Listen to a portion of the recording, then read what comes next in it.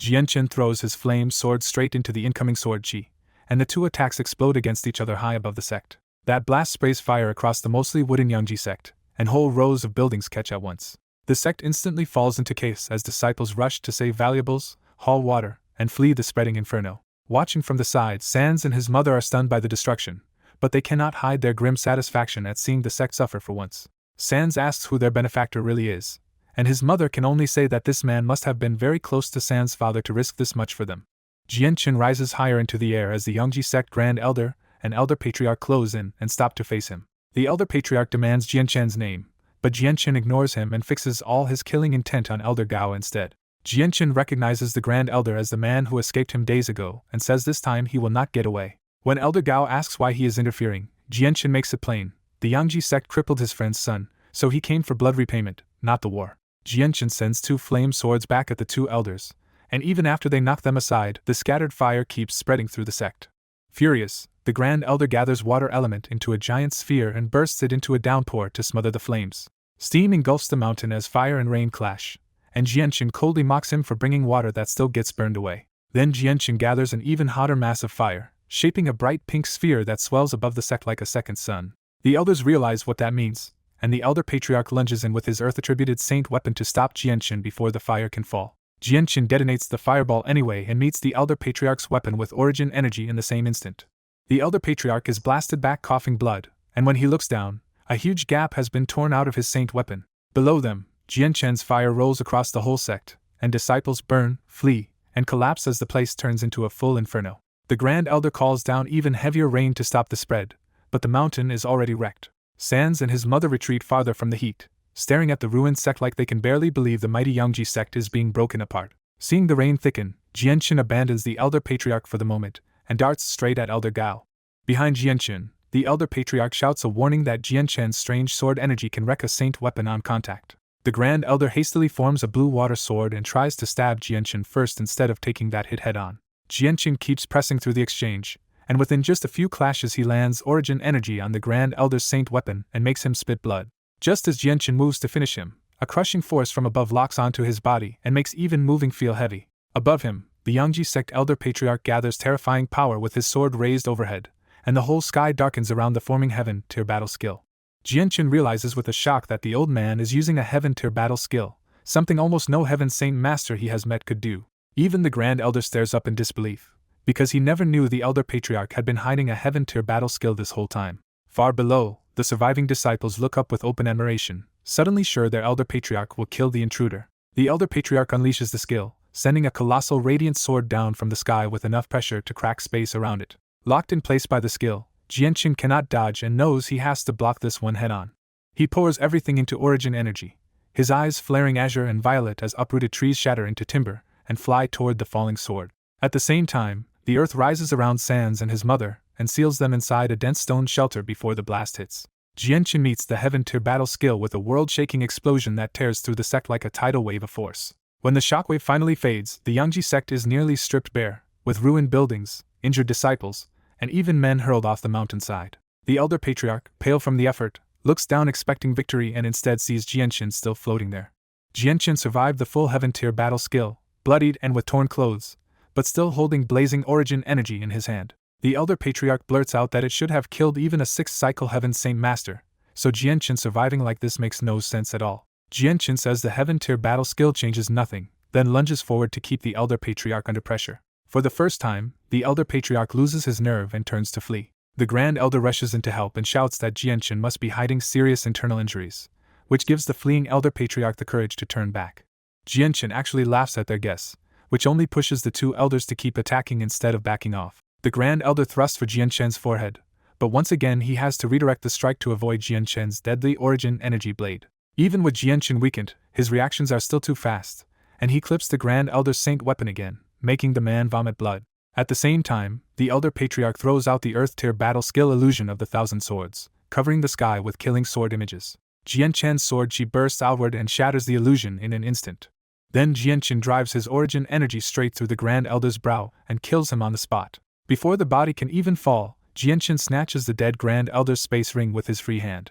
The Elder Patriarch cries out for Elder Gao in shock and grief, but Jianchen is already swinging that killing light toward him next. The elder patriarch panics and retreats through the smoky sky, cursing that Jianqin will pay for this through his next 9 generations. Jianqin chases him anyway and says that after today, the Yangji sect may not even continue to exist.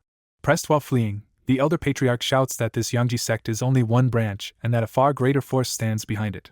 Jianqin finally registers that warning, but only for a moment, because he still decides the old man will not leave alive. Then the elder patriarch names that backing as a guardian clan, crushes a jade piece, and a strange spatial force starts pulling him away from Jianqin.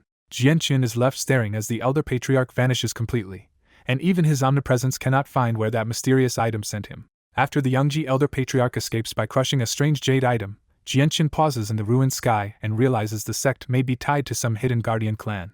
He quickly steadies himself and decides that even if the Yangji sect has a deeper backer, he will not let that fear stop him now. Remembering San's shattered saint weapon, Jianqin coldly declares that the Yangji sect's debt has been repaid 1,000 times over. With a thought, Jianqin detonates the surrounding trees into a storm of azure and violet splinters that blankets the sky like a killing rain. The surviving disciples cannot block the barrage, and the splinters tear through them before most can even scream. Even the patriarch and the remaining Earth Saint Masters barely react before their defenses shatter, and their bodies are perforated too. Because Jianqin's perception covers 15 kilometers, no one inside the killing zone can hide from him or escape the slaughter. Moments later, Holy Yangji Mountain is left with nearly 1,000 corpses, and so much blood that it gathers into a red stream across the ruined ground. As the rage fades from his eyes, Jianqin calmly pulls 19 space rings from the dead higher-ups and gathers them for himself. He also strips the battlefield clean of cultivation manuals and monster cores, turning the sect's wealth into spoils that can actually strengthen him. Seeing the haul, Jianqin cannot help reflecting on how far he has come from the days when he risked everything for a few beast cores. Only then does he return to the cracked stone shelter where he had hidden Sans and his mother from the Heaven-tier battle. At his command the stone opens, revealing Sans and his mother inside, both pale and barely able to stand after the terrifying battle. Jianqin tells Sans and his mother, with open guilt, that he has finally avenged them. When Sans and his mother finally look past Jianqin, they are horrified by the truth. The mountain is flattened, the ground split apart, and the sect is now a field of corpses. In that moment, Sans and his mother truly understand that Jianqin's strength is far beyond anything they had imagined. Jianqin gently asks Sans and his mother to return with him to the Jessen Kingdom, promising that no one there will ever bully them again. But Sans' mother gratefully refuses at first, saying they have already troubled Jianqin enough and would rather disappear into some distant village. Jianqin immediately presses the issue, vowing that Sans and his mother will live peacefully and refusing to leave Kendall's family in poverty again. After that second plea, Sans and his mother finally agree, and Jianqin lifts them into the sky to leave the dead sect behind. Back on the mountain, a few disciples who happen to be outside Jianqin's 15-kilometer range wander the ruins in shock, but with every leader dead or gone, the Yangji sect is finished in all but name. At the foot of Holy Yangji Mountain, the usual crowd of hopeful recruits hears the explosions and starts nervously guessing that something impossible has happened above. When someone spots a Heaven Saint Master flying out of the mountain, the crowd finally panics and decides to rush up and see for themselves. The moment they reach the gates and see the ruined sect, the truth bursts out: the Yangji sect has been destroyed. The news spreads through the Qiangan kingdom like wildfire, while Jianqin keeps flying east with Sans and his mother for several more hours. 2 days later, the Jessen kingdom's eastern stronghold has already steadied, with cleared rubble and repaired walls after Blue Wind's failed assault. Jianqin descends into the stronghold with Sans and his mother, but the long flight leaves the 2 weak commoners so dizzy that their legs give out on landing. Their sudden arrival triggers an alarm, and soldiers quickly surround the area without daring to get too close. The terrified mother and son hide behind Jianqin at once, still haunted by the massacre they just survived. A high-ranking soldier recognizes Jianqin at last and urgently stops the troops, revealing that the man they surrounded is the honored Imperial Protector. The soldiers immediately relax and bow, shocked that the legendary Imperial Protector is standing right in front of them. After the soldiers stand down, the commander asks how he can help, and Jianqin immediately asks one thing: where is General Lu? As if on cue, General Lu walks out of the inn and greets Jianqin with open relief. Jianqin asks what happened while he was gone, and General Lu invites him inside for a proper report. Before going in, Jianqin gently tells Sans and his mother to rest and eat, noticing they have gone the whole day without food. Jianqin's courtesy only makes Sans' mother more flustered, because even General Lu treats him with reverence, and she feels far too lowly to answer casually. When Jianqin asks her to call him Jianqin instead of benefactor, Sans' mother is so startled that she nearly recoils from the idea. That one exchange makes General Lu and the commander look at the mother and son very differently, realizing these 2 commoners may now matter because Jianqin treats them personally. General Lu immediately calls over an officer and secretly orders him to treat the 2 like honored guests without the slightest neglect. Still confused by the sudden respect, Sans and his mother can only follow the officer away to be settled in comfort. Jianqin then enters a soundproof room with General Lu and the others to hear the war reports from the past 2 days. General Lu's first good news is that the Qiangan and Hidden Dragon kingdoms have already withdrawn and sent envoys to negotiate. That report finally gives Jianchen a small smile, because the pressure on the Jessan kingdom has dropped sharply. When Jianchen asks about the south, General Lu reports that Qin Huang imperial advisors arrived there in time and helped kill 2 Andreas Heaven Saint Masters, forcing the rest to retreat wounded. Jianchen is satisfied, knowing that with 8 Heaven Saint Masters defending the southern stronghold, Andreas has little chance to break through. Then a commander bursts in with one more major turn. The Blue Wind Kingdom has also begun withdrawing and has sent a surrender letter from its king. General Lu reads the letter and breaks into open joy when he sees that Blue Wind is not only retreating, but offering compensation and negotiations as well. With the east, west, and north now stable, everyone in the room can finally breathe, because only the south remains and even that front looks doomed to surrender next. Once the pressure eases, General Lu asks about Jianchen's trip to Qiangan, and Jianchen quietly confirms that he already solved that problem too. That answer makes General Lu deeply grateful, and the others offer their thanks before leaving Jianchen to attend to his own matters. After the meeting, Jianchen takes the white tiger cub with him and heads to see Sans and his mother at the inn. When he arrives, he finds only the attending officer there and a table loaded with rich, fragrant dishes, proof that General Lu took his order to care for them very seriously. At the stronghold residence, Jianchen checks on Shenfang and Sans, and they admit the officers have been treating them almost too well. As they talk more openly, Jianchen finally learns the mother's name is Shenfang and that she grew up in a small mountain village with Kendall. Shenfang explains that she and Kendall grew up together, fell for each other early, and married in the village. She reveals Sans' real name is Ken Xiaosan, a rough village name that only became Sans because Kendall suggested it. Shenfang remembers Kendall as the strongest man in their village, already able to form a saint weapon at 21 and respected for hunting in the mountains. But village life could not keep him, so soon after Sans was born Kendall left alone to travel the continent, hoping to grow stronger and build a better future for his family. For 20 years Kendall kept returning with money and monster cores, and the family eventually opened a small inn in a second-class city. Then Shenfang asks the question she has clearly been holding back. If Kendall always came home, where has he gone now? Jianchen hides the truth and gently lies that Kendall took a very profitable mission to a faraway kingdom and should return soon. He tells himself delaying the truth is kinder, because at least mother and son can brace themselves before the real blow lands. Shenfang believes him at once, and the relief on her face makes the lie sting even more. After leaving, Jianchen decides to bring both of them all the way to Lore City, certain his status can keep them safe in the Changyang Manor. He waits 1 extra day so Shenfang and Sans can recover properly, even though he wants to rush home immediately. On the second morning, news arrives that the Andreas Kingdom has fully withdrawn and even sent promises of compensation to the Jessan Kingdom. The enemy also sends its prime minister and prince as a show of goodwill, making it clear the war is truly over. General Lu then receives the king's edict ordering the strongholds to supervise the retreat and return to normal defense. After months of fighting, the war finally ends in a way nobody expected, and nearby kingdoms immediately start digging for the reason. The answer hits hard. The Jessan Kingdom has gained backing from the Qin Huang Kingdom, one of the 8 great powers. Rumors now turn Jianchen into a frightening legend, tying him to the captured Pingyan King, the fall of the Yangji sect, and the deaths of more than a dozen Heaven Saint Masters. Because the story sounds impossible, many experts assume only the Changyang clan's ancestor could be behind it. The news travels even farther after that, and kingdoms from far away start sending envoys to congratulate the Jessan Kingdom. Even the powerful Heavenly Eagle Kingdom takes the matter seriously enough to summon a private audience in its palace. The Heavenly Eagle King orders his son and Prime Minister Che to visit the Jessan Kingdom with gifts and figure out the truth of its ties to Qin Huang. Then he reveals the real goal. If possible, the prince is to marry Princess Gulan and bind the 2 kingdoms by blood. With the war finally ending, the stronghold starts emptying out, and Jianchen's side also gets ready to depart. Before they can go, General Lu hurries over and respectfully invites them to the royal palace. Jianchen refuses without hesitation because he has more important business, and he sends Xiao Tian in his place instead. General Lu understands that an imperial protector of Qin Huang is too lofty to summon lightly, so having Xiao Tian attend is already a huge favor. When Xiao Tian asks where to meet him later, Jianchen answers with a place that suddenly matters again to him more than anywhere else: Lore City. With that settled, Jianchen finally takes Shenfang and Sans away from the city and heads straight for home. As he flies, Jianchen feels like he is crossing back into a different lifetime, from the hunted boy who fled the Jessan Kingdom to the victorious expert now returning openly. The wind element wraps Shenfang and Sans safely, letting the 2 commoners fly beside him without fear. Looking ahead, Jianchen silently wonders whether the Changyang clan still remembers the name Changyang Xiangtian. He also thinks of the Huayan sect and the child they once forced out, making it clear this return is not only about family. In Lore City, the old balance of power still stands with 4 great families, and the Changyang clan remains the one with the deepest roots. Inside the Changyang Manor, Bai Yintian paces restlessly in her room, unable to calm a dread she cannot explain. Her second sister arrives, notices the strange agitation, and immediately asks if this is about Xiangtian again.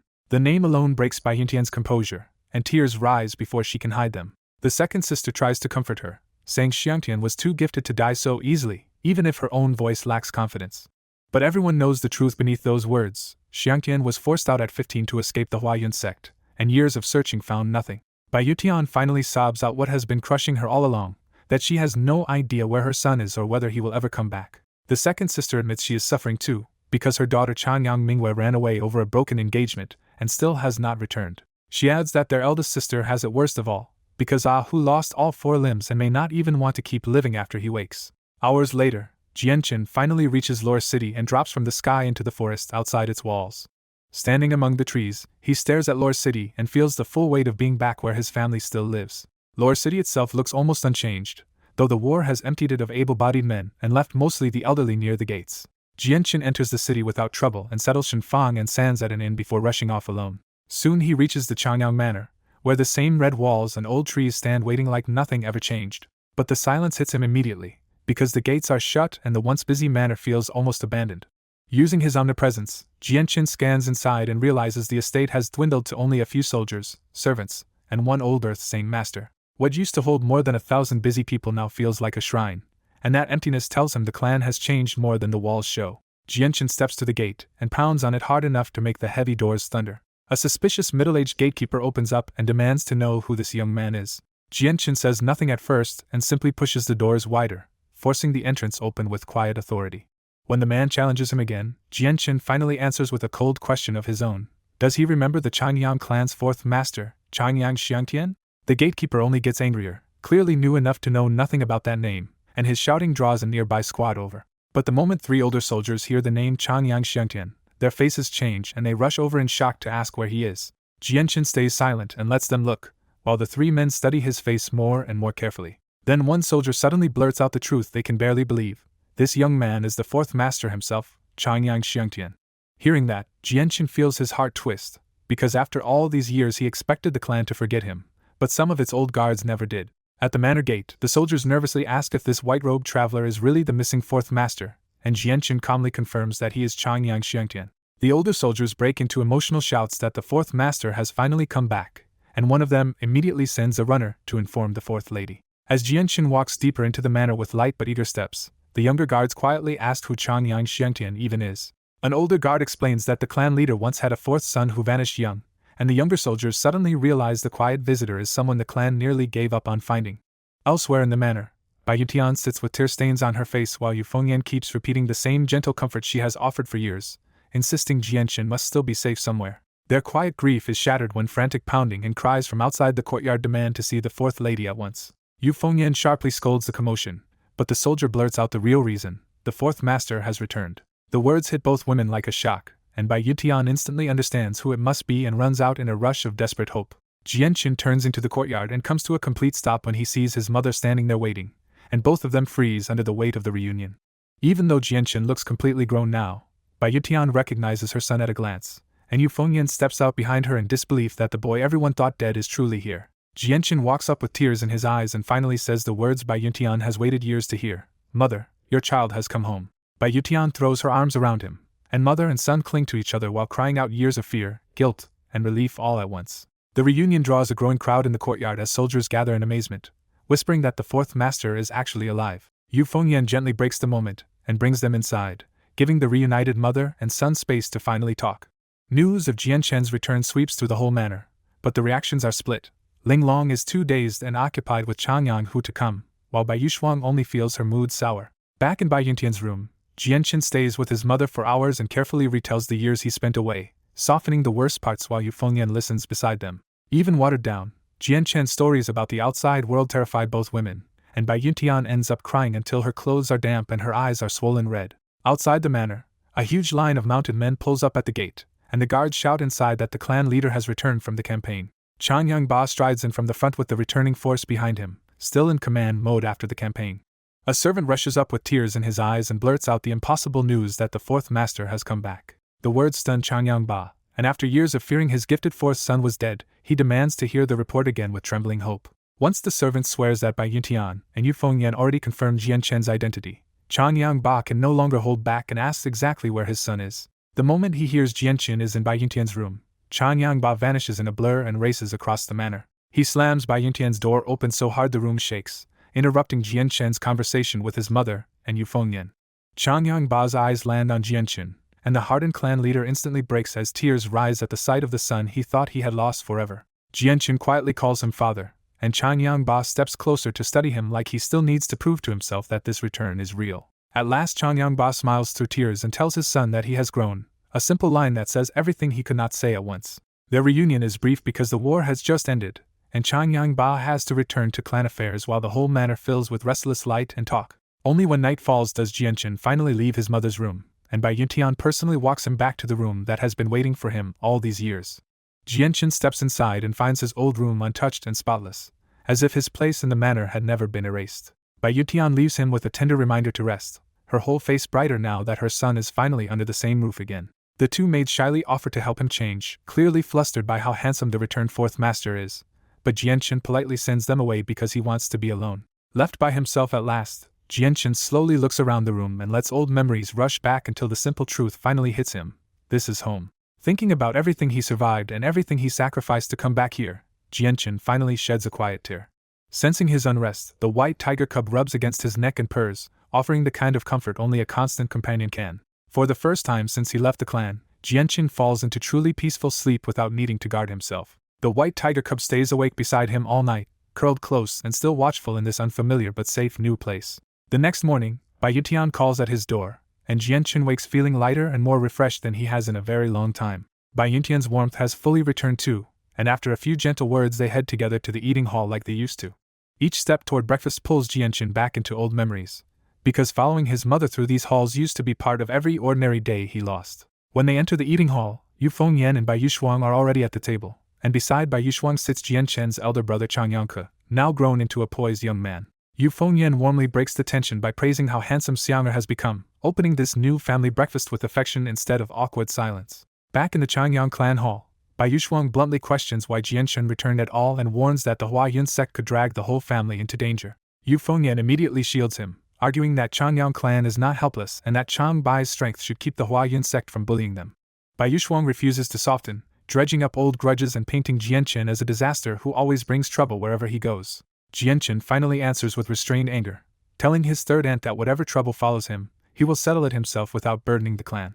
That only makes Bai Yushuang more mocking, and she openly laughs at the idea that Jian Chen could stand against the Hua Yun sect alone. Jian Chen swallows his temper for the family's sake, but he silently marks every word she says and does not forget the insult. Yu Fengyan tries to shut the quarrel down, but Bai Yushuang digs in harder and refuses to admit she has gone too far. Jian Chen cuts in before it gets uglier and warns Bai Yushuang that he still respects her as an elder, but one day she may regret what she said today. Bai Yushuang instantly twists that warning into a public accusation, acting as if Jian Chen is threatening his own aunt and disrespecting his elders. The argument finally breaks when Changyang Ba walks in laughing, clearly overjoyed to see his son home again. Changyang Ba sits beside Jian Chen with open fatherly pride and tells him he must have suffered outside all these years. Jian Chen answers modestly, and Changyang Ba grows even more gratified, seeing that his youngest son has truly become a remarkable man. But the joy falters when Changyang Ba remembers Changyang Hu, and the whole room sinks back into grief over his eldest son's condition. Jian Chen immediately asks to see his eldest brother, and his father's heavy silence says enough before he finally agrees to lead him there. They enter Changyang Hu's room and find him lying rigid on the bed, all four severed limbs wrapped in blood-stained bandages as he stares blankly at the ceiling. At his bedside, Ling Long looks half-broken herself, unwashed and exhausted after days of refusing food while maids beg her to eat. Changyang Ba dismisses the maids and stands by the bed in helpless sorrow, because a life where Changyang Hu cannot even eat or drink alone feels worse than death. Jian Chen leans close and softly introduces himself, asking if his broken eldest brother still recognizes his fourth brother. A trace of life returns to Changyang Hu's eyes, and he painfully whispers that his fourth brother has finally come back. Jian Chen asks to speak with his brother alone, and Changyang Ba starts ushering the family out while grief-stricken Ling Long hesitates at the bedside. He stops Ling Long with a promise that he really has a way to help Changyang Hu recover, and that fragile hope instantly jolts her awake. Once they are alone, Changyang Hu is flooded by old guilt, remembering that Jian Chen was forced to flee home back then because he defended him against Hua Yun sect students. Jian Chen tells him to hold on because he will restore those missing limbs, But Chan Yang, who can barely believe it, and sinks back into the hopeless rule that only a Class 7 Radiant Saint Master could do that. Instead of arguing, Jianchen raises his hand and pulls in Radiant Saint Force so fast that a blazing ball of white light blooms between his palms. Outside the room, Bayutian senses the wildly dense Radiant Saint Force pouring inside and realizes in shock that at least a very high-class Radiant Saint Master must be responsible. Inside, Chan Yang, who can only stare as Jianchen wraps him in pure Radiant Saint Force, and for the first time since his crippling, his body feels warm and whole instead of dead and broken. When Jianchen stops, the wounds have already improved and color has returned to Chan Yang, whose face, proving his power is far beyond the healers who failed before. Jianchen finally reveals the truth. He is a Class 6 Radiant Saint Master already close to Class 7, so if his brother gives him time, he can regrow those limbs. That promise hits Chan Yang, who like a lifeline, and his will to die breaks apart on the spot as he asks if this miracle is really true. Jianchen tells him to live until that day comes, and Chan Yang, who promises he will endure and wait for his fourth brother to make him whole again. Jianchen calls the family back in, and they are stunned to find Chan Yang, who's suddenly full of spirit instead of lying there like a man waiting to die. Chan Yang, who tells his mother not to worry anymore because he wants to keep living, and Ling Long finally collapses into tears of relief. At the same time in Lore City, 1,000-man Hua Yun sect column marches in under bright yellow banners as the war winds down and the major powers finally head home. At the front of the force rides the Hua Yun sect patriarch, Cheng Fei, Cheng Mingxiang's father, carrying himself like a man with power and a grudge. A black-clothed messenger rushes up to the moving column, and the patriarch has the front riders let him through. When the messenger whispers that Chan Yang Xiangtian has returned, the Hua Yun sect patriarch's expression sharpens with immediate hostility. Without hesitation, Cheng Fei orders the entire Hua Yun sect force to change course and head straight for Changyang Manor. Inside Changyang Hu's room, the family is interrupted by a panicked report that the Hua Yun sect is already approaching Changyang Manor. Changyang Ba immediately realizes the worst possibility. News of Jianchen's return may have leaked, and the old grudge never died. Bai Yutian turns pale and grabs Jianchen in fear, terrified that the son she just got back will be forced to flee again. Jianchen gently reassures his mother that he will not repeat the past and run away this time. Yu Fengyan urgently suggests calling Chang Bai back, hoping the clan's Heaven Saint Master and his allies can scare the Hua Yun sect off. But Changyang Ba says Chang Bai and the clan's other top experts are still at the Imperial Palace with the Qin Huang Kingdom, so help will not arrive in time. With the clan's strongest backers absent, Jianchen calmly says he can handle the Hua Yun sect himself. His mother refuses to believe it and pulls him into her arms, still treating him like the child she almost lost. Changyang Ba tells Jianchen to stay inside, insisting the clan is stronger than before and no longer willing to be pushed around. Bai Yushuang coldly argues that Jianchen should run now, because one person's grudge is not worth dragging the whole clan into disaster. Yu Fengyan snaps back that Jianchen has already suffered enough outside, and she cannot bear to drive him away again the moment he returns. Bai Yushuang doubles down and says surviving the outside world is not the point if staying here could ruin everyone else. That is enough for Changyang Ba, who shuts everyone down and declares that Jianchen stays while the clan faces the Hua Yun sect head-on. As Changyang Ba storms out to gather men, the quiet manor explodes into frantic movement. Left behind in the room, Bai Yushuang glares at Jianchen and calls him the clan's evil omen. This time even Changyang Hu turns icy, reminding her that Jianchen only took revenge for the injuries Qing Mingxiang gave him. Ling Long backs her son up and says Jianchen's talent should have made the clan proud, not resentful. Outnumbered in the argument, Bai Yushuang can only snort and leave. Once the room settles, Ling Long takes Jianchen's hand and apologizes for how badly the clan misjudged him and for the years he had to suffer outside. Jianchen answers with a faint confident smile, and Changyang Hu chimes in from bed that his fourth brother is a true genius whose older brother cannot compare. Changyang Hu, newly hopeful, proudly tells his mother that his younger brother is a rare genius whose power even he cannot compare to. That smile means even more to Ling Long, because she realizes Jianchen has helped pull her son out of despair. At the Jessen Royal Palace, the king hosts 5 Qin Huang imperial advisors in a banquet so elite that only the kingdom's top experts are allowed inside. Even though both sides are powerful, the Jessen kingdom treats the Qin Huang visitors with open deference because their status and military value are on another level. The king warmly offers anything his weaker kingdom can provide, eager to lock in Qin Huang's support.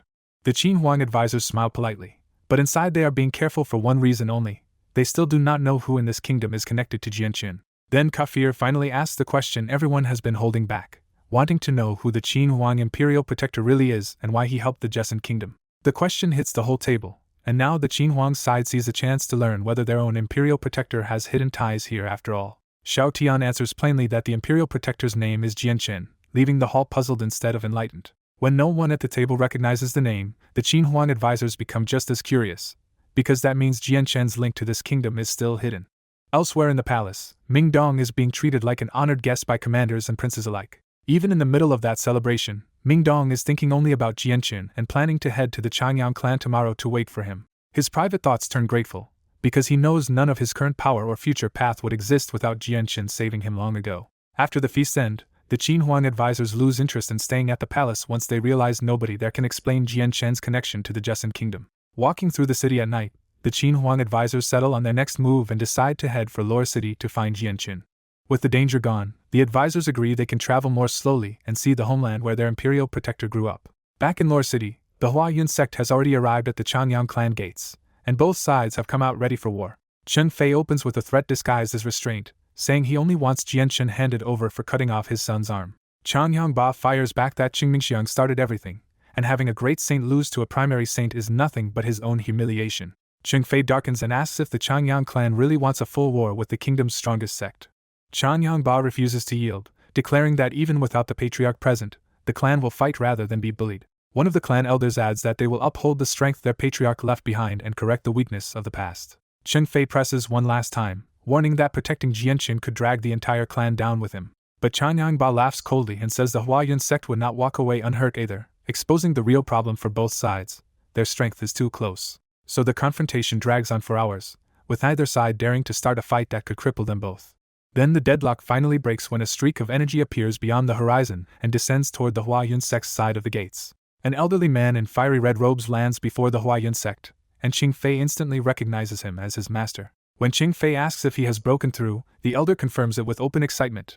At the last moment, he grasped the mysteries of the world and became a Heaven Saint master. At the Changyang clan gates, Qing Fei beams as his old master Saya finally breaks through to Heaven Saint master at the last moment of his life. A Changyang elder bitterly notes that Saya should have died before breaking through, and Saya laughs back that heaven still favors him while mocking the elder for being stuck.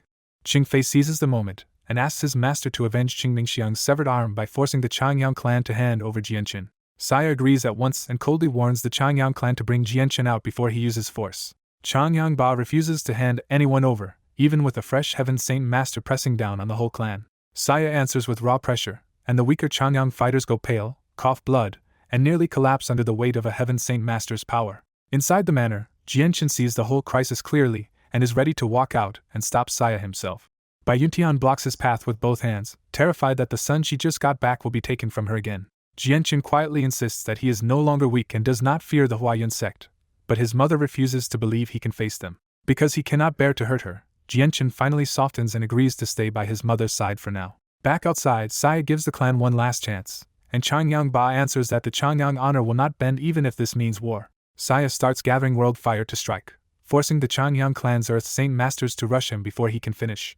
The surprise charge interrupts Saya's technique, and the newly advanced Heaven Saint master has to drop his spell and defend himself with his own saint weapon. Even so, Saya's first heavy counter still blasts the Earth Saint master's back and proves how wide the gap is between their realms. The Changyang elders refuse to stop and force out a sudden burst of strength, their saint force flaring as they trap Saya from every side. For a brief stretch, the dozen elders actually hold Saya in a fierce melee, turning the shattered courtyard into a storm of ringing weapons and flying energy. Embarrassed to be stalled in front of his own sect, Saya finally goes all out and starts battering the Changyang elders down one after another. With the Changyang clan's strongest Earth Saint masters all wounded, Changyang Ba can only watch as their last line fails. Saya orders Qing Fei to send men into the manor and seize Jianqun, and the Huayun sect finally starts moving to search the clan home by force. Inside the room, Jianqun's killing intent surges again, but before the Huayun sect can enter the manor, a blazing figure races in from the horizon and changes everything. Saya feels the incoming pressure and panics, blurting out that Changbai has returned before the Huayun sect can enter the manor. A cyan-robed Heaven Saint master drops into the courtyard, and the Changyang clan bursts with relief as Changbai returns in their worst moment. When Changbai sees the wrecked courtyard and the Changyang elders' injuries, his mood turns hard in an instant. Changyang Ba tells him Jianqun came home yesterday, and the Huayun sect rushed over to capture him the very next day. Changbai is stunned to hear Jianqun has finally returned, and that brief joy only sharpens his anger toward the Huayun sect. Changbai steps forward for the clan and orders the Huayun sect to get out of his sight, making it clear he is ready to fight alone if he has to. With a single wave of world energy, Changbai blows the Huayun sect backward like dry leaves and even forces Saya to skid across the ground.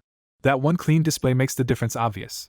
Saya may be a Heaven Saint master now, but he is nowhere near Changbai's level. Changbai singles Saya out next, saying the Changyang clan's honor has to be repaid, and instantly condenses the surrounding fire elements into a giant sword. Saya desperately meets the fire sword with his saint weapon, but the impact ends with him coughing blood and stumbling back in defeat. The blast wrecks the Hua Yun sect's side, leaving some dead, many barely alive, and others burned into miserable humiliation. Just as the Hua Yun sect falls silent, 2 more powerful elders arrive from afar and drop down in front of the manor. Chung Fei and all the sect disciples immediately kneel, revealing that the Hua Yun sect's grand elders have entered the conflict. When the grand elders ask what happened, Xing Fei quickly lays out the whole grievance over Qing Mingxiang's severed arm and Jian Chen's return. The grand elders do not rush in, because Chang Bai's northern stronghold record and his heaven-tier battle skill have already made even them wary. One grand elder accuses Chang Bai of being too ruthless for killing so many Hua Yun sect members with a single move. Chang Bai fires back that the Hua Yun sect stormed the Changyang clan, injured their strongest elders, and expects that debt to be ignored. The Hua Yun sect argues that Jianchen was the one at fault for severing Qing Mingxiang's arm, so they came to demand justice. Chang Bai shuts that down on the spot, saying Qing Mingxiang started it and that a middle great saint losing an arm to a mere primary saint is more laughable than righteous. Chang Wuji's cold warning lands hard, and the Hua Yun sect elders finally swallow their anger and order a retreat. They back down because today's Changyang clan is no easy target anymore, and even together they do not want to face Chang Wuji's heaven-tier battle skill. Once the enemy leaves, Chang Wuji shifts from battlefield pressure to housekeeping and tells Sid to clean the ruined courtyard.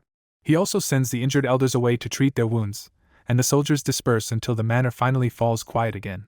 Now relieved, Chang Wuji smiles and asks to see the long-lost 4th master who suddenly came home. Changyang Ba leads Chang Wuji and Chang Bai toward Changyang Hu's room, where Jianchen is waiting with his mother and 2 aunts. The moment Chang Bai sees Jianchen's face, he freezes on the spot like he has seen a ghost. Changyang Ba, still focused on family, reassures the women that the Hua Yun sect has withdrawn and Xianger is safe for now. Bai Yutian and the others finally let out the breath they were holding, but Chang Bai is still staring at Jianchen in disbelief. Jianchen greets Chang Bai politely, but the faintly mischievous smile on his face shows he already knows why the old man is shaken. Chang Bai blurts out the impossible question: is this really the 4th master standing in front of him? In his mind, he is seeing the northern stronghold again, where this same face belonged to the mysterious youth who killed 4 heaven-sane masters. Everyone else notices Chang Bai's loss of composure, and Changyang Ba asks what could possibly be wrong. Jianchen calmly confirms his identity, and that only makes Chang Bai look more shaken. Chang Bai cannot reconcile the past with the present, because 6 years ago Changyang Xiantian left as only a primary saint. At last Chang Bai steadies himself, and reminds Changyang Ba about the mysterious expert from the northern stronghold who butchered 4 heaven-saint masters. Then he drops the real bombshell: that terrifying expert was Jianchen all along. The room falls dead silent, because even hearing it once feels impossible. Bai Yutian is the first to fight back with common sense, insisting her 21-year-old son cannot possibly be that strong. Changyang Ba asks his son directly if he truly killed the 4 heaven-saint masters, desperate for the truth. Jianchen answers without hesitation that Chang Bai was right, and those 4 heaven-saint masters died by his hand. That blunt confirmation leaves the entire family stunned all over again. His mother still cannot understand how a boy who left home as a primary saint could leap to this level in only 6 years. Euphonian presses for details, wanting to know how Jianchen could kill a heaven-saint master at all. Changyang Ba asks the question that matters most now: just how strong has his son become? Jianchen explains that a lucky change completely altered his cultivation path, so he no longer fits the normal class system of the continent. The only comparison he can give them is that he should be around Heaven Saint Master level, since he can already control the energy of the world. For Bai Yuntian, hearing the words Heaven Saint Master out loud is enough to push her from shock into trembling joy. Changyang Ba bursts into proud laughter, overwhelmed that his son has become the glory of the Changyang clan. Chang Bai recovers enough to praise Jianchen as a once-in-10,000 years genius, and Changyang Ba can barely contain his tears of pride. Euphonian immediately sees the political value and says the family should spread the news so the whole kingdom will rush to favor them. Jianchen shuts that down at once, because he does not want his real strength revealed so casually. Chang Bai backs him up with a blunt warning: a genius this monstrous would attract both greedy allies and dangerous enemies. Changyang Ba agrees to keep the secret inside the clan, choosing his son's safety over public glory. The warning hits Bai Yuntian hardest, because now her son no longer feels like only a blessing but also a target. Jianchen himself stays calm, knowing very few people below Saint Ruler level can truly threaten him now. Far away in the Jessen Kingdom Palace, the king privately asks Kafir why Qi Huang's imperial protector Jianchen would come so far just to help them. Neither of them can explain it, except that there must be some hidden connection between Jianchen and the Jessen Kingdom. The king suddenly wonders if the answer has something to do with Patriarch Changyang. Before they can chase that thought, a guard rushes in with urgent news from Lower City. The king opens the report and blurts out in shock that he is still alive. Bai Yan first assumes it must be Patriarch Changyang returning, because that would neatly explain Qi Huang's involvement. But the king hands him the message, and the real surprise is even stranger. Changyang Xiangtian has come back alive. Baiyan is stunned because Jianchen vanished years ago without a trace, and everyone had long assumed he was dead. The king notes that Jianchen's return is timely, especially now that Chang Wuji's strength has also been exposed and the Huayun sect has to think twice. Baiyan remembers Jianchen's unusual genius at Kargath Academy, and quietly says that given time, he will surpass every limit placed on him. A maid arrives next with another political ripple. Envoys from 4 kingdoms are already waiting in the palace to make amends. The king leaves with a grimly satisfied look, sure that Qinghuang's backing has frightened those kingdoms into compensation talks. Back in Lore City, news of the 4th master's return spreads fast enough that the other 3 major clans rush over with gifts. Changyang Ba receives the clan leaders personally, while even a Heaven Saint master like Chang Bai acts with the humble precision of a loyal housekeeper. The visitors are really there to chase a marriage tie with Jianchen, hoping to bind their daughters to the rising star of the Changyang clan. That plan dies the moment Changyang Ba tells them Jianchen is already engaged to Princess Galan, and the men can only hide their disappointment. Later that afternoon, Jianchen heads into the city to bring Shinfang and Sans out of the inn and into the safety of his family estate. At the gate, the manor guards now salute Jianchen as the 4th master without hesitation. Jianchen turns their care over to Chang Bai and makes sure he understands exactly who these two are to him. When Chang Bai hears that San's father died saving Jianchen, his attitude hardens into deep respect and personal responsibility. He immediately brings the matter to Bai Yuntian, and Jianchen's parents drop everything to welcome the pair warmly despite the gap in status. For now, Shinfang and Sans are settled into Changyang Manor, but no one tells them yet that Kendall is dead. Walking the courtyards with Chang Bai, Jianchen asks the question still weighing on him most: can a shattered saint weapon ever be restored? Chang Bai says he knows of no such method, and he immediately guesses Jianchen is asking because of Ken Shaosan. Jianchen admits he cannot rest while Ken Shaosan remains crippled because that wound was suffered because of him. Chang Bai can only offer a sliver of hope, saying the continent holds too many strange treasures to assume repair is truly impossible. Jianchen falls quiet again, knowing he will never forgive himself if he cannot heal Sans after what his family already lost for his sake. Then his thoughts harden into action, and Jianchen calmly tells Chang Bai he is leaving to settle matters with the Huayun sect himself. As Jianchen prepares to go after the Huayun sect alone, Chang Bai nervously warns that revealing his real strength could bring trouble down on him. Jianchen shuts the concern down at once and makes it clear this is his own score to settle. Chang Bai offers to accompany him anyway, but Jianchen refuses again and says he alone is enough for the Huayun sect. That confidence reminds Chang Bai of the battlefield at the Pingyang border, and he finally gives in. Before leaving, Jianchen's tone softens for the first time as he entrusts his parents to Chang Bai. Chang Bai promises to reassure the family and send him off safely. Jianchen wraps himself in wind element energy and shoots into the sky as a cyan blur. Watching him disappear, Chang Bai is stunned that Jianchen can now command wind too, after once seeing him use fire. That shock turns into awe as Chang Bai realizes Jianchen may raise the Changyang clan into the ranks of the strongest. He also can't help thinking how overjoyed Jianchen's absent grandfather would have been to see this. Chang Bai quickly reports the news to Changyang Ba, who immediately worries about letting Jianchen face the Huayun sect alone. Chang Bai calms him by saying Jianchen once faced 4 Heaven Saint Masters in Xianyun without even being touched. But that reassurance only leads to a worse thought. If Jianchen still hates the sect for driving him from home, he might wipe the whole Huayun sect out. Chang Bai is jolted by the idea, because with the kingdom already weakened by war, losing the sect's Heaven Saint Masters would cripple Jessen for a century. Changyang Ba grimly agrees, knowing the Huayun sect's patriarch is also a royal minister, so destroying the sect would bring huge consequences no matter the grudge. High above the land, Jianchen flies through the clouds alone, this time without the tiger cub because it is still sleeping after eating heavenly resources. His target is the Huayun sect on Tianhua Mountains, a force so dominant in Jessen now that its 3 Heaven Saint Masters can even pressure the imperial family. The sect's roots run deep too, tracing back to the founding era of Jessen alongside the Changyang clan and Kargath Academy. After more than 4 hours of flight, Jianchen reaches Tianhua Mountains and goes the final stretch on foot.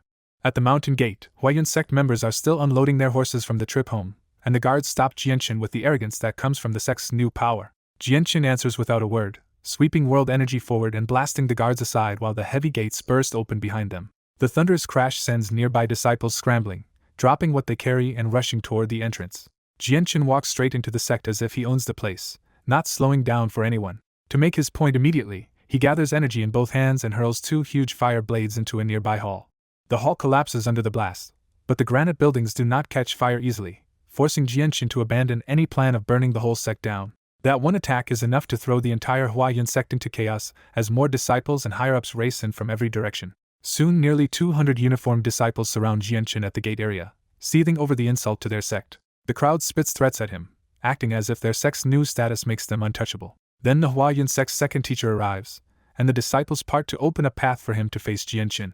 The second teacher steps up to Jianqin and demands his identity, threatening that he will not leave alive without a good explanation. Jianqin coldly mocks the sect's arrogance, saying they sound ready to imprison even a royal prince. The second teacher snaps and orders the disciples to seize Jianqin, telling them not to hold back if he resists. A dozen disciples charge with saint weapons drawn, but Jianqin only folds his arms and waits. When they enter his range, the sand underfoot suddenly lifts with azure violet light and tears through the attackers like invisible blades. The proud disciples crash to the ground screaming, their uniforms soaked red, and some die on the spot. That instant slaughter wipes the confidence off the second teacher's face, and he stares at Jianqin in fear while demanding to know who he is. Before the second teacher gets an answer, a deeper voice cuts in as Patriarch Chengfei arrives with another group of disciples behind him. The second teacher bows fast and tells Chengfei that this unknown youth smashed the gates, wrecked a hall, and injured their disciples. Already furious from yesterday's humiliation at the Changyang clan, Chengfei sees the ruined entrance and takes this as another brutal slap to the Hua Yun sect's face. He demands Jianqin's name and reason, and Jianqin answers with icy rage that Chengfei tried to bully him again at his home just yesterday. Chengfei freezes for a beat and finally recognizes him as Changyang Xiangtian. Jianqin confirms it and openly declares that he came here to settle the old debt for being driven from his home years ago. Chengfei immediately suspects Jianqin did not come alone and calls for Senior Chang Wuji to show himself. Jianqin cuts that hope apart too, saying he came alone and did not even bring Chang by. The moment Chengfei hears that, relief flashes across his face and his confidence comes roaring back. He taunts Jianqin for walking into their hands, but Jianqin fires back that one of them will die here today and it is not decided who. Still clinging to old grudges, Chengfei says he will finally settle the score for his son's severed arm and orders his men to take Jianqin alive. 10 of the strongest experts around Chengfei rush out at once, each an Earth Saint Master and each serious enough to go all out. Jianqin answers with azure violet sword chi from his fingers, sending razor-thin rays straight into the oncoming Earth Saint Masters. The experts manage to block the first strike, but the force still knocks them back and reveals that Jianqin's attack power is far beyond their level. Before they can recover, Jianqin sends another wave, and this time 3 experts are pierced clean through the forehead and drop dead with their eyes still wide open. The massacre shocks the watching elders, and one of them urgently yells for everyone else to join the fight. As more fighters draw their saint weapons and charge in, Chengfei can only stare in disbelief that the 21-year-old Changyang Xiangtian has become this monstrously strong. After the first shock wore off, Chengfei looked at the wreckage and finally admitted how dangerous Changyang Xiangtian had become. He realizes a 21-year-old at the peak of Earth's Saint Master level would eventually let the Changyang clan trample the Hua Yun sect. Unnerved, Chengfei crushes a jade of the motherly twins to summon the Grand Elders hidden in the mountain. Deep inside the mountain, 2 Grand Elders are teaching the newly advanced Saya when their paired jade suddenly shatters and warns them the sect is in trouble. The 3 instantly understand the sect is in trouble, and after a brief exchange they decide to go together. All 3 Heaven Saint Masters leave the mountain and rush back toward the sect at full speed. Back at the gate, Jianqin sends another dozen Earth Saint Masters flying, smashing them straight through nearby buildings. Staring at the impossible scene, Chengfei blurts out the question everyone is thinking and asks if he is really Changyang Xiangtian. Jianqin answers without flinching and dares the Hua Yun sect to show him what power it still has left. An injured elder beside Chengfei snaps that Jianqin can be arrogant for now, but he will regret it when the Grand Elders arrive. The warning barely leaves his mouth before 3 huge auras descend from behind the sect. The disciples immediately kneel to the Grand Elders, but Saya ignores them and fixes Jianqin with open hostility. The other 2 Grand Elders study the wreckage and realize the attacks were driven by fire element control that only a Heaven Saint Master should manage. With the elders finally here, Chengfei bitterly identifies Jianqin as the man who severed his son's arm. That accusation instantly sharpens all 3 Heaven Saint Masters' attention onto Jianqin. Saya loses his temper first and snarls that Jianqin came here choosing death. 1 Grand Elder cuts him off on the spot, making even Saya shut his mouth. The elder confirms Jianqin's identity again, and Jianqin calmly repeats that he is Changyang Xiangtian. The 2 Grand Elders are visibly startled, because the man in front of them is far more than the Changyang clan's young 4th Master should be. An elder asks if this invasion is because of yesterday, and Jianqin says that is only part of it. Jianqin makes the real grievance clear. The Hua Yun sect once used its power to drive him from home, and today he came to settle that old debt too. The elder admits Qing Mingxiang went too far back then, but still argues that cutting off the heir's arm was something the sect could not ignore. Chengfei impatiently pushes the elders to punish Jianqin at once, but a Grand Elder cuts him off with a furious roar. Once the noise stops, the elder asks Jianqin the only thing that matters now: how does he want this settled? Jianqin pauses because the sect still serves the Jessan kingdom, but he refuses to let the grudge go unanswered. He lays out the first choice bluntly: if they refuse reason, he can wipe out the Hua Yun sect completely. That threat lights up the entire sect, and even the 2 Grand Elders' faces turn ugly. Then Jianqin gives the second choice: all 4 Heaven Saint Masters fight, and the result decides everything. If they win, he will drop the matter, but if they lose, the Grand Elders must cut off Saya's right arm and strip Qingfei of the Patriarch's seat. Saya finally explodes, calling Jianqin arrogant and mocking what he can do without Chang Wuji behind him. Qingfei and the disciples think Jianqin has pushed too far, but the two Grand Elders grimly accept his challenge and move the fight away from the sect. To keep the sect from being wrecked by Heaven's Saint Master attacks, the two Grand Elders fly away from the buildings and call Jianqin to follow. Jianqin wraps himself in wind element and ascends after them without saying another word. The sight leaves the whole sect stunned, because only a Heaven Saint Master should be able to fly like that. Qingfei's confidence cracks on the spot as he realizes Chang Yang Xiangtian has already stepped into the Heaven Saint Master realm. Saya is hit even harder, because he knows from bitter experience how impossible that breakthrough should be for a man barely over 20. Elsewhere in the capital, the Jessun King sits down with the Heavenly Eagle Kingdom's Prime Minister and Second Prince. The visit comes right after Jessun's war, when envoys from other kingdoms have been pressing him about Qin Huang's support and war compensation. Because the imperial advisors already left, the other kingdoms learn only one key fact: Qin Huang intervened because an imperial protector gave the order. That single title frightened the four kingdoms into smooth negotiations and heavy payments that began refilling Jessun's treasury. Only Pingyang paid almost nothing, claiming a mysterious expert had already cleaned out its treasury.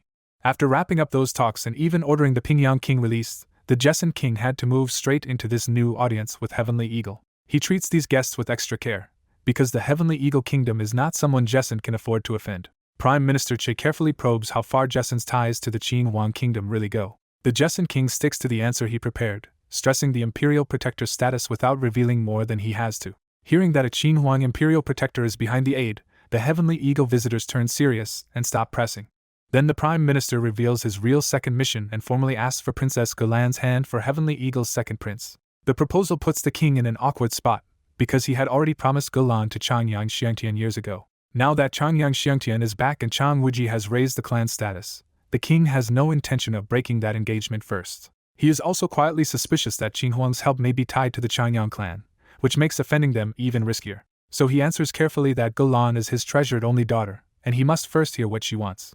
Prime Minister Che accepts the delay smoothly, and even the prince shows no sign of displeasure. As soon as the guests leave, the king finally exhales and rubs his temples, the strain of the decision hitting him at once. A marriage tie with Heavenly Eagle could change Jessun's future, and that possibility pounds in his mind. He strips the dilemma down to one hard choice: offend Heavenly Eagle, or offend the Changyang clan if Qin Huang's help was never truly tied to them. He knows Jianqin is extraordinary, but from a king's view that kind of future strength still comes too late to solve today's danger. And because one rescue from Qin Huang does not guarantee a second, he knows he must secure a safer path for Jessun himself. Back at Mount Tianhua, shrieking winds whip the peak as Jianqin faces Saya and the sect's two grand elders in the open sky. Saya, still burning with jealousy, says Jianqin was arrogant only because he had already become a Heaven Saint Master. Jianqin ignores him completely, because Saya's newly broken through strength is too low to matter to him. He warns the two grand elders to go all out, or they will lose badly. The elders do not take the bait, but their faces darken because they already know his wind control is stronger than theirs. Without wasting more words, the two elders draw identical saint weapons and fire twin streams of sword chi at Jianqin. Saya also charges in with a massive sword, convinced the three of them together can crush Jianqin. Jianqin responds by gathering fire element at absurd speed until three blazing swords appear around him. The collision detonates with a violent blast, flames washing across the sky and swallowing the clouds in light. When the fire clears, Saya is already knocked backward while the elder's sword chi has been erased. Jianqin immediately flashes towards Saya, choosing to remove the weakest Heaven Saint Master first. As he closes in, he gathers fire element into his open right palm until it swells into a concentrated burning sphere. Jianqin coldly says Saya has no place in this fight, and drives the flaming palm straight into his chest. The fire energy explodes through Saya's defenses, and he spits blood as his chest takes the full hit. With his strength still unstable and even flight not fully mastered, Saya loses control and drops from the sky like a cut kite. With Saya already knocked aside, the two Hua Yun sect grand elders finally realized Jianqin was fighting on their level and rushed him together before he could finish Saya off. Jianqin's eyes flashed azure and violet, and whole trees below exploded into a storm of splinters that shot upward at the two elders. The elders hurriedly wrapped themselves in saint force, but the incoming splinters still hit hard enough to make their defenses shudder. Below them, Saya steadied himself again, but Jianqin's earlier line about him having no right to join this battle burned even worse than the hit itself. Saya stared up with a venomous expression and silently swore he would never forget the name Chang Yang Xiangtian. Realizing the splinter storm was eating through their saint force, one elder unleashed splendid flames while the other broke out and swung Void Executioner at Jianqin. Jianqin answered by pulling the splinters together into 2 huge azure violet wooden swords and sent them straight into both attacks. One wooden sword blew apart the flame sphere in a red-hot explosion that scorched the sky and even burned away nearby clouds. The other wooden sword was smashed by Void Executioner, but it still ruined the Elder's timing and cut off the battle skill before it could fully land. Angry and embarrassed, the Elder used Void Executioner again, as if sheer force could finally break through. More trees burst apart under Jianqin's control, and another wooden sword rose instantly to block the repeated attack a second time. That easy block rattled the Elder badly, because Void Executioner was his strongest Earth-tier skill and Jianqin was still handling it like it was nothing. Refusing to accept defeat, Tian Qingjian forced out a third Void Executioner, while Tian Qingdao rushed in with the 7-sword stance of the Flame God, pinching Jianqin from both sides. Jianqin quietly decided the fight was over, let the wooden swords fade, and drew out the Azure Violet Origin Energy from his right hand. His Origin Energy sliced into the Elder's Saint weapon with a clean ringing sound and sheared a piece off like it was soft clay. The damaged weapon wounded its owner too, and the Elder coughed blood as he was blasted backward in total shock. At the same moment, the other Elder reached Jianqin, only to be hit head-on by that same terrifying Origin Energy. He flew back bleeding too, staring at his own Saint weapon and shouting in disbelief that Jianqin had actually damaged it. Jianqin did not let up and used Wind Element to flash after them, forcing another desperate block from the already injured Elder. That second hit carved another jagged notch into the Saint weapon and left the Elder pale, coughing up more blood. Now both Elders understood exactly how dangerous Jianqin's Origin Energy was, and one of them hurriedly shouted for him to stop. Jianqin halted in the air like a war god, Origin Energy still devouring the air around his hand as he waited for their answer. After a long, bitter hesitation, the Elder with the damaged weapon finally admitted defeat. The other Elder stood there stunned, blood still on his clothes, because 2 veteran Heaven Saint Masters had just lost to a 21-year-old. Saya rose to their level and felt the danger immediately, because once the Elder surrendered, Jianqin could settle the score he came for. Jianqin coldly reminded them there was still unfinished business, and the Elders could only sigh and lead everyone back down to the sect. The gathered disciples went silent the instant they saw the foreland and realized only Jianqin looked untouched. Qingfei rushed forward anyway and nervously asked the Grand Elders what the result had been, even though their condition already answered it. One Elder answered with the heaviest blow of all and removed Qingfei from his position as Patriarch on the spot. That public dismissal turned the sect's defeat into a lasting humiliation, because a few hundred-year-old power had just been crushed by a single young man. Still trying to salvage what he could, the Elder told Jianqin their debt was repaid and begged for peace between the Huayun sect and the Changyang clan.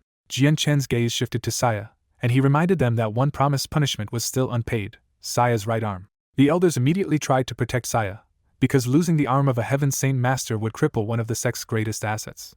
Jianqin refused without the slightest room for bargaining and warned that if yesterday had gone worse, the entire sect would have paid for it.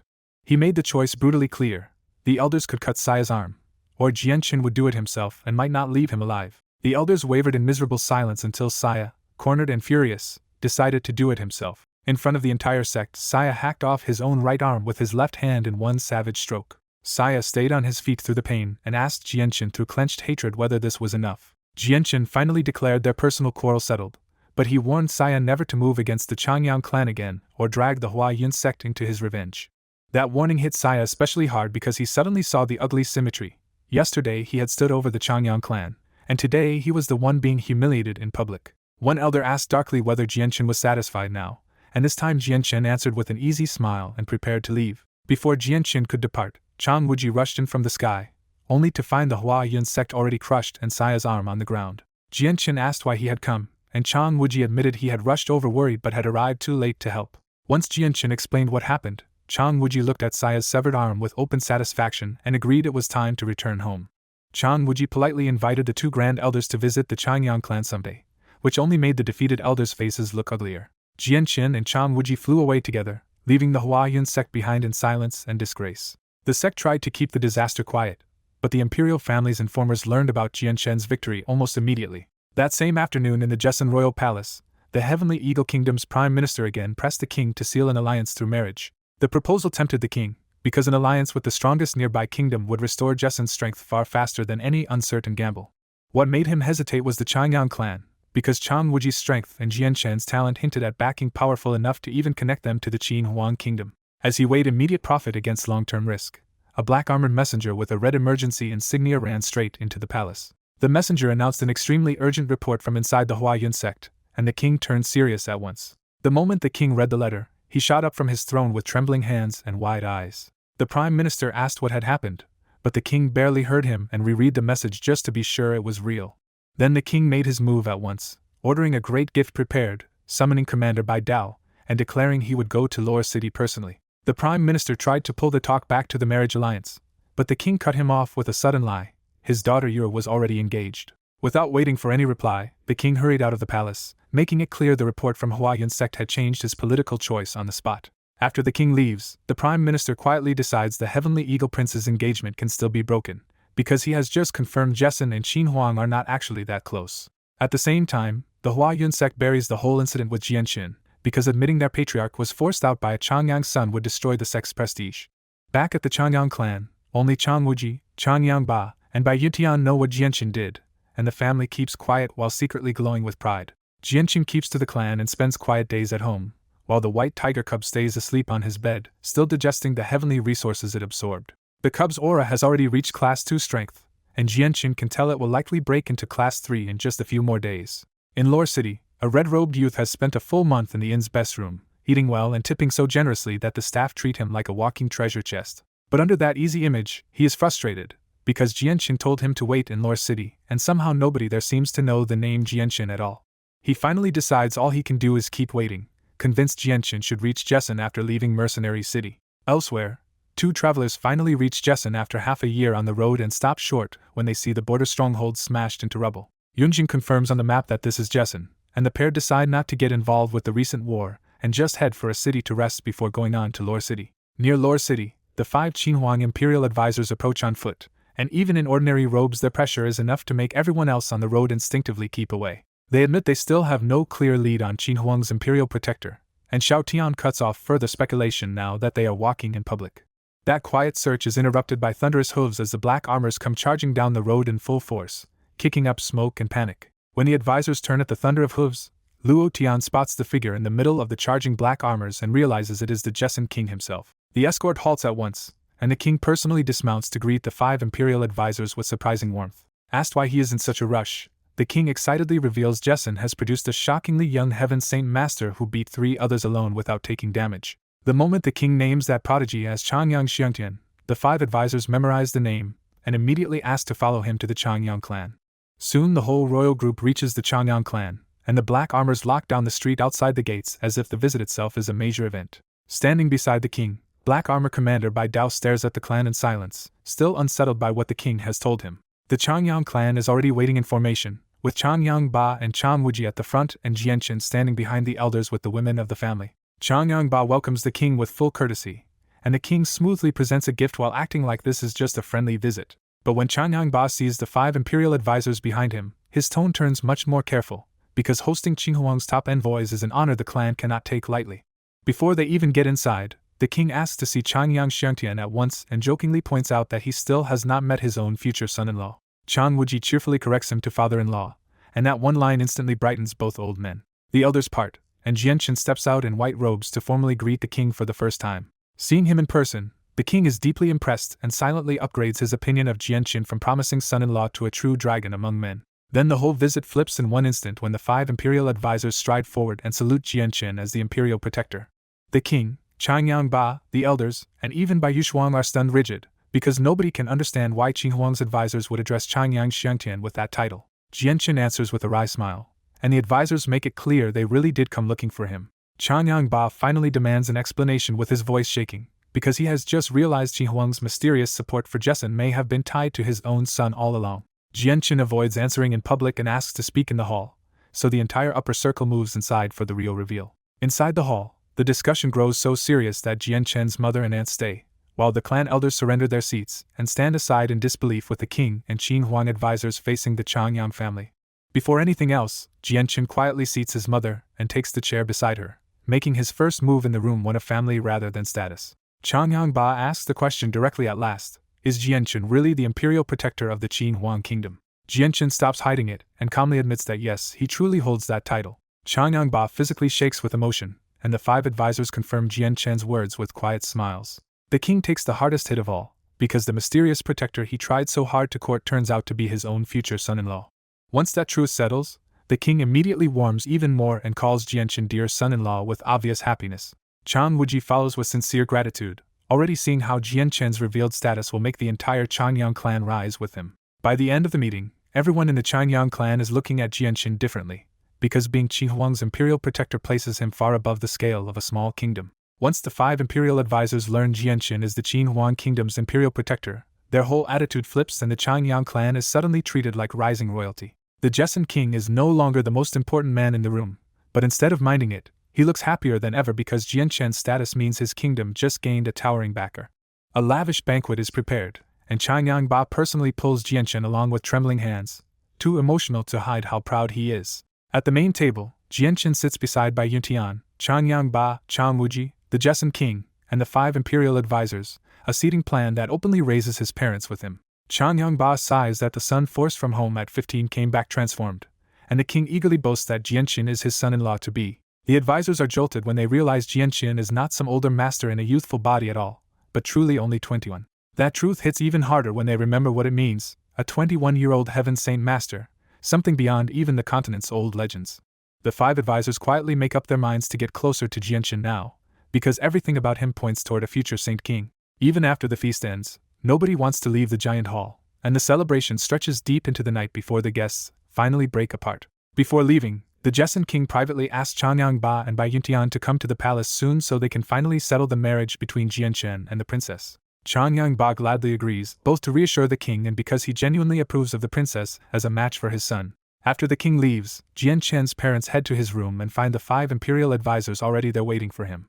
Changyang Ba tells Jian Chen to rest because they leave for the imperial palace in the morning, and Jian Chen already knows this political move was inevitable. Jian Chen thinks it through clearly. If his status can raise the Jessun kingdom and protect the Changyang clan, then helping his homeland is something he should do. His parents want to stay longer, but the advisors' presence forces them to leave him for the night. Once they are alone, Jian Chen tells the 5 advisors to stay at the Changyang clan for a few days, deliberately leaving them there to boost his clan's prestige. Xiao Tian answers with even deeper respect now, because Jian Chen's talent is terrifying and his current strength already makes him hard to challenge.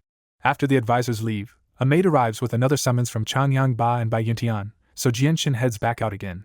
Before stepping out, Jian Chen glances at the white tiger cub sleeping peacefully on his pillow, a soft pause in an otherwise crowded night.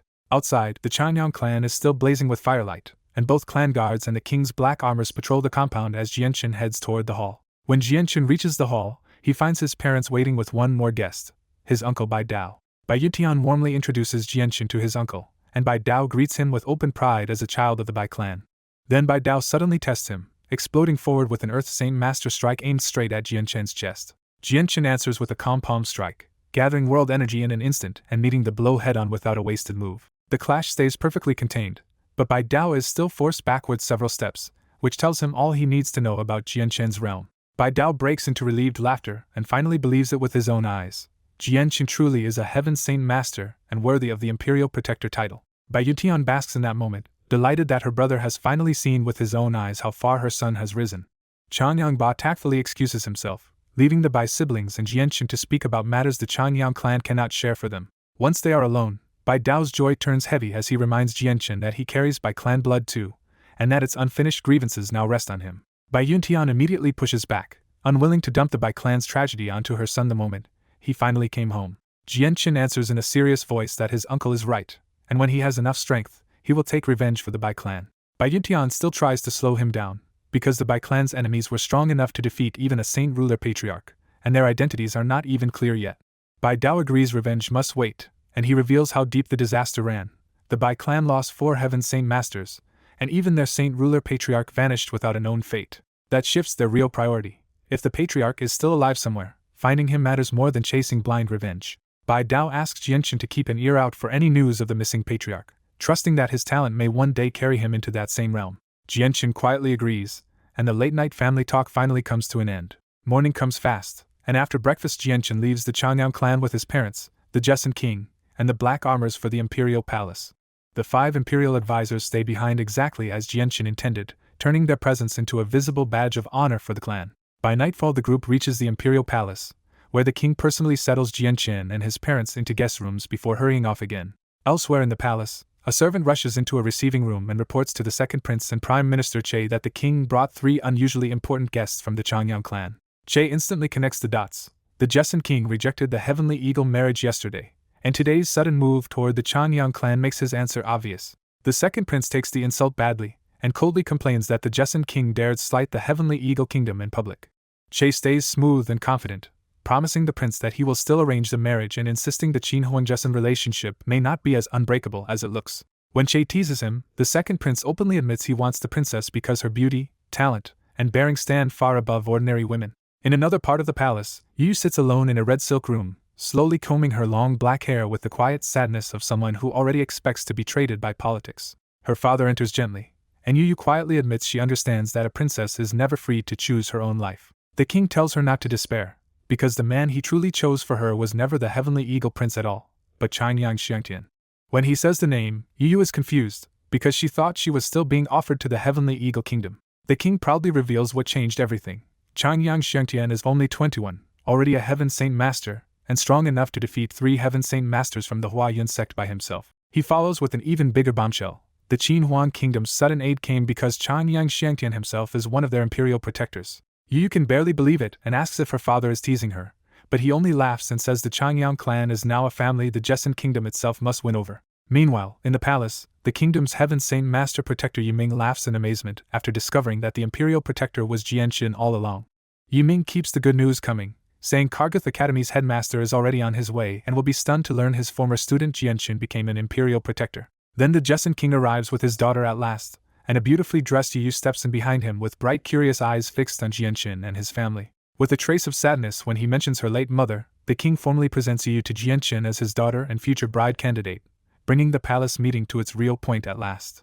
In the royal hall, Jianxin politely greets Grand Princess Yu as the king immediately treats him like family. The king pushes the pair together on purpose and orders Yu to show Jianxin around the palace.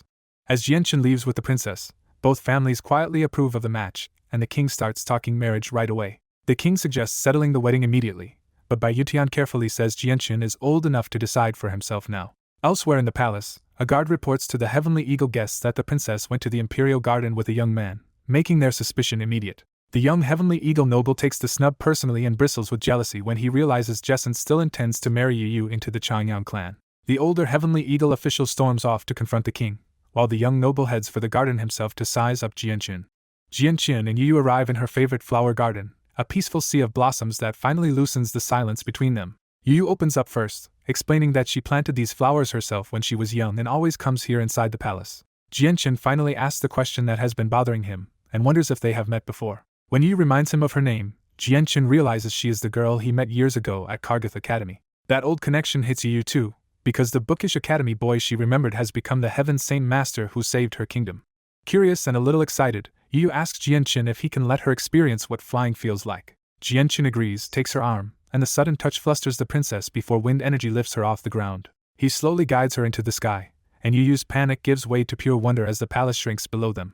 Back on the ground, Yu looks at Jianxin differently now, and the moment turns more personal. When Jianxin addresses her formally, Yu shyly asks him to call her Yue instead. Jianxin accepts that little bit of closeness, then turns serious, and says he still needs to talk about their arranged engagement. He tells her plainly that their parents arranged this marriage without either of their consent, and now that he finally has power, he wants to challenge it instead of accepting it silently. Yu immediately understands and asks the painful question outright. Does he want to rescind the engagement? Jianxin says yes, arguing that neither of them chose this and promising he will still protect the Jessun kingdom without needing marriage to bind him. His answer stings more than Yu expected, because somewhere along the way she had already started hoping this marriage might truly become hers. Yu asks if another woman already has Jianxin's heart, trying to understand whether this rejection is personal or something else. Jianxin denies that and admits the real reason is harsher. Too many dangerous enemies, too many looming threats, and no room in his life for romance. His explanation relieves Yu enough that she can finally see his refusal as urgency, not coldness, and she gently recognizes how hard his path has been. Jianxin repeats that he only wants to focus on gaining strength, because the future threats around him are still far from over. Yu points out the other side of this problem too. If he cancels now, the imperial family's honor will take the blow. Instead of breaking it off publicly, Yu proposes a compromise and asks Jianxin to postpone the wedding with her. Jianxin hesitates because he knows postponing would quietly cost Yu precious years. But before they can settle it, someone intrudes. The second prince of the Heavenly Eagle Kingdom arrives with 2 guards, acting friendly on the surface while barging straight into their private moment. Yu quietly identifies the newcomer for Jianxin, and Jianxin barely spares the prince a glance. The prince seats himself without invitation and lays on arrogant charm, talking to Yu as if fate itself has brought them together.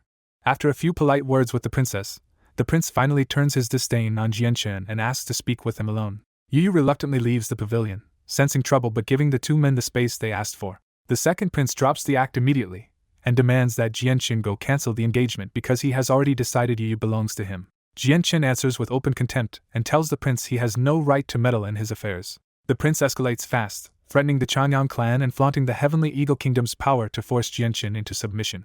Jianchen gives him even less face, saying the prince is not qualified to be his enemy and that he could wipe out the Heavenly Eagle Kingdom with a single order. That humiliation finally snaps the prince, and he slams the stone table apart in a furious burst of killing intent. He orders his two bodyguards to seize Jianchen and drag him back to the Heavenly Eagle Kingdom for punishment. The second prince's guard sees the moment to grab Jianchen, but he only sneers and flicks out Azure Violet Sword Chi straight at their reaching palms. When the second prince's two guards lunge in, Jianchen answers from his seat with Azure Violet Sword Chi and punches straight through both of their palms.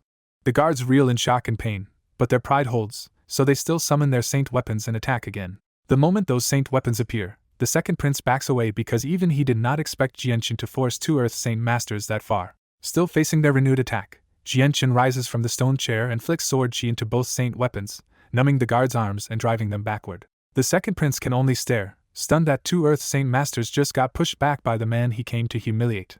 Princess Yu hears the commotion from the flower garden and rushes over to find the broken pavilion and a fight already over. Jianchen steps to the side of the pavilion and coolly warns the second prince that a loose tongue brings trouble, especially outside the Heavenly Eagle Kingdom. Humiliated and furious, the second prince throws back a threat about settling this later and leaves with his guards in defeat. Yu worries that offending a foreign prince inside the Jessen Palace could bring trouble, but Jianchen flatly says he will bear it himself. When Yu tries to explain herself, Jianchen cuts her off and says they should return now. Because the second prince is heavily watched at court, word of his embarrassing loss spreads through the palace almost immediately. In another luxurious room, two princes hear the report and go rigid because they know offending the Heavenly Eagle Kingdom could become a real problem.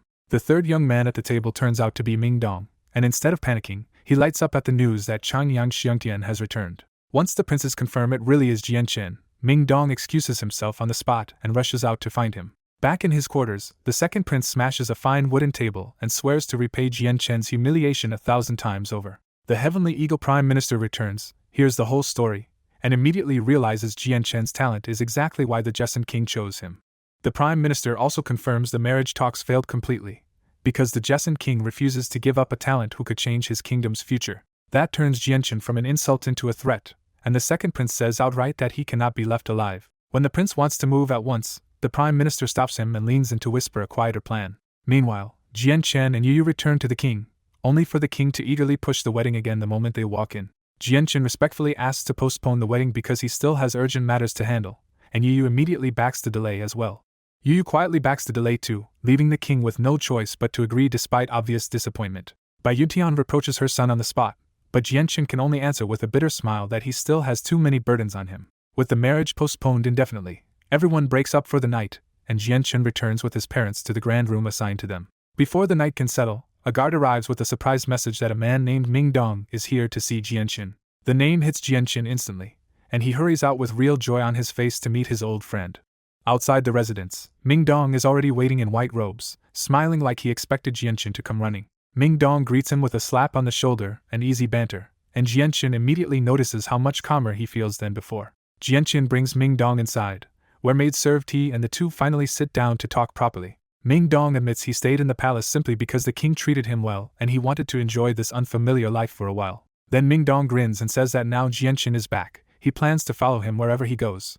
Ming Dong asks which name to use, and Jianchen answers without hesitation that outside his clan, he wants to be called Jianchen. Ming Dong also reports that he finished Jianchen's earlier request and already delivered the heaven's stolen fortune to Jianchen's father. He even offers to help destroy the Huayun sect when the time comes, only for Jianchen to casually reveal that he already handled them. From there the two talk deep into the night, and Jianchen tells Ming Dong almost everything that happened after they separated, except the secret of the tiger cub.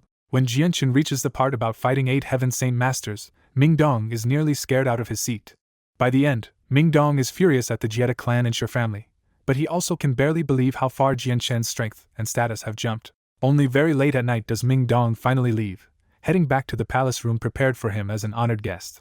Jianchen returns to his own room to cultivate, and the tiger cub finally wakes from its latest round of absorbing heavenly resources. Freshly awake and now small enough to look like a cat, the cub leaps onto Jianchen's shoulder and rubs against his face in contentment. Checking its progress, Jianchen realizes the cub has already reached Class 3 strength in just a few days and quietly marvels at how monstrous that growth is.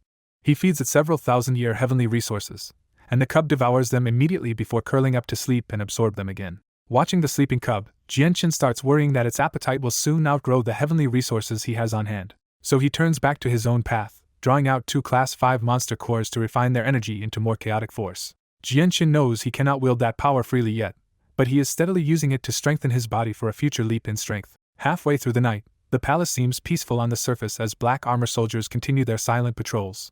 But hidden in that darkness, a silent figure slips through the night and heads straight for Jianchen's residence. The intruder threads past the outer guards and enters the unlit inner palace without raising the slightest alarm. Inside Jianchen's room, the assassin closes to within 10 meters and releases poison gas from a jade bottle before drawing a black dagger for the kill. The assassin strikes for Jianchen's throat, but an instant azure violet flash meets the blade and stops him cold. Jianchen opens his eyes in the dark and coolly tells the rattled intruder that the weak poison did nothing to him. Realizing the assassination has failed, the intruder abandons the attack and bolts for the exit in a streak of dark light. Jianchen refuses to let him go, summoning a blazing red fire sword that suddenly lights the whole room and alarms the guards outside. The fire sword blasts out after the fleeing assassin and explodes in the night, exposing him in flames over the palace grounds. The quiet palace erupts as soldiers shout about an assassin and stronger figures race across the rooftops toward the explosion.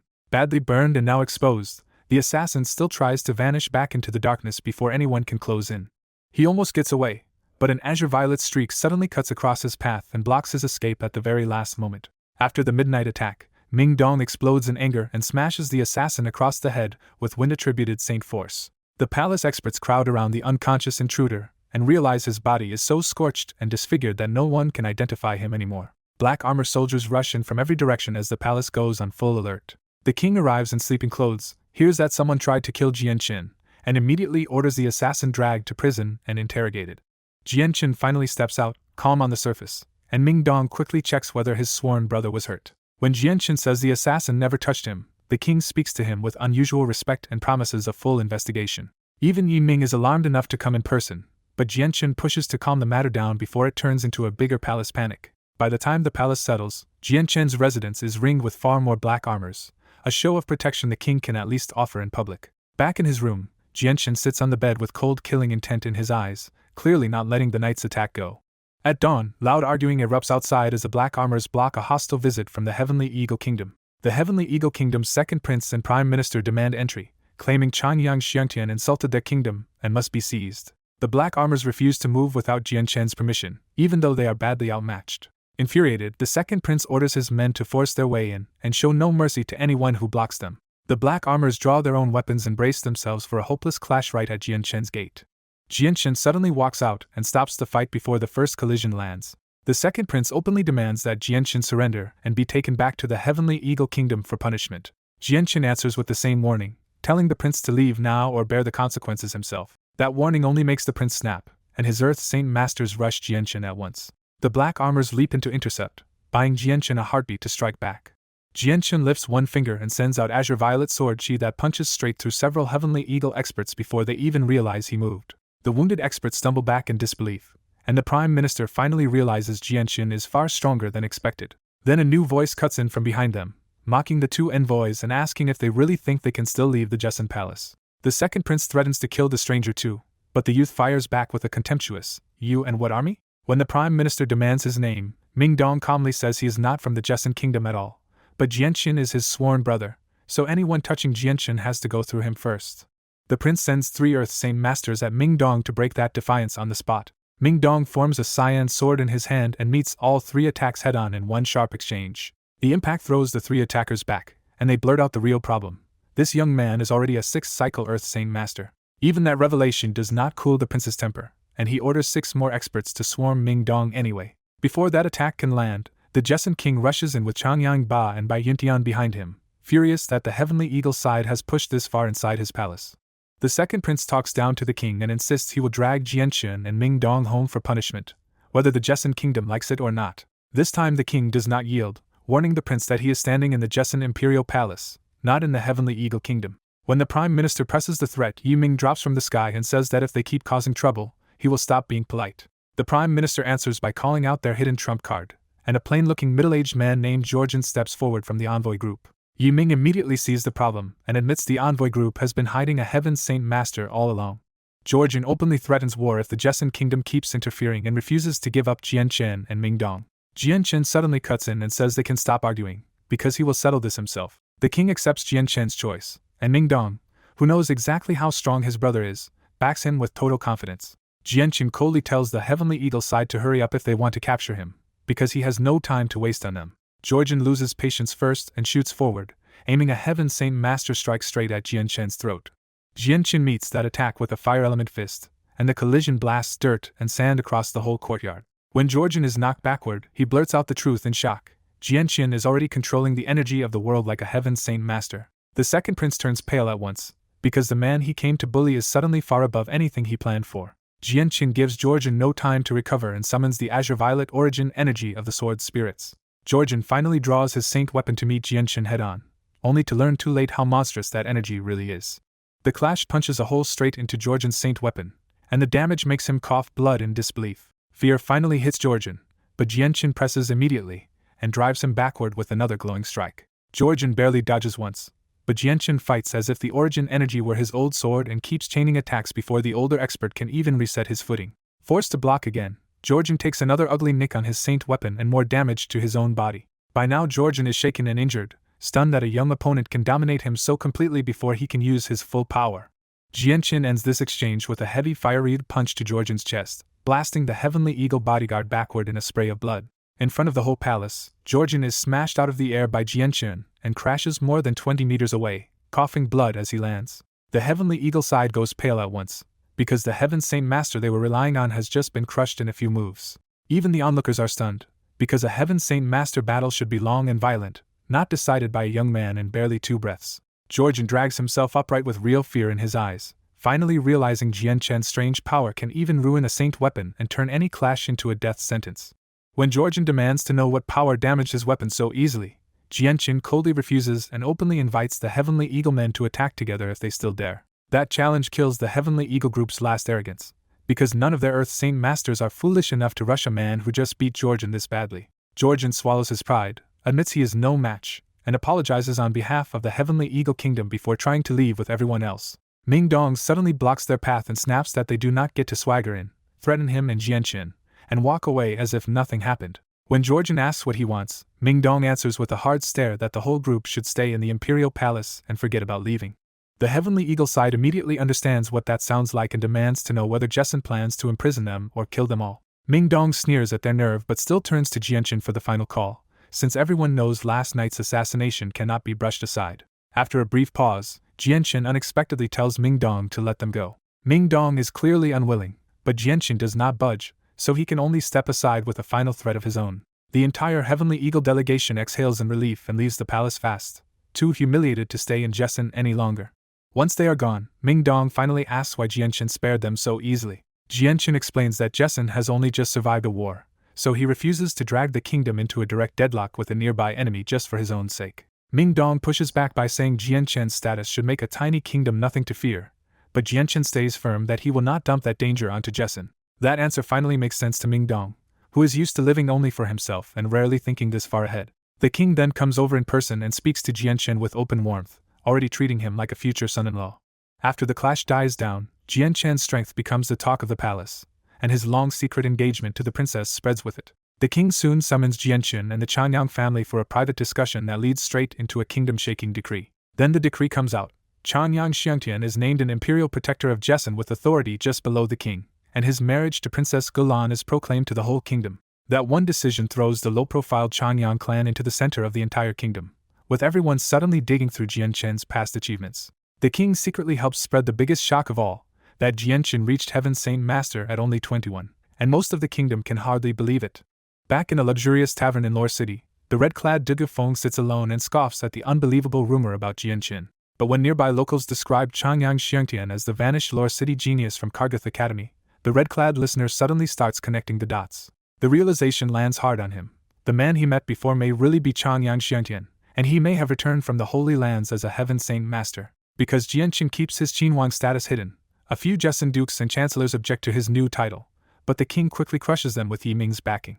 With that, Jianqin becomes Jessen's only imperial protector, and his coronation ceremony draws nearly every major figure in the kingdom. The Changyang clan's status explodes so completely that even the Huayun sect is overshadowed, leaving Changyangba both proud and helpless about losing their old quiet life. After the coronation, Jianqin's family leaves the capital on the second day with Mingdong and a 500-man black armor escort heading back to Lore City. Among the black-armored escort, Princess Gulan stands out instantly in white, because she has convinced the royal family and the Changyang elders to let her stay with them for now. Jianqin cannot really object once both families welcome the idea, so the trip turns warm and lively instead of awkward. By the second afternoon they reach Lore City, where the city has already prepared a respectful welcome at the gates. After the welcome, the black armors refuse to linger and head straight back to the capital once they have eaten.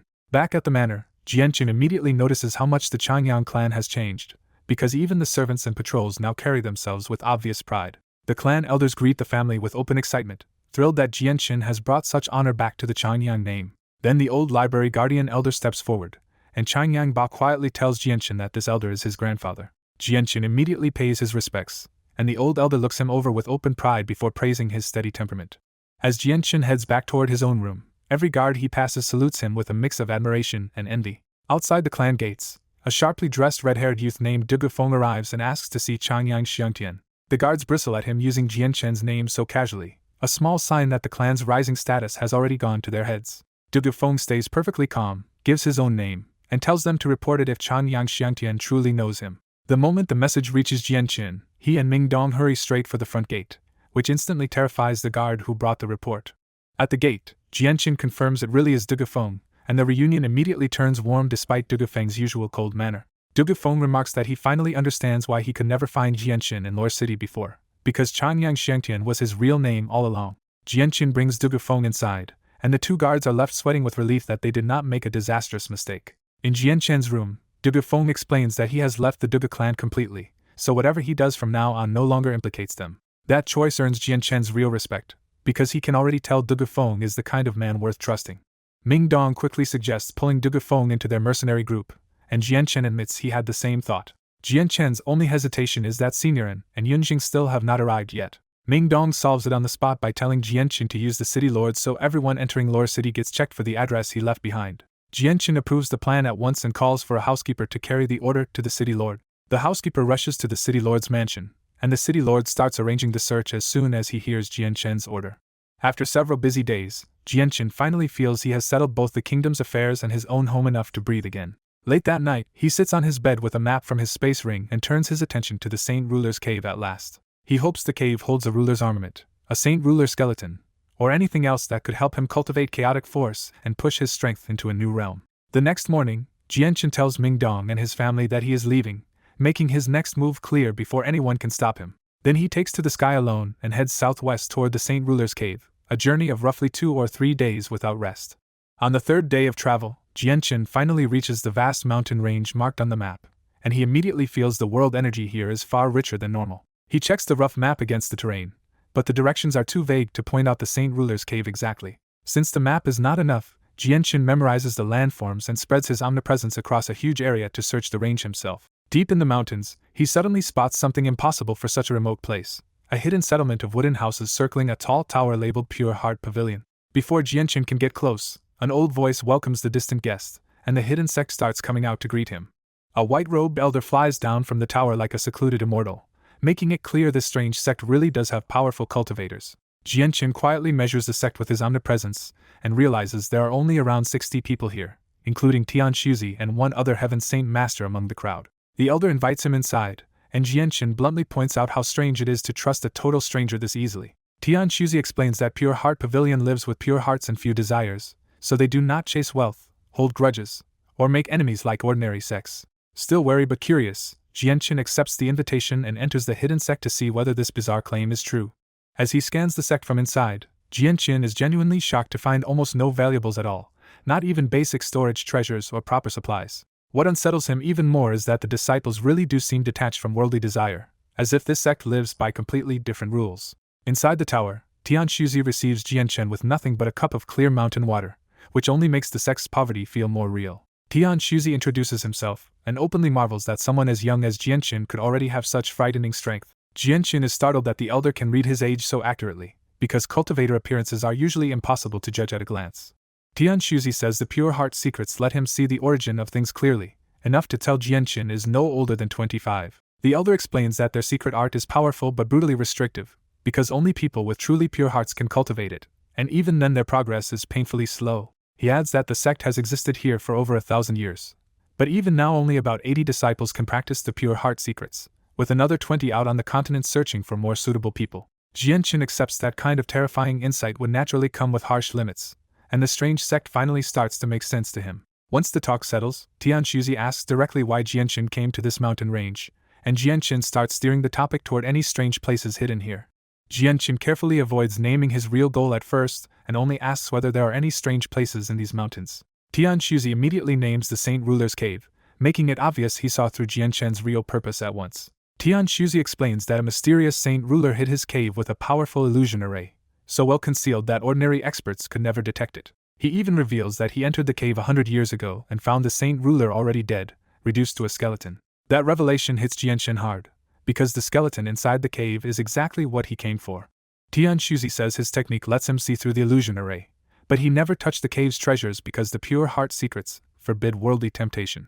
Relieved that the cave has not been looted, Jianqin immediately asks for its exact location. Tian Shuzi gives him clear directions, 50 kilometers south, at the bottom of a great valley. He also warns that only Saint Rulers should be able to enter the cave through that illusion array, but Jianqin is already too impatient to stay any longer. Jianqin thanks him and departs the hidden sect immediately, chasing the cave before his chance can slip away. After Jianqin vanishes, Tian Shuzi quietly judges him as a once-in-an-age genius and considers reporting him to his sect master as a force that could ease pressure from the Guardian clans and the Beast God continent. Following the directions, Jianqin reaches the Great Valley and starts descending toward the place where the hidden cave should be. At the bottom, he finds a giant dark pool wrapped in bone-deep cold, and the freezing mist makes the entire valley hard to search. Because he does not even know what the cave should look like, Jianqin spreads his omnipresence again and begins combing every inch of the valley. A water snake suddenly erupts from the pool to attack him, and Jianqin is instantly annoyed that the search is being interrupted. He answers with a sword of condensed fire that blasts straight into the snake's mouth and blows the creature apart. From the shattered remains, Jianqin calmly pulls out the Class 5 monster core and keeps searching as the heat briefly clears the frost around him. 2 hours later, after covering the entire valley floor, Jianqin still finds nothing and starts to suspect the cave may be hidden underwater instead. He dives toward the pool, and the water splits apart before him under his control so not a drop touches his body. At the bottom of the pool, the cold is so vicious it could kill an Earth Saint Master, and even Jianqin's omnipresence is partly suppressed by the strange environment. He searches the entire abyss anyway, ignoring the lurking water beasts because none of them are strong enough to matter. Another 2 hours pass, and when Jianqin rises back out of the water, he still has no clue where the Saint Ruler's cave is. Now he starts doubting the clue itself, wondering whether Tian Shuzi lied or whether he somehow came to the wrong valley. To test that idea, Jianqin shoots back into the sky and sweeps the surrounding area, but there is no second valley anywhere nearby. He returns to the freezing valley more puzzled than before, forced to admit the cave really should be here even though he cannot find a trace of it. At that exact moment, Xing suddenly speaks in Jianqin's mind and says she knows where the cave is. Overjoyed, Jianqin immediately asks for the answer, and Xing explains that the cave is sealed off from the world by an array too advanced for his current omnipresence to detect. With his patience gone, Jianqin presses Xing to tell him the cave's exact location right away. Jianqin can barely hide his impatience as he asks Xing for the exact location of the hidden cave. At the spot Xing points out, Jianqin finds only a normal-looking cliff face and realizes the entrance is hidden too well for even his senses to detect. Xing explains that an illusion array is covering the cave, so Jianqin forms a blazing fire sword and slams it into the wall to break the disguise. When the flames clear, a dark 3-meter cave mouth finally appears where the blank stone wall used to be. Jianqin probes the opening with his omnipresence, but an unseen force blocks him after only a few meters, proving another barrier waits inside. Qingsuo reveals the inner illusion array is tied to space gate power, so ordinary attacks will just vanish unless they are strong enough to shatter it outright. With no idea how to handle an illusion array himself, Jianqin admits he is stuck and asks the sword spirits for a way through. Qingsuo tells him the array can isolate anyone from the world but cannot attack directly, and she and Xing can still see through it if he obeys their instructions. Putting his faith in the two sword spirits, Jianqin steps straight into the illusion array. The cave vanishes around him, and Jianqin suddenly finds himself standing in a brutal desert under a scorching sun. Qingsuo warns him the desert is fake, so Jianqin forces himself to keep walking instead of trusting what his body feels. On his 4th step, the sand twists into quicksand and starts swallowing him whole. Jianqin nearly resists by force, but Xing and Qingsuo urgently stop him because fighting the illusion would trigger the space gate and throw him back outside. Trusting them again, he lets the fake sand bury him and drops into complete blackness where even his omnipresence is suppressed. Following another quiet instruction, Jianqing takes a single step and is abruptly transferred into a dazzling paradise garden. The beautiful lake in front of him is fake too, so Jianqing walks straight onto the water and feels solid ground under his feet. At the center of the lake, the paradise twists away and leaves Jianqing standing before a hellish bottomless abyss. For a full hour, Jianqing keeps obeying the sword spirits through one shifting false world after another until he finally walks out of the array. When the illusions finally end, Jianqing reaches the real heart of the mountain, a dim hollow chamber with only one lonely wooden house inside. Even after Xing confirms this place is real, Jianqing needs a moment to steady himself because the illusion array felt far too convincing. Once he calms down, Jianqing heads toward the house with fresh excitement, knowing he has finally reached the Saint Ruler's true hiding place. At that same moment outside, 5 Heaven Saint Masters arrive above the valley and confirm this should be the Saint Ruler's cave from the Qiangan Kingdom's information. One of the elders laughs off any doubt and reminds the others that the former king-level Heaven Saint Master from Qiangan would not dare lie after naming this location. Elder Feng still wonders who the Qiangan expert wants killed, but the group decides the target can wait until after they take the cave's treasures. The 5 descend to the cave area and quickly spot the newly exposed entrance hanging above the chilly water. The fresh fire element in the air and the new marks at the entrance tell them someone arrived just ahead of them. They connect the clues to the man from the Jessen Kingdom, realize he is probably already inside, and decide they can fulfill the Qiangan deal by killing him here instead of chasing him later. Rather than waste strength on the illusion array themselves, they settle into an ambush and wait for the intruder to either fail the array or come back out with the treasure. Back inside the mountain, Jianqing studies the dark wooden house and senses it has survived for ages because a huge amount of Saint Ruler energy still lingers in it. The pressure of entering a true Saint Ruler dwelling makes Jianqing visibly cautious, because he knows a Saint Ruler stands far above a Heaven Saint Master. He slowly pushes the heavy door open and sees the first room, furnished only with an iron bed, a wooden table, and a single chair. The outer room is almost empty, but Jianqing notices a second doorway deeper in and moves toward it carefully. The moment he opens the inner room, a crushing wave of energy rolls over him and almost pins him in place. Inside, a crystalline skeleton sits cross-legged on the bed, and even its leftover pressure is far stronger than what Jianqing felt from another Saint Ruler cave before. Jianqing quickly realizes the skeleton itself is a priceless treasure, because the sword spirits can refine it for chaotic force just like a top-tier relic. He carefully stores the Saint Ruler's skeleton in his space ring, and the crushing pressure in the room instantly disappears. With one priceless prize secured, Jianqing's heart races harder when he spots a silver space ring left beside the empty bed.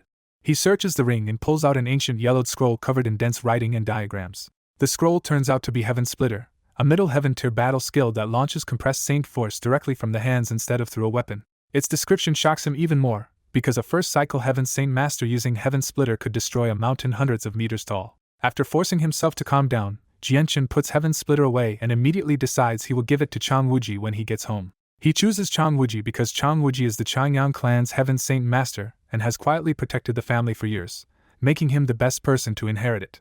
Jianqing also notes that his father is still too weak to learn a Heaven tier battle skill, because only an Earth Saint Master can even begin using one. Besides Heaven Splitter, he finds a Heaven tier cultivation method too, and even if that is less rare than a battle skill, he still keeps it because a major clan can never have too many strong methods. Inside the hidden house, Jianqing finishes searching the Saint Ruler's ring and confirms his real prizes are huge: the battle skill Heaven Splitter, a Heaven tier cultivation method, and the Saint Ruler's skeleton itself. He also notices the house is already losing the power that preserved it, because once he removed the skeleton, the 1,000-year shelter stopped being sustained from within.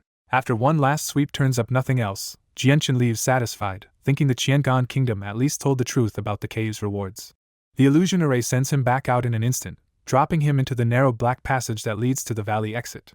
A bright opening appears ahead, and Jianqing walks out above the frigid lake at the bottom of the cold valley. The moment he emerges, danger hits his senses and he snaps 5 meters sideways just before a hidden attack lands. 5 sword chi blasts slam into the lake where he had been standing, exploding up sheets of freezing water. Jianqing looks up and finds 5 Heaven Saint Masters already waiting overhead, the real source of the ambush. When the attackers shout not to let him escape and close into a ring, Jianqing doesn't flee at all and rockets straight upward to meet them. They fire another volley of sword chi, and Jianqing answers with 5 flaming swords that roar out like dragons and smash the attack apart. The explosion rocks the whole valley, cracking the cliff faces and shaking loose falling stone. Now floating level with them, Jianqing coldly demands to know who they are and why they attacked him. Then his expression shifts in surprise, because 2 of the men are Elder Feng and Elder Yun, the same Huang family protectors he once fought after stumbling on Huang Luan bathing near Wake City. The 2 elders recognize him too, and they are stunned that the man they remember has already stepped into the Heaven Saint Master realm. The other three press for an answer, so the elders reveal that this young man is Jianshin, the #1 winner of the gathering of the mercenaries. That name lands hard, because it means Jianshin reached Heaven Saint Master before 50 and is even more dangerous than they expected. Elder Yun awkwardly asks why Jianshin is here, and Jianshin immediately turns the question back on them and asks why they tried to kill him.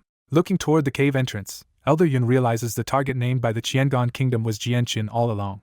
One of the other elders admits it plainly. A Heaven Saint Master from the Qiangan Kingdom told them about the cave in exchange for killing a certain target. Jianshin instantly understands the Qiangan Kingdom set him up, and the elder confirms that yes, he is the man they came to kill. But just as one elder insists the Huang family must keep its promise, elders Feng and Yun step in and argue that Jianshin is actually a benefactor to their family. They remind the others that Jianshin helped save the Solunar Bao and even saved Huang Wan's life, so attacking him would make the Huang family look ungrateful and unjust. The stubborn middle-aged elder refuses to bend, claiming Huang Wan's story might not even be trustworthy. Then another elder changes the angle and asks Jianshin directly whether he already took the cave's treasures. Jianshin answers without flinching that yes, he took the items inside. That admission hardens the mood, and the opposing elders push to continue the mission, saying they cannot return empty-handed if the patriarch cares about what was in the cave. Two of the more cautious elders propose a compromise instead. Jianshin can go if he hands over the Saint Ruler's skeleton, because that is what their patriarch truly needs. Jianshin shuts that down immediately and tells them to give up on the idea, because the Saint Ruler's skeleton is not leaving his hands. The middle-aged elder tries to crush him with arrogance, warning that the Huang family can kill him as easily as stepping on an ant. Jianshin answers with the same threat right back at him and makes it clear he can kill this elder just as easily. That insult snaps the man's temper, and he instantly draws his saint weapon and charges at Jianshin. Jianshin flicks out a sword of pure fire to intercept him, filling the air with scorching heat before the real collision even starts. The elder smashes through the fire sword and keeps coming through the burst of flames, aiming straight for Jianshin's chest. Jianshin finally brings out his real edge, condensing azure violet origin energy in his hand and meeting the saint weapon head-on. One crisp strike is enough to chip the elder's saint weapon, and the backlash makes him spit blood as he is thrown backward. The other four elders watch the broken blade in disbelief, because Jianshin's strange azure violet power can damage a Heaven Saint Master's saint weapon. Shaken and pale, the injured elder demands to know what that terrifying energy is. Jianshin answers by rubbing salt in the wound, telling him that taking the skeleton from him was never realistic once this power came into play. The injured elder still refuses to let go and urgently calls on two others to join him, insisting the patriarch needs the skeleton too badly to lose it. But after seeing Jianshin's power for themselves, the two elders he calls on hesitate, because making him an enemy now looks far more dangerous than the mission is worth. In the end they side with caution and justice, saying this should be reported to the patriarch because Jianshin did help the Huang family. Realizing he cannot beat Jianshin alone and cannot pull the others in with him, the injured elder swallows his rage and backs down. Before leaving, he throws out his name, Yen Lai, and promises he will remember this humiliation. The two cautious elders depart after him, leaving only elders Feng and Yun behind with Jianshin. With the killing pressure gone, Elder Feng speaks more personally and tells Jianshin that Huang Wan has grown strangely quiet since the gathering of the mercenaries. He invites Jianshin to visit the Huang family one day, because the family leader and patriarch want to hear what really happened in the isolated space and thank him properly. Jianshin accepts politely and says that if the chance comes, he will visit. Elder Yun then apologizes for the old Wake City incident, hoping Jianshin no longer holds that grudge. Jianshin smiles and tells them that matter was his fault too, and that he and Huang Wan already settled their awkward history in the isolated space. That answer delights both elders, and they promise to report everything to their patriarch so Yen Lai cannot twist this into something worse. Jianshin asks them to pass along his greetings to Huang Wan, and one elder laughs and agrees before the two of them finally leave. Left alone above the valley, Jianshin decides not to provoke the Huang family any further, because their strength and Saint Ruler still make them too troublesome to challenge lightly. But when his thoughts turn back to the real culprit, Jianshin's face goes ice cold and he vows to answer the Qiangan Kingdom's scheme in kind. Fresh off taking the Saint Ruler skeleton, Jianshin quietly drops any old restraint toward the Qiangan Kingdom and promises himself he will settle that score later. He also worries the Huang family might come after him for the skeleton, even if his status as a Qin Huang imperial protector should make powerful clans think twice. That pressure only hardens his resolve, and Jianshin decides he must master chaotic force as soon as possible so he can truly threaten Saint Ruler level enemies. With that decision made, Jianshin turns into a streak of azure violet light and races back toward the Jessan Kingdom. Elsewhere, the Heavenly Eagle Kingdom welcomes back its second prince and prime minister after their trip to the Jessan Kingdom. The two men do not even stop to rest, heading straight into the palace to report to their king.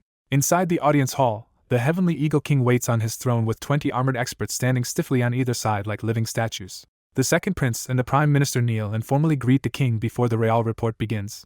When the king asks how the proposal went, the second prince angrily paints the Jesson kingdom as arrogant, and says they injured Georgian and nearly trapped them there forever. The prime minister backs him up, confirming that Jesson truly treated the heavenly eagle kingdom with open disrespect. That is enough to enrage the king, who slams his throne and immediately summons Georgian to hear the matter from a heaven saint master's mouth. Georgian arrives pale from his injuries, and the king treats him with unusual care because heaven saint masters are too valuable to offend. Georgian confirms the court story and warns them that Changyang Xiangtian is a terrifying talent whose strange power can even damage a heaven saint master's saint weapon. Instead of backing off, the king decides that warning is exactly why Jianqin must die before he grows into a future disaster for Heavenly Eagle. To steady Georgian, the king even gifts him a 1,000-year ginseng and promises to seek justice over what happened in Jesson. Once Georgian leaves, the king asks the prime minister the question that really matters: whether Jesson actually has any real bond with the Qin Huang kingdom. Prime Minister Che reports that his investigation found no close alliance at all, and he suspects even the Jesson king does not understand why Qin Huang helped them earlier. Relieved, the king decides Qin Huang is not the real obstacle after all, and that removing Changyang Xiangtian is the key to crushing Jesson's future threat. Half a day later, 8 Heaven Saint Masters gather deep inside the Heavenly Eagle Palace for a secret discussion, and by the end 2 more have joined them. 2 days after that meeting, the Heavenly Eagle Palace feels almost cheerful again because the king believes a powerful backer now stands behind his kingdom. So secure, in fact, that the king leisurely plays chess with Yiming in the garden and stops worrying about Jesson's rise. That calm vanishes in one blast when a violent explosion and a sheet of red fire slam through the palace grounds and shake the entire compound. Startled, the king and Yiming leap up together, both realizing at once that something has gone terribly wrong at the palace gates. Yiming reacts first, vanishing in a rush of water-attributed power as he speeds toward the disturbance. At the gates, the damage is already brutal: walls reduced to rubble, soldiers thrown down bleeding, and the marble ground scorched by fierce heat. Hovering over that wreckage are 10 Heaven Saint Masters in different robes, openly staring down at the palace like executioners. The first guards who see them go pale and scream for the highest alarm, because 10 Heaven Saint Masters is a nightmare force for a kingdom like Jesson. War drums boom through the palace, pulling soldiers and experts from every corner toward the gates as the whole royal compound drops into emergency defense. Yiming arrives at the broken gate and confronts the attackers alone, immediately understanding just how badly outnumbered Jesson is. The Heavenly Eagle side does not hide its purpose at all, demanding the Jesson princess and Changyang Xiangtian and threatening disastrous consequences if they have to search for them themselves. Yiming angrily throws Jesson's link to Qin Huang back in their faces, warning that this attack could bring Heavenly Eagle far more trouble than it expects. But the invaders laugh off the bluff, convinced Jesson has no real connection to Qin Huang and fully ready to raise the palace if they are refused. By then more than 1,000 black armors have gathered, but every one of them knows their numbers mean almost nothing against 10 Heaven Saint Masters. The Jesson king finally arrives with several strong black armors, walking forward with his head high even while the odds are clearly hopeless. One attacker spots him at once, and another immediately volunteers to seize the king himself. Yiming refuses to let that happen and intercepts with his saint weapon, slashing straight at the descending elder. The elder blocks, and 2 more Heaven Saint Masters instantly pile in, turning Yiming's interception into a brutal 3-against-1 fight. Pressed by 3 opponents, including one stronger than him, Yiming is forced onto the defensive and can barely dodge or strike back. Their battle tears through the sky with thunderous weapon impacts, and the overflowing power keeps smashing the palace walls apart below. On the ground, the black armors realize they cannot hold this line and beg the king to retreat deeper into the palace while they buy time. One Heavenly Eagle expert notices the withdrawal at once and dives after them with earth-attributed saint force blazing around him. A black armor captain stays behind to block the pursuit, ordering the others to get the king through a hidden passage no matter what. Then the captain reveals a shocking trump card and unleashes the Bi-Clan First Sword form, a genuine Heaven-tier battle skill. The enemy Heaven Saint Master is stunned that an Earth Saint Master from Jesson can use something so priceless, and even the retreating black armors freeze in disbelief. Up in the sky, the other 6 idle attackers instantly become greedy, and even Yiming's 3 opponents are distracted by the thought of stealing that battle skill. That greed costs Yiming dearly, because his 3 enemies break off just long enough to hammer him with a serious combined blow, and send him crashing down spitting blood. The pursuer recovers fast and sneers that a Heaven-tier battle skill is wasted in an Earth Saint Master's hands, then answers it with his own Earth-tier battle skill. The 2 battle skills collide in a violent explosion that tears open huge fissures around the Imperial Palace. But Bai Dao's Heaven-tier move cannot fully bridge the gap in strength. But Bai Dao's realm is too low to bring out the Heaven-tier skill's full power, so the enemy's attack shatters it and slams into his chest. Bai Dao spits blood and is blasted a full 100 meters back toward the palace, crashing to the ground as Jesson's defense buckles even further. After smashing into the palace, the Heavenly Eagle Kingdom's 10 Heaven Saint Masters drag out the badly wounded Bai Dao and immediately forget their mission in favor of one thing: his Heaven-tier battle skill. One after another, they search Bai Dao's space ring, but the result is the same every time: no Heaven Tier battle skill, not even in Earth Tier 1. The group quickly changes plans and decides to carry Bai Dao away alive so they can force the skill out of him later, no matter what methods it takes. Nearby, the Black Armors realize their captain has been captured, and the king of the Jessen Kingdom struggles furiously when he hears it because Bai Dao is Jian Shen's uncle. His guards painfully remind him that rushing those 10 experts would only get everyone killed, so the king can only swallow his frustration as they try to save him first. That escape dies a moment later when one Heavenly Eagle Heaven Saint Master appears floating directly in their path and mocks the idea that they could slip away. The Black Armors form up around their king and charge without hesitation, fully ready to die if that's what it takes to protect him. The gap is brutal. With one palm strike, the Heaven Saint Master blasts the whole guard line apart and leaves their armor cracking as they spit blood across the courtyard. Even cornered, the king keeps his nerve and warns the attacker that Bai Dao is the uncle of Qin Huang Kingdom's imperial protector, but the man only laughs it off as a ridiculous lie. When the enemy demands Princess Yu and Changyang Xiangtian too, the king seizes the chance and deliberately points them toward Changyang Manor and Lore City. The king is betting everything on the Changyang clan's strength, but the Heavenly Eagle men take his answer as useful news and decide to hit the manor next. They also remember the warning about Changyang Xiangtian's strange energy being able to damage saint weapons, so they promise themselves to be careful even as they press on. Then the 10 experts leave the ruined palace with both captives in tow, while the surviving Black Armors and the badly injured Yiming can only watch in helpless agony. By the time word spreads that the king has been taken, the whole palace and city are already thrown into panic. Meanwhile at Changyang Manor in Lore City, Changyang Ba hosts the 5 imperial advisors warmly, trying to deepen ties while Jianqin is away.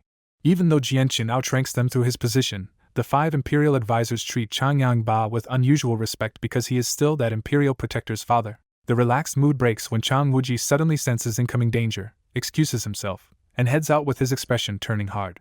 Outside, Chang Wuji flies higher above the manor to confirm what he felt, while Xiao Tian quietly reads the same hostile presence from inside. At the same time, the Heavenly Eagle group races toward Lore City with their prisoners, and one of them confirms on a map that Changyang Manor is straight ahead. Certain they are about to crush a minor clan, the Heavenly Eagle elders openly talk about wiping out the Changyang family as punishment.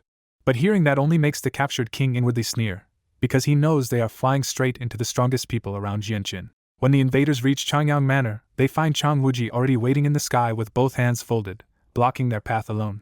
The moment Chang Wuji spots the king and Bai Dao in enemy hands, he understands exactly what kind of trouble has arrived. The Heavenly Eagle side names itself openly and demands that Changyang Xiangtian come out, speaking about Jianchen with enough contempt to set Chang Wuji off immediately. Chang Wuji fires back that insulting Jianchen is a death wish, and his killing intent spikes hard enough to shake the air. One enraged Heavenly Eagle elder rushes him first, expecting an easy opening strike. Instead, Chang Wuji instantly activates Heaven's stolen fortune, tripling his power and pushing his aura past an ordinary 5th cycle Heaven Saint Master. Their weapons clash once, and Chang Wuji sends the attacking elder flying back with blood on his lips, shocking the other 9 on the spot. Below them, the people of Changyang Manor rush out in panic, then freeze when they see 11 Heaven Saint Masters hanging over their home. Chang Wuji doesn't press his advantage because the king and Bai Dao are still hostages, so he demands their release instead. The Heavenly Eagle elders answer with numbers, boasting that even if Chang Wuji is strong, he and Jianqin together still can't beat 10 Heaven Saint Masters. Chang Wuji coldly warns them that they are badly underestimating the Changyang clan and could bring ruin on the Heavenly Eagle Kingdom itself. The invaders laugh that warning away, and their strongest red-haired elder takes command by ordering 5 men to pin down Chang Wuji while 2 others go capture Jianqin and the princess. The 5 selected elders advance together, already greedy over the rumor that Chang Wuji possesses a heaven-tier battle skill too. Before that clash can settle, Princess Yu and Bai Yutian appear below the battlefield, and Yu instantly spots her father being held captive overhead. The king is shaken for just a heartbeat, then shouts for Yu to run because a Heaven Saint Master battle could kill everyone below. That cry gives the Heavenly Eagle side all the confirmation they need, and 2 Heaven Saint Masters immediately dive for the princess as one of their key targets. Then the real trap springs. 5 more Heaven Saint Masters burst out at terrifying speed from Changyang Manor, and the attackers finally realize the clan was hiding far more power than expected. The 5 Imperial advisors waste no time and hammer the 2 descending enemies with a joint strike that sends both men flying back, blood spraying from their mouths. Staring at Chang Wuji, the 5 Imperial advisors, and their wounded own men, the Heavenly Eagle experts finally understand they did not invade a weak clan at all, they just kicked an iron plate. 5 Qinhuang Imperial advisors suddenly charged into the sky above the Changyang clan, turning Chang Wuji's hard fight into a much bigger war. The Heavenly Eagle Kingdom side was shaken on the spot, cursing their bad intel when they realized the Changyang clan had far more top experts than expected. 3 enemy experts peeled away from Chang Wuji to intercept the newcomers, while 2 stayed behind and kept him tied down. One Heavenly Eagle Kingdom man kept holding the unconscious Jessen King and Bai Dao, while his companion handed the captives off and joined the battle himself. With 10 Heaven Saint Masters now engaged above the manor, the clash over the Changyang clan turned brutally intense.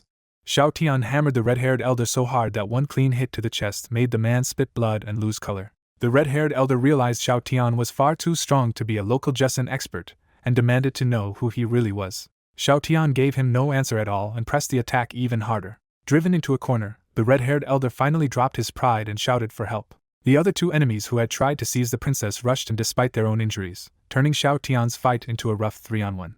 Even with 3 men on him, Xiao Tian still held the line because the 2 reinforcements were already weakened and the red-haired elder was outclassed. On the other side, Chan Wuji also started taking control again, forcing back the men who had been stalling him. The other Qinhuang Imperial advisors also started overwhelming their own opponents, showing why advisors from one of the 8 great powers were so feared. With 15 Heaven Saint Masters tearing through the sky, the entire city could hear the blasts rolling out from the Changyang clan. People all over Lore City poured into the streets and balconies, staring toward the clan manor and trying to guess what disaster had broken out. Even Earth Saint Masters across the city felt the world energy convulsing and knew several Heaven Saint Masters had to be fighting nearby. The city lord and the major clans all rushed toward the Changyang manor, because a battle at that level was terrifying and also a rare chance to learn from. Inside the manor, the battle overhead was pure calamity, with shockwaves flattening buildings and even killing unlucky servants and guards outright. Changyang Ba's men tried to drag him out of danger, while the whole estate shook around them. At the same time, other guards scrambled to move Ling Long to safety before the chaos above crushed her too. A burst of fire fell from the sky and ignited the compound, turning the destruction into a raging blaze. Ling Long broke down the moment she remembered Ahu was still inside his room and ran toward the burning building screaming for him. One captain guard dove straight into the flames to save the child before Changyang Ba could even answer. Elsewhere in the compound, guards rushed the shaken Yu Fengyan toward the cellar as another priority evacuation. Bai Yuntian was also being escorted to the protected area when Sword Chi suddenly rained down into the ground around her. One guard froze mid-step when a strike hit him, and he collapsed with blood running down his head right in front of Bai Yuntian. The other guards swallowed their grief and kept moving, using their own bodies to shield Bai Yuntian from the battle above. Then a whole roof was ripped loose by the shockwaves and hurled straight toward Bai Yuntian's group. Ming Dong burst in at the last second and split the falling structure apart with one strike. Seeing how bad the battlefield was, Ming Dong told Dugu Feng that Bai Yuntian had to be protected no matter what, because they could never face Jianshin if something happened to her. Dugu Feng agreed, but bluntly admitted that even Earth Saint Masters could barely survive in the middle of a Heaven Saint Master battlefield. Ming Dong took the lead through the wreckage while Dugu Feng stayed close to Bai Yuntian and pushed the group toward the cellar. With Ming Dong and Dugu Feng guarding her, Bai Yuntian became one of the safest people still above ground, and the princess stayed right beside her. But another violent blast from the sky showered the ground with rubble, forcing Ming Dong and Dugu Feng to fend off flying stone as they ran. There was simply too much debris, and one finger-sized stone finally slipped through and cut Bai Yuntian's face. A second cry came right behind her, and Bai Yuntian turned to find Yu clutching a bleeding wound in her left shoulder. Bai Yuntian immediately forgot her own injury and anxiously asked if Yu was alright. Yu insisted she was fine, but the pain on her face made it obvious she was only enduring it. Ming Dong and Dugu Feng were jolted by the sight of both women injured and realized they could not delay another second. Ming Dong cursed the worsening battle and ordered everyone to run for the cellar immediately. Up in the sky, the Heavenly Eagle Kingdom still had 9 Heaven Saint Masters against 6 on the Qinhuang side, but the Qinhuang experts were so much stronger that the larger enemy force was being suppressed across the whole battlefield. Desperate to survive, the Heavenly Eagle Kingdom's 9 fighters unleashed overlapping advanced Earth-tier battle skills, and the combined blasts tore the manor apart even faster. Then Chang Wuji finally broke through and chopped off Elder Ping Yun's right arm in one vicious exchange. Before the man could recover, Chang Wuji drove his sword straight through the elder's chest. The elder's companion panicked and lunged at Chang Wuji, but he was far too weak to turn the tide. Chang Wuji knocked that attacker back and kept his eyes fixed on the badly wounded Elder Ping Yun instead. He was furious at what was happening below, but he still refused to use a heaven-tier battle skill because the fallout would wipe out the manor itself. When Elder Ping Yun tried to drop away and escape, Chang Wuji stretched his sword strike and split the man's head apart to destroy him completely. That was the first Heavenly Eagle Kingdom Heaven Saint Master to die, and Chang Wuji immediately turned his killing intent on the next one. The kill fired up the Qinhuang side, and their attacks grew even sharper as the enemy line started visibly breaking. Xiao Tian sealed the second kill himself by smashing a Heaven Saint Master's head into a bloody ruin with his own hand. After losing 2 men, the Heavenly Eagle Kingdom side finally broke and shouted to retreat. Qing Xiaofan answered with a cold sneer, and used his wind-attributed Saint Force to rocket after the fleeing enemy first. The remaining attackers scattered in panic, because they had no strength left to keep fighting and barely enough to run. Xiao Tian led the pursuit with the other 4 advisors, but Chang Wuji finally broke away and dropped back toward his devastated clan. By then, experts from all over Lore City had gathered at a distance, and were staring in shock at how many Heaven Saint Masters had appeared around the Changyang clan. What they saw below was grim. The Changyang compound had been smashed flat, with ruined buildings and bodies of guards and servants scattered everywhere. The battle still had one last violent stretch, because the Qin Huang advisors kept chasing the survivors instead of letting them slip away. Qin Xiaofan was the fastest, and he caught one injured fugitive almost immediately. He chopped the man's head off with an advanced Earth Tier battle skill, but even that did not kill a Heaven Saint Master outright. The maimed fugitive still tried to escape, so Qin Xiaofan caught him again and split the head apart to extinguish him for good. Meanwhile, the other 4 advisors caught the rest and forced another fierce clash right above Lore City's streets. Their attacks smashed nearby streets and buildings, and terrified civilians ran for their lives while some unlucky people were killed in the fallout. In that renewed clash, Xiao Tian killed another expert by driving a strike through the man's eyebrows and wiping out his soul. The man carrying the Jessen King and Bai Dao realized he would never escape with both prisoners, so he threw them in opposite directions as bait. The Qin Huang advisors knew exactly who those captives were to Jianchen, so 2 of them broke off at once to save them. The captor used that opening to unleash a powerful Earth Tier battle skill and buy time for the surviving wounded men to get away. A moment later, both the Jessen King and Bai Dao were caught safely before they could crash to their deaths. Tian Luo still wanted to keep hunting the escapees, but Xiao Tian cut him off and said saving the important people came first. Dong Junbai agreed, because if anyone tied to Jianchen died here, none of them could explain it away. So the 5 imperial advisors finally turned back toward the Changyang Manor with the rescued men, leaving 2 enemy corpses behind in Lore City's streets. When the commotion finally settled, the Heavenly Eagle Kingdom had lost 4 Heaven Saint Masters here, and only 6 managed to escape. The Changyang clan looked like a battlefield graveyard, with every building collapsed and bodies of servants and guards scattered through the ruins. Chan Wuji walked through the wreckage with a grim face, relieved the core family survived but still crushed by how badly the clan had been torn apart. The 5 imperial advisors landed beside him and immediately asked whether Changyang Ba and Bai Yuntian had been hurt. When Chan Wuji said Jian Chen's parents only had minor injuries, the advisors quietly relaxed because they dreaded facing the imperial protector if anything worse had happened. Their presence inside the clan was no longer a secret, and everyone around the ruins stared in shock at how many Heaven Saint Masters the Changyang clan had hidden. Even the badly injured king forced himself to ask about Yu, and only calmed down after hearing his beloved daughter was safe from any major harm. The other 3 great clans of Lore City came to offer sympathy, but their real attention stayed fixed on the imperial advisors and the mystery of the Changyang clan's backing. Instead of leaving, those clans started helping with the aftermath, because this disaster had only made the Changyang clan look even more formidable. Then a cyan streak ripped across the sky and stopped above the manor, making everyone below tense up at the thought of another Heaven Saint Master. The moment the advisors and Chan Wuji saw his face, alarm flipped into joy because Jianchen had finally come home. After 2 days of non-stop travel, Jianchen arrived expecting home and instead froze over a landscape of rubble, blood, and death. He dropped to the ground in disbelief, barely able to accept that these ruins were really the Changyang clan. Before anyone could greet him, Jianchen demanded an explanation from Chan Wuji, his worry already turning sharp. Chan Wuji told him the truth. 10 Heaven Saint Masters from the Heavenly Eagle Kingdom came to seize him, dragging Bai Dao and the king along, and the clash wrecked the clan. At the name of the Heavenly Eagle Kingdom, killing intent exploded out of Jianchen so fiercely that even the air around him seemed to turn cold. The next second his anger snapped into panic, and he blurted out the question that mattered most: were his parents alive? Hearing they were underground with only minor injuries, Jianchen vanished in a blur before Chan Wuji even finished speaking. Deep below the shattered clan, the survivors were packed into a dim cave-like refuge that had become the family's emergency shelter. Jianchen rushed past the guards, demanding to know where his mother was, and they quickly pointed him to the largest room. In the largest underground chamber, Jianchen found his parents, his 3 aunts, Changyang Ke, several wounded relatives, and Ming Dong with Dugu Feng guarding the entrance. Jianchen went straight to Bai Yuntian in alarm, but even injured herself, she pushed his attention toward the person in more danger, Yu. Yu was lying pale and hurting, with a stone lodged in her left shoulder and another wound in her back that had nearly reached her heart. Bai Yuntian begged Jianchen to save her future daughter-in-law, and he calmly told everyone to leave the room so he could treat Yu alone. Ming Dong and Dugu Feng withdrew without a word, leaving Jianchen alone with Yu and the weight of what had happened to her in his home. Once they were alone, Jianchen felt quietly guilty that Yu had suffered such heavy wounds after only a few days in the Changyang clan. Yu was badly hurt but fully awake, and despite the pain, she looked at Jianchen with nervous shyness. Jianchen warned that the treatment would hurt, and Yu quietly agreed even while feeling the distance in the way he still called her Princess Yu. To reach the embedded stone, Jianchen carefully cut away the cloth around her shoulder wound, which only made Yu more tense and shy. He explained he had to remove the stone first, and Yu silently endured the panic of being so exposed before him. Jianchen cleaned the blood away and placed his hand over the wound, and the first touch made Yu flinch from pain. After steadying himself, he warned her again and drew the bloody stone out of her shoulder with a sudden pulling force. Blood sprayed from the open wound, and Jianchen immediately gathered a brilliant ball of white radiant saint force to stop the damage and heal her. When Yu opened her eyes and saw that light, she was stunned to realize Jianchen was also a radiant saint master.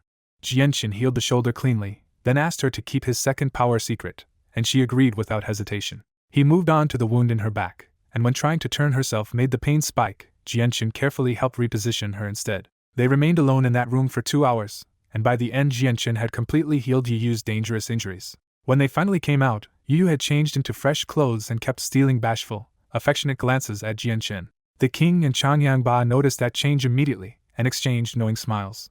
Back among the gathered survivors, Jianchen's gentle mood vanished, and he turned to Chang Wuji to ask how bad the clan's losses really were. Chang Wuji told him at least 200 were already confirmed dead, more bodies were still buried under the rubble, and every building had been destroyed.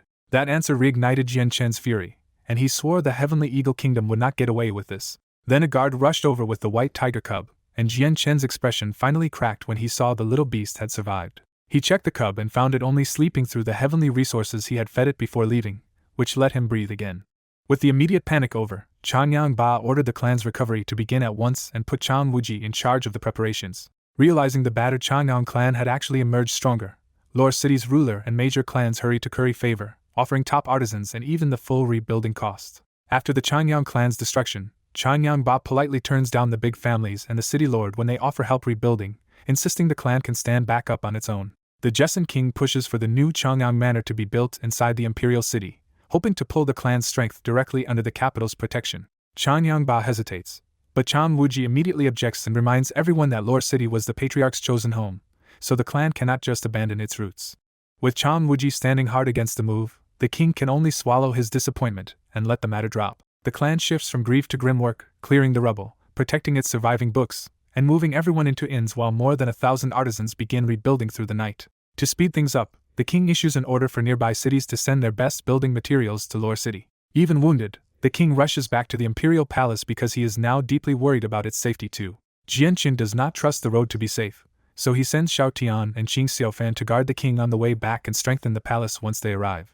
By the next day, the Changyang clan spends heavily to bring in several strong Radiant Saint Masters from nearby cities to treat the wounded survivors. The clan also seizes the dead Heavenly Eagle expert space rings and finds money, monster cores, and even several advanced Earth-tier battle skills to help replace what was lost. Chang Wuji takes full control of the rebuilding work, and his competence lets the rest of the clan finally breathe for a moment. At one inn, Changyangba, Bai Yuntian, Jianchen, and Yu wait outside a sealed room where white healing light leaks through the door. After an hour, 3 pale and drained Class 4 Radiant Saint Masters come out and say they have at least stabilized the injured man inside.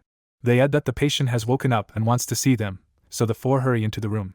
The man on the bed is Bai Dao, captain of the Black Armors, badly mangled from the battle and still pale even after 3 healers worked on him together. Bai Dao first checks whether the others are safe, and only relaxes a little when he sees they came through without major harm.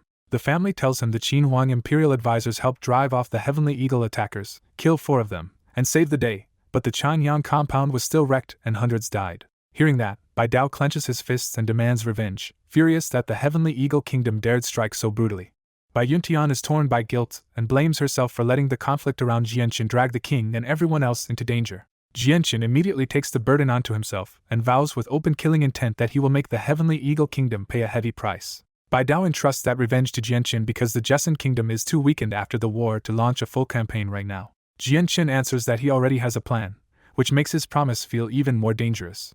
Bai Dao goes one step further and advises him to use the Qin Huang Kingdom's support well, especially now that Jianchen holds the title of Imperial Protector. Jianchen behaves modestly out of respect, but inwardly he knows he has already thought beyond that lesson. Seeing Bai Dao so badly hurt still stings Jianchen, because this uncle may have entered his life late, but he is family all the same. To help, Jianchen takes out a white jade bottle and offers Bai Dao 2 precious radiant spirit pills for his recovery. Bai Dao accepts them with surprise and explains that these pills are expensive because they require both a Class 5 Radiant Saint Master and an alchemist to craft without failure. That explanation sparks Jianchen's interest, and he quietly decides he will learn how to make pills like this himself one day. Once he leaves Bai Dao's room, Jianchen goes straight to Ming Dong and Duge Feng to tell them he will be gone for a while and needs them guarding his family. Ming Dong guesses Jianchen is heading for the Heavenly Eagle Kingdom, but Jianchen stuns him by saying no, he is going to the Qin Huang Palace first. Looking out toward his clan's ruins, Jianchen reveals the full truth of his intent. He wants the Heavenly Eagle Kingdom exterminated. He is not just lashing out in anger either, because he plans to use Qin Huang's power to erase that kingdom and warn everyone what happens when they touch his family. Jianchen then summons Dongyi Junbai, Tian Luo, and Chao Kachin and asks whether a space gate can be set to reach the Jessen Kingdom accurately. Chao Kachin says it can be done, but only if they install a reactive locator device to let the space gate lock onto the exact place. The answer is exactly what Jianchen wanted, so he orders Chao Kachin to go 10 kilometers outside Lore City and set it up at once. After that, Jianchen tells Tian Luo and Dongyi Junbai to stay behind and protect the Changyang clan, especially his family, until he returns. He also openly promises he will remember and repay the help they gave him today, which is exactly the bond these Qin Huang men hope to secure. Leaving the inn, Jianchen flies out of Lore City to check on Chao Kachin's progress at the setup point 10 kilometers away. Chao Kachin has just finished and shows Jianchen 2 linked crystals, burying one underground while handing the other over as the matching key for the space gate. He explains that whoever operates the gate on the far side can use Jianchen's crystal, plus a detailed map, to lock onto this buried beacon accurately. Jianchen stores the crystal away and heads back with Chao Kachin, now carrying the tool he needs to bring Qin Huang's power straight to Jessen territory. On the second morning, Jianchen says his farewells and finally leaves the Jessen kingdom with the white tiger cub. Bai Yutian can barely bear to let him go, but through tears she still sends her son off because she knows what he is leaving to do is no small matter. 2 days later, the 6 surviving Heaven Saint Masters limp back into the Heavenly Eagle Palace looking ragged, pale, and badly shaken. The Heavenly Eagle King comes in laughing, expecting an easy victory in Jianchen's death, only to realize from their faces that something went terribly wrong. One of the survivors admits they picked the wrong target, because 5 terrifying Heaven Saint Masters appeared at the Changyang clan and crushed their plan. He explains that 4 of their men were killed, the rest barely escaped, and they even had to abandon their hostages just to survive the pursuit. When the survivors suspect those 5 experts were actually Qin Huang imperial advisors, the king is left shaking at the possibility that the Changyang clan really is tied to Qin Huang. After many days on the road, Jianchen finally reaches Walorant City in the Jia Kingdom and decides to visit Qin Shao before anything else. Walking through the city stirs old memories for Jianchen, because this is the place where he first met Qin Shao with Ming Dong half a year ago. Almost without thinking, he ends up at the Tianqin clan gates and tries to go in, only for unfamiliar guards to stop him cold. Jianchen asks them to pass a message to Qin Shao, but the guards refuse and say the young master is not seeing visitors. Before Jianchen can press the issue, a Qin carriage rushes in and stops right in front of the gates. A graceful woman in a white dress steps out with her face veiled, and even hidden like that she carries the kind of beauty that makes people stare. The moment she sees him, confusion turns into shock, and she asks if the man at the gate is really Jianchen. Jianchen steps forward with a smile, recognizes her as the second lady, and lightly praises how much more beautiful she has become since they last met.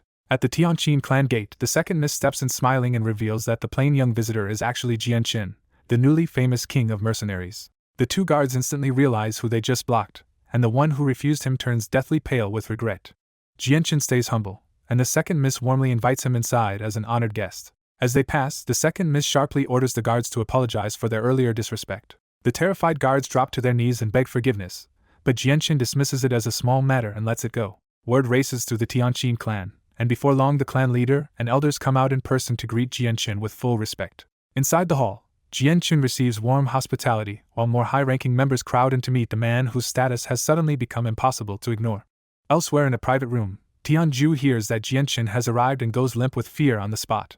Remembering their old grudge, Tianju convinces himself Jianchen came for him and hurriedly decides to flee the city in secret. Back in the hall, the Tian family treats Jianchen extra carefully because of Tianju's old offense and their need to smooth things over. Jianchen finally asks to see Qin Shao, revealing the real reason he came to the Tianqin clan.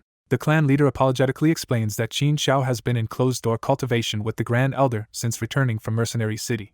Jianchen cannot hide his disappointment, because seeing Qin Shao was the whole point of the visit. The Tianqin clan urges him to stay and offers to call Qin Shao back, but Jianchen agrees to remain only one day and refuses to interrupt his friend's cultivation. That night the clan hosts a full feast for Jianchen and settles him into a luxurious guest room. Once he is alone, the white tiger cub finally wakes up from its long sleep and affectionately rubs against Jianchen's face. Jianchen senses the cub has already reached Class 3, and the little beast proves its growing intelligence by sniffing straight at his space ring for heavenly resources. Amused and impressed, Jianchen feeds it precious heavenly resources one after another until the cub drops back into meditative sleep. After putting the cub down, Jianchen grows worried because his remaining heavenly resources may only be enough to push it to Class 4. The next morning, Jianchen leaves his guest room with the white tiger cub and heads out to bid farewell to the Tianqin clan. On the way through a flower garden, he hears zither music and finds the second miss playing alone in a pavilion. The music reminds Jianchen of the heavenly enchantress, the unforgettable beauty he once met in Mercenary City.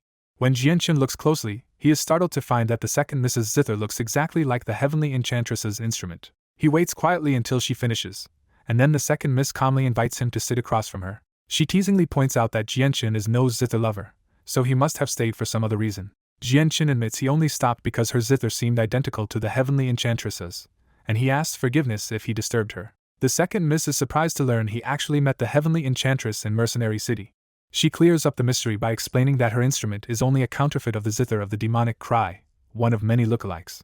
With that cleared up, Jianchen politely says goodbye, and the second miss walks with him a little farther through the garden. She asks if he must leave so soon, and Jianchen says he has urgent business that cannot wait. The Tianqin patriarch tries one last time to keep him, but Jianchen remains determined and leaves the clan anyway. After leaving, Jianchen buys a detailed map, finds the Dezhou kingdom on it, and sets off at once, never knowing Tianzhu fled for nothing.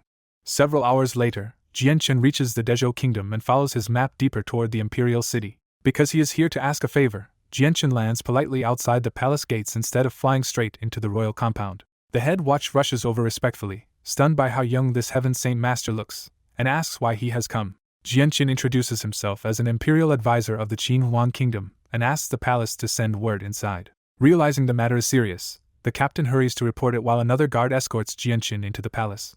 Inside, the Dezhou king is enjoying dancers and a lavish feast until a eunuch whispers the news of Jianchen's arrival in his ear. The king is startled that an imperial advisor from the Qin Huang kingdom has come in person, and he immediately goes out to greet him. In a grand reception hall, Jianchen is warmly received by the Dezhou king and introduced to the kingdom's 5 white-haired imperial advisors. The 5 advisors recognize Jianchen from Mercenary City, but they still politely asked him to prove he is really a Qin Huang imperial advisor. Jianchen calmly takes out a purple spirit amethyst token as proof of his Qin Huang status. The elder inspects the token and is shocked to realize it is made from rare spirit amethyst, which instantly convinces the entire Dezhou court. Once his identity is accepted, everyone becomes even more respectful, unaware that the extraordinary token marks an even higher level of Qin Huang trust than they realize. Jianchen gets straight to the point and asks to borrow the Dezhou kingdom's space gate. The king agrees at once and even asks Jianchen to pass along Dezhou's hope of becoming allies with the Qin Huang kingdom. Jianchen accepts the message and follows them to the space gate, knowing he may need this connection again later. At the gate, an imperial advisor inserts several Class 5 monster cores into the array, and the dormant structure roars to life. A warped 3-meter doorway forms, and the advisors set the rough destination for the Qin Huang kingdom's border because they lack exact markers.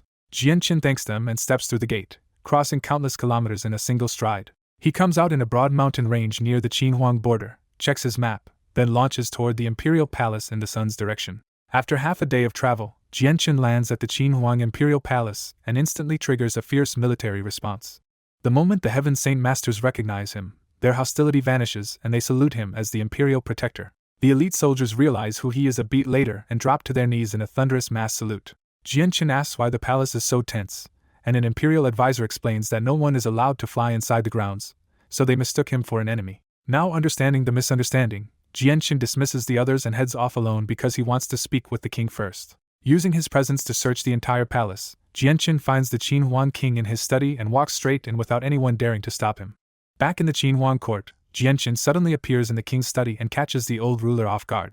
After inviting him to sit, the king is amused when Jianchen instantly notices he just broke through to a higher level. The mood turns serious when Jianchen says he came for an important matter and needs the Qin Huang kingdom's help. Jianchen bluntly asks for an elite army division, and the king is stunned that this request means war is coming. When Jianchen explains what the Heavenly Eagle Kingdom did in Jessen and to his clan, the king's face hardens with open killing intent. Outraged, the king denounces the Heavenly Eagle Kingdom for daring to trample someone under Qin Huang protection. Jianchen makes his goal plain. He wants to destroy the Heavenly Eagle Kingdom and use the space gate to send troops to Jessen, even at his own expense. The king reminds Jianchen that his rank already lets him command 1,000,000 soldiers, but he still asks for one more day before giving the final answer. Jianchen agrees to wait, leaves at once, and the king is left alone in the study brooding over the decision. The king finally sets his book away and heads out himself, clearly moving to consult higher authority. Jianchen heads back to the Qin Heaven Palace, where the guards are still standing like statues at his private residence. As soon as he arrives, the guards drop to their knees and open the palace doors for their imperial protector. Inside, the resident maids bow as well, but Jianchen waves them off and goes straight to his room to think. He lays the white tiger cub on the bed and starts calculating the brutal cost of sending an army through the space gate. He knows the transport will burn through huge numbers of monster cores, but his recent kills left him with enough Class 5 and even Class 6 cores to seriously consider it. A maid brings tea, and before the quiet lasts long, a guard announces that the third Prince Qinji has come to see him. Jianqin goes out personally to greet Qinji, and the prince grins that he guessed the returned imperial protector had to be him. Once they sit down, Qinji assumes Jianqin came back because family matters are settled, but Jianqin cuts in that he is here to borrow an army. That answer shocks Qinji, especially because he thought Xiao Tian and the other imperial advisors should have been enough to handle almost anything. After hearing the full story, Qinji turns just as furious and says the Heavenly Eagle Kingdom deserves to be wiped out. Qinji still thinks like a prince though, and urges Jianqin to take a few imperial advisors instead of wasting enough cores to move a whole division. Jianqin rejects that logic in his head because killing the enemy is not enough. He wants a force big and visible enough to crush the Heavenly Eagle Kingdom and leave fear behind. So Jianqin asks the practical question instead: exactly how many monster cores would it take to move an army through a space gate? Qinji explains the grim math: 6 Class 5 monster cores per activation, and even that only gets roughly 600 people through if they move fast. That means one Class 5 core only sends about 100 people, and even 10,000 troops would cost a staggering 100 cores. Qinji presses him to give up on mass transport, warning that Class 5 cores are too precious to burn for such a small number. Jianqin only smiles and says the cost is still within his expectations, which immediately makes Qinji suspicious. When Qinji tries to pry, Jianqin dodges the answer and asks instead how a single Class 6 core compares to a Class 5 one. Qinji explains that Class 6 cores are extremely rare because Class 6 magical beasts mostly stay in the Deadly Cross Mountains, so one core might be worth several hundred or even 1,000 Class 5 cores. That settles it for Jianqin, who quietly decides that if Class 5 cores are not enough, he will simply use Class 6 cores instead. The next day, Jianqin returns to the king to hear the decision on his request. The king reveals he already consulted a royal ancestor, and the Qin Huan Kingdom will cover the monster core cost to transport 1 million soldiers for Jianqin. Jianqin is genuinely delighted, because that promise saves him a massive amount of his own resources. The king then explains the kingdom's 5 elite divisions and points Jianqin toward the one stationed at the imperial city, the Eastern Deity Swords. Jianqin wastes no time and asks for 500,000 troops, deciding that number will be enough. The king agrees to issue the decree, though he warns that assembling the strongest 500,000 from the Eastern Deity Swords will still take some time. With that settled, Jianqin casually passes along Dezhou's offer of alliance and leaves the politics there. After a little more small talk, Jianqin returns to Qin Heaven Palace and orders a maid that nobody is to disturb him while he cultivates. Alone in his room, Jianqin takes out the Saint Ruler's skeleton and studies the treasure carefully. Now that his own strength has risen, Jianqin can clearly sense the vast energy sleeping inside those bones. He calls on Xing and Qingsu for help turning the skeleton into chaotic force, and the 2 sword spirits answer at once. The 2 sword spirits answer by taking shape as a violet-robed man and an azure-robed woman beside Jianqin, facing the Saint Ruler skeleton. Working together, they raise the skeleton and wrap it in azure-violet light to begin the conversion. About 4 hours into the ritual, gray chaotic force starts leaking from the Saint Ruler skeleton and pouring into Jianqin's dantian. Xing tells him to refine the chaotic force with the azulate sword laws, and after the spirit vanishes, Jianqin immediately begins doing it. After refining it, Jianqin looks inside himself and sees 2 ominous black strands of chaotic force drifting in his dantian.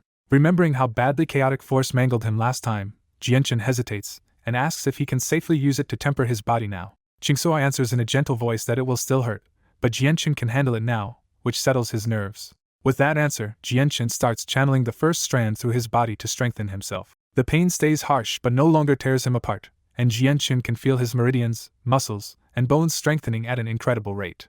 After the first strand is fully spent, Jianqin leaps down from the bed and immediately senses that his body is many times tougher than before. His excitement cools when Xing explains that his body is still far from the minimum needed to actually wield chaotic force in battle. Rather than leave the second strand unused, Jianqin decides to spend that one on strengthening his body again. By late afternoon the second round is done, and Jianqin rises thrilled by just how absurdly tough his body has become. Testing his gains, Jianqin judges that even a peak Great Saint Master is no serious threat to his body now, and he starts looking further ahead.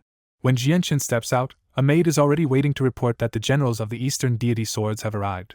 Jianqin tells her to bring them in at once. Soon 3 white-armored generals stride into Qin Heaven Palace, their stern faces and blood-soaked battlefield aura making it obvious these are elite veterans. The 3 generals salute, and Jianqin politely asks what he should call them before hearing their introductions. The older general introduces himself as Vice Commander-in-Chief Qin Wuming, and the other 2 as Military Governors Qin Wutian and Qin Wujian of the Eastern Deity Swords. When Jianqin checks that the king already informed them, Qin Wuming reveals the 3 are father and sons and says 500,000 troops are already assembled to move. That answer catches Jianchen off guard again, because the three commanders are not just father and sons, they are all Heaven Saint Masters. With the army and its commanders ready, Jianchen thanks the three men and says they should start preparing to leave for the Jessen Kingdom immediately. Jianchen left Qin Heaven Palace with the three generals, but split off from them so he could say one last goodbye to Qin Ji before returning home. At the Flowing Cloud Palace, even the guards treated Jianchen with open admiration now that he was an imperial protector. One guard loudly announced Jianchen's arrival for Qin Ji to hear, making it clear that a man of his new rank had to be personally received. Qin Ji hurried out at once, smiling warmly but still careful not to disrespect Jianchen's elevated status. When Jianchen said he had come to say goodbye because he feared trouble back in the Jessen Kingdom, Qin Ji's easy mood immediately turned serious. After a brief pause, Qin Ji made a quick decision and asked to go with Jianchen to the Jessen Kingdom. Jianchen was startled, but Qin Ji brushed it off with a grin and joked that if Jianchen could visit his homeland, he should be allowed to visit Jianchen's too. Jianchen welcomed him without hesitation, and Qin Ji cheerfully declared he was ready to leave at once because everything he needed was already in his space ring. On the way to the space gate, Jianchen and Qin Ji saw the Eastern deity swords already assembled in flawless silver-white ranks, their killing aura making the whole formation feel like a drawn blade. Jianchen was impressed enough to compare them to Jessen's black armors, but Qin Ji proudly explained that the Eastern deity swords were forged through brutal beast frontier training and counted among Qi Huang's 5 elite divisions. Qin Ji went further and revealed why the army was so terrifying. Qin Huang freely let elite soldiers learn from hundreds of human tier and dozens of earth tier battle skills. That detail genuinely shocked Jianchen, because in smaller kingdoms battle skills were hoarded like treasures instead of handed to ordinary soldiers. At the space gate itself, the Qin Huang king was waiting with 5 imperial advisors and admitted he had decided to send even more force than planned. The 5 imperial advisors bowed to Jianchen as imperial protector, and he politely accepted their help, realizing their presence would stop the Heavenly Eagle Kingdom from finding outside support. Once the Eastern deity swords were in position, Jianchen handed Chao Kachin's crystal and a map to the imperial advisor managing the space gate so the route to the Jessen Kingdom could be fixed. 4 Class 5 monster cores powered the formation, and the chaotic space inside the gate slowly sharpened into a clear view of the area outside Lore City. After confirming the destination was correct, Jianchen stepped through first and crossed from the Qin Huang Kingdom to Lore City in an instant. The moment he arrived and saw Lore City still calm and busy, Jianchen finally let out the breath he had been holding. Qin Ji followed him through and curiously asked if this was Jianchen's homeland, and Jianchen answered that his family was inside that city. Then the real flood began, with the 3 generals leading endless silver-armored Eastern deity sword soldiers out of the space gate behind Jianchen and Qin Ji. As more troops kept arriving, an Eastern deity sword general asked where 500,000 men should camp, and Jianchen chose the open land outside Lore City because the city was far too cramped. Qin Wuming immediately relayed the order, and the first waves of troops spread out with drilled precision to make room for the rest of the army. Watching the endless stream of soldiers, Jianchen asked how long the transfer would take, and Qin Ji calculated that moving all 500,000 men would require about a day and a half. As the army kept pouring through, Jianchen felt a rising sense of awe at the sheer scale of the force now standing behind him. Inside Lore City, the quiet broke when soldiers rushed into head guard Tu Fu's study with news that thousands of unknown armored troops had appeared outside the city and were still increasing. Knowing the war with the Heavenly Eagle Kingdom was already hanging over everyone, Tu Fu threw down his book and ran out in alarm. From the city wall, Tu Fu saw the silver-white force for himself and demanded to know where it had come from, but even his own men could only say the army seemed to appear out of thin air. The troops outside moved with such rigid order that even from far away Tu Fu could tell this was no ordinary force. Soon the whole city noticed, and curious mercenaries riding out toward the strangers gave Tu Fu a convenient way to test whether the newcomers were friend or foe. The Eastern deity swords blocked the mercenaries' path at once, and their cold eyes and murderous aura were so intense that the mercenaries lost their nerve without a fight. When no battle broke out, Tu Fu finally relaxed enough to conclude the army probably was not here to attack Lore City immediately. He sent word to both the city lord and the Changyang clan, then personally led 500 soldiers out to investigate. Even after dismounting and approaching with formal courtesy, Tu Fu was met by a wall of silence and pressure so fierce that an Earth Saint master like him felt shaken. Unable to get an answer, Tu Fu could only study the swelling formation and wonder if some secret route was feeding this impossible army into the area. Then the soldiers opened a path down the center, and Tu Fu instantly understood that the real leaders were coming out. The moment Tu Fu recognized Jianchen at the head of the group, he saluted on the spot and addressed him as the 4th master of the Changyang clan. Jianchen simply told Tu Fu to withdraw and not trouble himself with matters here, and the officer obeyed at once. Then Jianchen rose into the air with Qin Ji, and the 5 imperial advisors and 3 generals followed behind them, revealing a lineup of Heaven Saint Masters that left Tu Fu stunned. After they vanished toward the city, Tu Fu could only mutter in awe about how extraordinary Jianchen had become. Jianchen's group soon reached the Changyang clan from above, where a crowd below stared up in astonishment as so many powerful figures descended together. The arrival triggered an instant defensive response as Chang Wuji, Chao Kachin, Dong Junbai, Tian Luo, and Qing Xiaofan flew out at full speed, thinking the Heavenly Eagle Kingdom had struck again. The tension broke as soon as they saw Jianchen, and their fierce auras vanished into open relief. Even while greeting him, Chang Wuji was secretly thrilled that Jianchen had left for only a few days and returned with 8 Heaven Saint Masters at his side. Jianchen immediately asked what had happened in his absence, and Qin Xiaofan reported that the Heavenly Eagle Kingdom had made no move in the last 2 days. Qin Xiaofan added that the palace was now guarded by 5 Heaven Saint Masters including Xiao Tian, so he had returned to Lore City because this side needed the protection more. Satisfied that the situation had held, Jianchen introduced Qin Ji as the 3rd prince and formally presented the 5 imperial advisors and 3 generals who had come from Qin Huang to help crush the Heavenly Eagle Kingdom. Chang Wuji did not dare neglect guests of that rank and immediately began welcoming them toward a nearby inn with barely contained excitement. When Chang Yangba heard who had arrived, he understood at once how huge this was for both the clan and the kingdom and ordered the grandest feast possible. Because the guests were Qin Huang princes, advisors, and generals, only Jianchen's closest family and a few especially important people were allowed into the reception. Yu was seated as Jianchen's future bride, and Ming Dong and Dugu Feng also received places because their status was special enough to cross that threshold. At the head table, the Qin Huang advisors and generals became especially courteous to Chang Yangba and Bai Yuntian after learning they were Jianchen's parents. At another table, Jianchen, Qin Ji, Ming Dong, Dugu Feng, and Yu settled into far easier conversation because most of them had already met at the gathering of mercenaries. While the feast was still going, new reports suddenly reached both the Changyang clan and the city lord that a mysterious army had appeared outside Lore City. The Changyang elders only smiled because they already knew the army outside was Jianchen's support, but the city lord panicked and rushed out with several divisions to check it himself. By the time the city lord reached Lore City's walls, the force outside had already grown to 20,000 men, and banners were finally rising above the silver ranks. When he saw the huge character for Qin on those banners, the city lord was struck by a startling thought that this army might have come from the Qin Huang kingdom itself. From Lore City's wall, the city lord stares at the huge army outside and cannot believe Qin Huang kingdom troops could appear here so suddenly. Captain Tu Fu reports that the newcomers are allies because Changyang Shengtian came with them, but his next words stop even him cold. Tu Fu finally says it out loud: 9 Heaven Saint Masters arrived with Jianchen, and none of them look like men of Jessen. The number hits the city lord like a blow, because even Jessen at its height barely had 11 Heaven Saint Masters in total. Too unsettled to wait, the city lord rushes off the wall and rides straight to the Changyang clan to verify everything himself. At the Changyang clan, the city lord greets Elder Changyang Qing like an old acquaintance and carefully asks who those visiting Heaven Saint Masters really are. Changyang Qing confirms the truth without much fuss: all 9 are from Qin Huang, including a prince, 3 generals, and 5 imperial advisors. That answer terrifies the city lord, because Lore City is suddenly hosting people whose status could crush a small kingdom's ruler with sheer pressure. He leaves at once, deciding he has no right to casually meet such important guests. Back in his study, the city lord sends an urgent letter by lightning bird to the Jessen royal palace. After the feast, Chang Wuji takes the Qin Huang generals and imperial advisors to their rooms while Jianchen personally escorts Qin Ji. Bai Yutian stops Jianchen with a warm mother's smile and tells him to take proper care of the guests while she handles other matters. Jianchen answers her obediently, and Qin Ji is left staring because this quiet family side of him feels completely different from the man he knows. Once Bai Yutian leaves, Jianchen brings Ming Dong, Qin Ji, and the others to see the Changyang clan being rebuilt. The rebuilding is moving fast, with around 1,000 artisans and constant deliveries turning the ruined estate into something grand again. Qin Ji asks if this shattered place is really Jianchen's home, and Jianchen confirms it was the Heavenly Eagle Kingdom that destroyed it days ago.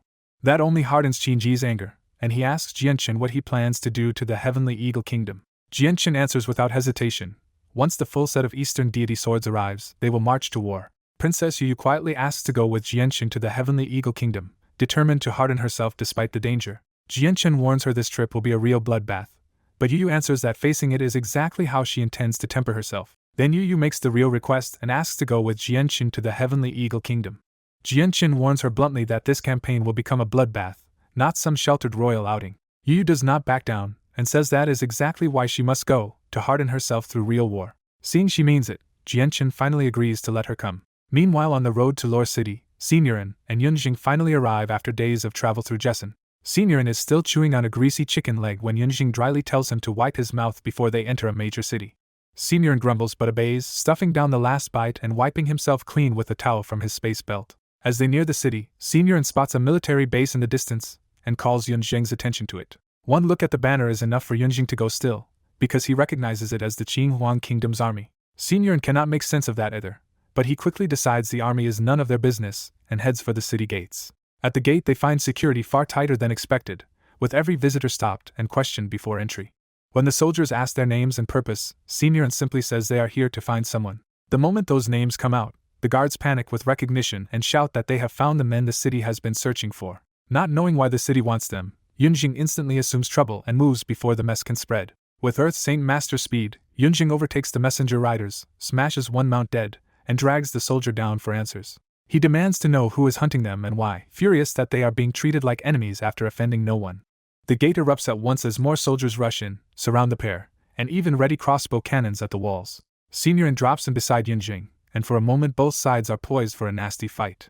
Captain Tu Fu arrives through the commotion with a cold expression, demanding to know who started this racket. The interrogating guards scramble to explain that this is not an enemy incident at all, and that these two are exactly the men they were told to find. The instant Tu Fu hears their names, he orders the soldiers to stand down and stop aiming at them.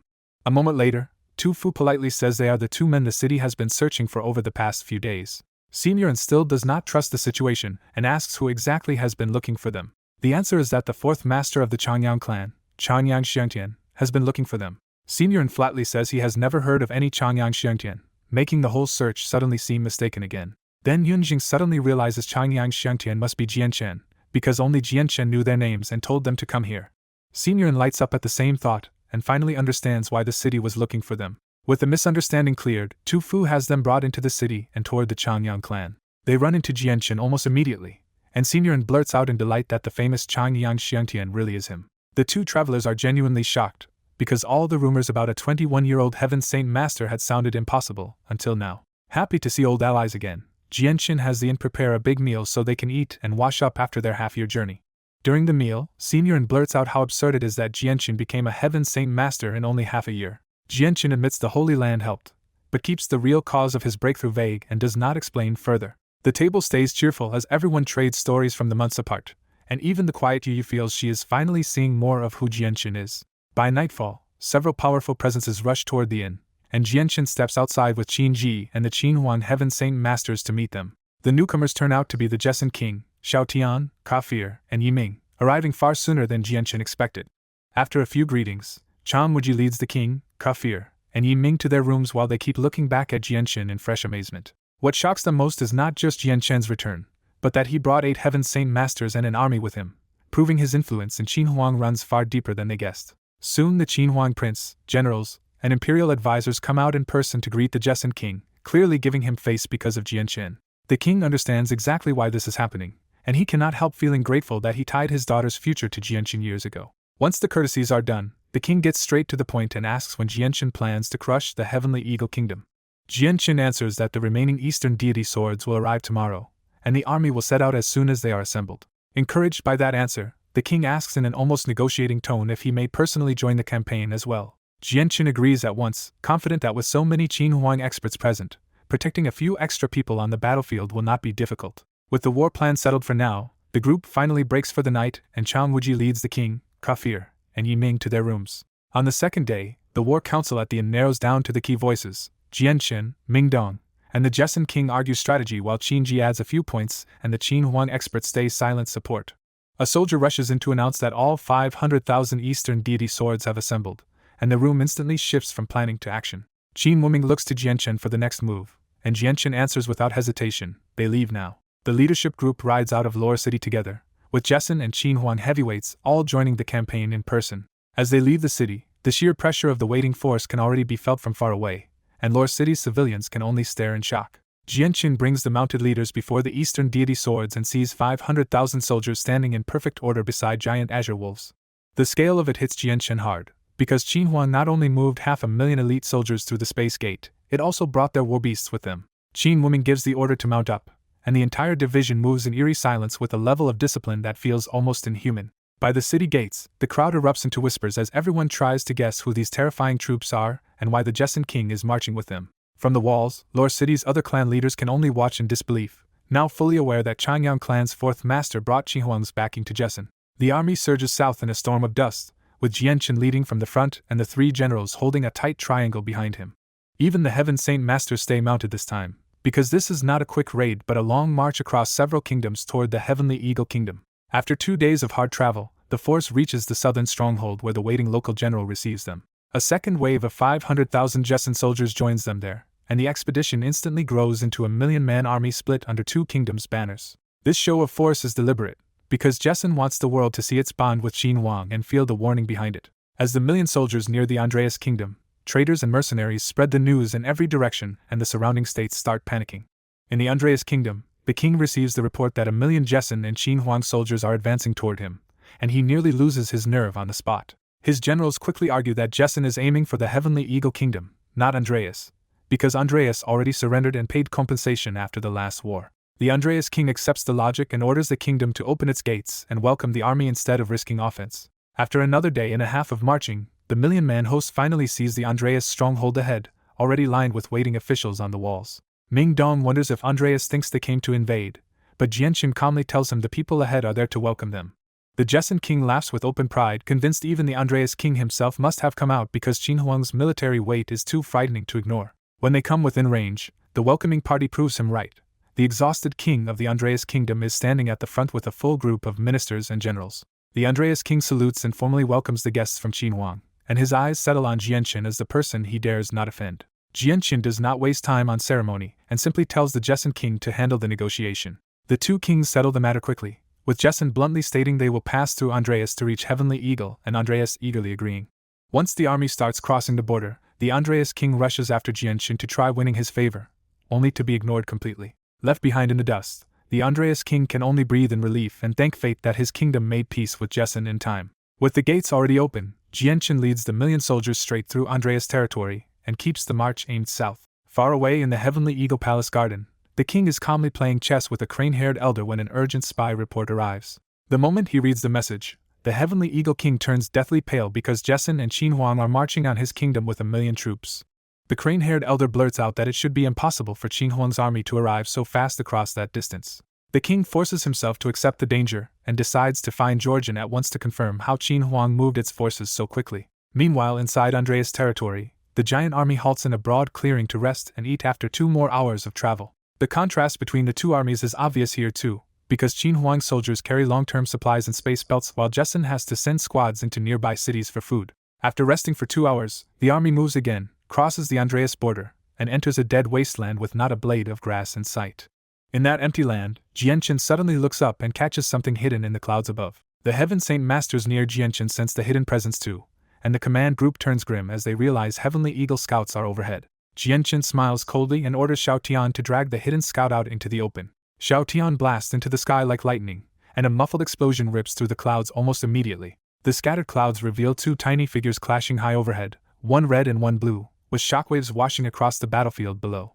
After several exchanges, the blue-lit enemy is driven downward and suddenly dives toward the army itself. The moment the enemy dives toward the troops, the Heaven Saint Masters around Jianqun explode upward to shield the army before a massacre can begin. As the blue-clad intruder rushed the army, the pressure of more than 10 Heaven Saint Masters stopping him at once forced him to a sudden halt. Xiao Tian shot after him immediately, and the two smashed through a fierce close-range clash in the sky. After more than a dozen exchanges, Xiao Tian finally broke through and blasted Georgian out of the air, coughing blood into a crater far from the army.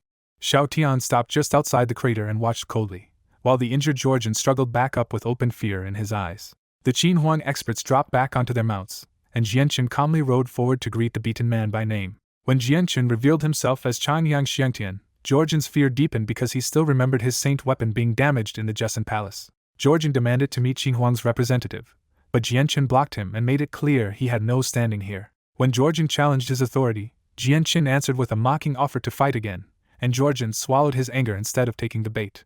Georgian called out to Xinhuang's representative again, but the entire entourage stayed silent because the man he was looking for was standing right in front of him. Princess Gulan finally broke into laughter at the absurd scene, and Jianqun sent Georgian back with a blunt warning for the Heavenly Eagle King to prepare himself. Only then did Georgian realize the army behind Jianqun was Xinhuang's finest division, and he withdrew in gloomy silence. With the messenger driven off, the combined army marched on across the endless plains for another full day. By noon on the second day, the combined army reached the Persian kingdom, where the king and his court had prepared an even grander welcome than Andreas did.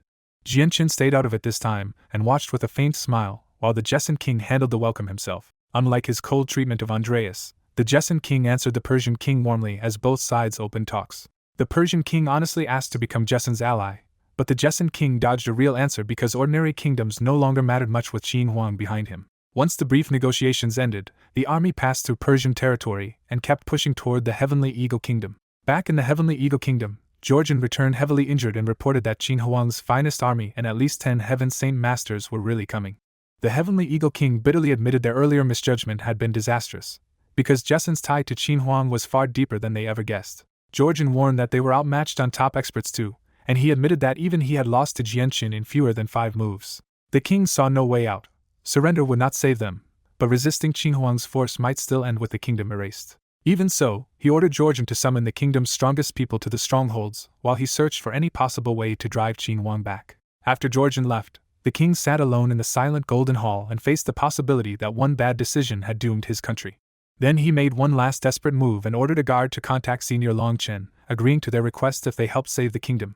Over the next 7 days, news of Qin Huang and Jessin's invasion spread across the whole region and set every nearby kingdom talking. Inside the Heavenly Eagle Kingdom, the atmosphere turned tight with fear because everyone knew Qin Huang's elite force could hit far above its numbers. Refusing to surrender, the kingdom kept shifting troops until 6 million soldiers and several powerful experts were concentrated at the northern stronghold. 10 top experts and armored generals stood waiting at the northern stronghold, watching the horizon for the invasion to arrive.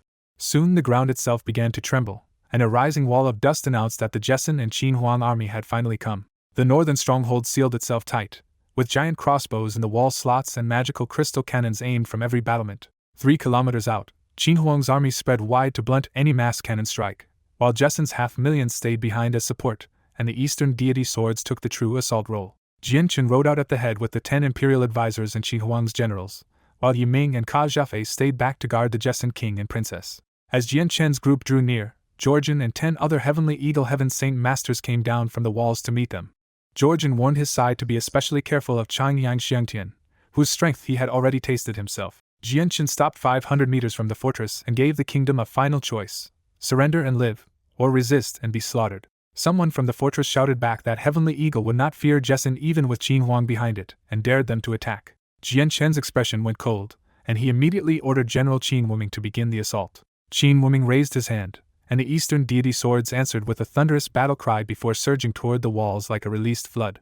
At the front of that charge was a hand-picked platoon of 500 Earth Saint Masters, the elite climbers meant to crack the walls first. The defenders answered with a full defensive order, and the walls lit up as cannons fired and thousands of giant bolts screamed into the sky. Those giant bolts could kill great saints, but against 500 Earth Saint Masters they were almost useless, knocked aside before they could do real damage. The cannon barrage looked terrifying, but Qin Huang's spread-out formation robbed it of its real power and left only a handful of soldiers hurt.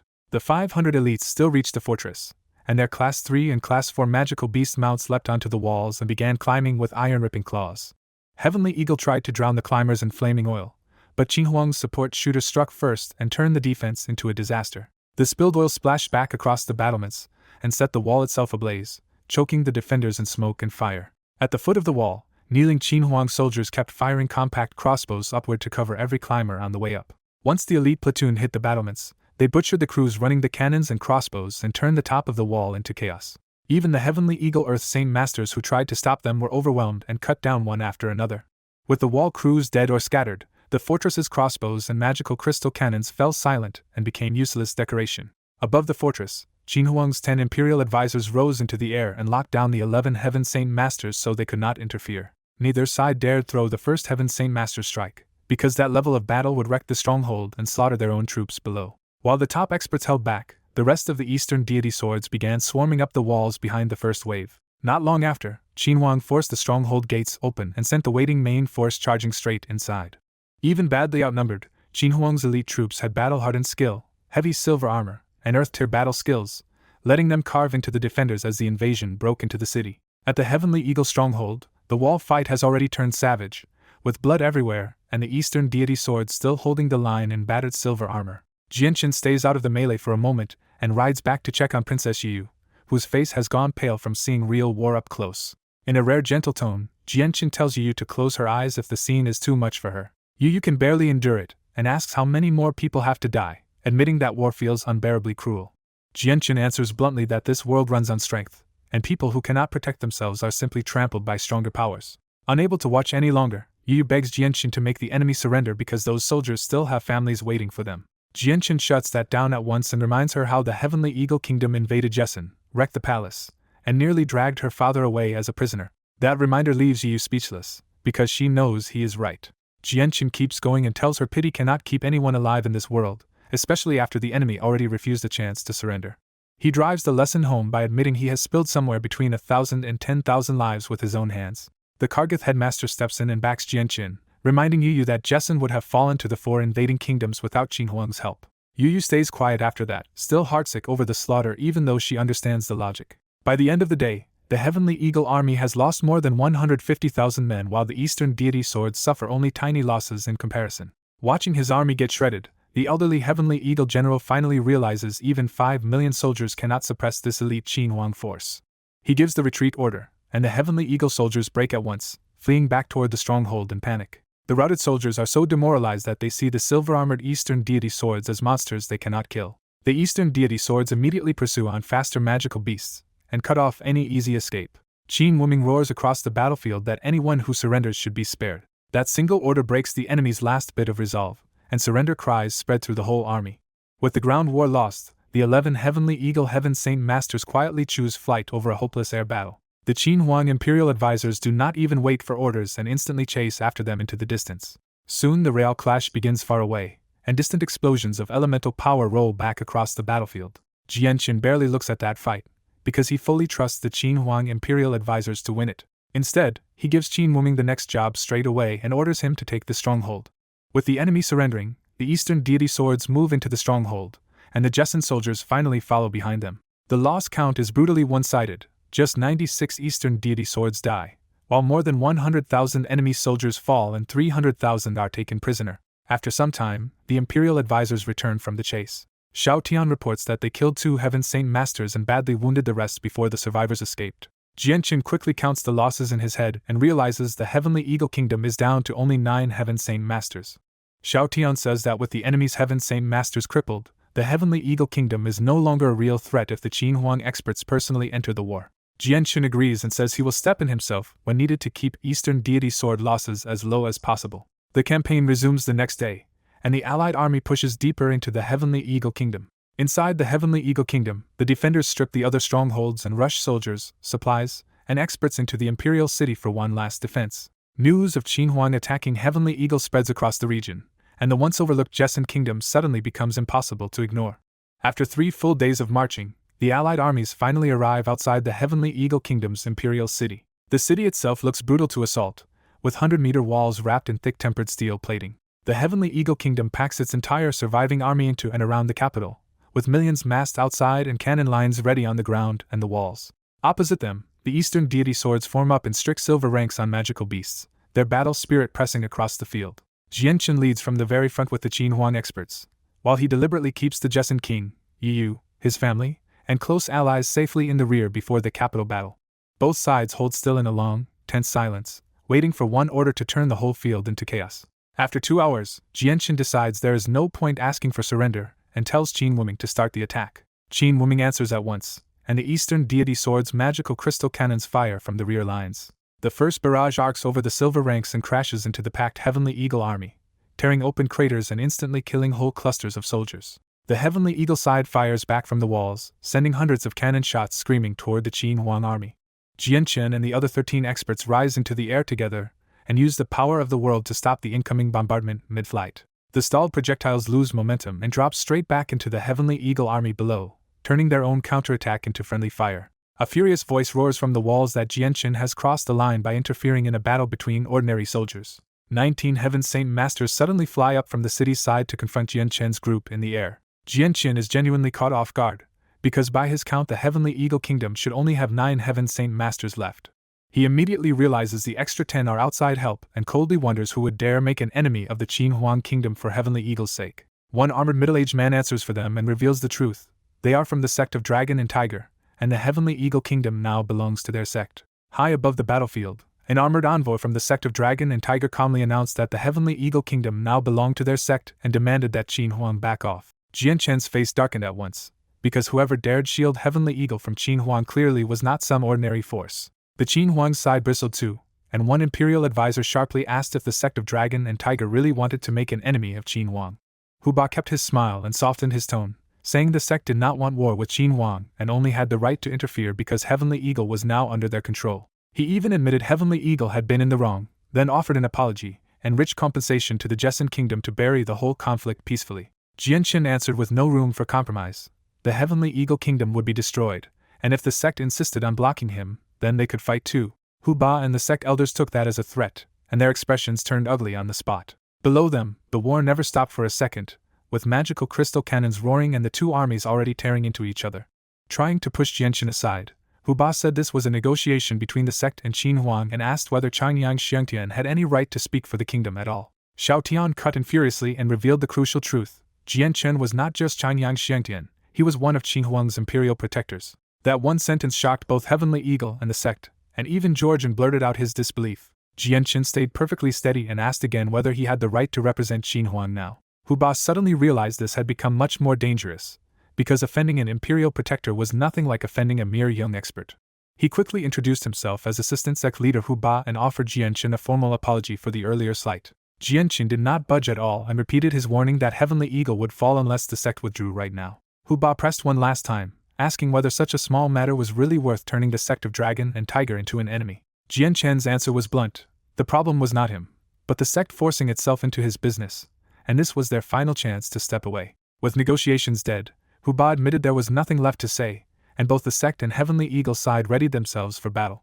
Jianqin gave a single order to advance, and the 10 imperial advisors and 3 generals immediately rushed the opposing Heaven Saint Masters. Hu Ba chose Jianqin for himself and challenged the young imperial protector directly, while Jianqin met him with rising battle intent instead of fear. Hu Ba stopped underestimating him immediately, revealing the full pressure of a 5th cycle Heaven Saint Master and swinging a mountain-cleaving earth-attributed saber strike from the start. Jianqin answered with a stunning display, lifting thousands of thick steel crossbow bolts into the air and coating them in azure violet light before firing them like a storm. Recognizing the strange power Georgian had warned him about, Hu Ba abruptly turned his strike downward to smash through the incoming bolt barrage instead of pressing Jianqin. His strike tore apart hundreds of bolts, but the storm was too dense, and the surviving projectiles kept rushing him. Confident in his defense, Hu Ba wrapped himself in the armor of the Earth God, a golden shell strong enough to shrug off ordinary Heaven Saint Master attacks. The bolt storm hammered across that golden armor without piercing it, though the non-stop impacts still battered Hu Ba back and forth in the sky. With an angry shout, Hu Ba slashed apart the bolts crowding him and charged straight back at Jianqin.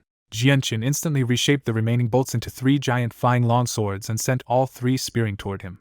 Hu Ba smashed those giant bolt swords apart too, but the instant he did, Jianqin was already on top of him.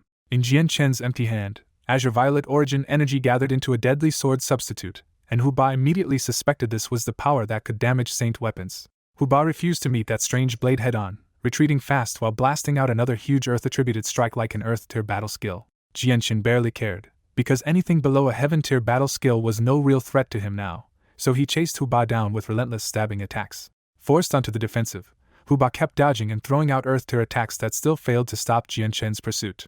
At last Hu Ba's frustration boiled over, and he decided to test with his own hands whether Jianqin's eerie power really could break a Heaven Saint Master's saint weapon. Even knowing the azure violet energy was dangerous, Hu Ba decides to test it head-on and pours all his power into his saber. He roars out the Heaven-tier battle skill sun-devouring golden spark, and the pressure slams onto Jianqin like a mountain. Jianqin turns serious at once, because he knows a Heaven-tier battle skill from someone stronger than the old Jiangji patriarch can actually threaten him. Azure and violet light floods Jianqin's eyes, giving him a terrifying, almost demonic look as he answers Hu Ba's move. Then every loose crossbow bolt on the battlefield rips into the air and gathers around Jianqin under his control. Wrapped in thousands of hovering bolts, Jianqin looks like an untouchable war god in the middle of the sky. Hu Ba finishes charging first and comes in with a plain-looking slash that still traps Jianqin, because the strike can reach him no matter where he dodges. So Jianqin forces the bolts into a single giant sword and hurls it straight at the Heaven-tier strike. He adds 2 fire swords right behind it, trying to shave off as much of the Heaven-tier power as he can before it reaches him. But Hu Ba's battle skill smashes through the giant bolt sword and scatters the fire blades too.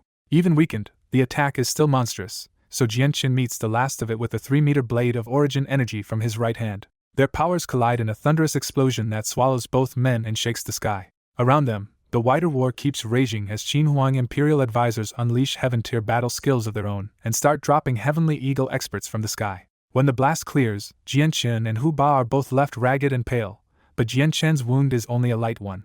Hu Ba looks down, and realizes his saber has been badly chipped by Jianchen's origin energy. The damage rebounds into Hu Ba himself, and he coughs up blood from the backlash to his saint weapon. Shaken now, Hu Ba asks what kind of energy Jianchen is using, and Jianchen coldly refuses to answer. Hu Ba grits out that Jianchen would lose without that energy, and Jianchen shoots back that if they were the same age, Hu Ba still would not stand a chance. Jianchen makes it plain that Hu Ba cannot stop him from destroying the Heavenly Eagle Kingdom.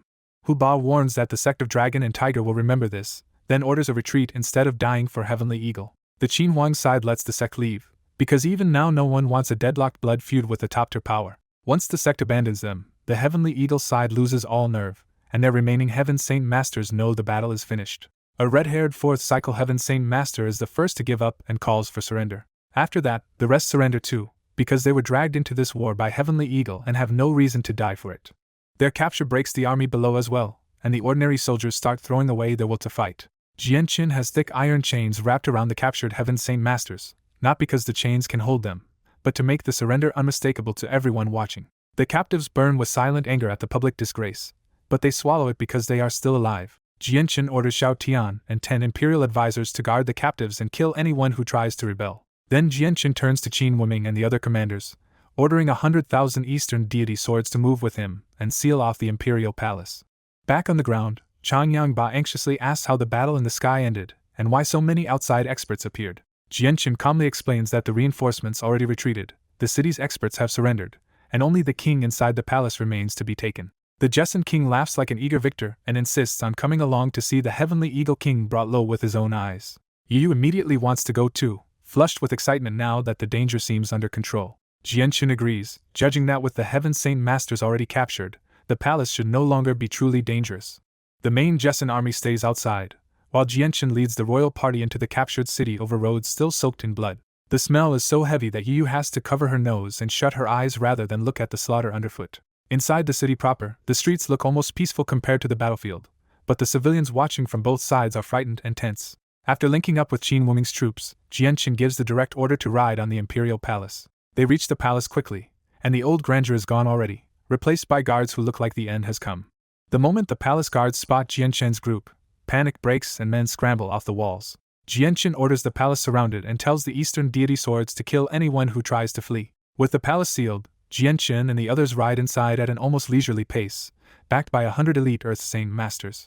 Inside the throne hall, the Heavenly Eagle King sits alone on his dragon throne, already hollowed out by the report of total defeat. He had believed the sect of Dragon and Tiger would keep Qin Huang at bay, and now that hope has collapsed with his kingdom. Staring across the deserted hall, he finally admits that one mistake in the past has destroyed generations of work building this nation.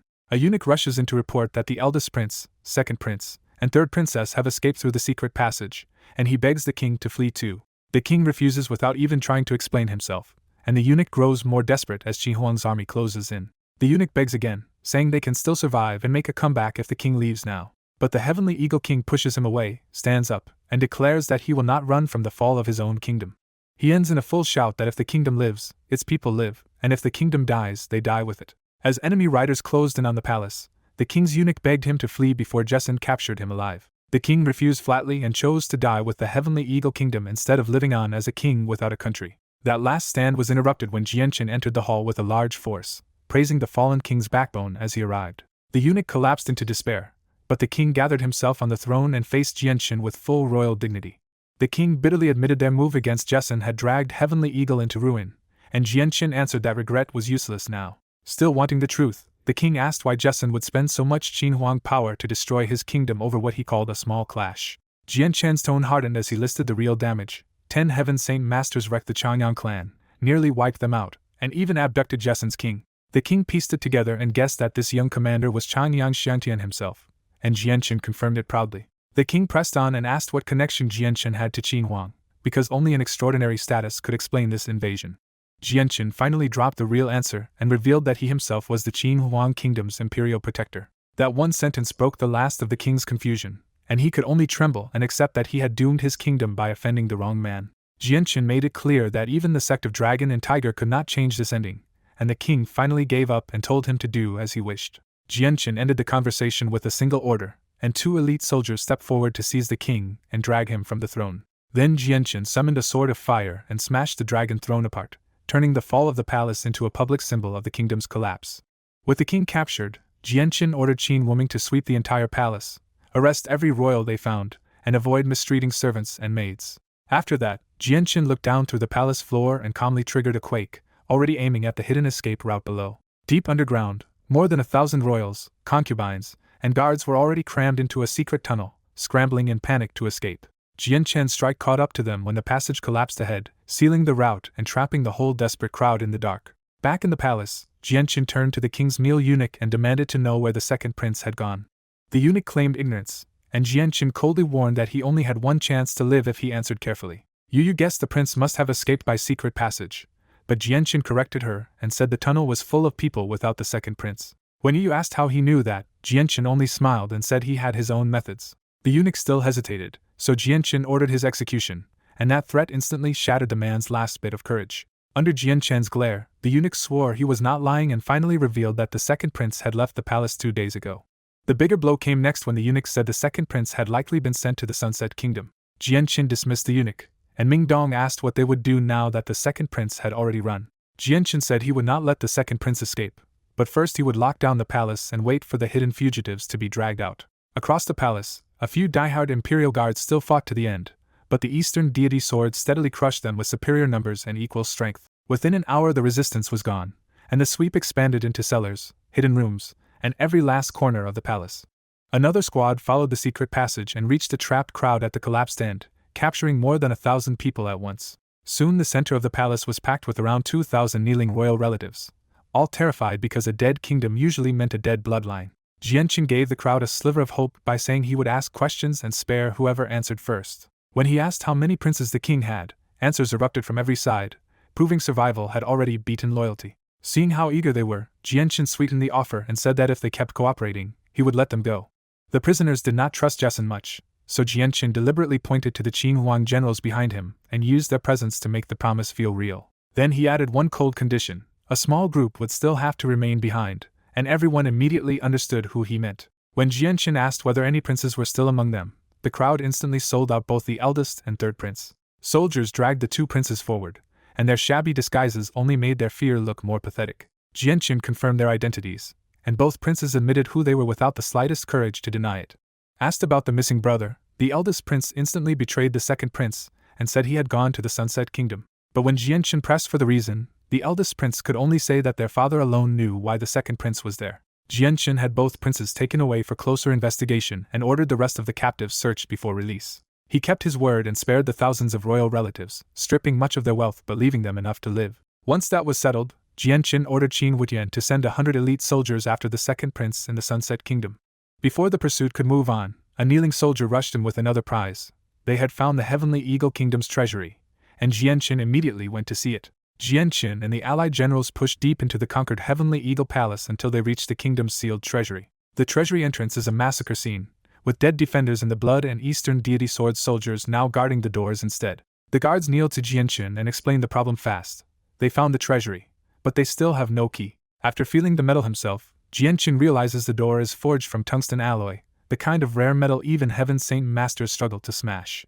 Qin Wuming judges the door should be within his level and steps up to break it himself. His first palm strike slams the treasury hard enough to shake the area, but the tungsten door stands there without even a mark. Qin Wuming grimly draws his saint weapon and hits again with far more power, cracking the ground this time, but the door still refuses to break. Seeing even Qin Wuming fail, Qin Wujian urges them to call more experts, but Jianqin steps in and says the door will not stop him. Jianqin raises Azure Violet Origin energy in his right hand, and the others fall silent because none of them can tell what terrifying power they are looking at. When Jianqin thrusts that energy into the tungsten door, it sinks in almost like the metal is soft, proving brute force was never the right answer. Even so, Jianqin feels the alloy resisting him, so instead of destroying such a priceless slab, he carefully cuts around the frame to save the whole door intact. The entire door finally drops free with a crash, and everyone is stunned when they see just how absurdly thick the little treasury door really is. Kafir pegs the fallen tungsten slab at a fortune, and Jianqin gets even more pleased when he judges it may actually weigh around 2,500 kilograms. Just to prove the point, Jianqin hauls the giant slab up with raw physical strength alone and shocks everyone all over again. With the way open at last, Jianqin leads the group into the treasury's first floor and finds rows of space belts filled with military stock. The Jessen King pulls out one black armor set and blurts out in disbelief that even these suits are made from tungsten alloy. Jianqin immediately wants the black armors equipped with this tougher, lighter gear, since it would sharply raise their survival in battle. The king hesitates out of embarrassment because Qin Huang forces won the campaign, but Qin Wuming waves it off and says his kingdom already has equipment above this level. That answer settles it, and the Jessen king gladly accepts the entire tungsten armor stockpile for his elite black armors. Leaving the first floor to the soldiers, Jianqin passes the second floor's monster cores and money without interest and heads straight for the third floor in search of better treasure. The moment Jianqin steps onto the third floor, Ziying and Qingxua suddenly speak into his mind in rare open excitement and urge him to grab a highlight. Guided by that strange pull, Jianqin turns to a corner table and spots a plain white stone that looks so ordinary anyone else would ignore it. The sight hits Jianqin at once, because this is the same kind of white stone he once bought in Wake City after the sword spirits reacted to it years ago. When Jianqin picks it up, the little stone nearly surprises him out loud since the fist-sized thing weighs about 500 kilograms. Now that the sword spirits can finally answer him, Jianqin asks what this white stone really is and why it matters so much to them. Ziying joyfully explains that the white stone is howlite, an extremely rare material used to refine the indispensable core material for high-level artifacts. That answer leaves Jianqin underwhelmed at first, because on the Tianyuan continent ordinary forged weapons seem pointless next to saint weapons. Ziying and Qingxua immediately push back, insisting artifacts are far beyond saint weapons and that Jianqin will only understand their true power after he reaches that higher realm. Inside the treasury, Ziying tells Jianqin the howlite in his hand really can be used to remake the azure and violet twin swords, and that instantly reignites his hunger for a true weapon. He presses for details right away, hoping this one stone might be enough to forge blades stronger than anything he has now. Ziying pours cold water on that hope, explaining that howlite is only one material and a proper artifact needs many more carefully chosen components. Jianqin still pushes for a timeline because ever since losing his old sword, fighting empty-handed has been a constant frustration he cannot shake. Ziying says the forging itself is not the hard part, because fire manipulators can handle that, but gathering the right materials is the real obstacle. That answer makes Jianqin think bigger, and he immediately offers to use the Qin Huang Kingdom's power to search for whatever the twin swords need. His urgency comes from real pressure, because he already knows Heaven's Saint Masters are not untouchable and Saint Rulers still stand far above him. Elder Xiu's overwhelming strength left a deep mark on him, proving that even his origin energy was nowhere near enough against a true Saint Ruler. On top of that, he has already offended the Shi family and Jiedu clan by wrecking their ruler armaments, so if their Saint Rulers come after him, he has no clean answer. He also cannot fully trust the Huang family, because a Saint Ruler skeleton in his possession is the kind of prize that can turn gratitude into greed. The sect of Dragon and Tiger is another looming problem, since its hidden experts may not care about the Qin Huang Kingdom's protection at all. And above all of that hangs the White Tiger Cub, because refusing to hand it over means inviting even more danger from the Gilligan clan. With enemies stacking up on every side, Jianqin has no room to think about family life and only one real priority left: get stronger fast. That is why the promise of the twin swords hits so hard, because once his cultivation reached this level, raw growth had slowed and he badly needed another edge. But Ziying and Qingxu admit there is a cruel catch: the needed materials have no fixed names here, and most people would never know one strange stone from another. They use the howlite itself as proof, saying it looks almost ordinary except for its weight, which means outside help would be nearly useless. When Jianqin asks the blunt question, Ziying confirms it. Only the two sword spirits can reliably identify the materials needed for the blades. That leaves Jianqin visibly disappointed, because the weapon he wanted so badly is suddenly no longer something he can rush into making. After sitting with that frustration, he steadies himself and clings to the one good part: the path to the azure and violet twin swords does exist now. He asks one more practical question, and this time the answer is staggering. The original twin swords used nearly 1,000 supreme materials, but a version suited for him would still need 16. The moment that exchange ends, Jianqin snaps back to the real world and realizes the others have already caught up and are right beside him in the treasury. Ming Dong immediately calls him out, asking what kind of stone could make him stare into space like that. Jianqin keeps the truth short and safe, only saying the stone is a weapon-forging material he happens to need. That answer hits Ming Dong differently, because he knows Jianqin lost his saint weapon and understands why this matters. Qin Wujian is puzzled instead, warning that ordinary weapons are worthless in a Heaven Saint Master fight and asking what use Jianqin could possibly have for them. Jianqin only smiles and refuses to explain, then tells everyone to spread out and take whatever they want from the treasury. The group fans out, but with their status and wealth, most of them barely care about the piles of gold and expensive ornaments around them. Jianqin keeps searching on his own anyway, worried that something truly precious could be missed and sold off by mistake later. Then he suddenly stops at a dusty square stone slab lying on a table, plain enough that almost anyone else would have walked right past it. He picks the slab up and brushes away the dust, revealing an incomplete carving of a hand gripping a blade in a downward strike. The instant Jianqin sees that partial image, a shock runs through him, because even this broken pattern carries a terrifyingly deep mystery. Staring at the carving, He feels the power of the world hidden inside that single slash and realizes this is no ordinary relic. Then the memory clicks into place. He has felt this same kind of profundity before in Mercenary City, and he finally recognizes the slab as a fragment of a Saint-tier battle skill. The discovery hits him so hard his breathing turns rough, because even Saint rulers would fight over a Saint-tier battle skill, broken or not. He quickly understands why he could identify it at all. His past contact with those mysteries let him resonate with the fragment even though the carving is incomplete. Jianqin cannot practice a Saint-tier battle skill yet, but he knows this slab could still become his bridge toward understanding the world and one day stepping into Saint ruler territory. Once he gets his excitement under control, he quietly hides the slab in his space ring and acts as if he found nothing unusual.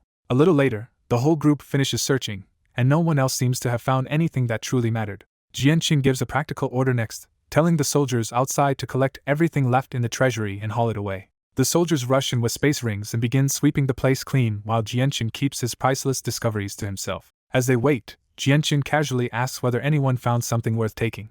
Qin Wuming shrugs it off first, saying the items are valuable but nothing here was worth his attention. Qin Wujian agrees and jokes that the decorations in his own home are better than these. Ming Dong, on the other hand, cheerfully admits he stuffed a few expensive pieces into his ring in case he ever needs cash later. Jianqin laughs at that and tells him that with his strength, he could always just hunt a few Class 5 magical beasts for money. Ming Dong rolls his eyes and snaps back that an Earth Saint Master cannot casually farm Class 5 magical beasts whenever he feels like it. Qin Wuming sees an opening and warmly invites Ming Dong to join the Eastern Deity Swords, promising him a general's rank and a huge army under his command. Ming Dong refuses without hesitation, saying military camp life does not suit him and he has already decided to keep traveling with Jianqin. Qin Ji steps in next and takes a smarter approach, reminding Ming Dong they are brothers now and saying his status should not stay below Jianqin's forever. Ming Dong stays cautious and tells Qin Ji to speak plainly before he promises anything. Qin Ji proposes that once Ming Dong becomes a Heaven Saint Master, he should accept the title of Imperial Advisor for the Qin Huang Kingdom. He sweetens it immediately by promising that the kingdom would not restrict Ming Dong's movements, and would support him the same way it supports Jianqin. That finally gives Ming Dong pause, because from his point of view the arrangement suddenly sounds like all benefit and no burden. Sensing him wavering, Qin Ji presses harder and boasts that Qin Huang is one of the 8 great powers, peaceful for centuries, so the title would mostly mean prestige and easy days. After a brief silence, Ming Dong gives in and agrees that once he reaches Heaven Saint Master, he will become an imperial advisor for the Qin Huang Kingdom. Qin Ji is delighted, because Ming Dong's promise means one more powerful ally waiting for him when the future struggle over the throne arrives. The Jessan King does not miss his chance either, and quickly asks Ming Dong to consider doing the same for the Jessan Kingdom. Because of Jianqin's ties to Jessan, Ming Dong treats the request like it is coming from family and agrees just as readily. He adds one condition though. He will only take the Imperial Advisor title after breaking through, because as an Earth Saint Master he feels he cannot yet carry that prestige properly. The Jessan King laughs in pure satisfaction and accepts on the spot, pleased that his long plan to pull Ming Dong closer has finally paid off. With the Heavenly Eagle treasury emptied, a soldier hands Jianqin several space rings holding the captured goods.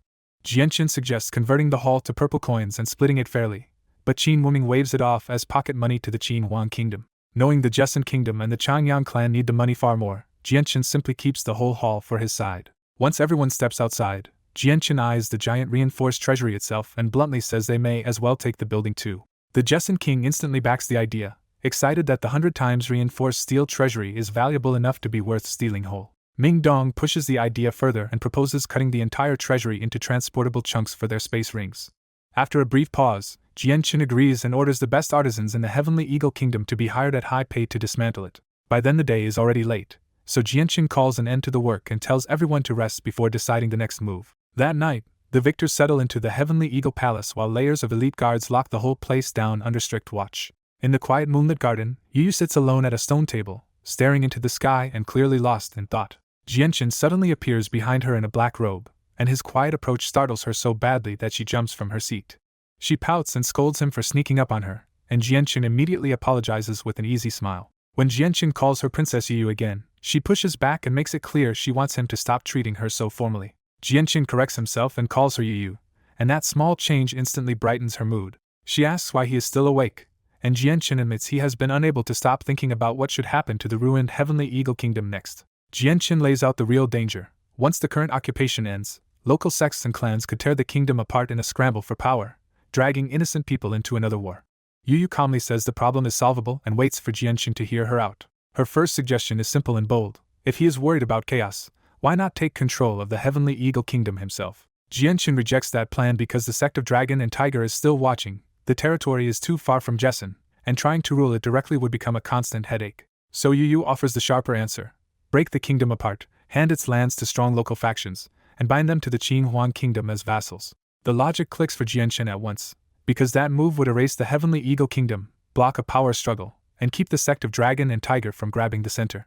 When Jianqun warmly praises her plan, Yu breaks into a sweet smile, clearly happy that she could help him. Jianqun tells her to get some sleep because he will start carrying out her plan in the morning, and she leaves with her earlier sadness completely gone. The next afternoon, the occupied palace turns into a court of judgment as Jianqun sits on the golden throne with Qin Wuming, Qin Wujian, Yiming, and other Heaven Saint Masters at his side. Then imperial advisors march in with the 7 surviving Heaven Saint Masters of the Heavenly Eagle Kingdom, and the hall becomes suffocatingly tense. Those captives have already learned Jianqun's true status from Hu Ba, and even now they can barely process that the young man before them holds that much power. Jianqun breaks the silence by stating the obvious: out of the Heavenly Eagle Kingdom's 15 Heaven Saint Masters, only these 7 are left alive. No one dares answer, because without the sect of Dragon and Tiger backing them openly, they know defying Qin Huang now would just be suicide. Jianqun finally tells them why they were summoned. The Heavenly Eagle Kingdom will be erased from the continent and dismantled before anyone else can seize it. After confirming that all 7 men come from different sects or clans, Jianqun asks them a brutal question: do they choose death, or do they want to keep living? One captive swallows his pride and asks Jianqun to show them the road to survival. Jianqun pulls out a map and reveals the offer: the former Heavenly Eagle Kingdom will be split into 7 regions, 1 for each of them to govern. The 7 are stunned, because each region would give their factions far more land and influence than they ever had under the old kingdom. But they are old enough to know a gift this big comes with a chain attached, so one of them openly asks if Jianqun wants their allegiance. Jianqun says they guessed half of it right, because after standing against Qin Huang, they will not get such rich territory for free. His real demand is that all 7 factions swear loyalty to the Qin Huang kingdom and serve it as external members. Jianqun ties the oath to Qin Huang instead of himself because that kingdom's name will scare off the sect of Dragon and Tiger far more effectively than his personal authority can. This time the 7 do not hesitate at all, and one after another they eagerly swear their clans and sects to the Qin Huang kingdom in exchange for survival, land, and a powerful backer. Jianqun formally places the 7 Heaven Saint Masters under the Qin Huang kingdom and orders them to take over the broken Heavenly Eagle kingdom. He makes it plain that if the sect of Dragon and Tiger interferes, they will be picking a fight with Qin Huang itself. The 7 leave with clear orders to clean up resistance and secure their assigned territories fast. Once they are gone, Jianqun quietly asks Qin Wuming if this move will drag the Qin Huang kingdom into bigger trouble. Qin Wuming almost laughs it off, saying the sect of Dragon and Tiger only has one saint ruler worth fearing, and even he would think twice before provoking Qin Huang's 4 imperial protectors. That answer finally puts Jianqun at ease, and he decides to stay a couple more days so fear of Qin Huang can help the handover settle. News that the Heavenly Eagle Kingdom has been dissolved explodes out of the palace and races across the entire land. Most commoners are stunned at first, but they soon go back to daily life because whoever rules means little as long as they can survive. A smaller loyalist crowd fumes that the kingdom should not die with its king, but their outrage never becomes a real threat. The real chaos comes from the powerful families and city rulers, who all rush to gather troops and grab land before anyone else can. For a brief moment the whole former kingdom sits in a tense, hungry calm that everyone can feel is about to break. Then a second wave of news crushes that scramble. The 7 major powers publicly claim the whole kingdom and declare loyalty to Qin Huang. Because each of those factions now has a Heaven Saint Master and Qin Huang's backing, every smaller power instantly understands resistance is pointless.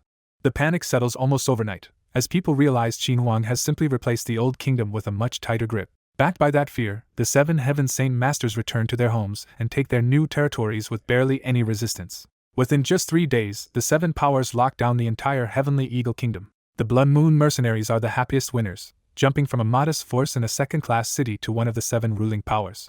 4 days after the breakup, the old imperial treasury is still being torn apart by over 1,000 artisans for valuable materials. Jianqun keeps his own role light, leaving enforcement to the 7 powers and using only a token military presence as a warning. With the crisis mostly under control, he finally gets a quiet moment in the palace flower garden, playing chess with Princess Yu. Their mood is softer now, because working through the kingdom's fate together has quietly brought them closer. That peace breaks hard when Xiao Tian rushes in with grave news that Qin Wutian has returned from the Sunset Kingdom badly injured. Jianqun drops the game at once and demands to know what happened. Xiao Tian reports that Qin Wutian was ambushed, and even the 100 elite soldiers with him were heavily wounded.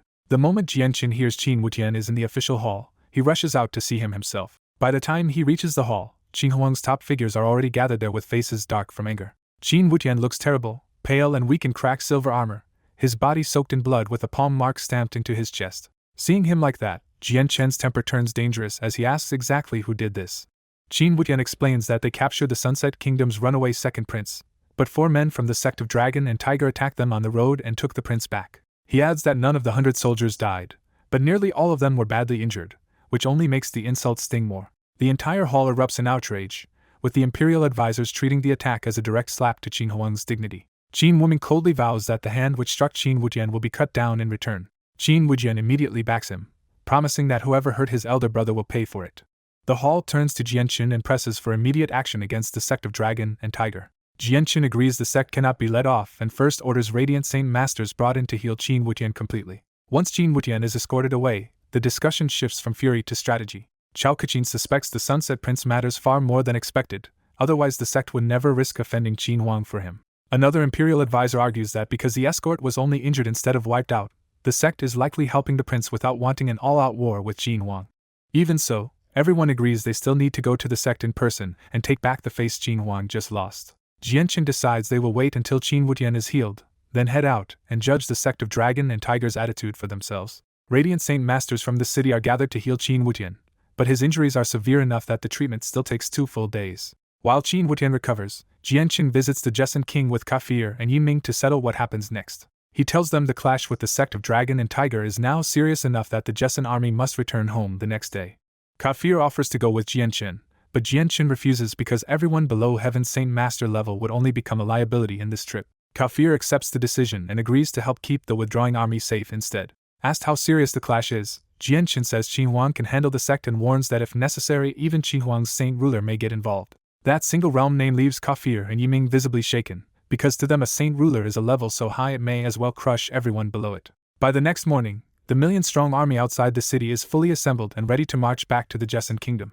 Ming Dong gives Jianqin a worried send-off, clearly uneasy about him heading straight toward another top sect. Jianqin answers with a light smile, trying to reassure him that the sect of Dragon and Tiger should not dare touch someone acting for Qin Huang. Then Yu takes off a personal accessory, blushes, and gives Jianqin the longevity lock her mother once gave her. She ties it around his neck herself and quietly asks that it protect him on the road ahead. Jianqin, awkward but sincere, hides the warm little charm under his clothes and promises he will treasure it. Chang Yangba reminds his son that the clan's restoration is almost done and that Jianqin needs to come back soon for the ceremonies. Jianqin promises he will return once this matter with the sect is settled. After the farewells end, the Jessen troops and most of Qin Huang's forces finally depart, leaving only the strike team and a small guard behind. When Jianqin walks back into the palace after that, the huge place suddenly feels hollow and abandoned. Only the distant metallic sounds of artisans stripping the treasury give the palace any life at all.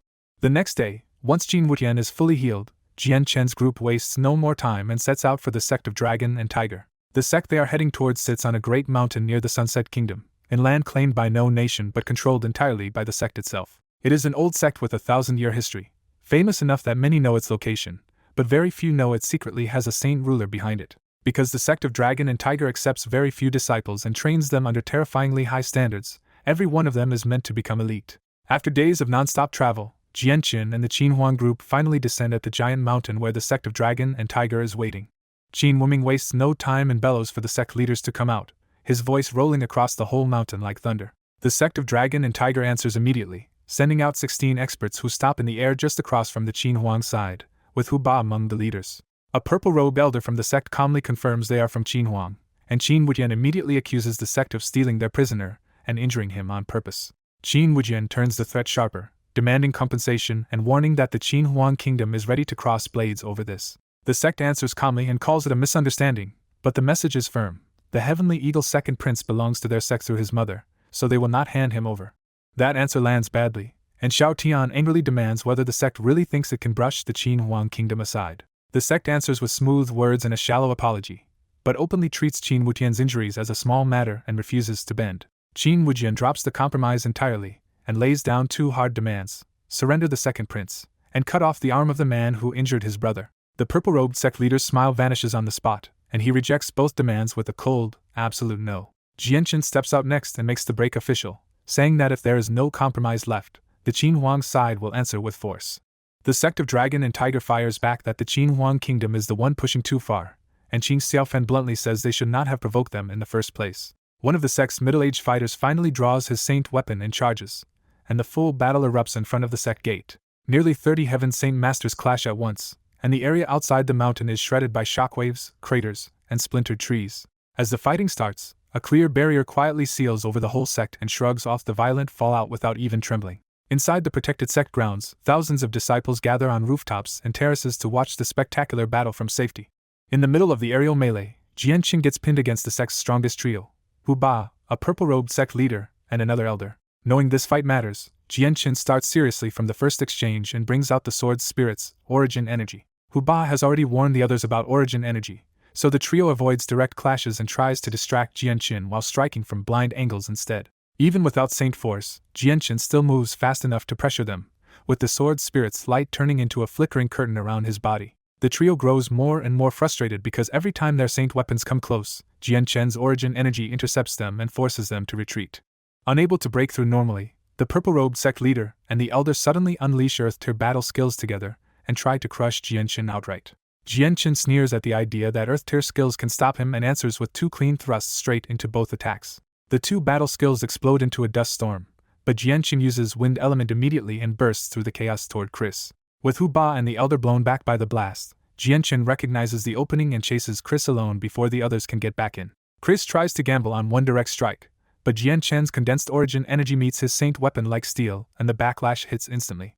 The damage transfers through the linked weapon, and Chris spits blood the moment he understands Hu Ba had not exaggerated the danger at all. Jianqin does not let him recover and lands more strikes on the saint weapon, carving visible chips into it, and driving Chris even paler. Hu Ba rushes back and shouting for his sect master, desperate to stop Jianqin from crippling or killing Chris. Since his goal was to break Chris's fighting power, not kill him, Jianqin turns away from the badly injured sect master and faces Hu Ba instead. With Chris no longer a real threat, Jianqin's pressure eases and his refined swordsmanship starts overwhelming Hu Ba. Hu Ba ends up coughing blood too, cursing the mysterious power because it keeps making him afraid to use his own strength properly. Then the entire battlefield changes as a terrifying surge of energy fills the sky and Jianqin realizes heaven-tier battle skills are being prepared. On the Qin Huang side, Qin Wuming, Qin Wujian, and Qin Wujian unleash the same heaven-tier battle skill together, their resonance driving the power even higher. The sect answers by launching 4 heaven-tier battle skills of its own, turning the standoff into a mountain-breaking disaster. Chris instantly realizes what this means and shouts for everyone to stop before they blow apart the very mountain their sect stands on. But both sides are already too heated to listen, and the 7 completed heaven-tier battle skills hang over the battlefield like the end of the world. Jianqin knows the clash will be far beyond a normal heaven-tier attack, so he retreats several kilometers and wraps himself in a layer of earth element armor. The rest of the Heaven Saint Masters also stop fighting and rush away, all of them throwing up defenses to survive the coming aftermath. When the 7 heaven-tier battle skills finally fire together, the force is so extreme that even the space between them starts cracking. And then, in the strangest instant of the whole battle, the expected cataclysm never comes. A barrier has appeared in the middle of the clash, swallowing the 7 attacks so completely that not a trace of their energy escapes. The shock gets even worse when everyone sees that the 7 saint weapons themselves have been seized as well. No one needs it explained anymore. The hidden saint ruler of the sect of Dragon and Tiger has finally stepped in. Watching a single barrier casually stop 7 heaven-tier battle skills at once, Jianqin is left shaken by what a saint ruler actually means. Just as 7 heaven-tier battle skills threatened to wreck the entire mountain range, a transparent barrier suddenly appeared and blocked them cold. The sect instantly realized their hidden elder sect master had stepped in, and relief spread through their side. Hu Ba stared at the barrier in a daze, shaken by the gap between Heaven Saint Masters and a real saint ruler. Across from them, the Qin Huang side turned grim because the one opponent they expected and dreaded had really arrived. Then the elder sect master's voice rolled across the sky, ordering the sect disciples to fall back at once. The sect experts flew back at once, but the hidden elder specifically ordered Hu Ba and 2 other sect leaders to stay where they were. Hu Ba was absurdly moved that the reclusive saint ruler even knew his name. Jianqin's heart sank when he saw Hu Ba and 2 other badly injured sect leaders left in front of the barrier instead of retreating. Once the rest of the sect was safely behind the barrier, the saint ruler openly accused the Qin Huang kingdom of bullying his sect. Qin Wuming shot back that the whole conflict began because the sect had ambushed their escort and rescued a wanted man from Qin Huang custody. Hu Ba roared that the second prince was one of their own and the Heavenly Eagle Kingdom already counted as sect of Dragon and Tiger territory. Xiao Tian sneered that the sect was making things up, and one of the sect elders answered that Carlo was tied to the sect through Chris's bloodline. The argument only got louder until the saint ruler cut everyone off with one command. Then the saint ruler made his ruling. The second prince would not be handed over, the fight was over, and Qin Huang could leave with the Heavenly Eagle Kingdom as compensation. The Qin Huang side instantly understood the insult. He was protecting his own, erasing his sect's blame, and offering land that Qin Huang already considered theirs. But the Saint Ruler was not done, because he turned to Jianqin and demanded compensation for the damaged Saint weapons and injuries of Hu Ba and the other two sect men. Jianqin snapped back that even a senior should not handle things this way. The hidden Saint Ruler answered that challenge by sealing Jianqin inside a transparent barrier on the spot. That move enraged the Qin Huang experts, and Xiao Tian openly accused the sect of trying to make an enemy of the kingdom. Jianqin refused to submit, pulled out origin energy, and stabbed it straight into the Saint Ruler's barrier. To everyone's shock, the barrier popped apart instantly like it had been pierced by a needle. Even the hidden Saint Ruler was startled, and his curiosity turned greedy as he demanded to know what power Jianqin had used. Jianqin flatly refused, and that answer finally pushed the Saint Ruler into open fury. Terrifying pressure swelled across the horizon as the Saint Ruler prepared to strike Jianqin directly. Xiao Tian hurriedly shouted that Jianqin was an imperial protector, and that warning made the Saint Ruler stop cold. The hidden elder clearly did not believe it, so Qin Xiaofan confirmed Jianqin's rank and how high his status truly was in Qin Huang. After a long silence, the Saint Ruler backed down and allowed the Qin Huang group to leave. But the moment they rose into the air, the Saint Ruler changed tone again and declared that Jianqin still needed a lesson for offending him. The space behind Jianqin twisted violently, and before he could dodge, the Saint Ruler froze the space around him for an instant. Then the hidden strike landed squarely on Jianqin's back and blasted him forward in a spray of blood. Jianqin flew hundreds of meters and smashed into a mountain peak so hard the whole area shattered around him. The Qin Huang experts rushed over in shock, with Xiao Tian reaching the crater first to pull Jianqin back up. Up close, the damage was horrifying. Jianqin's upper clothes were gone, his back was a mangled ruin, and he could barely stay conscious. Qin Wuming hurriedly fed him a radiant spirit pill, knowing it would not heal him fully but might at least keep him from getting worse. Jianqin doubled over and coughed up blood and bits of ruined tissue, making it brutally clear how much damage the Saint Ruler's strike had done inside him. That sight pushed the Qin Huang's side from anger into pure killing intent, because an imperial protector being named like this was a direct humiliation of the kingdom. They swore the sect of Dragon and Tiger would pay, and several of them openly said the 4 imperial protectors had to be called in. For now they decided to get away first, because Jianqin was too badly hurt even to travel under his own power. 2 days later, they finally returned to the imperial palace of the Heavenly Eagle Kingdom, which was still eerily quiet after the fighting. Xiao Tian settled Jianqin into a room, and the Qin Huang experts gathered nearby with heavy faces to check on him. Still weak, Jianqin told them he would use a secret art to heal himself and needed everyone out of the room. The 13 Heaven Saint Masters withdrew, then sat down together outside to decide their next move. Qin Wuming chose Qin Xiaofan as the messenger, since his wind attribute made him the fastest one to race back and report everything to the imperial protectors. Qin Wuming even handed him a marked map to the nearest kingdom with a space gate so he could get home faster. Qin Xiaofan left immediately, while the others stayed in the palace to wait for word and guard the situation. Back in his room, Jianqin waited until the others were gone and finally began drawing in Radiant Saint Force to heal. At his current 6th class level, he condensed a dense milky white globe of Radiant Saint Force that filled the whole room with gentle brilliance. The light poured into Jianqin like water into a bottomless pit, and his torn flesh, organs, bones, and blood vessels finally started rebuilding at visible speed. Even while healing, Jianqin realized the chaotic force that had made his body stronger had also made it far harder to repair. That hard truth led him to one conclusion: he needed to become a 7th class Radiant Saint Master, not just for himself, but also to heal his brother and Rum Guinness in the future. Jianqin spends a full day bathing himself in Radiant Saint Force until his spirit is nearly drained, and only part of his injuries finally close. Because his spirit is exhausted for the first time since reaching Heaven Saint Master, he has to stop healing and meditate just to recover his energy. He repeats that cycle for 5 days straight, restoring his spirit, healing again, and stubbornly pushing until every wound is gone. After changing into fresh clothes, Jianqin finally steps out of his hall looking completely healthy again. The 12 Qin Huang experts guarding him all week rush over at once, stunned that his severe injuries are already gone. When Xiao Tian blurts out his disbelief, Jianqin calmly says radiant spirit pills and another secret method sped up his recovery. Jianqin keeps the truth to himself, because his real method was Radiant Saint Force, and he made sure none of the Heaven Saint Masters could sense it. Qin Wuming says Qin Xiaofan has already gone back to the Qin Huang Kingdom to summon the 4 ancestors, so for now they can only stay put for a few days and plan their response.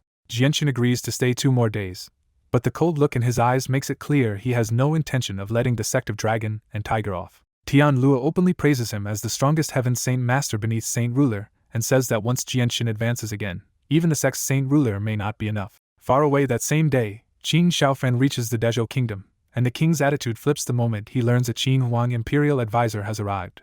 The Dezhou court has already heard how Qin Huang forces crushed the Heavenly Eagle Kingdom, so nobody dares block Qin Xiaofan from using the space gate home. Back in the Qin Huang capital, Qin Xiaofan races straight to the Imperial Palace and the secluded Qin Heaven Palace. A guard stops him at the entrance, because even an Imperial advisor cannot enter a Qin Heaven Palace without the resident protector's permission. Once Qin Xiaofan says the matter concerns Qin Huang honor and Jianchen himself, the captain immediately understands the weight of it and rushes inside to report.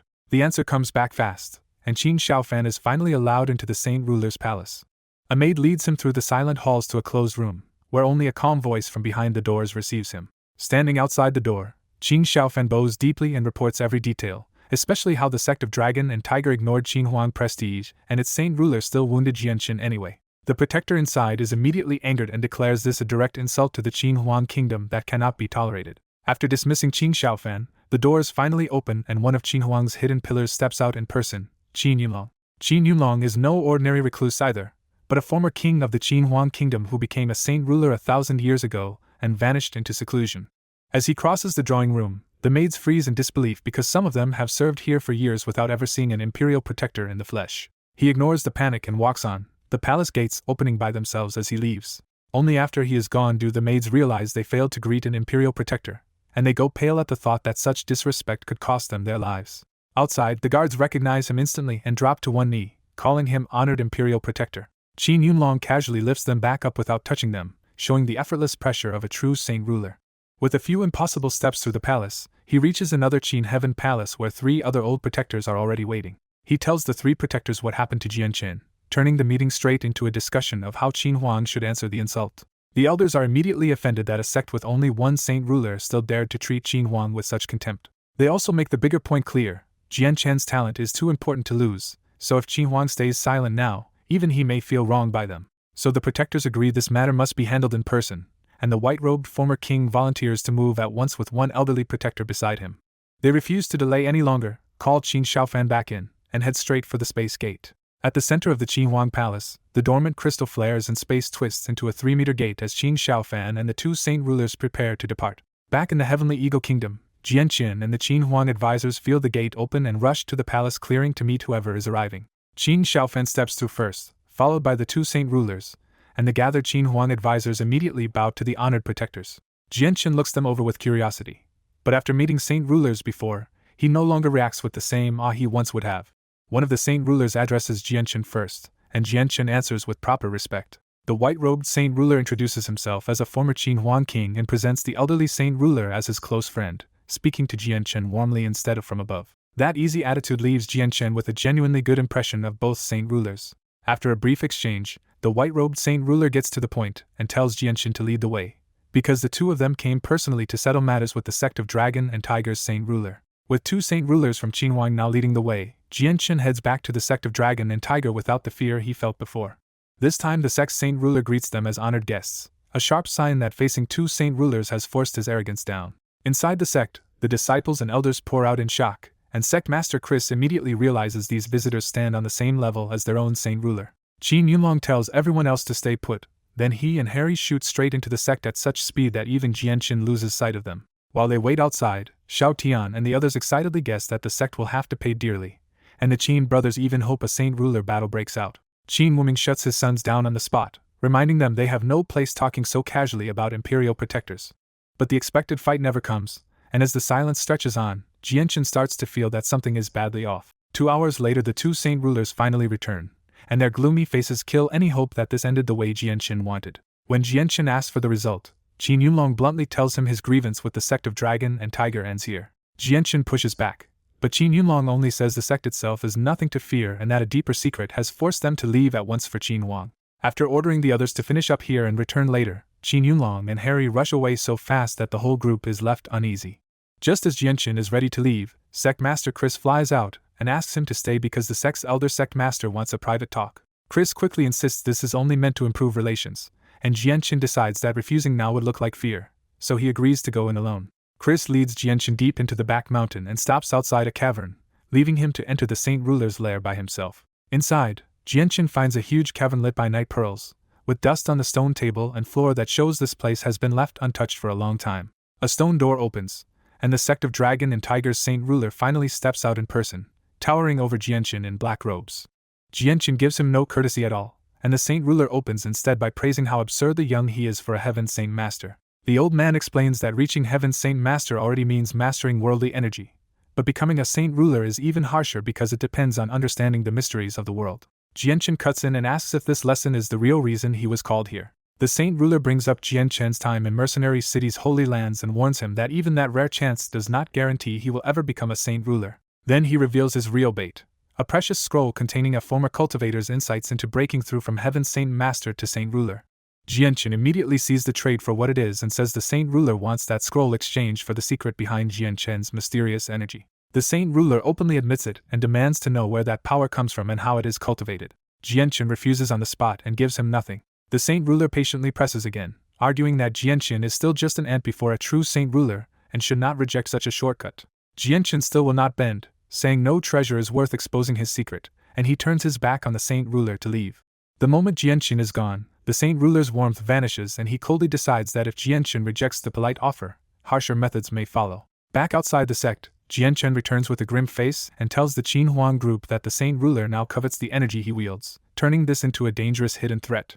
The imperial advisors turn pale, and Tian Luo urges Jianchen to return to Qin Huang at once, but Jianchen says he still has too much to handle first. A day later, the group reaches the Heavenly Eagle Imperial Palace, where a silver-armored soldier hurries over with news that the treasury has been completely dismantled and packed. Jianchen checks the space ring and finds the treasury materials ready for transport, including huge piles of tempered steel.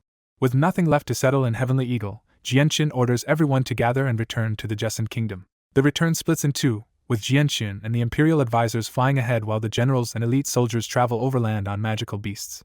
After 2 more days in the air, Jianchen reaches Lore City and sees the vast camp of the 500,000 Eastern deity soldiers already waiting there. He enters the Changyang Manor and finds it fully rebuilt, larger than before, but still unopened because the family's key figure had not returned until now. Changyang Ba by Yuntian and the clan elders hurry over to greet him, and Jianchen's mood finally softens when he sees his parents safe. Changyang Ba asks whether the Heavenly Eagle matters are truly settled, and Jianchen reassures his parents while quietly hiding the far more dangerous issue with the sect. With Jianchen finally home, Changyang Ba sets the manor's official ceremony for 3 days later and orders Chang Wuji to invite the officials of the Jessan Kingdom. The Changyang clan's new manor opening turns into a huge event, with every major power in the Jessan Kingdom showing up and even old troublemakers forced to come pay respect. News that the Qin Huang Kingdom backed Jessan because of the Changyang clan had already spread, so invited and uninvited guests alike rushed in with gifts and careful smiles. Lore citizens fill up so completely that latecomers and mercenaries end up camping outside the city in frustration. The flood of visitors catches the Changyang clan off guard, but Chang Bai keeps it under control by spreading the feast into the streets with more than 1,000 tables. When the ceremony finally begins 3 days later, Changyang Ba hosts it while Jianchen stays out of sight, leaving many guests openly disappointed. The grand celebration ends after a day, and once the guests leave, the Changyang clan finally starts settling into the new manor for real. At the center of the estate, the clan has even built Jianchen his own magnificent hall, a clear sign of how high his status now stands. Inside that hall, Jianchen sits with Yu, Mingdong, Qin Ji, Dugafeng, Yunjing, and Senior and when a guard suddenly brings unexpected visitors. The moment Jianchen hears the names Elder Feng and Elder Yun, his expression darkens because he instantly suspects they came for the Saint Ruler's skeleton. Mingdong asks whether the 2 elders are friends or enemies, and Jianchen only calls them old acquaintances before going to meet them himself. At the manor gates, Jianchen finds Elders Feng and Yun smiling like amiable guests, which makes the visit feel even harder to read. The 2 sides exchange polite greetings, and Elder Feng even addresses him as 4th Master, making it clear the Huang family is treating Jianchen with formal respect. Once they sit down in a private room, Jianchen cuts straight to the point and asks if they came because of the Saint Ruler's skeleton. The elders laugh that off and insist the Huang family did not come to snatch the skeleton from a benefactor, especially not one tied to the Qin Huang Kingdom's imperial protector. That answer eases Jianchen, but he also realizes the Huang family has already learned his imperial protector identity far faster than he expected. With the skeleton issue cleared for now, Jianchen asks what they really want, and Elder Feng reveals the Huang Patriarch is inviting him to be an honored guest. Jianchen finds that strange because he has no real ties with the Huang family, but the elders can only repeat that the Patriarch means no harm. Then Elder Yun adds one more name that changes everything.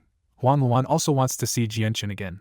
At the mention of Huang Luan, Jianchen immediately remembers the yellow-robed beauty from the gathering of the mercenaries and asks if it is really her. Elder Yun confirms it, and awkwardly admits Huang Luan has missed him for a while, giving the whole invitation a far more personal edge. After a brief pause, Jianchen agrees to visit the Huang family. The elders immediately push to leave at once, explaining that Huang Luan has run into trouble and wants his help as soon as possible. Hearing that, Jianchen stops hesitating and goes to say goodbye to his family before the trip.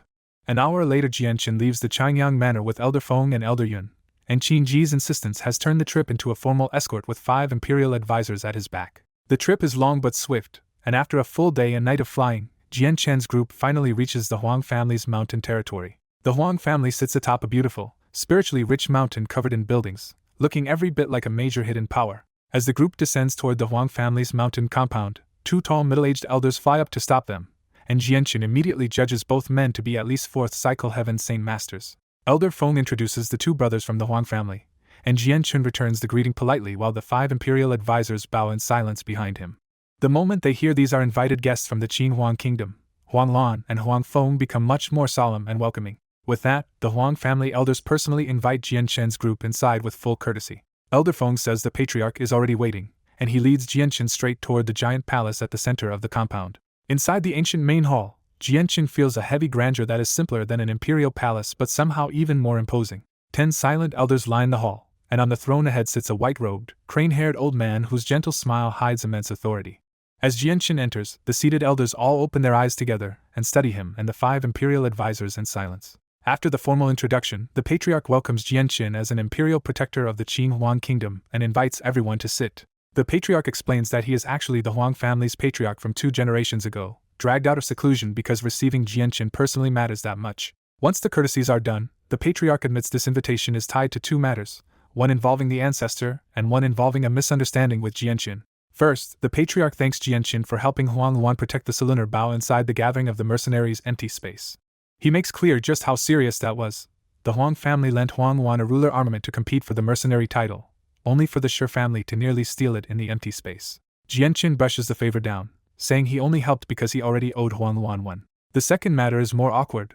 The patriarch apologizes for the recent trouble over the saint ruler's skeleton and says the elder responsible was already punished. Jianchen lets that issue go without fuss, blaming the Qiangan kingdom for stirring it up and quietly proving he is not here to hold a grudge. That answer clearly lifts a weight off the patriarch, because offending Jianchen would have meant offending both a benefactor and the Qin Huang kingdom. Before he can continue, the patriarch suddenly receives word and changes course, saying the Huang ancestor now wishes to meet Jianchen in person. The group splits there. The 5 imperial advisors are led off to rest, while Jianchen follows the patriarch alone toward the back mountain. Flying behind the patriarch, Jianchen heads deeper into the Huang family's rear mountains until they reach a towering peak shaped like a split sword. The summit is eerily flat as if cleaved by heaven itself, and at the top stands only one lonely little house battered by endless wind. At the house, the patriarch bows respectfully and announces that he has brought the honored guest.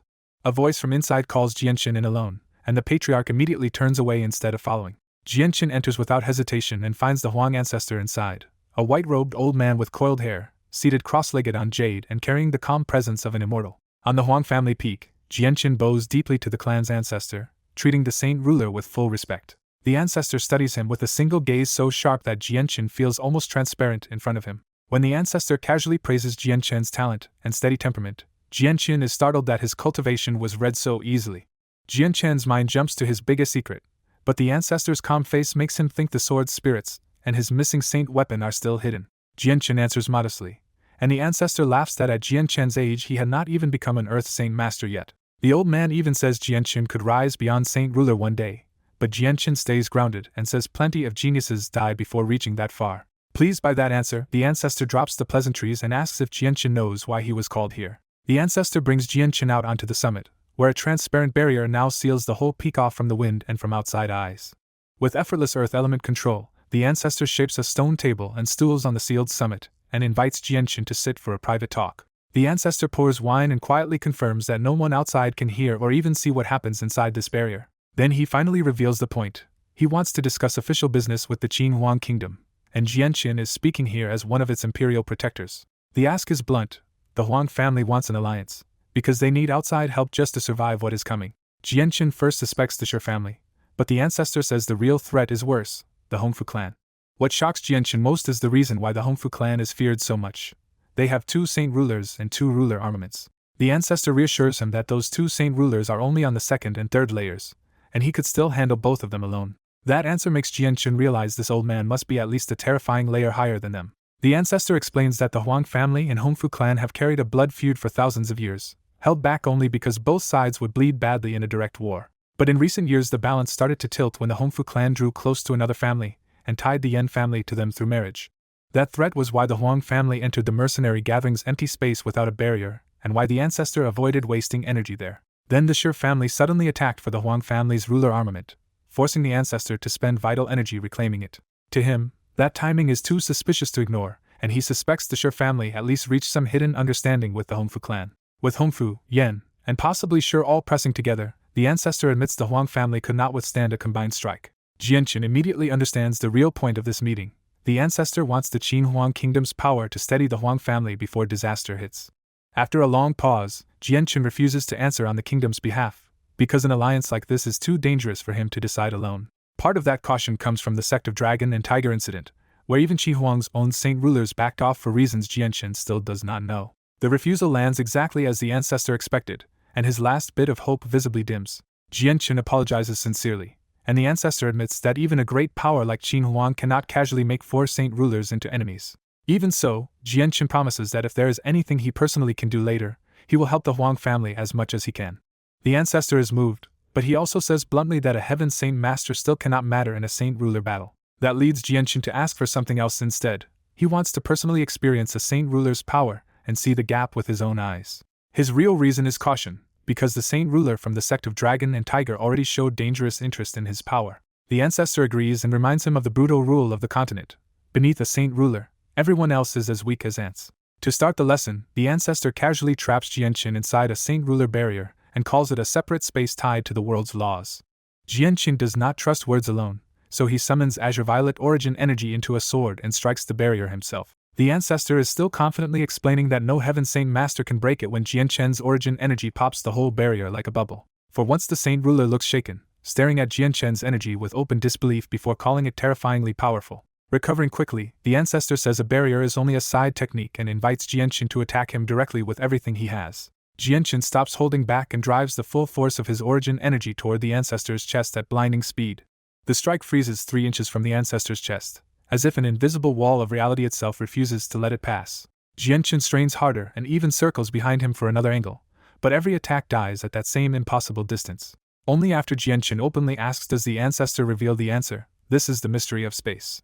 A saint ruler can manipulate spatial energy, so the 3 inches Jianqin sees are actually stretched into several kilometers he cannot cross. That explanation finally makes the gap clear to Jianqin, and he realizes space itself is the wall separating heaven saint masters from saint rulers. The ancestor adds one more chilling fact. With deeper spatial comprehension, a saint ruler can cross thousands of kilometers in a single step. Hearing that, Jianqin's mood turns heavier because it means escaping a hostile saint ruler may be almost impossible. After talking a while longer, Jianqin leaves the mountaintop and heads back down to the Huang family villa alone. The moment he arrives, elders Feng and Yun hurry over to greet him warmly and ask why he is leaving so soon. Jianqin thanks the Huang family for their hospitality but says he has to return to the Jessen kingdom because friends are waiting for him there. Elder Feng quickly tries one more reason to keep him, reminding Jianqin that since he is already here, he should at least go see Huang Wan. That brings back old memories for Jianqin, and after a brief hesitation, he agrees to stay long enough to see Huang Wan. Elder Feng and Elder Yun personally escort Jianqin through the Huang family villas, and the respectful bows around them make it obvious these two hold serious weight here. The strange sight of the two elders guiding a young man side by side turns heads all along the way, and everyone starts wondering who Jianqin really is. At a quiet 2-story pavilion, Elder Feng tells Jianqin this is Huang Wan's residence, and that she already said he may enter directly. Jianqin ignores the elder's meaningful looks, hesitates for a beat, and finally pushes open the pavilion door himself. Inside, the first floor is spotless, quiet, and completely empty, leaving only a staircase leading up to the second floor. As Jianqin climbs the stairs, a sweet fragrance hits him so strongly that it almost makes his mind go hazy. He steps into a comfortable feminine bedroom, takes in the enchanting scent, and quietly admits to himself that it is almost dangerously alluring. By the window, a woman in a black dress stands with her back to him, and Jianqin recognizes the familiar figure almost at once as Huang Wan. Remembering their first meeting, Jianqin smiles and greets her warmly, saying she looks even more graceful than before. Huang Wan trembles at his voice, bites her lip as if forcing herself to decide something, and slowly turns to face him. Now facing him, Huang Wan looks happier and more complicated than Jianqin has ever seen, and even her beauty feels sharper after months apart. Instead of a simple reunion, Huang Wan asks whether she should call him Jianqin or Changyang Xiangtian. Jianqin answers without hesitation that outside his family, he wants to be Jianqin and nothing else. Huang Wan walks closer and closer until she is right in front of him, still studying him with a look Jianqin cannot read. The mood feels so strange that Jianchen can only ask if she is alright. Instead of answering, Huang Luan suddenly throws her arms around Jianchen and hugs him with surprising strength. Jianchen freezes on the spot, completely stunned because this is far beyond the kind of relationship he thought they had. Huang Luan whispers into his ear that she simply wants to hold him for a while, and the softness of her voice only leaves Jianchen more flustered. Trying to steady himself, Jianchen asks what this hug is supposed to mean, but Huang Luan only holds him tighter and says nothing. Still clinging to Jianchen, Huang Luan drifts into the memory of how their bond began with fury, danger, and one embarrassing misunderstanding after another. Her memories keep jumping forward to Mercenary City, where they chased and provoked each other like enemies who somehow kept ending up side by side. She remembers the moment she had no choice but to ask Jianchen for help against Shi Xiangran, even though she did not really believe he could save her. Instead, Jianchen fought far beyond her expectations, helped kill their pursuers, and escaped that deadly trap with her. After that, Huang Luan slowly stopped seeing Jianchen as the man who offended her and started seeing all the parts of him she could not ignore. By the time they parted after the gathering of the mercenaries, missing him had already taken root, and once she returned home those thoughts only spread deeper. In the quiet room, Huang Luan finally lets some of that bottled-up emotion out, and Jianchen still stands there too stunned to move. After a long time, Huang Luan finally loosens her arms and steps back with red cheeks, suddenly looking like a shy girl instead of her usual cold self. The change hits Jianchen hard, because this bashful Huang Luan feels like a completely different person from the icy woman he remembered. Jianchen forces himself calm again, but the scent around Huang Luan and the memory of that hug still make the whole room feel dangerously intimate. He asks again whether something is wrong, and this time Huang Luan looks up at him with a gaze so direct that Jianchen instantly understands what it means. That look makes Jianchen retreat a few steps, because he knows Huang Luan's feelings are real and he also knows he has no room in his life for them right now. Huang Luan breaks the silence by asking the blunt question she has clearly held in for months. After they parted, did he ever think about her? Caught off guard, Jianchen still answers yes, and that single word makes Huang Luan smile with genuine joy. But the happiness barely lasts before Huang Luan's expression darkens again, and Jianchen realizes this reunion is hiding a much heavier problem. Huang Luan turns back to the window with despair in her face, and Jianchen catches the sight of a tear slipping down before she can hide it. At last she tells him the truth. Her father has already betrothed her to the second young master of the Huanggu clan. The news hits Jianchen harder than he expected, and his first response is to ask just how powerful this Huanggu clan is. Huang Luan explains that the Huanggu clan is far stronger, one of the hidden isolated families that have endured for thousands of years and once produced saint rulers. She goes on to say that isolated families keep themselves cut off from the outside world, and her own Huang family only emerged recently because of the saint ruler's skeleton affair. Then Huang Luan widens Jianchen's view even further, telling him there are still greater forces above those isolated families, including the 8 great powers, the 3 great empires, and ancient clans hidden even deeper. When Jianchen asks about those ancient clans, Huang Luan admits even her family records only describe them as terrifying powers that have existed for tens of thousands of years and almost never appear. Hearing all this, Jianchen feels his view of the Tianyuan continent shift again, because in this larger world even a heaven saint master is only partway up the ladder. Jianchen then connects the pieces and says her marriage must be the Huang family's way of tying the stronger Huanggu clan to their side. Huang Luan confirms it. The Huang family is in deep danger from its feud with the Hongfu clan, and she is being offered as the price of securing outside protection. Jianchen falls into a long silence, visibly torn, because he now understands both Huang Luan's feelings and the impossible weight behind them. In the end, Jianchen asks the question that matters most to him now. If he can find enough support for the Huang family, could this marriage be cancelled? Huang Luan is shaken by his offer, but instead of hope her face fills with helpless grief because she knows he is stepping toward trouble far bigger than himself. She tells him not to get involved, warning that even as a new imperial protector of the Qin Huang kingdom, his position is not stable enough to challenge a decision backed by her father and ancestor. Huang Luan says that if he pushes this any further, he will only bring more pressure onto himself, and the Qin Huang kingdom's powerful people may stop tolerating his freedom. Then Huang Luan lowers her guard completely and admits that for her, being able to hug him now and leave her fragrance on him is already enough. Jianchen promises Huang Luan he will do everything he can to stop her from being forced into a marriage she does not want. Those words hit Huang Luan hard, and she throws herself into his arms, sobbing as she asks if she has really always had a place in his heart. Jianchen cannot answer that painful question, so he only hugs her back while the silence says enough. Huang Luan pulls herself together enough to warn him that this marriage alliance will not be easily undone, and even the Qin Huang kingdom would not welcome his interference. Jianchen refuses to give up and tells her he is going straight to speak with her ancestor. Left alone, Huang Luan can only stare after his back as more tears slip down her face. Outside the pavilion, Jianchen is met by a cordial white-robed middle-aged man who introduces himself as Huang Luan's father and the head of the Huang family. The Huang family head politely invites Jianchen to the family feast, but Jianchen declines because he needs to meet the ancestor on the mountain right away. Jianchen flies off toward the peak, leaving the Huang family head on the ground staring after him in open admiration at how far he has risen. But when the Huang family head catches the lingering fragrance where Jianchen stood, he realizes his daughter used essence of orchid on him and understands how completely she gave her heart away. The realization leaves the Huang family head even more helpless, because he sees Jianchen as nearly perfect yet still cannot free his daughter from a marriage chosen to save the family. When the Huang family head enters Huang Luan's room and sees her tear-stained face, even a father who wants to comfort her finds he has nothing that can ease this. Huang Luan coldly asks to be left alone, and her father can only admit that Jianchen would have been the better match if the family were not cornered by crisis.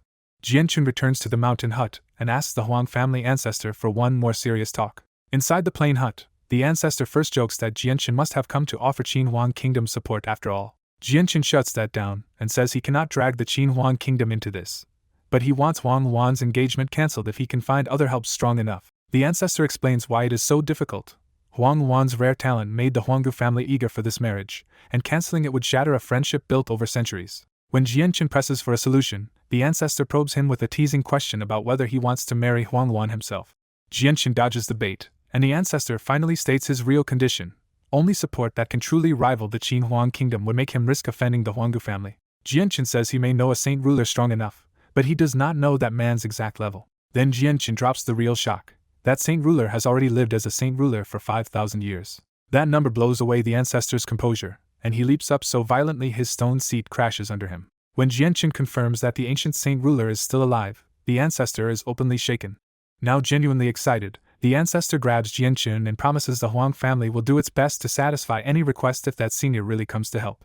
Jianchen immediately asks for Huang Luan's engagement to be cancelled once that help is secured, and this time the ancestor agrees without the old hesitation. The ancestor does add one safeguard. He wants to see that senior first and hear the promise in person before treating the matter as settled. With that, Jianchen leaves the peak and hurries back to Huang Luan with the first real opening they have had. Back in the orchid-scented room, Huang Luan turns in sudden hope when she hears Jianchen return. Jianchen tells her grandfather has agreed to cancel the betrothal if he can bring in someone stronger than the Huanggu family. Even then, Huang Luan's first worry is for Jianchen, because she fears he might be dragging the Qin Huang Kingdom into a fight with saint rulers. Jianchen reassures her that he will not involve the Qin Huang Kingdom, and says he came back only to say goodbye before rushing off to try. Huang Luan can only tell him to be careful, deeply shaken by how far he is willing to go for her. Jianchen pulls the 5 imperial advisors away from the Huang family banquet and leads them out immediately. On the way out, Qing Xiaofan catches the scent clinging to Jianchen and teasingly asks what exactly happened in the Huang family. Jianchen only says it is an important personal matter, and his serious face kills the rest of the teasing on the spot. The group flies for 2 days and finally returns to the Jessen Kingdom under the wide open sky. Before going home, Jianchen washes the remaining orchid fragrance off in a river and changes into fresh white clothes. Back at the Changyang clan, the guards greet him respectfully as the 4th master, but Jianchen does not stop for family and heads straight for Mingdong. Mingdong is happy to see Jianchen at first, then immediately gets serious when he sees his friend's grim face. Jianchen says he needs Mingdong's help with something serious, and Mingdong immediately reminds him that sworn brothers do not need formalities. So Jianchen gets to the point and asks Mingdong to bring out Uncle Tian to settle Huang Luan's situation fairly. After hearing the full story, Mingdong drops the solemn act and smirks that Jianchen is making an awful lot of trouble for a woman he claims is only a friend. Jianchen insists it is not like that, and says he simply cannot watch Huang Luan be married off to someone she does not love. Mingdong keeps teasing, pointing out that powerful men on this continent often take several wives and that Jianchen hardly looks like someone who would stay alone forever. Jianchen steers the talk back to Uncle Tian, because he has already ruled out both the Qin Huang Kingdom's protectors and the reclusive elder Xiao.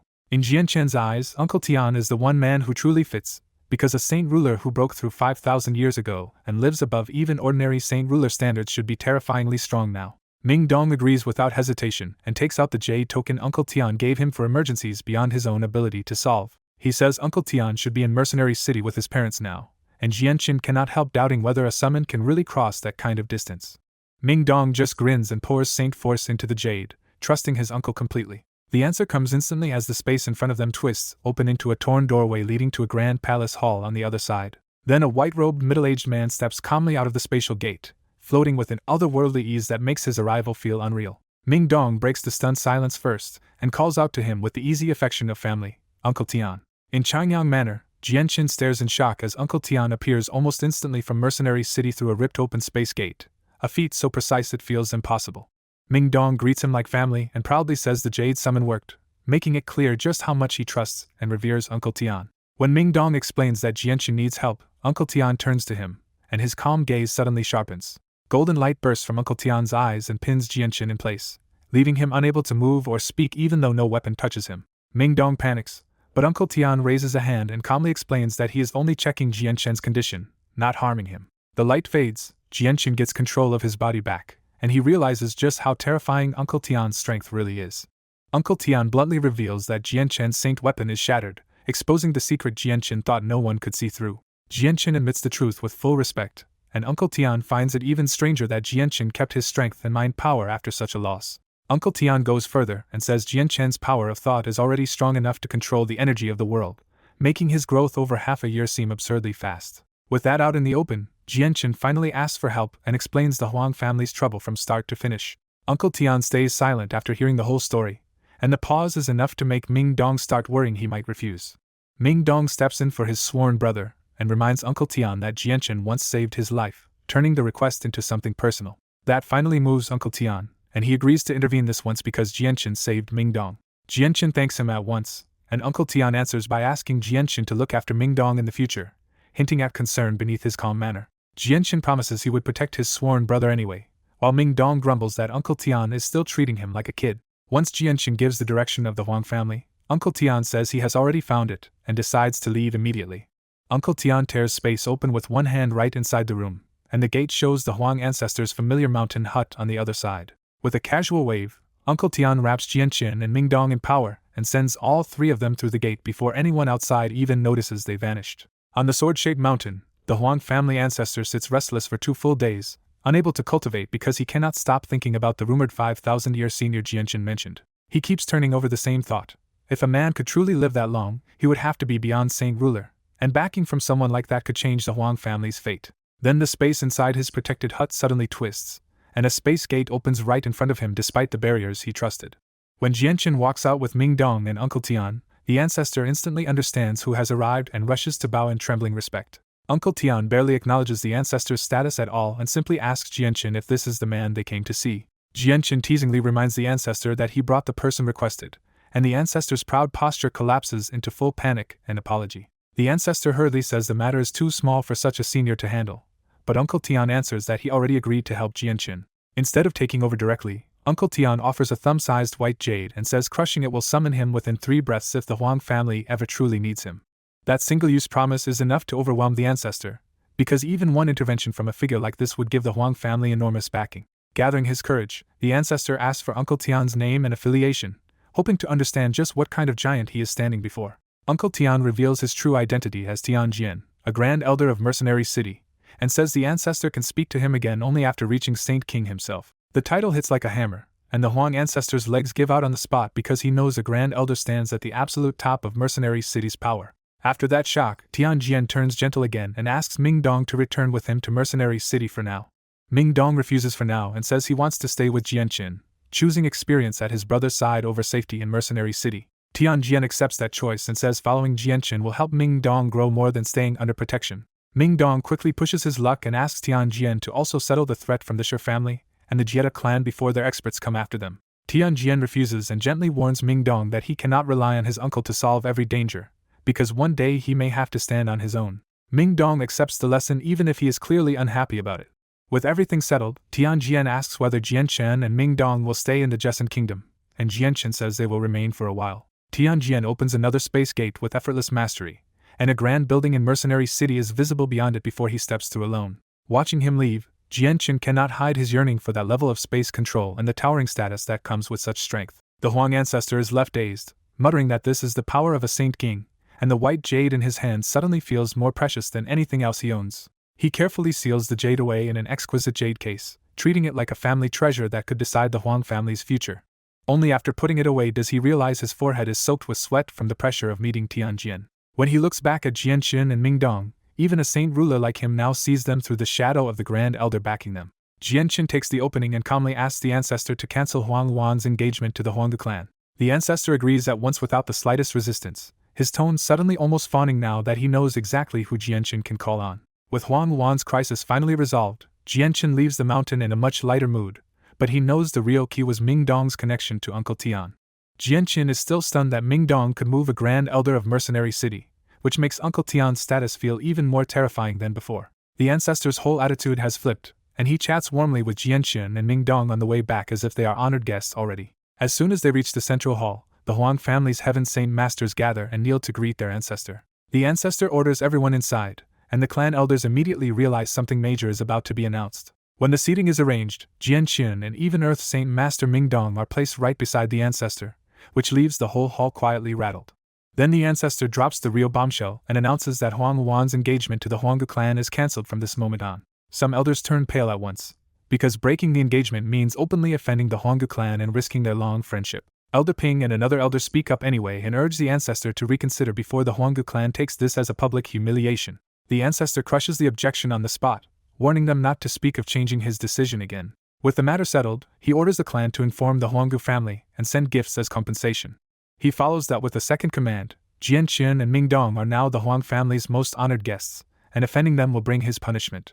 That order leaves the clan even more confused, because Jianqin's status makes sense, but no one can guess why Ming Dong is being treated like someone untouchable. The ancestor even hosts a banquet for them himself, a level of attention so extreme that the whole Huang family can only speculate harder about Ming Dong's background. Jianqin slips away from the celebration instead, because the one person he wants to tell first is Huang Luan. He enters Huang Luan's pavilion and finds her upstairs in the same black cheongsam, sitting by the window in a daze so lost and worried that she does not even hear him come in. When Jianqin calls her name, Huang Luan jolts to her feet and turns toward him with all her hope hanging on his next words. Jianqin finally tells her the news outright. The ancestor has cancelled her engagement, and she does not have to carry that burden anymore. For a second Huang Luan just freezes, then joy crashes over her so hard that her whole body starts trembling. She can barely get the question out and asks if it is really true, because the broken engagement feels like the chains around her life have suddenly vanished. Jianqin reassures her with an easy smile, and that final bit of certainty breaks the dam. Overcome with relief and love, Huang Luan throws herself into Jianqin's arms and kisses him before he can react. The shock blanks Jianqin's mind completely, because this is the first truly intimate moment he has ever had with a woman in either life. Huang Luan pours out all the feelings she has held back for so long into that one desperate, wholehearted kiss. Jianqin finally gives into the moment too, closes his eyes, and pulls her tightly against him. When they finally separate, Huang Luan stays in his arms and leans against his shoulder as if she never wants the warmth to end. Jianqin quietly asks if she will regret this, and whether he is really worth loving so deeply. Huang Luan answers without hesitation that she will never regret it for the rest of her life. Then she asks the question she has really been carrying all along: does Jianqin truly have a place for her in his heart? Jianqin cannot promise her that yet, because he never planned to settle down, and all his focus is still fixed on growing strong under enormous pressure. Huang Luan accepts even that, and says she is willing to wait for him forever if she has to. That answer hits Jianqin hard, and instead of arguing, he just holds her again and lets the quiet closeness speak for him. They lose track of time together until hurried footsteps climb the pavilion stairs and Huang Luan's father calls out that he has good news for her. The pair jump apart like frightened rabbits and hurriedly smooth their clothes, trying to pretend nothing happened. Huang Qinglan walks in smiling, ready to announce the cancelled engagement himself, only to stop when he sees Jianqin got there first. Jianqin greets him politely, and Huang Qinglan immediately thanks him for the huge effort it took to free Huang Luan from this trouble. Jianqin brushes it off as helping a good friend, but Huang Qinglan notices enough between the two of them to feel quietly delighted. Reading the room perfectly, Huang Qinglan tells his daughter to thank Jianqin properly, and then leaves them alone on purpose. After he leaves, the room falls awkwardly quiet until Huang Luan finally asks whether the Qin Huang kingdom is really involved in helping him. Jianqin tells her not to worry, because the Qin Huang kingdom had nothing to do with it, and the real help came from an even stronger senior. That only moves Huang Luan more, because she understands how hard it is to ask such a powerful senior to step in for anyone. Jianqin stays at the Huang family one more day, and then he and Ming Dong prepare to head back to the Jessen kingdom. Before they go, the ancestor personally sees them off with Huang Luan nearby, making the farewell feel both warm and politically charged. The ancestor brings up the dragon and tiger sect and offers real protection this time, handing Jianqin and Ming Dong a matching jade token each. He tells them to crush the jades if the sect's saint ruler makes a move, and he will come help as fast as he can. Jianqin gladly accepts, because a saint ruler ally is exactly the answer he needed against the biggest threat still hanging over him. Laughing warmly, the ancestor promises that if Jianqin ever needs the Huang family, they will do everything they can to help. Leaving the Huang family, Jianqin carries Ming Dong through the sky because Ming Dong still cannot fly on his own. Watching Heaven Saint Master fly up close only makes Ming Dong itch harder to break through and soar by himself. Jianqin laughs it off and reminds him that reaching 6th Cycle Earth Saint Master so young is already enough to make countless people jealous. He tells Ming Dong to keep refining his foundation and trust Tianjian's guidance, because 2 more years should be enough for him to reach that realm.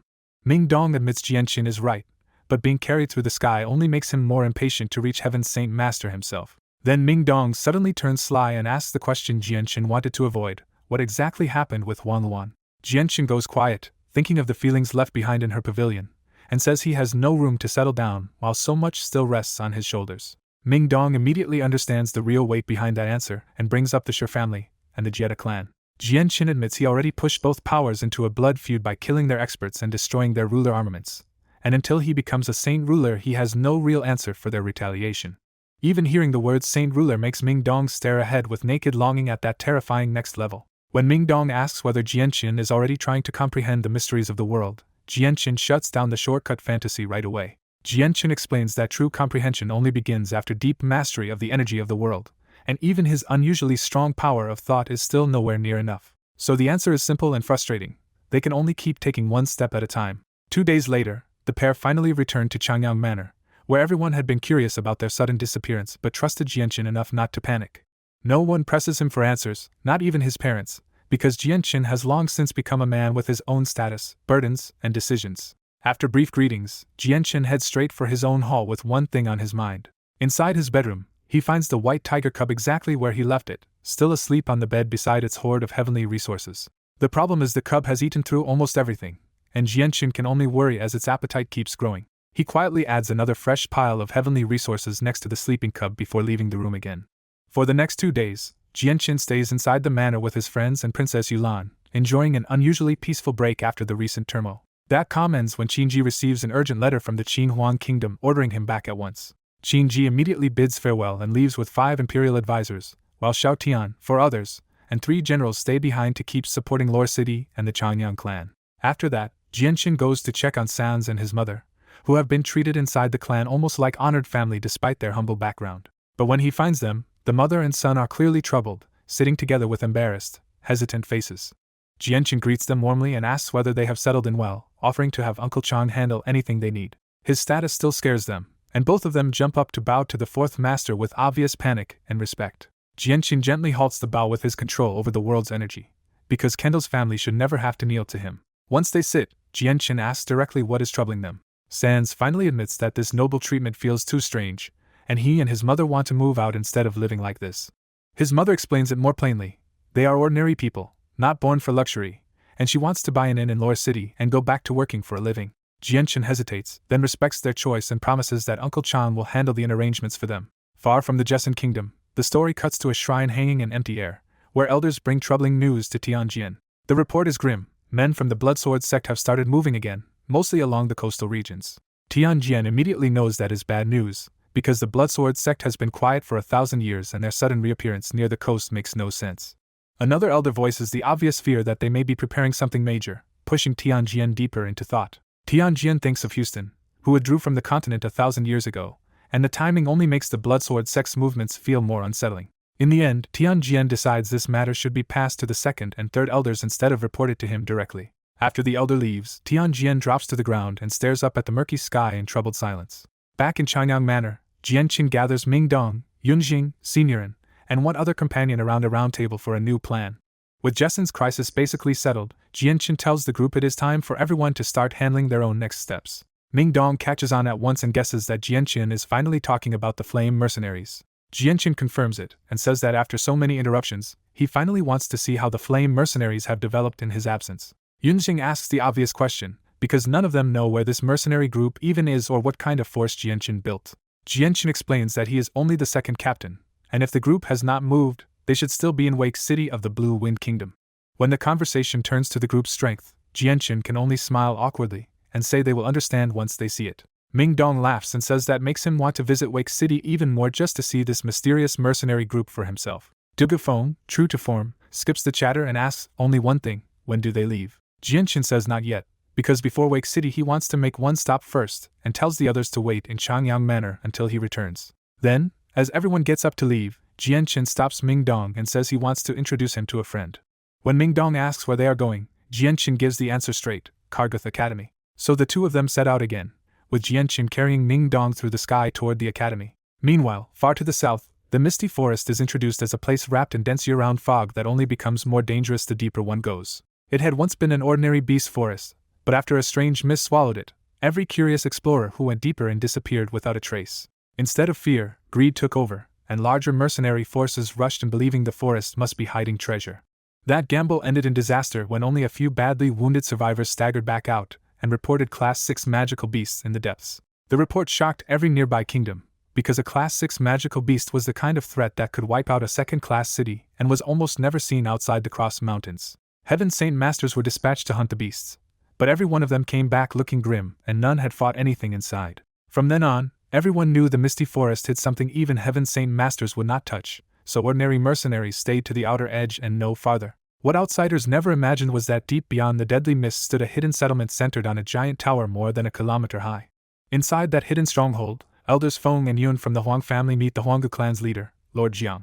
Lord Jiang greets them politely, and jokes that they only come when something important is wrong. Elder Feng admits the matter is indeed awkward and hands over a letter instead of trying to explain it outright. The moment Lord Jiang reads it, his polite smile disappears, because the Huang family is asking to cancel the marriage arrangement. He demands to know what the Huang family thinks it is doing, since their own ancestor proposed the betrothal in the first place. The two elders can only bow their heads and say this order came directly from the Huang family ancestor himself. That only makes things worse, and Lord Jiang accuses them of treating the Huanggu clan like something to toy with. Elder Yun tries to soften the blow by explaining that Huang Luan already has someone else in her heart, so the Huang family refuses to force the marriage. Lord Jiang immediately asks what kind of man could possibly be worth humiliating the Huanggu clan over. Elder Feng gives the answer with a faint knowing smile. The man Huang Luan chose is the imperial protector of the Qin Huang kingdom.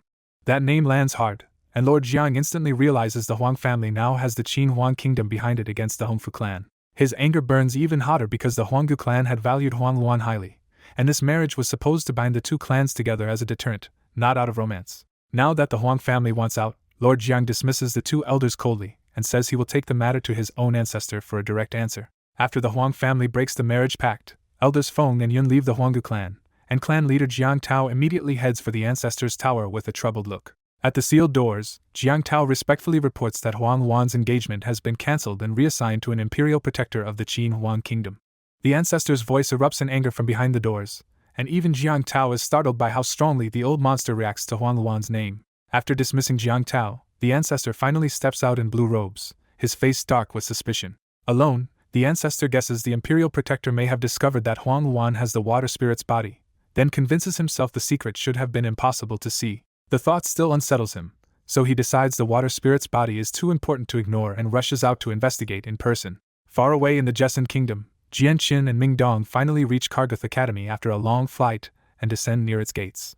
A gate guard stops them on regulation alone, but Jian Qin calmly produces his old student badge and gets them admitted at once. Inside the academy, Jian Qin sees that almost nothing has changed except the trees are older, while students still fill the grounds with noisy youthful energy. Ming Dong scoffs that the academy looks weak to him, and Jian Qin reminds him that true prodigies are rare in a small kingdom like Jessen. When Ming Dong asks who they came to find, Jian Qin teases that the answer will come soon and says even he admires this friend's unusual physical strength. They head toward the headmaster's tower for answers, but a burst of student shouting suddenly pulls all attention toward the fighting arenas. The students excitedly spread the news that Ka Diyun has challenged Ling Jingtian, turning the coming match into the biggest event on campus. The gossip quickly shifts to power rankings, with students arguing that Ling Jingtian already became a Saint Master while Ka Diyun only just caught up. Then another student scoffs at them all and brings up Chang Yang Hu, saying he had already reached Great Saint Master level and left the academy behind. That opens the floodgates, and the students start praising Chang Yang Xiangtian as a former academy legend who became both a Heaven Saint Master and an Imperial Protector while still barely 20. When one student refuses to believe anyone that young could reach such a realm, the rest stare at him like he has missed the biggest story in the kingdom.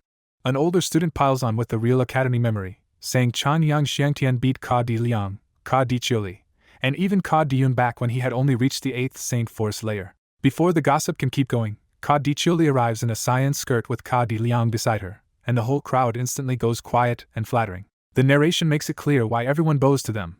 All three Ka Di siblings are academy stars, and Ka Diyun now stands shoulder to shoulder with the strongest student. Ka Di Liang pulls his sister toward the arena, and Ka Di Chiuli leaves with a sour expression because she still cannot swallow how far Chang Yang Xiangtian rose beyond them all. Jian Chen and Ming Dong heard everything, and Ming Dong openly teases him for being such a famous figure in his old academy.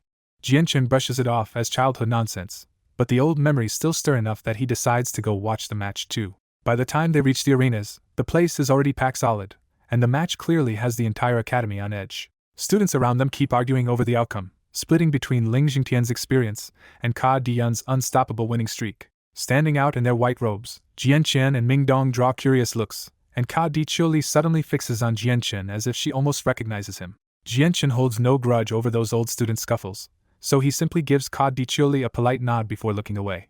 Ka Dichuli quietly asks Ka Diliang if he knows the handsome man in white, because his face feels strangely familiar to her. Ka Diliang jokes that she must have taken a liking to him, but his teasing only earns him a glare while she keeps trying to place Jianqian's identity. The chatter cuts off when Ka Diyun and Ling Jingtian finally step onto the platform, and the whole arena erupts in cheers for both sides. Both men exchange a few calm words, draw their saint weapons, and signal that this long-awaited duel is starting for real. Steel starts ringing across the arena as the two saint masters trade blow after blow, and the students below watch like they are drunk on the spectacle. Ming Dong, however, loses interest almost immediately, because from an Earth Saint Master's view this whole duel looks painfully small. The balance breaks when Ka Diyun suddenly unleashes a battle skill, forcing Ling Jingtian into a desperate full defense. The impact blasts Ling Jingtian backward and leaves him coughing blood, and in one violent exchange Ka Diyun takes the title of strongest student. The audience explodes into celebration, and below the platform Ka Dichuli and Ka Diliang light up with pride for their brother's win. Ka Diyun plants his great sword into the arena floor and arrogantly calls for anyone unconvinced to come challenge him.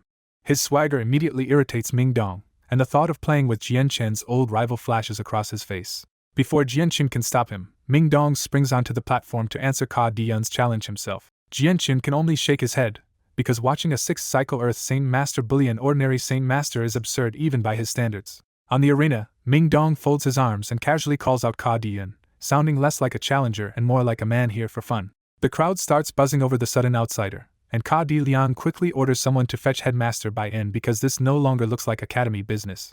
Ka Diyun probes Ming Dong's identity, and Ming Dong cheerfully admits he is not a student at all, promising to give his name only after the match. Seeing only another young man near his own age, Ka Diyun accepts without fear, grabs his saint weapon, and charges straight in. On the Kargath Academy arena, Ming Dong grins at Ka Diyun and casually raises the stakes by saying he will not move or strike back, and Ka Diyun only wins if he can force even one step out of him. The audience explodes in anger, because to them this outsider looks the same age as Ka Diyun and is talking like even Kargath Academy teachers are beneath him. In the crowd, Ka Diliang scoffs that only an Earth Saint Master could talk like this, while Ka Dichuli feels a nagging unease because Ming Dong looks far too calm. Ka Diyun's face darkens, and when Ming Dong says his arrogance comes from real strength, the challenge turns from insulting to personal. Furious now, Ka Diyun swings his saint weapon with full force, aiming a ruthless waist-level slash at Ming Dong. Ming Dong does not even bother drawing a weapon, and at the last instant he catches the giant blade between two wind-wrapped fingers. Ka Diyun is shaken on the spot, because his all-out strike being stopped so casually tells him this gap is far worse than he imagined. When Ka Diyun demands to know who he is, Ming Dong says he only came to test the man who once dared challenge his brother. Ming Dong even invites him to keep trying and promises not to hurt him, which only makes the power gap feel more humiliating. Realizing brute force failed, Ka Diyun uses his battle skill again and pours everything he has into one more desperate attack. Ming Dong answers that powered-up strike with a single precise palm, scattering the energy and knocking Ka Diyun backward with numb, shaking arms. That second effortless defense leaves Ka Diyun stunned, and this time the entire arena falls silent with him. Ming Dong claps his hands and cheerfully tells Ka Diyun to try again, as if this one-sided beating is still just a game. Before Ka Diyun can respond, a stern voice cuts through the arena and Vice Headmaster Bai En appears in a flash, declaring Ming Dong guilty of trespassing and interfering in academy affairs. Ka Diyun quickly hands the problem over to Bai En and jumps off the stage, happy to escape a fight he can no longer control. Ming Dong stays polite and even greets Bai En, but Bai En refuses to soften and orders him to go accept punishment before the headmaster. The mood snaps again when Ming Dong casually says the headmaster's name, Kafir, and Bai En hears it as open disrespect. Bai En reacts instantly and draws his sword, launching a lightning-fast thrust at Ming Dong in front of the whole academy. To the students watching, Bai En seems to pierce Ming Dong straight through the chest, and cheers almost break out on the spot. But Bai En feels no resistance at all, because what he stabbed was only a fading afterimage. Ming Dong's voice suddenly comes from behind him, close enough to make Bai En realize just how badly he has already lost the initiative. Bai En immediately pivots and keeps attacking, while Ming Dong glides around him like a cyan blur, never looking pressured for even a second. At the very edge of the arena, Ming Dong sidesteps past Bai En and taps his back with one palm, turning a gentle-looking strike into a clean ring out.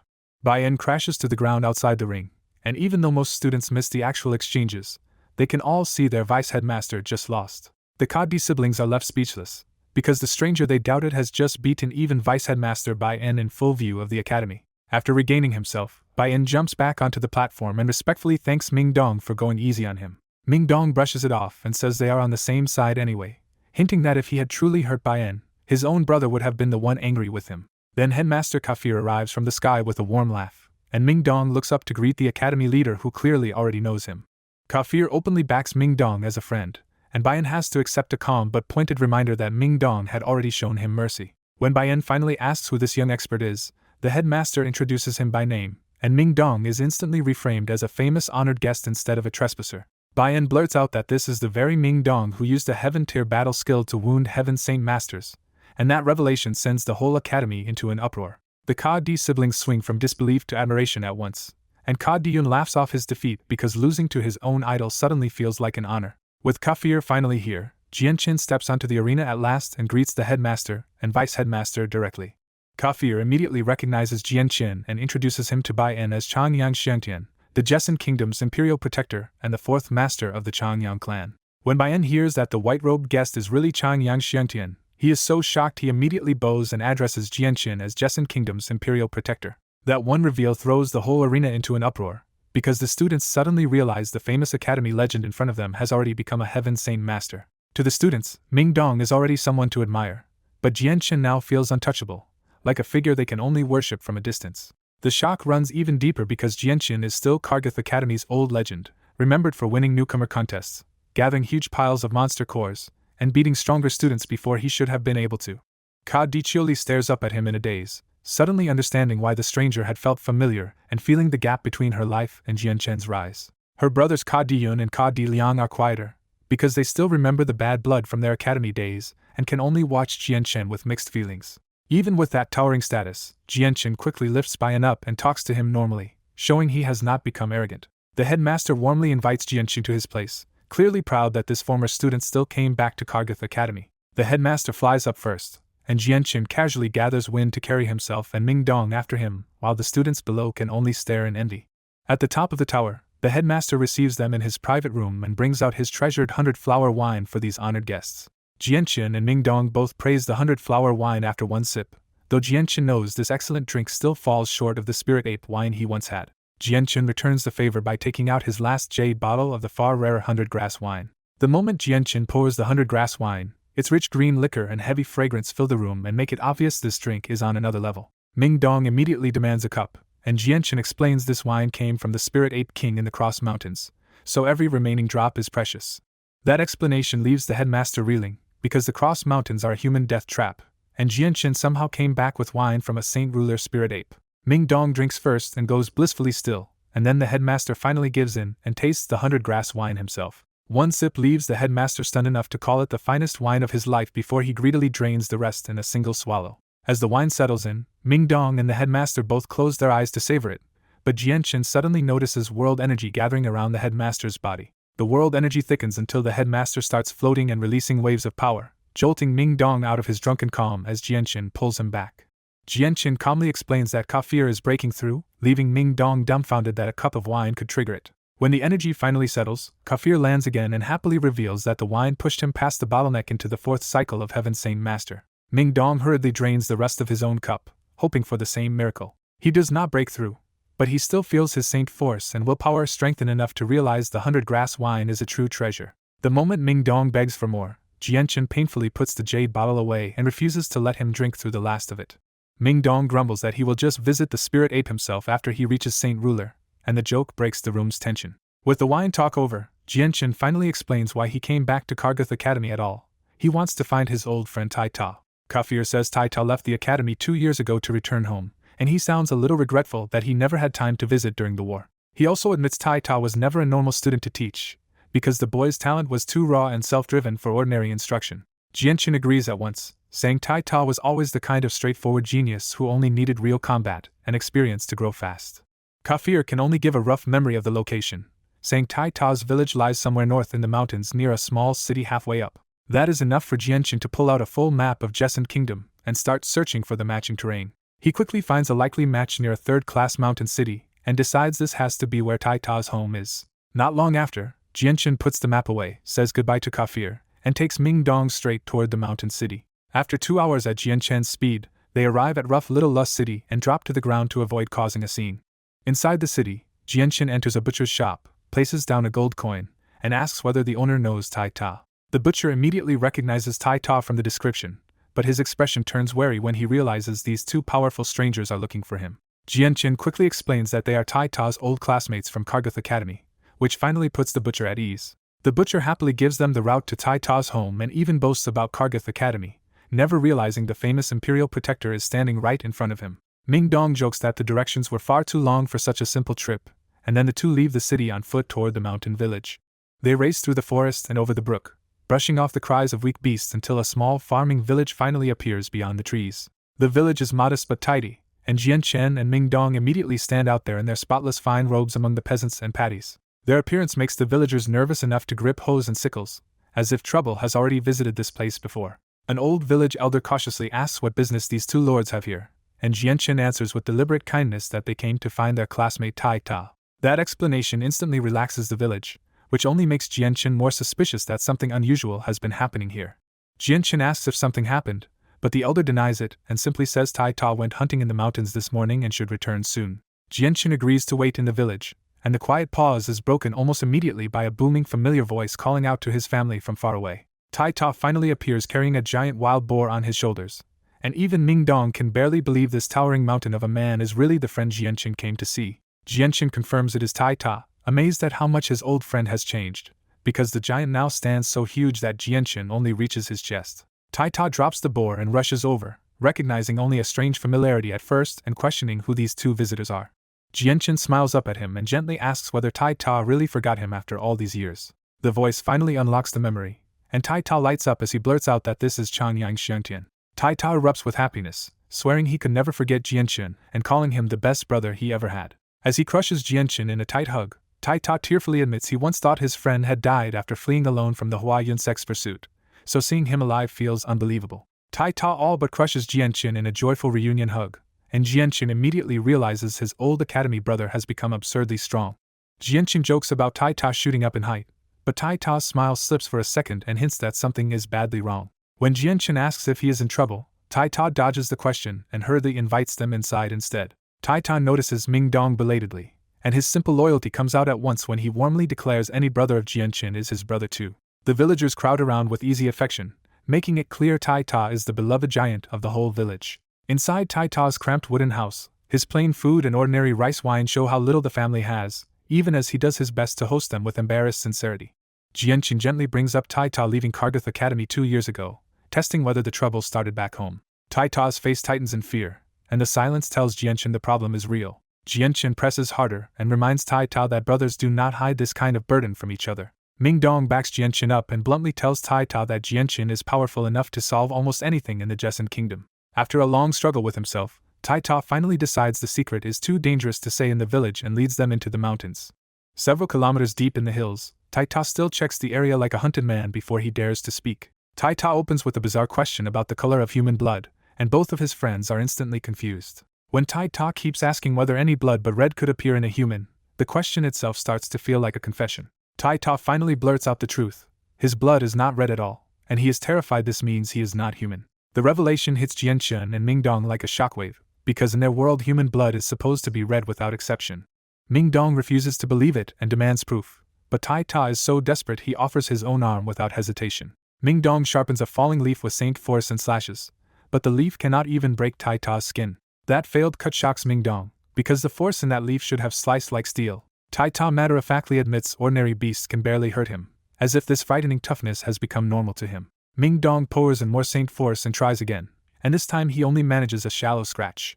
Even that stronger attack draws no blood, leaving Ming Dong to compare Tai Ta's body to a Class 5 magical beast. Jianchen steps in to test it himself, using a thread of azure violet sword chi at his fingertip instead of brute force. The sword chi slices through Tai Ta's skin effortlessly, and golden blood finally spills from the wound. Seeing the blood with their own eyes leaves both men stunned, because Tai Ta was telling the truth. Tai Ta bitterly points to the wound as proof, and the sight only becomes stranger when Ming Dong notices the blood is faintly glowing too. Jianchen asks how this happened, but Tai Ta can only admit he has no idea and has been suffering alone with the fear of what he might be. Tai Ta's panic spills out plainly when he asks if he is human, a magical beast, or some kind of monstrosity. Jian Qin and Ming Dong start tracing every possible cause, asking about strange food, fruits, herbs, and anything unusual Tai Ta might have consumed. Tai Ta finally remembers when he first noticed it. A magical beast wounded him during a solo hunt at Kargath Academy, and the blood was already gold. That timeline bothers Jian Qin, because he remembers Tai Ta bleeding red during their old Academy Forest trial. When Jian Qin asks about changes around the time Tai Ta formed his saint weapon, Tai Ta remembers one terrifying detail. His whole body once felt like it was burning from the inside. Jian Qin quietly links the mutation to Tai Ta forming his saint weapon, because that burning reaction was nothing like a normal breakthrough. Tai Ta panics again at the idea of turning into a monster, but this time both friends push back hard and tell him his strange blood may be a blessing instead of a curse. Their reassurance finally sinks in, and Tai Ta forces himself to accept the mystery instead of obsessing over whether he is human or a monster. As Jian Qin wipes the blood away, the cut is already gone, revealing yet another abnormal gift in Tai Ta's body. With no real answer in sight, Jian Qin drops the mystery for now and turns the mood around by asking to see how strong Tai Ta has become. Tai Ta proudly says he is now a middle great saint master, and even dares to wonder if he might finally beat Jian Qin. Ming Dong immediately crushes that idea by revealing that even Heaven Saint Masters have died at Jian Qin's hands. That revelation scares Tai Ta so badly that he instantly cancels the idea of fighting Jian Qin at all. Ming Dong steps in instead and invites Tai Ta to spar with him, curious to test the raw strength Jian Qin kept praising. Tai Ta's first reaction is pure concern, because he honestly thinks he might hurt Ming Dong if he hits too hard. Ming Dong swears he can handle it, but Tai Ta takes the dramatic line literally and gets even more flustered. Jian Qin finally spells it out. Ming Dong is already a 6th cycle Earth Saint Master and far tougher than Tai Ta thinks. Learning that even Ming Dong has already reached that level gives Tai Ta another hard blow to his confidence. But he finally agrees to fight seriously. Tai Ta opens the spar with a straight punch to Ming Dong's chest, and the sheer force behind it lands with a thunder-like boom. The impact shocks even Jian Qin, because Tai Ta's punch carries a brutal vibrating force far beyond what a normal Great Saint Master should have. When the clash settles, Tai Ta is knocked back several steps, but Ming Dong is still rattled enough to praise his terrifying natural strength. Seeing Ming Dong still standing only makes Tai Ta more excited, and he warns him to be careful because the next attack will be full power. Tai Ta winds up a second punch and this time throws everything he has at Ming Dong. That plain-looking fist again carries a bizarre thunder-like force, and even Jian Qin can tell there is something hidden in it. Ming Dong takes it seriously, wrapping his hands in cyan wind element and bracing to block head-on. The impact cracks like thunder, and the strange shock rattles both men's insides hard enough to make hearts skip. Ming Dong finally gets pushed back several steps, which tells Jian Qin this punch is far more dangerous than it looks. Tai Ta backs off too, then sincerely praises Ming Dong because even his full strength still could not hurt him. Ming Dong, more unsettled than proud, asks Tai Ta if he just used some kind of battle skill.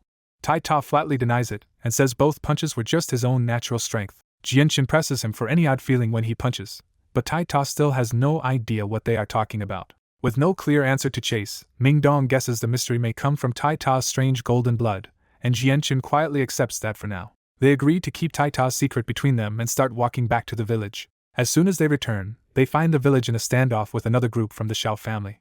Tai Ta's anger flares instantly, and the villagers cheer in relief because their strongest defender is back. The Xiao family men are startled by Tai Ta at first, then recover their nerve once they remember the backing they came with. Tai Ta stops in front of the villagers and bluntly asks if they came back because he did not beat them hard enough last time. One Xiao family youth points at Tai Ta and warns that their young master is now the Blackwind sect master's personal disciple, so offending them will bring trouble to the whole village. Tai Ta does not care about the Blackwind sect at all and warns them to leave before he drives them out with his fists again. The Xiao family keeps pushing, acting like their young master's interest in Xiaoyu should be treated as an honor no village girl could refuse. When Jian Qin asks what is going on, Tai Ta angrily explains that the Xiao family keeps trying to take Xiaoyu away to force her into marriage. The Xiao family men decide these two newcomers are not worth fearing, and an unnamed arrogant man rudely orders Jian Qin and Ming Dong to get lost. Ming Dong explodes first and flashes forward in a streak of azure light. His slap lands so hard that the arrogant Xiao family man is sent flying with blood and broken teeth. The man staggers up bleeding and furious, but the pain is so bad he cannot even finish threatening them back. Ming Dong coldly asks what kind of nobody thinks he can talk to them like that. That one slap freezes both sides, because the village fears the fallout, and the Xiao family finally realizes this youth is much stronger and harsher than Tai Ta. Even after stammering out the Xiao family's name again, the group only gets a final warning to leave and never come back. The Xiao family men finally retreat, carrying their injured companion out of the village in defeat. Once they are gone, an elder voices the real fear. This time the Xiao family will come back for revenge. Jianqin calmly promises that if the Xiao family dares return, he will settle the matter for the village himself. Then the girl at the center of it all steps forward and thanks Jianqin and Ming Dong for helping her. Ming Dong teases that a beauty like Qiuyu makes it obvious why the Xiao family keeps coming after her. Tai Ta immediately jumps in to protect her from the teasing, which gives away more than he meant to. Ming Dong catches it instantly and jokingly asks if Tai Ta likes Qiuyu. Tai Ta denies it badly, blushing so hard that he practically confesses on the spot. Ming Dong laughs and tells him that if he keeps his feelings buried, he will never win a woman's heart. Tai Ta gets too embarrassed to keep talking, and Jianqin and Ming Dong both realize the feelings between him and Qiuyu go both ways. Qiuyu's mother and the villagers openly praise Tai Ta as the village's best young man and the only one worthy of her. Tai Ta modestly brushes off the praise, but the cheerful mood does not last long. Another villager cuts in with the ugly truth that the Xiao family will not forgive this humiliation and will return with stronger fighters. The whole village starts worrying at once, because Tai Ta is strong but the rest of them are in no shape to fight a real family force. Tai Ta still promises he will protect everyone no matter how many enemies come. Jianqin steps in and says this mess started because of him, so he will end it properly for them.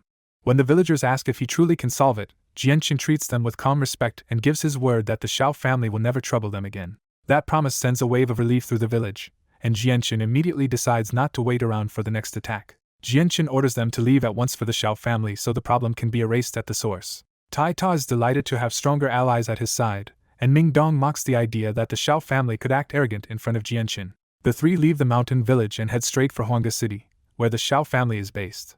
Once they leave the mountains, Jianqin lifts both of them into the sky and flies them toward the city at tremendous speed. Tai Ta is thrilled by his first flight and blurts out excited questions about Heaven's Saint Master's flying. After crossing hundreds of kilometers, Jianqin uses a map to find the Xiao family and brings them down right inside the clan courtyard. Their descent throws the Xiao family residence and the surrounding street into an uproar as word spreads that Heaven's Saint Masters have arrived in Huanga City. Several Xiao family guards rush out, and their captain nervously welcomes the three guests with deep respect. Jianqin does not bother with formalities and simply orders the head of the Xiao family to come out and greet them. When the guard offers to escort them inside, Jianqin says there is no need because the man he wants is already coming. A larger Xiao family group hurries over, suspicious because these so-called Heaven's Saint Masters look far too young. Even with that doubt, the family still dares not offend them, and the 40-year-old patriarch Xiao Yun bows and formally welcomes the three to the Xiao family. At the Xiao family estate, Jianqin drops the name Chanyang Xiangtian and says he came to talk business, instantly changing the room's mood.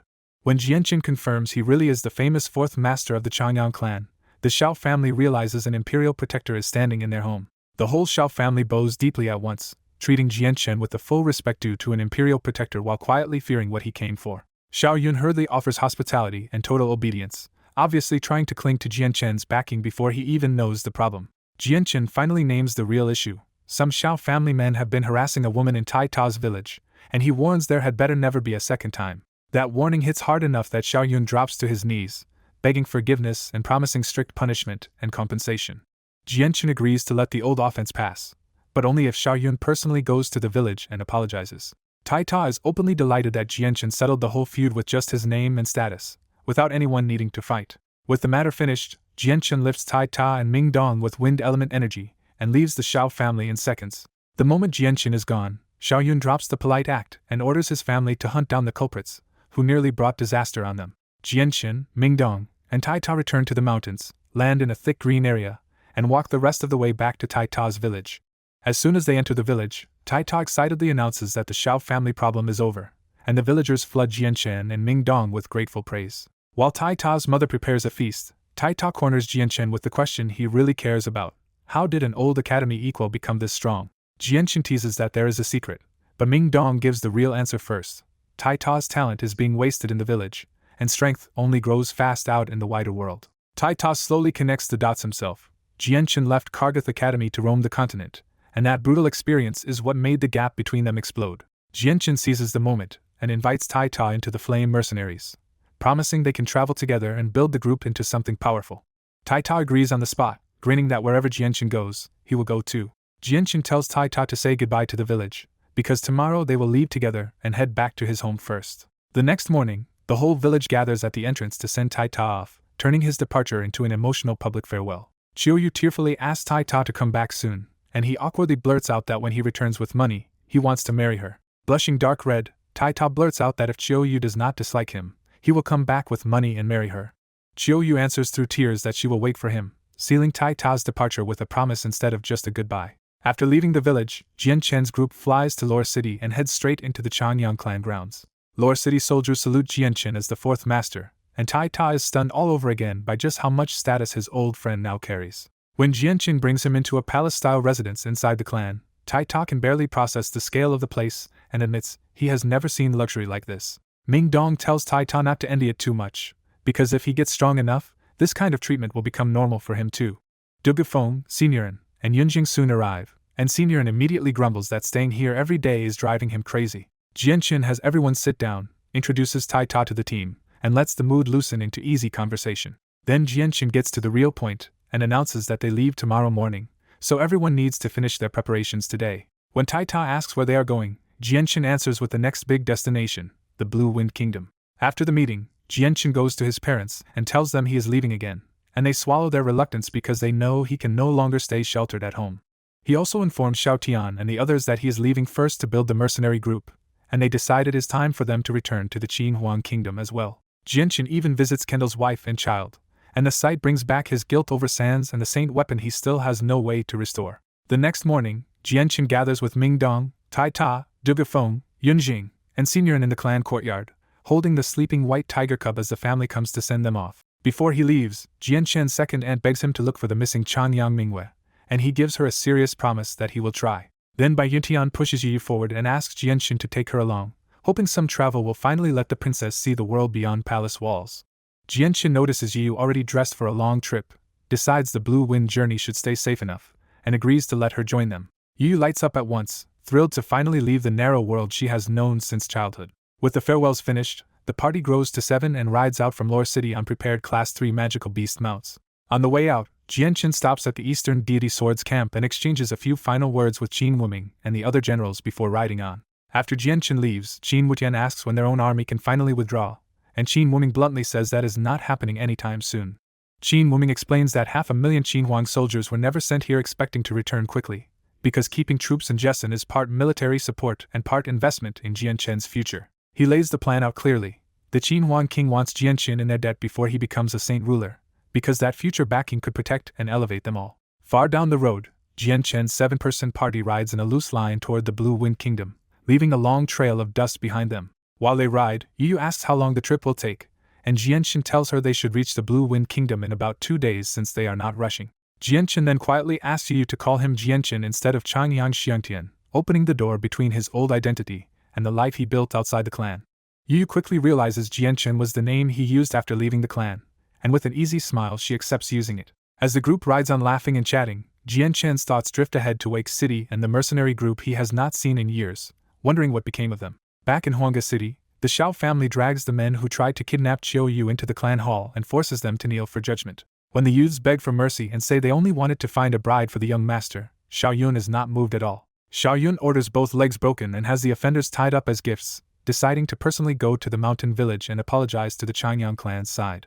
Far away at the forbidden edge of the Cross Mountains, a towering beast expert stands alone after failing to find the winged tiger god anywhere in the mountains. He realizes Rum Guinness already smuggled the cub into human territory, and that means the hunt can only continue by breaking the old boundary himself. He briefly considers exposing Rum Guinness to human experts, but rejects it because a tamed winged tiger god would become a disaster for the entire magical beast race. Even though the thought of entering human lands clearly scares him, he hardens his resolve and steps across the boundary anyway. The moment he crosses over, his huge body flickers with light and blasts away at terrifying speed toward the human world. 2 days later, Jian Chen's group rides 7 Class 3 magical beasts through Blue Wind Kingdom, pushing straight for Wake City without stopping. By sunset they finally reach Wake City's worn old walls, and Jian Chen goes quiet as the place pulls up memories of his hardest early struggles. Ming Dong asks if the Flame mercenaries are still based here, and Jian Chen admits it has been so long that he is no longer sure. Inside the city, Jian Chen stops a passerby and is relieved to hear the Flame mercenaries are still in Wake City, staying at the Kai family compound. Jian Chen immediately leads the group toward the Kai family home, but they are riding straight into a crisis already waiting at the gates. At the Kai family compound, more than 200 hard-faced Defiance mercenaries face off against the Flame mercenaries in a street packed with killing intent. Chi Feng warns that even weakened, the Flame mercenaries will never sit still and be swallowed whole by the Defiance mercenaries. The one-armed warrior smugly offers them a place under his banner instead, promising glory if they submit, and treating their resistance like a bad business decision. Amo Tian snaps back that if Jian Chen were here, the Defiance mercenaries would never dare run wild in Wake City like this. The one-armed warrior mocks Jianchen as an overconfident brat who probably died at the gathering of the mercenaries and will never return alive. Qifeng fires back first, refusing to let this outsider belittle Jianchen's strength even if their captain is absent. But the one-armed warrior's next taunt lands hard, and the flame mercenaries visibly tense when he says the part they do not want to face. Jianchen has not come back because he died in Mercenary City. Even so, Kai flatly rejects the offer and says the flame mercenaries would rather fight than let themselves be annexed. The one-armed warrior drops the pretense, orders the attack, and both sides pull out their saint weapons for open battle. Instead of charging, several men inside the flame mercenaries suddenly smash bottles on the ground and fill the courtyard with light green smoke. Qifeng turns, realizes too late that it is poison, and shouts for everyone to hold their breath. The one-armed warrior laughs from outside and makes it clear this trap was never meant to be a fair fight. Tian explodes in disgust, realizing the man he thought was a warrior has resorted to a cheap poison scheme instead. Kai orders antidotes, and tells the men to kill the traitors in their own ranks before the betrayal spreads further. But after only a few steps, the poisoned mercenaries start coughing blood and collapsing in pain, showing the antidotes are barely helping at all. Seeing his men fold, the one-armed warrior proudly explains the poison was planted a month ago as hidden seeds in their bodies, and today's smoke only triggered it. He adds the cruel twist that the smoke did not even need to be breathed in, and says everyone still inside has only 4 hours left before the poison kills them. Kai pieces it together in fury and realizes the poison must have been slipped into their food long before this showdown. The one-armed warrior pulls out a small bottle of antidote and turns the massacre into a final ultimatum: join him and live, or refuse and die. Tian still tries to push forward with his weapon, but he coughs up blood again and is warned that using Saint Force will only speed up the poison. With death closing in, some of the poisoned flame mercenaries lose heart and slowly walk out to save their own lives. More follow after them, and the 100+ flame mercenaries are cut down to only about 60 loyal men left standing. The one-armed warrior makes one last offer to Kai, Qifeng, Tian, and Charcus, hoping to claim the core of the group before the poison finishes the rest. Tian answers with pure contempt, making it clear the one-armed warrior is still far beneath the kind of leader they would ever follow. Charcus turns to the survivors and gives them a fierce final speech, telling them that if death is coming, they should meet it with weapons in hand and take enemies down with them. Qifeng raises his own sword and the remaining brothers roar back for battle, choosing a glorious last stand over surrender. Furious that fear still cannot break them, the one-armed warrior orders his men to kill every last one of them. The Defiance mercenaries charge the poisoned survivors, and for one grim instant it looks like the flame mercenaries are about to be wiped out where they stand. Then a blazing red longsword suddenly tears in from the far road and slams into the ground before the compound, erupting in an explosion that wrecks the charging attackers. A sudden blast tears up the marble road outside the Kai family, and both mercenary groups freeze before their fight can begin. The damage is so extreme that everyone instantly realizes a terrifying expert has arrived, and no one knows if that person is friend or enemy. Then 7 magical beast mounts emerge from the dark street, riding straight toward the standoff in eerie silence. Thinking they must be nobles guarded by powerful escorts, the one-armed warrior immediately bows and tries to get on their good side. He even orders his men aside and flatters the newcomers, eager to leave a good impression before he knows who they are. At the Kai family gate, Kai and the others finally recognize the lead rider, and can hardly believe Jianchen has returned right when they were about to die. Jianchen looks toward the wounded flame mercenaries and his smile turns cold, because now he knows exactly who attacked his people. When the one-armed warrior keeps talking politely, Jianchen cuts him off and says this place is his destination, not a road he just happened to pass. Jianchen lets his killing intent crash down on the man and demands to know if he recognizes who he is. Then Jianchen reveals the truth outright. He is the captain of the flame mercenaries, the very Jianchen everyone thought died in Mercenary City. The Defiance captain turns deathly pale, while Kai and the surviving flame mercenaries break into emotional shouts that their captain is finally back. Jianchen wastes no more time and orders the one-armed warrior to hand over the antidote for the poison used on the flame mercenaries. The one-armed warrior pulls out a white jade bottle, backs away, and tries to use the antidote as a bargaining chip for safe passage. Before Jianchen answers, the one-armed warrior shouts for his men to run, and the Defiance mercenaries scatter in every direction. Jianchen instantly commands Mingdong, Dugufeng, Yunjing, and Xinyan to block every escape route and kill anyone who forces the issue. Mingdong flashes away in a streak of azure light, and the others rise into the air to seal off the street from every side. The one-armed warrior tries one last threat with the antidote, but Jianchen calls it worthless and seizes him with the energy of the world itself. Meanwhile, the trapped Defiance mercenaries try to rally against the 4 blockers, hoping numbers alone can punch a way out. Dugufeng stops Mingdong, saying he alone is enough to handle them. Dugufeng draws a flaming greatsword, and the essence of fire blazing around it instantly exposes him as an Earth Saint master. That single reveal crushes the Defiance mercenaries' courage, and their rush instantly turns back into terrified retreat. With one casual swing, Dugafeng blasts a deep fissure through the marble street and draws a line no one dares cross. Faced with that death line, the Defiance mercenaries finally understand they are completely trapped. Even the battered flame mercenaries are stunned, because their captain has returned with an Earth Saint Master fighting under his orders. Jianqin tosses the antidote to Kai Er and tells them to save the poisoned men immediately. As the antidote goes around, the poison starts leaving their bodies, and the men the Defiance captain tried to hold hostage begin recovering almost at once. Only then does Jianqin ask about the old core members, and Kai Er sadly tells him that Duo Kong, Seth, and Weiss died a year ago. Jianqin feels the loss, but before the moment can settle, the one-armed warrior suddenly tries to escape over the rooftops. Without even turning around, Jianqin flicks out sword chi and chops off the fugitive's only remaining arm in midair. The one-armed warrior crashes to the ground fully crippled, and the Defiance mercenaries finally see just how hopeless it is to stand against Jianqin. For the surviving flame mercenaries, that effortless strike makes Jianqin look like the future they almost lost, and hope surges back all at once. Jianqin answers that faith by praising the survivors and promising he will do everything he can to help them grow stronger. The men who deserted the flame mercenaries can only stand with heads lowered now, humiliated beside the brothers who stayed loyal to the end. Jianqin leaves the punishment to his own men, and Mo Tian immediately demands blood for the brothers the Defiance mercenaries killed. The moment Mo Tian calls for revenge, the Defiance mercenaries' great Saint Masters panic and launch themselves into the sky in a last desperate break for freedom. Ming Dong mocks the attempt, and he and Dugafeng cut the escaping great Saint Masters apart with effortless sword chi. That massacre breaks the rest of the Defiance mercenaries completely, and they drop to their knees begging Jianqin to spare them. Chi Feng steps in with a harsher mercy. They can live, but only if they hand over every space belt they own. Faced with two Earth Saint Master level allies and no way out, the Defiance mercenaries surrender their space belts without resistance. One of the men who abandoned the flame mercenaries asks to come back, but Jianqin only lets him leave with his belongings and nothing more. With the fight over, Chi Feng collects the surrendered Defiance mercenaries' space belts and lets them go, while the poisoners who betrayed the flame mercenaries are tied up to face separate punishment.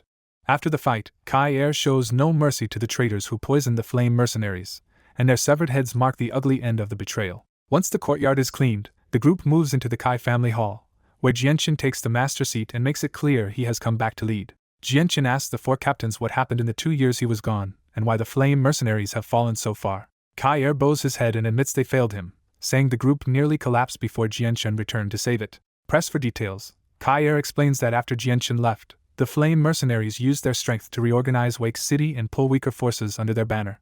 But several powerful families and mercenary groups refused to submit, formed an alliance, and dragged the city into a long shadow war against the flame mercenaries. Half a year later, news of a Class 5 magical beast cub set both sides off, and the struggle exploded into open war. The flame mercenaries won that brutal war, but the victory cost them Weiss and Seth. When Kai Er confirms the cub was the Golden Tiger King's, Jianqin's expression turns cold because that same cub is tied to the old disaster that killed Captain Kendall. Chi Feng explains that the cub was stolen in the night by a hidden attacker, and Duo Kong died chasing after the thief. Mo Tian blames himself for that disaster, still carrying the guilt over Duo Kang's death on his face. Jianqin asks if they ever found the thief, but Charkas can only admit the trail went cold and the cub vanished from Wake City for good. Kai Er goes on to say that after the cub incident weakened everyone, the enemy alliance suddenly tore itself apart in internal fighting and collapsed on its own. The flame mercenaries tried to seize that opening, but the Defiance mercenaries swept in first and took control of the city faster than they could react. Then the one-armed warrior openly demanded that the flame mercenaries submit, and after Kai Er refused, the two groups became open enemies. Kai Er reveals the real problem was higher up, because the city lord quietly backed the Defiance mercenaries and let them grow while squeezing the flame mercenaries down. Jianqin absorbs the whole story and tells them the mess grew far more complicated than he expected, but he does not blame them for it. Chi Feng hesitates, then adds one more painful update. After Weiss died, Weiss's son pulled the Doer clan out of the flame mercenaries. Jianqin decides not to force the issue, saying Weiss died for the group and deserves honor, so he will personally visit the Doer clan tomorrow. He ends the meeting for the night, promising that now he is back, the flame mercenaries will start moving again and important orders will come in the morning. Once the captains leave, Ming Dong bluntly says the flame mercenaries are weak right now, but with their group of experts, turning it into Blue Wind's strongest force would be easy. Jianqin agrees with the goal and asks everyone for practical ideas on how to build the group fast. Ming Dong's first answer is simple and forceful: reveal that they have 7 Earth Saint Masters and recruits will pour in on their own. Dugafeng pushes back, warning that a flood of recruits would also bring spies and troublemakers, so he would rather build a smaller force of true elites. Ming Dong accepts that point and suggests they can train the men they have into the elite force Dugafeng wants. Jianqin says elite training is necessary, but his real ambition is much bigger. He wants the flame mercenaries to become the strongest on the entire Tianyuan continent, and he wants speed. After listening in silence, Yu finally speaks and says there is only one truly fast path: march into stronger cities and force stronger mercenary groups under their control. Senior and immediately objects that forced surrender only breeds hidden resentment, and today's betrayal is proof of that danger. Yu calmly answers that absolute power changes everything, because smart people will choose the protection and future that a Heaven Saint Master Patron can offer. She pushes the point further, saying that under a leader as strong as Jianchen, those joined groups would slowly come to treat the flame mercenaries like their own kingdom and home. Her logic lands, and the room goes quiet because everyone can see that under overwhelming strength, secret schemes really do start to look flimsy. After thinking it over, Jianchen smiles and accepts Yu's plan as the direction the flame mercenaries will take. That approval lights Yu up, but she quickly adds one warning: if they force groups to submit, they must not strip the old leaders of all power. Her reason is blunt and fair. Nobody can swallow seeing the work they built with their own hands simply taken away. Jianchen praises Yu's thinking, confirms the flame mercenaries will use that method, and says they will handle the rest after he settles a few urgent matters first. The council finally adjourns for the night, and the Kai family settles into uneasy silence after a day that changed everything. But Wake City does not stay quiet for long, because word of the Defiance mercenaries' defeat races through the streets, and straight to the city lord's mansion. At the mansion, Yumli waits awake with tea in hand, already expecting tonight to end with the flame mercenaries erased and the Defiance mercenaries in full control. That expectation shatters when a black-robed informant rushes in and reports that Jianchen has returned, the Defiance mercenaries were wiped out, and the one-armed warrior was crippled and captured. The informant adds that every great Saint Master under the Defiance mercenaries died trying to flee, and the survivors only escaped by surrendering their space belts. Yunli turns pale at the news and realizes the whole balance in Wake City has flipped in a single night. After dismissing the messenger, Yunli mutters bitterly that Jianchen returned at the worst possible moment, cursing the way fate overturned his plans. By dawn, the flame mercenaries are already assembled in the Kai family courtyard, and after last night's victory, their faces are brighter than they have been in years. Jianchen opens the ceremony by declaring that from today on, the flame mercenaries will rise in earnest and first aim to become the strongest mercenary group in Blue Wind Kingdom. His first announcement is that Ming Dong will become vice captain, second only to Jianchen himself in authority. Kai Er immediately accepts the decision, and the whole courtyard erupts into cheers for the new vice captain after seeing Ming Dong's power with their own eyes. Jianchen follows that by naming Dugafeng an elder, openly confirming him as another Earth Saint Master in the group. That second announcement hits even harder, and for the battered old captains, it feels like the long night of the flame mercenaries is finally ending. Jianchen then reveals that Yunjing and Senior are Earth Saint Masters too, and appoints both of them as the mercenary group's lawkeepers. By now the crowd is practically exploding, because the flame mercenaries suddenly have more high-level experts than anyone dreamed possible. Jianchen gives Taitar command rank equal to the original captains, making it clear he is part of the group's core as well. Then Jianchen gives the men something even more real than titles, promising that the group itself will cover their cultivation needs, living costs, and monster cores. That promise nearly breaks the whole formation into chaos, because for ordinary mercenaries, having someone else pay for cultivation and survival sounds impossible. Jianchen raises a white jade bottle and reveals the next reward, a heavenly treasure called 100 grass wine that can directly increase their strength. He uncorks it and calmly draws out dozens of green droplets, suspending them in the air with precise control until one hangs before every man.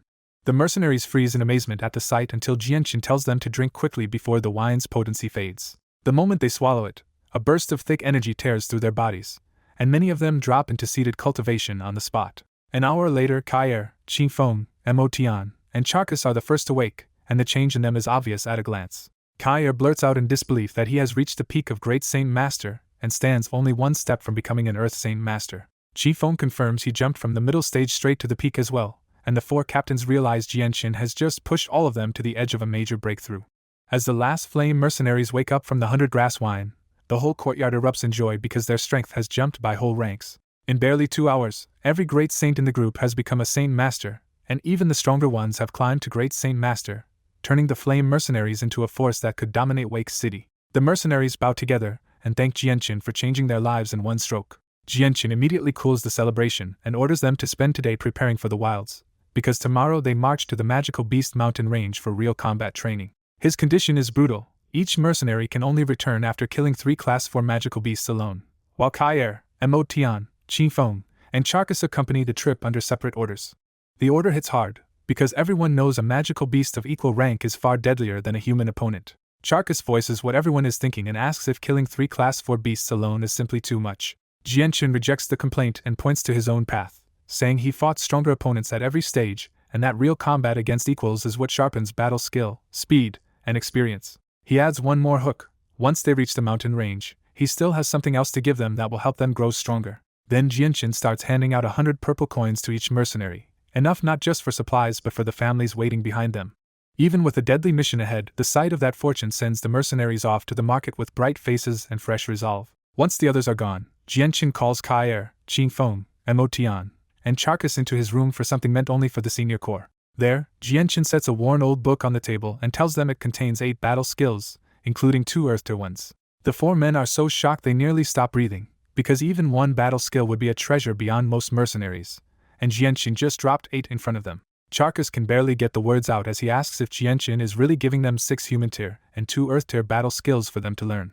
Jianqin confirms it without hesitation and says this is his reward for their years of loyalty and suffering while building the Flame Mercenaries. He also lays down the rule: the weaker mercenaries may only study the human tier skills, while great Saint Masters can attempt the Earth Tier ones. The 4 senior members bow deeply and swear that from now on they will follow Jianqin even to death. Jianqin lifts them back up and raises the stakes again, promising that when they reach Earth Saint Master, he will personally impart a Heaven Tier battle skill. That single promise hits harder than thunder, because even Heaven Saint Masters in Blue Wind Kingdom do not possess that kind of treasure.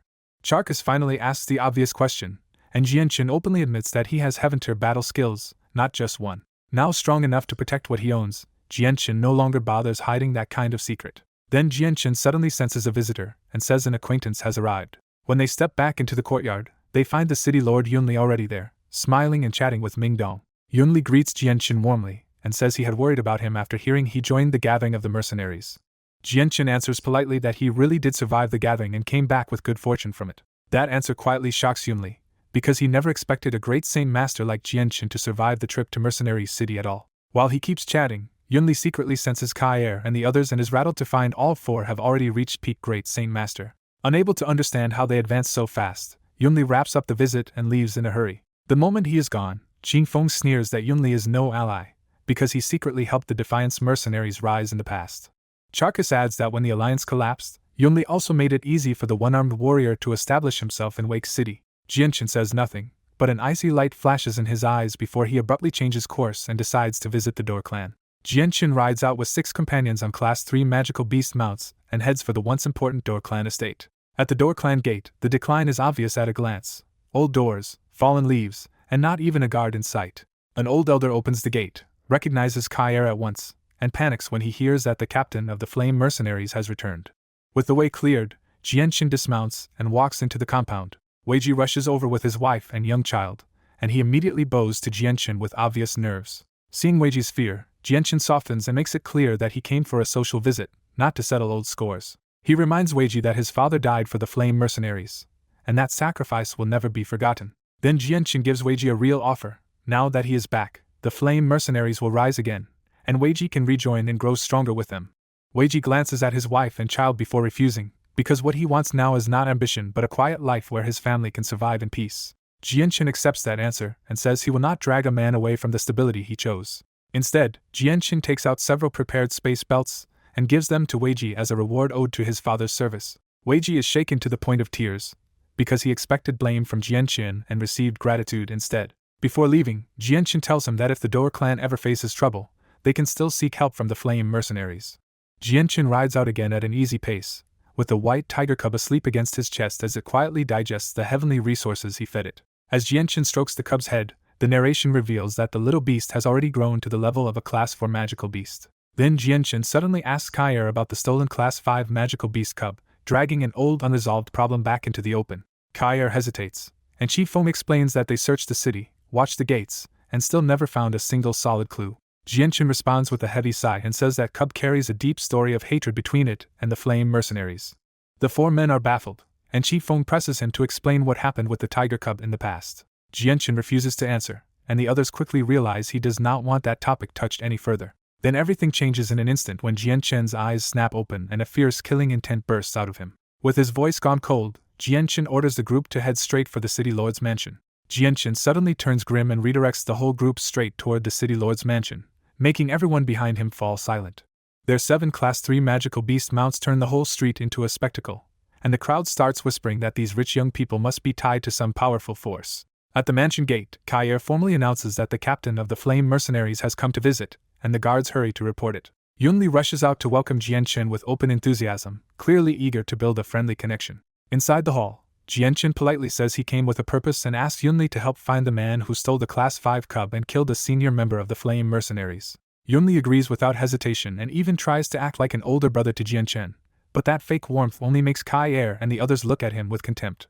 Jianchen quietly refuses the brotherly act and says all he cares about right now is finding Duo Kang's killer and making sure that person pays. Yunli orders his soldiers to search the city for hidden experts, trying to look helpful and in control. Jianchen cuts in and steers the search toward the real clue, saying the thief may have changed his face, but he definitely still has the cub. When Jianchen presses him about what happened to the cub after the theft, Yunli smoothly claims his spy network knows nothing and suggests the thief may have already left Wake City. That answer makes Jianchen's eyes go icy, and he abruptly tells everyone to move without explaining a thing. Yunli tries to stop him with forced hospitality, but Jianchen turns cold and makes it clear he is not leaving the mansion at all. When Jianchen heads straight for the second floor, Yunli finally panics because he realizes Jianchen is walking toward his private room. Jianchen ignores the protest, reaches the room, and kicks the door open like he already knows what is hidden inside. As Yunli demands an explanation, Jianchen answers by smashing world energy into the floor and blasting a hidden hole open in the room. Once the dust clears, the black opening to a secret cellar is exposed, and Yunli goes dead pale. Jianchen orders Kair, Qingfeng, Charcus, and Emotion down into the cellar, and the four jump in at once. They come back up with thunderous faces and the stolen Class 5 cub in a cage, instantly blowing away every last excuse Yunli could have made. Emotion explodes first, calling Yunli the thief and Duo Kang's murderer they had been hunting all along. Kair follows with bitter fury, cursing himself for missing the obvious. The city lord was the one man in Wake City with both status and hidden strength enough to do it. Qifeng urges Jianchen not to let Yunli walk away, saying Duo Kang cannot be left unavenged. Pressed by Jianchen, Yunli finally admits everything, from stealing the cub to personally killing Duo Kang. But Yunli immediately tries to shield himself behind his office, warning that harming a Blue Wind Kingdom city lord means making an enemy of the kingdom itself. Jianchen answers with open scorn, treating the Blue Wind Kingdom as no protection at all and shattering the little confidence Yunli had left. With that, Jianchen orders Yunli captured, and Kair's group pushes through their fear of the kingdom and moves to seize him. Yunli refuses to go quietly, blasts a hole through the wall instead of fighting head-on, and shouts that the Flame Mercenaries are assassins and rebels.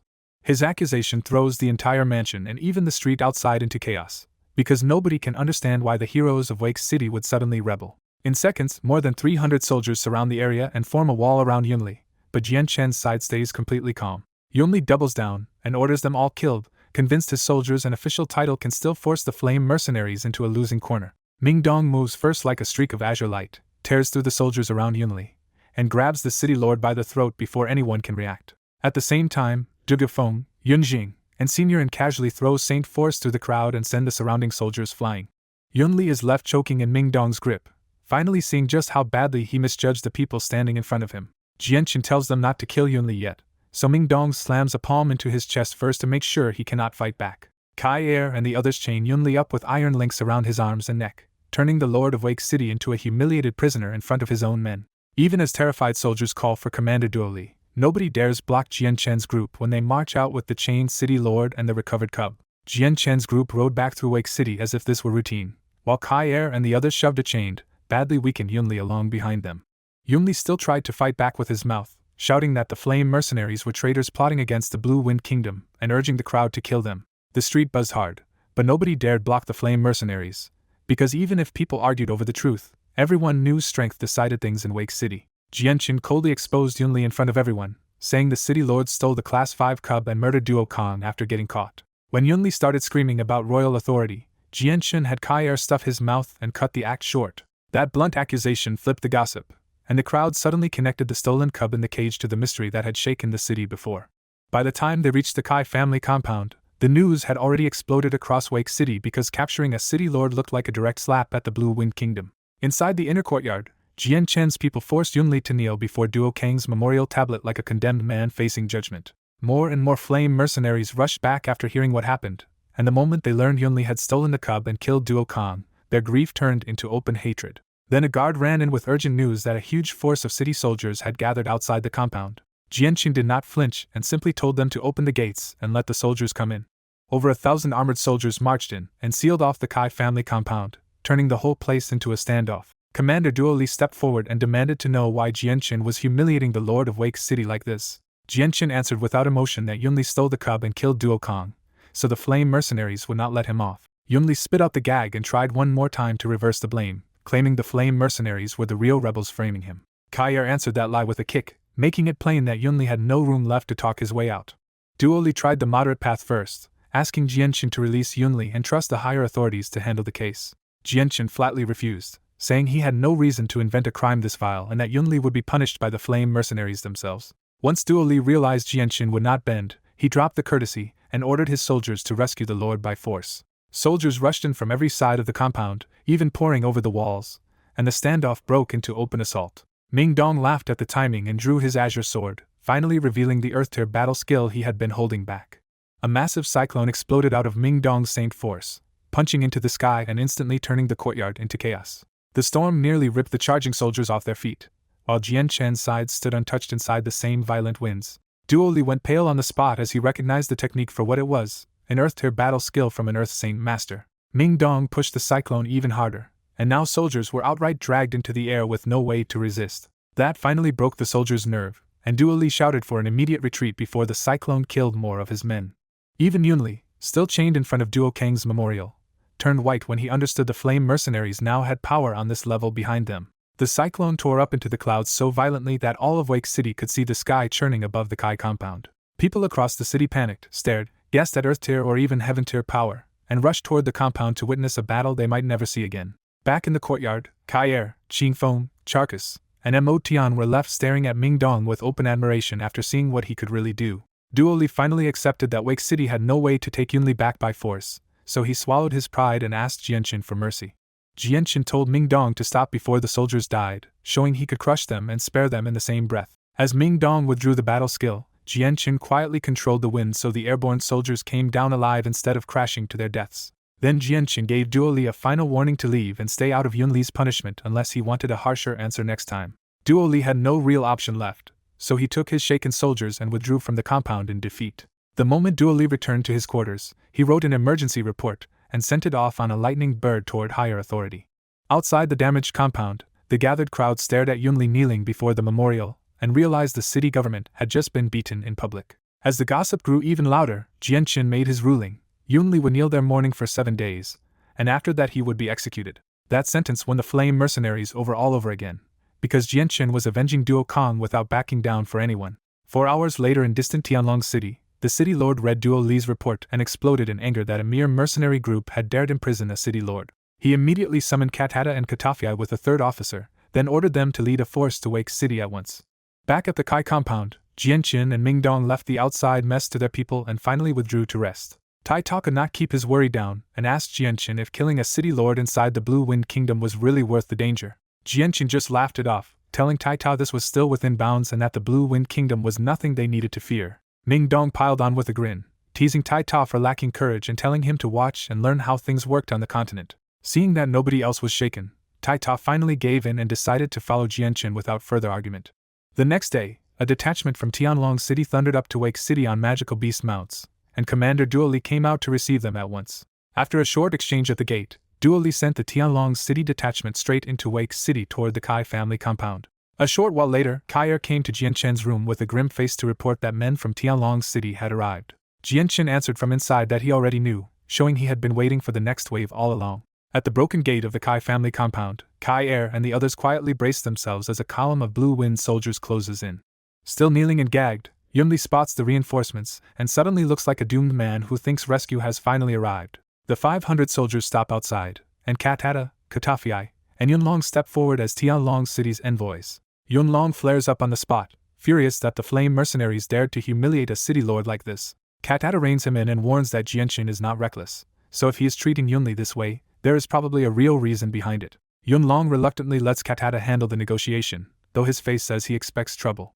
Katata dismounts, walks into the courtyard with a polite smile, and asks to see Jianchen as an old acquaintance instead of charging in as an enemy. Before anyone can answer, Jianchen steps out in white robes and greets Katata like someone he remembers clearly from 2 years ago, with Ming Dong, Dugufeng, Seniorin, Yunjing, Tai Ta, and Yu filing out behind him. Katata returns the greeting, but while talking he quietly sizes up Jianchen's group and realizes several of the men behind him feel like Earth Saint Masters. When Cat tests the waters by calling those men Jianchen's friends, Jianchen answers plainly that they are all members of the Flame Mercenaries. That answer lands hard, because Cat instantly realizes this mission is no longer a simple show of force.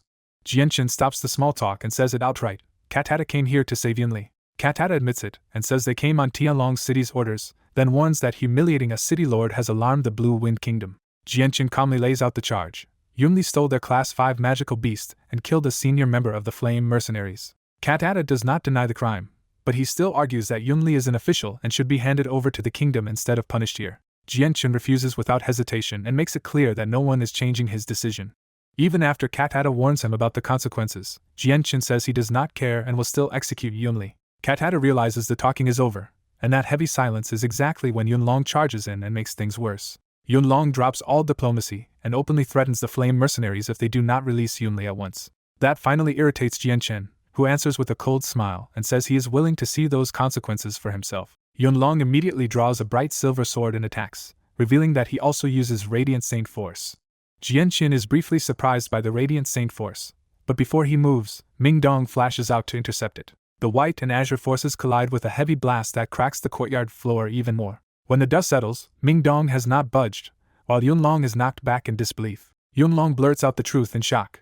Mingdong is a 6th cycle Earth Saint Master. That one revelation stuns Katata and Katafei too, because a cultivator that close to Heaven's Saint Master changes the entire balance of power. Mingdong mocks Yunlong's earlier arrogance, and Yunlong can only stand there turning pale after badly misjudging the Flame Mercenaries. The courtyard falls into an awkward stalemate, because attacking now would hurt Tianlong City most, but retreating would be humiliating. Jianchen gives Katata one last respectful warning to walk away and stay out of the matter of Yunli. Katata finally yields, says they will leave it for today, and pulls the shaken Yunlong out before this turns into a disaster. The Tianlong City force mounts up and withdraws, leaving Yunli kneeling in the courtyard to watch his rescue disappear. That retreat spreads through Wake City like wildfire, and people start looking at the Flame Mercenaries very differently after seeing an official military force back down. Back in Tianlong City, Katata's group reports to the city lord that the Flame Mercenaries have 4 Earth Saint Masters, with one already at the 6th cycle. Hearing that report, the city lord turns grim at once, because a group with 4 Earth Saint Masters is too dangerous to ignore. When the city lord asks what stands behind Jianchen, Katata answers with an even bigger shock. 2 years ago Jianchen was only a great Saint Master and still killed 3 Class 5 magical beasts. That story jolts the city lord upright in shock, because a genius like Jianchen should not exist quietly inside the Blue Wind Kingdom. Katata doubles down that Jianchen is no ordinary man, especially now that he somehow gathered 4 Earth Saint Masters around him. None of them can even read Jianchen's current strength, so the city lord decides he wants to meet this mysterious captain himself. A week passes peacefully in Wake City, and with no one daring to stir trouble, the Flame Mercenaries' fame keeps spreading across the region. A week later, the day of judgment arrives, and Yunli is brought onto a scaffold in the Kai family courtyard to face public execution. Broken in body and spirit, Yunli has already been crippled by Jianchen, with his saint weapon destroyed and his cultivation ruined beyond recovery. Kai formally reads out Yunli's crimes one last time, not to persuade anyone now, but to mark the sentence before the city. When Kai gives the order, the executioner brings the blade down and cuts off Yunli's head in front of the whole city. Yunli's blood splashes onto Duo Kang's memorial tablet, turning the execution into the revenge offering everyone had been waiting for. Even with the revenge complete, no one celebrates, because everyone knows Duo Kang is still gone for good. Wake City barely wavers after the execution, because Commander Duo Li keeps order and knows even Tianlong City is wary of the Flame Mercenaries now.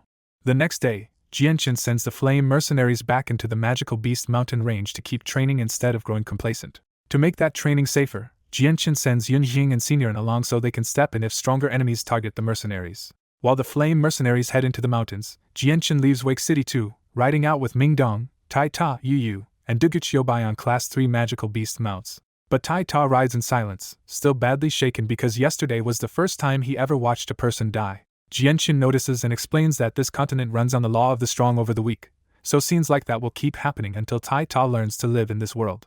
Tai Ta can only murmur that the Tianyuan continent is cruel, and Jianchen points their road toward Fengyang City so he can start learning that lesson properly. On the road to Fengyang City, Jianchen and the others take it slow, chatting easily while he, Mingdong, and Yu help Tai Ta understand the rules of the Tianyuan continent. Then Jianchen feels movement at his chest as the white tiger cub finally wakes up and blinks at the world around it. Jianchen rubs the cub's head and teases it for waking up hungry again, and the little beast answers with a grumbly protest before licking his cheek. Mingdong finally notices how cute the cub is and asks where Jianchen found it, but Jianchen only says he picked it up near Mercenary City and keeps the real truth hidden. The cub jumps down onto the saddle, sniffs at Jianchen's space ring hand, and silently begs for more food. Jianchen has to admit the heavenly resources are all gone, and the cub's bright little face immediately falls into obvious disappointment. Seeing it so crushed, Jianchen hugs the cub close and promises to buy heavenly resources in the next city, which instantly perks it back up. That casual promise shocks the whole group, because Jianchen is talking about feeding expensive heavenly resources to a tiny pet. Ming Dong nearly has a fit over the waist, while Jianchen just laughs and refuses to explain any further. The cub clearly understands the insult, climbs onto Jianchen's head, and glares down at Ming Dong like a tiny king looking down on a fool. Even the usually quiet De Gufeng is impressed, because a cub with that much understanding is clearly no ordinary beast. Yu is charmed enough to ask to hold the cub, but it instantly hides in Jianchen's robes and refuses to let anyone else touch it. Jianchen won't force it, so Yu can only give up with a disappointed face and admire it from a distance. The mood breaks when a giant black bear magical beast suddenly comes charging at the group with a thunderous roar. De Gufeng calmly says it is only a class 4 magical beast and moves to handle it himself. But before De Gufeng can act, the white tiger cub shoots out of Jianchen's robes like a bolt of white lightning straight at the bear. Jianchen stops the others from interfering, because he knows the cub is already at class 4 and wants to see what one of these ancient tiger beasts can really do. As the cub's speed becomes impossible to miss, Ming Dong, Yu, and De Gufeng can only stare in open shock. The black bear treats the tiny attacker as an insult to its dignity and charges in, planning to swallow it whole. In the next instant, white wings snap open on the cub's back and it fires a blinding wind blade. The wind blade is far too fast to dodge and slices straight through the black bear's head, splitting the entire beast clean in half. The cub lands beside the corpse, purring and strutting around it like it just finished a perfectly easy hunt. When the group rides up and sees the bisected bear for themselves, nobody dares treat the cub lightly anymore. The cub jumps back onto Jianchen's shoulder and purrs proudly, as if demanding praise for the kill. Jianchen is shaken too, because this cub is still basically a child, and if it is already this terrifying now, its full-grown strength will be on another level entirely. The sheer gap between the cub's size and its power leaves Ming Dong, De Gufeng, and Yu staring at it like they still cannot believe what just happened. Ming Dong finally blurts out how a cub like this can possibly be so strong, and Jianchen only warns him again not to underestimate it. Yu is even more fascinated now, and once she hears the cub likes heavenly resources and roast meat, she immediately starts planning to win it over with food. Since the cub still has no real name, Yu excitedly suggests something grand that matches its wings and strength: Winged Tiger God. That innocent guess hits too close to the truth, so Jianchen rejects the name at once because exposing the cub's real identity could bring disaster. To end the topic fast, Jianchen gives the cub a plain, safe name instead: Xiao Bai. Yu thinks the name is far too simple, but the cub stamps its little paws happily and accepts it on the spot, which settles the argument. The group resumes the long ride toward Fengyang City, still laughing and talking as they pass merchants and mercenaries on the road. Even with Yunjing and Senior absent, Jianchen stays at ease because he secretly sent them to protect the flame mercenaries on their way back to the magical Beast Mountain range. His thoughts also turn to the Golden Fur Tiger King's cub, which Kai is now raising after Jianchen decided not to kill it despite all the blood tied to that beast. By the time they near Fengyang City after a day and a half, the quiet road has turned into a busy flow of merchants, mercenaries, and travelers. At the city gate, soldiers are busy collecting entrance tolls, but they leave Jianchen's group alone because riders on Class 3 magical beasts are clearly not people to provoke. Once inside Fengyang City, old memories hit Jianchen hard, because this is the place where greedy powers once targeted him over 2 Class 5 beast carcasses and nearly killed him. The group settles into a decent inn first so they can clean up and use it as a base inside the city. As soon as they are settled, Jianchen hands De Gufeng 2 Class 5 monster cores and orders him to auction them at the Heavenly Phoenix auction house without revealing who they are. Ming Dong cannot understand why Jianchen is selling such valuable cores when he already has money, but Jianchen only says the reason will make sense later. De Gufeng accepts the job at once, and Jianchen pointedly reminds him to keep their identities hidden from the auction house as well. With the cores in hand, De Gufeng leaves the inn alone to handle the auction errand. Jianchen does not plan to sit around waiting, so he takes the others out to eat first, and then to search the city for heavenly resources for Xiao Bai.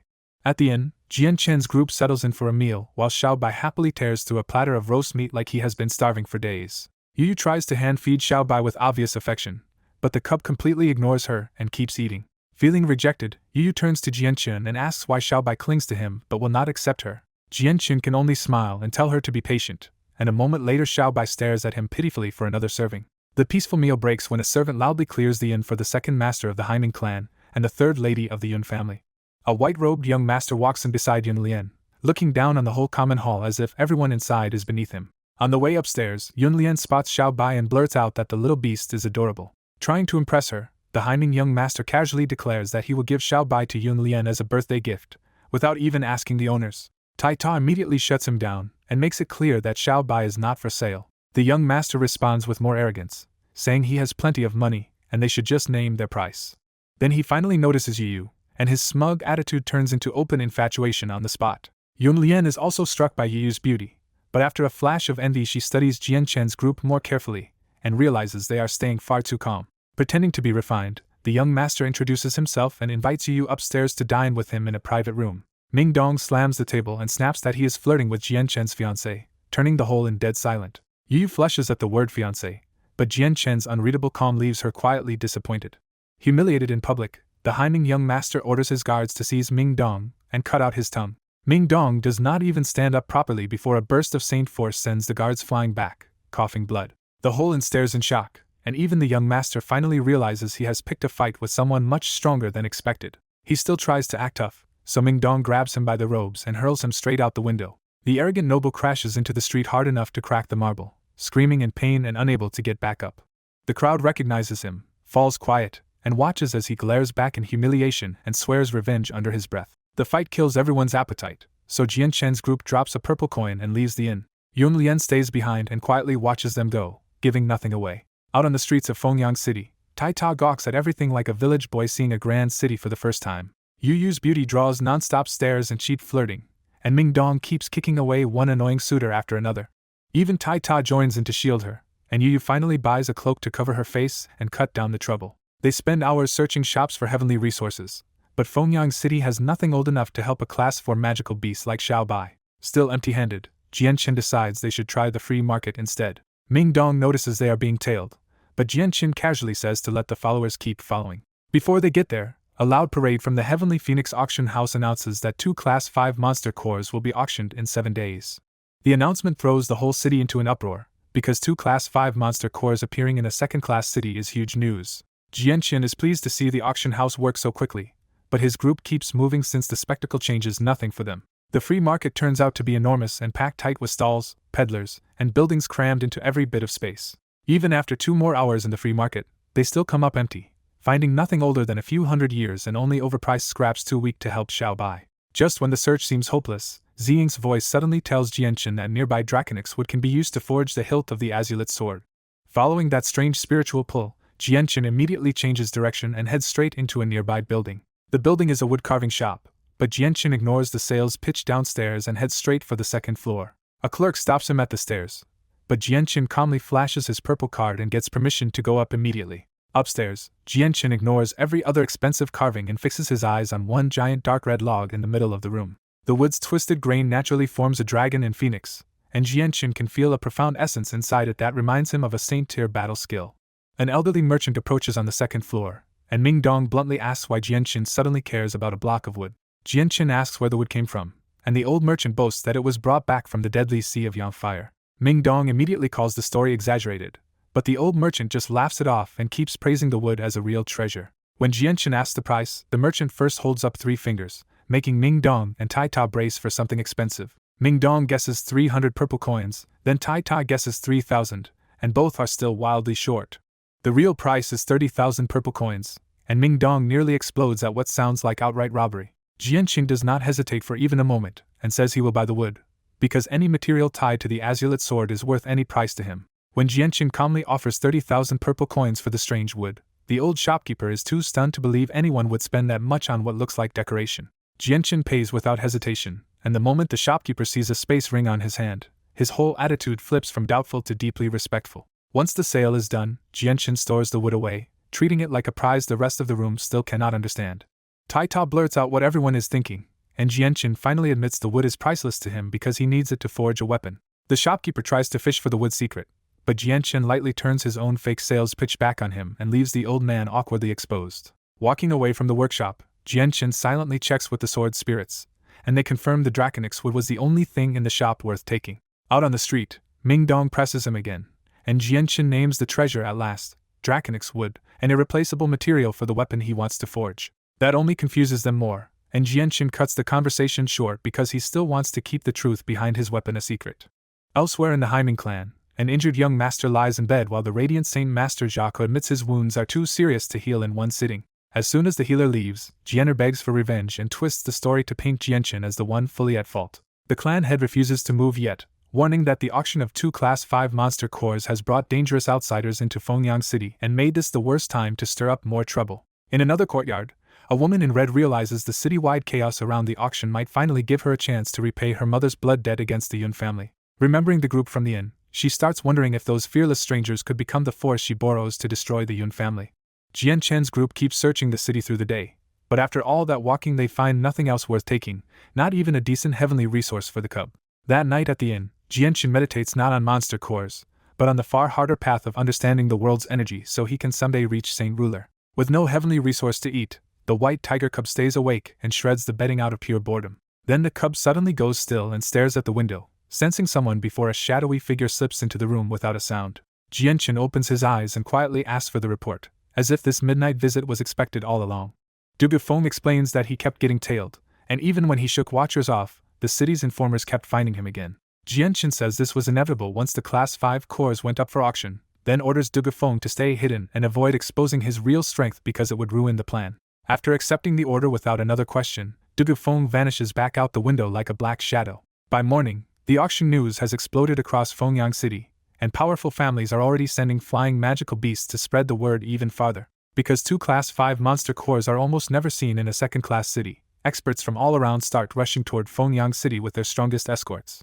The pressure gets so heavy that the leaders of Fengyang City's 3 great clans join forces just to show the incoming outsiders that the locals are not easy prey. Meanwhile, the Heavenly Phoenix auction house is swarmed with people trying to confirm the cores are real or pry out who supplied them. Even with the auction house protecting its secrets, the outsiders eventually dig up one key clue anyway: the supplier was connected to Dugufeng. That makes Dugufeng the target of eyes all over the city, and because Jianchen ordered him not to cause a scene, his pride leaves him with only one clean option. In the end, he leaves Fengyang City entirely, and the people chasing him are left furious because none of them can catch an Earth Saint Master once he reaches the wild outskirts. At another inn, the Flowing Cloud Sword Pavilion headmaster arrives in person and asks Zhou Tong if this new seller is the same Wu Yun from 2 years ago. Zhou Tong says the face is different, but Wu Yun had a disguise technique before, so he strongly suspects it is the same dangerous man returning under a new look. The headmaster openly respects that level of strength and escape skill, and he decides the pavilion must not offend Wu Yun if they can help it. Elsewhere, the Yulong clan reaches the opposite conclusion and swears to seize the monster core and settle old blood debts with Wu Yun at the same time. On a rooftop near the auction house, the black-robed elder coldly celebrates Wu Yun's survival and reveals he has already brought in angst from the Harito clan to help hunt him down. Over the next 7 days, more and more people pour into Fengyang City until the whole place feels packed with hidden dragons and dangerous guests.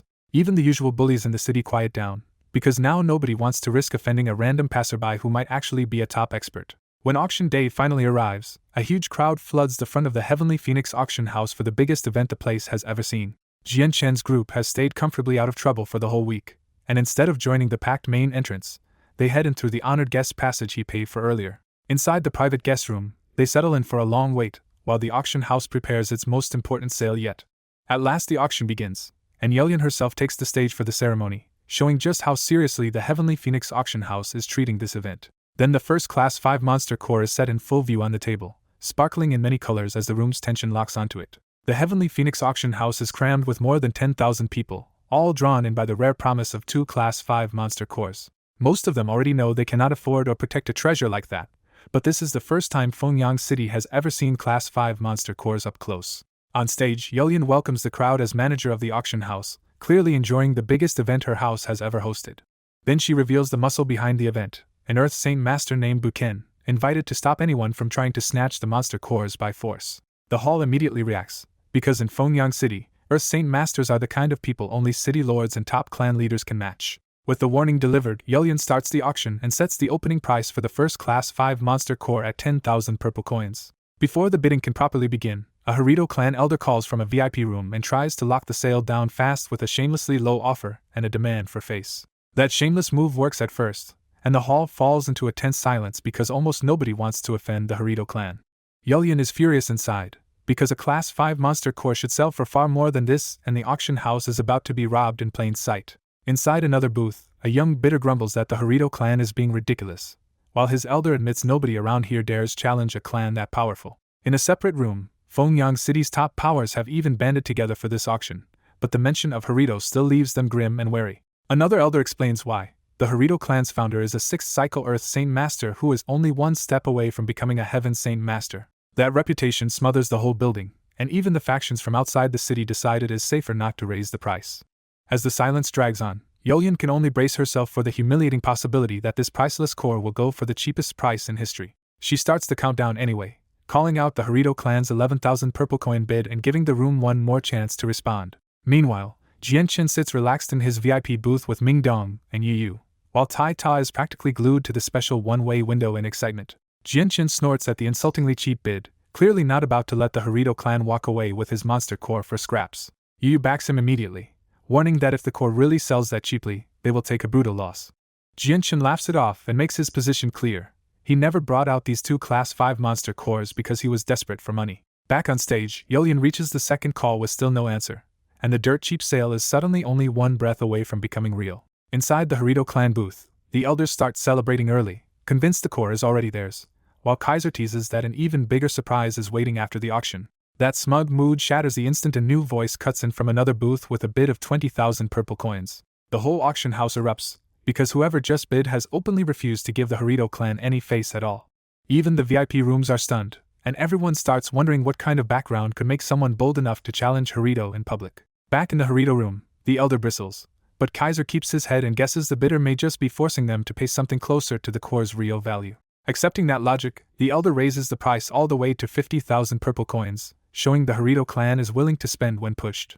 Yolyan nearly lights up on the spot, because this is finally starting to look like a real auction again. She pointedly asks if anyone wants to go higher, already looking toward the mysterious booth instead of the Harito clan. The answer comes immediately. The hidden bidder coolly pushes it to 60,000 and proves this challenge is not a bluff. From there the two booths trade blows fast, and the bidding jumps through 80,000, 100,000, and beyond in brutal 10,000 steps. The Harito clan's mood turns ugly as the price war keeps climbing, and the elder's patience starts breaking under the public challenge. Kaiser refuses to back down, declaring that the Harito clan has money to burn if this stranger really wants a battle. The numbers keep soaring until the first monster core is already nearing 200,000 purple coins, and Yelyan can barely contain her joy.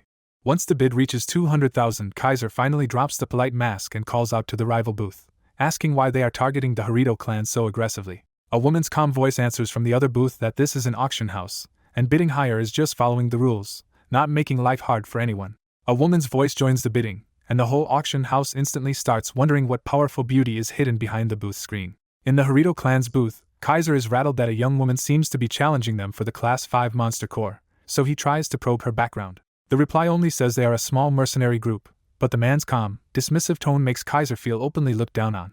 Angst explodes, vowing that once the auction ends, the Harito clan will make these disrespectful youths regret crossing them. Kaiser backs him up, sneering that these young challengers are just ignorant brats who have never learned how strong the Harito clan really is. The bidding keeps climbing anyway, with the Harito clan and Booth 8 hammering each other past 200,000 purple coins. When Booth 8 jumps straight to 300,000 purple coins, the whole room feels the shock of a bid so reckless it barely seems real. Back in the Harito booth, Angst slams the table so hard it shatters, furious that the other side can still outspend them.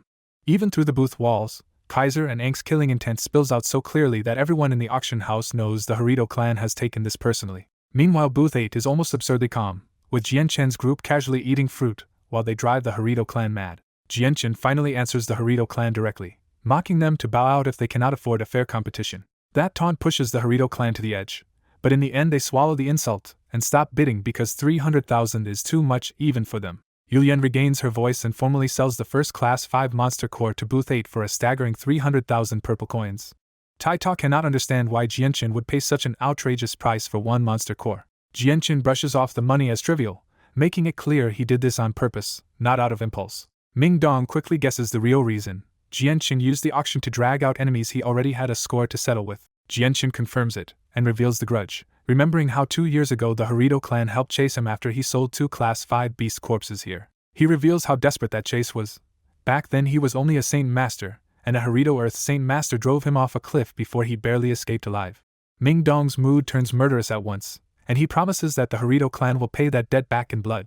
Yu stays quiet, but hearing how helpless Jianchen once was makes her finally grasp how brutal that old chase must have been. Jianchen quietly locks onto the name Yan Kaiser, making it clear this revenge is personal and long remembered. After a short break, Yulian starts the auction for the second and final Class 5 monster core, and the room surges back to life. Without the Harito clan blocking the way this time, Bids erupt from every direction, and the price races past 100,000 almost immediately. Major factions from Fengyang City, first-class cities, and powerful sects all jump in, turning the final monster core into a full-scale scramble for influence. Some factions try asking for face, but at this point the core is too valuable, and nobody is willing to step back for anyone else. By the next chapter's push, the Harito clan tries again at 260,000, but this time they are drowned out almost instantly by even bigger bidders. Even Fengyang City's combined local powers hit their limit, and can only watch as richer outside factions take over the battle. At the end, only the Foam family and the Spirit Hawk mercenaries are still standing, dragging the price upward in a brutal two-sided duel. The Foam family finally breaks at 350,000, leaving the Spirit Hawk mercenaries as the last bidder standing. Yulian hammers it down, and sells the second-class 5 monster core to the Spirit Hawk mercenaries in booth 15. Ming Dong checks whether Jianchen really plans to let that second core go, surprised that he is not trying to keep both. Jianchen says he changed his mind because they will be dealing with mercenary groups soon, and there is no reason to antagonize the Spirit Hawk mercenaries first. Yu agrees at once, pointing out that if they want mercenary groups to swear allegiance later, making enemies of them now would only make that harder. With the auction finished, Jianchen stands and says it is time to leave because a good show is about to start outside. The crowd pours out of the booths as the auction ends, and Jianchen's group heads deeper inside to the transaction area first. Yulian comes personally to handle the trade, still curious about the young group that dared go head-to-head with the Harito clan. When Jianchen hands over Booth 8's token and purple card, Yulian is visibly startled that the mysterious bidder is just 4 youths with no elder in sight. She tries to charm a name and background out of them, but Jianchen neatly sidesteps the question and only asks for his item. Before the exchange is done, the captain of the Spirit Hawk mercenaries arrives in person and immediately notices that Booth 8 is an unusually young team. Ing Chang Kong introduces himself and asks which powerful family or mercenary group these young people really belong to. Jianchen keeps their identity hidden again, but leaves Ing Chang Kong with a pointed promise that they will meet again very soon. Outside the Heavenly Phoenix auction house, Kaiser and Anx are already waiting by the VIP exit, and a crowd from every major faction gathers to watch what happens. Then Dugufeng returns in a red robe, no longer hiding himself now that Jianchen's errand is done, and everyone immediately recognizes him as the seller of the 2 cores.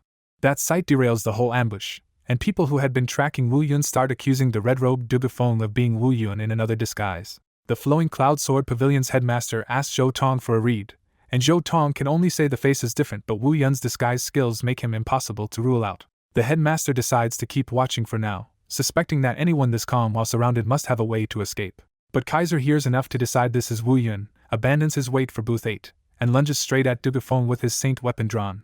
Outside the auction house, Yan Kaiser bursts from the crowd and swings a giant hammer wrapped in blue water Saint Force straight at Dugufeng. Dugufeng does not even flinch, and blazing fire explodes around him until he looks like a god of fire standing in the middle of the street. With one casual motion, Dugufeng compresses the flames into a fireball and sends it crashing into Kaiser's water attack. The crowd is stunned when one exchange reveals the truth. This man they chased as Wu Yun is actually an Earth Saint Master. The mood shifts fast, and the men who had wanted to gang up on him immediately lose their nerve once they realize they cannot afford to provoke an Earth Saint Master. Kaiser lands with a grim face and tries to treat Dugufeng like the Wu Yun from 2 years ago, saying his strength has risen absurdly fast.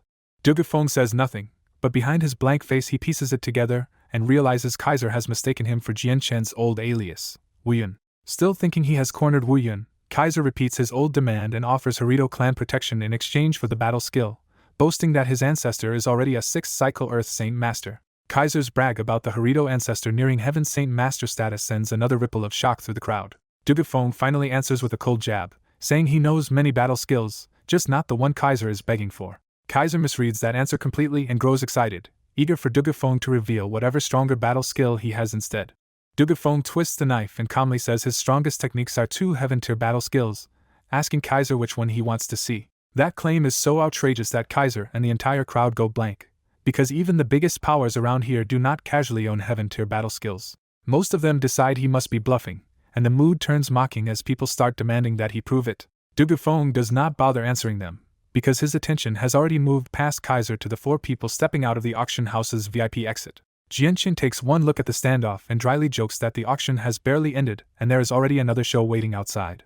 Kaiser hears that voice, sees Jianchen's real face, and instantly remembers the man whose disguise had been washed away during his escape 2 years earlier. With a shaken voice, Kaiser points out the truth at last. Jianchen is the real Wu Yun. The crowd is hit by a second wave of disbelief as everyone realizes the Earth Saint Master they feared was the wrong man.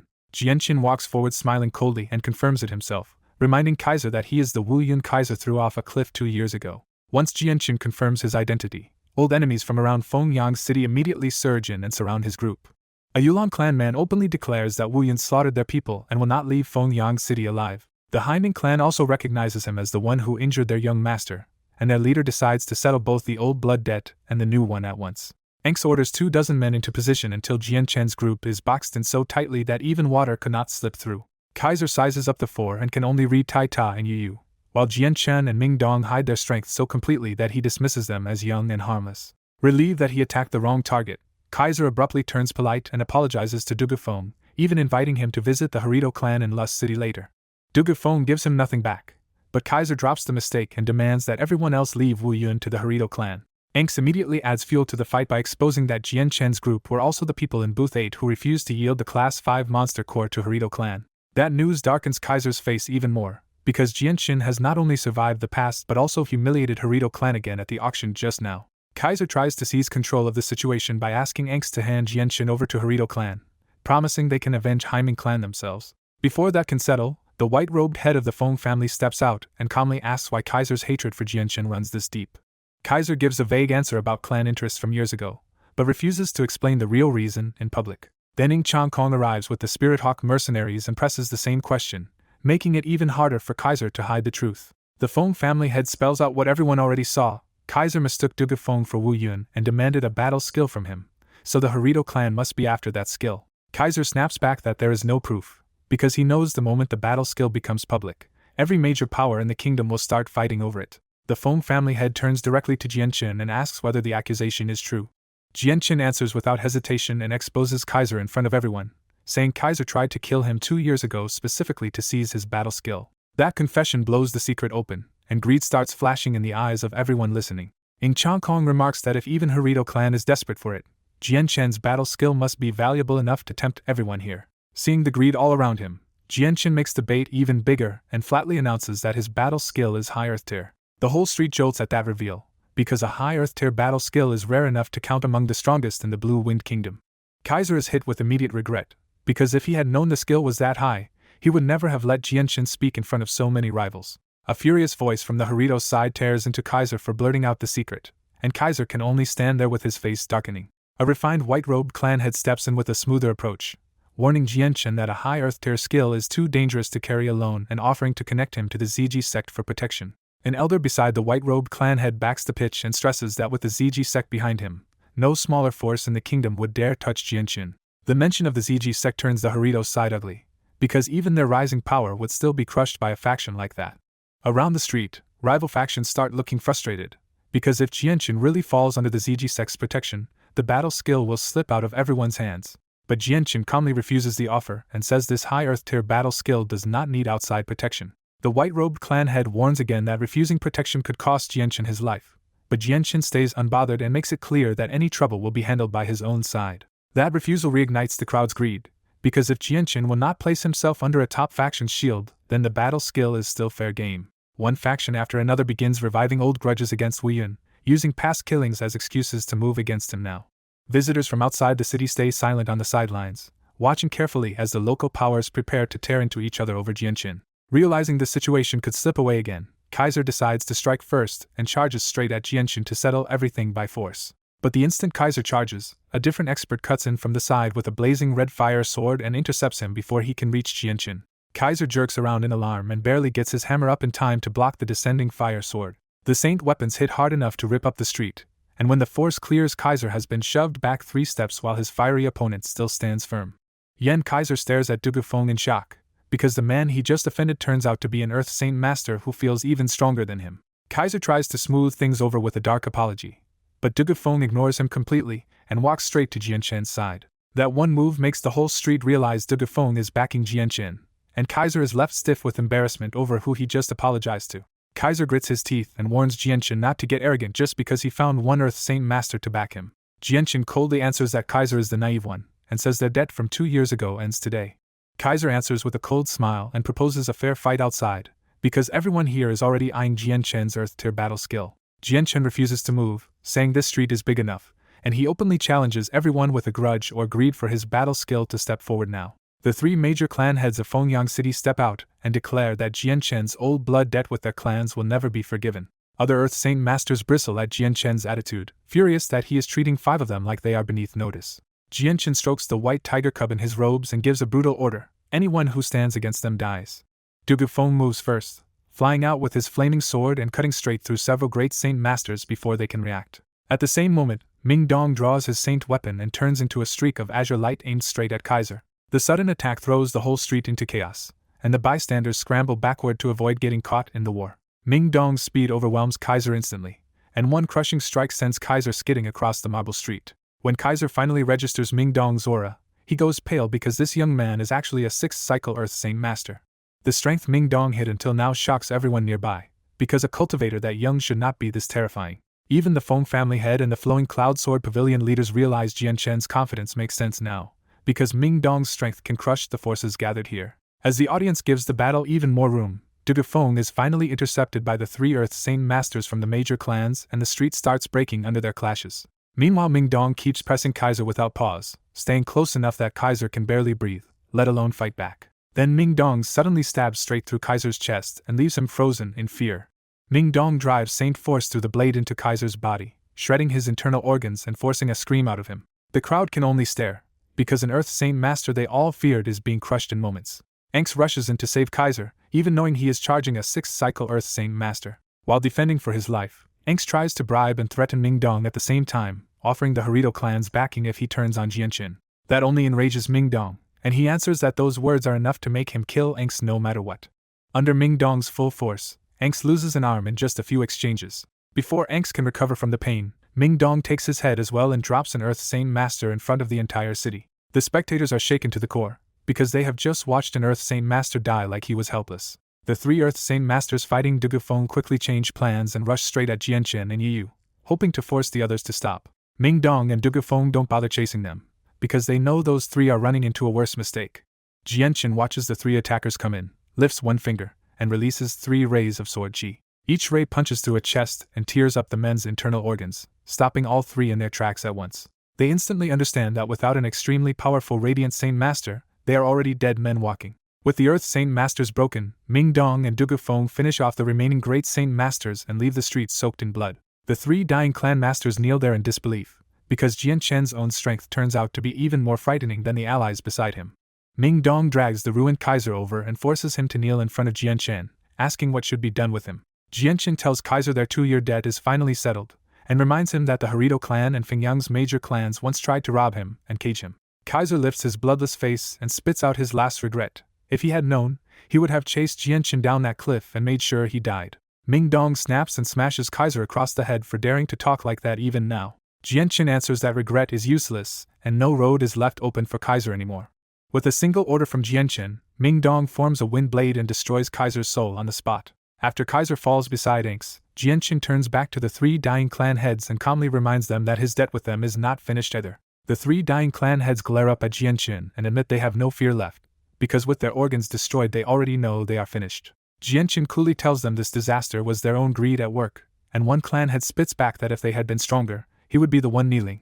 Jianchen agrees that strength decides everything here, then glances at Tai Ta and sees his friend standing stiffly before a street full of human corpses he still cannot stomach.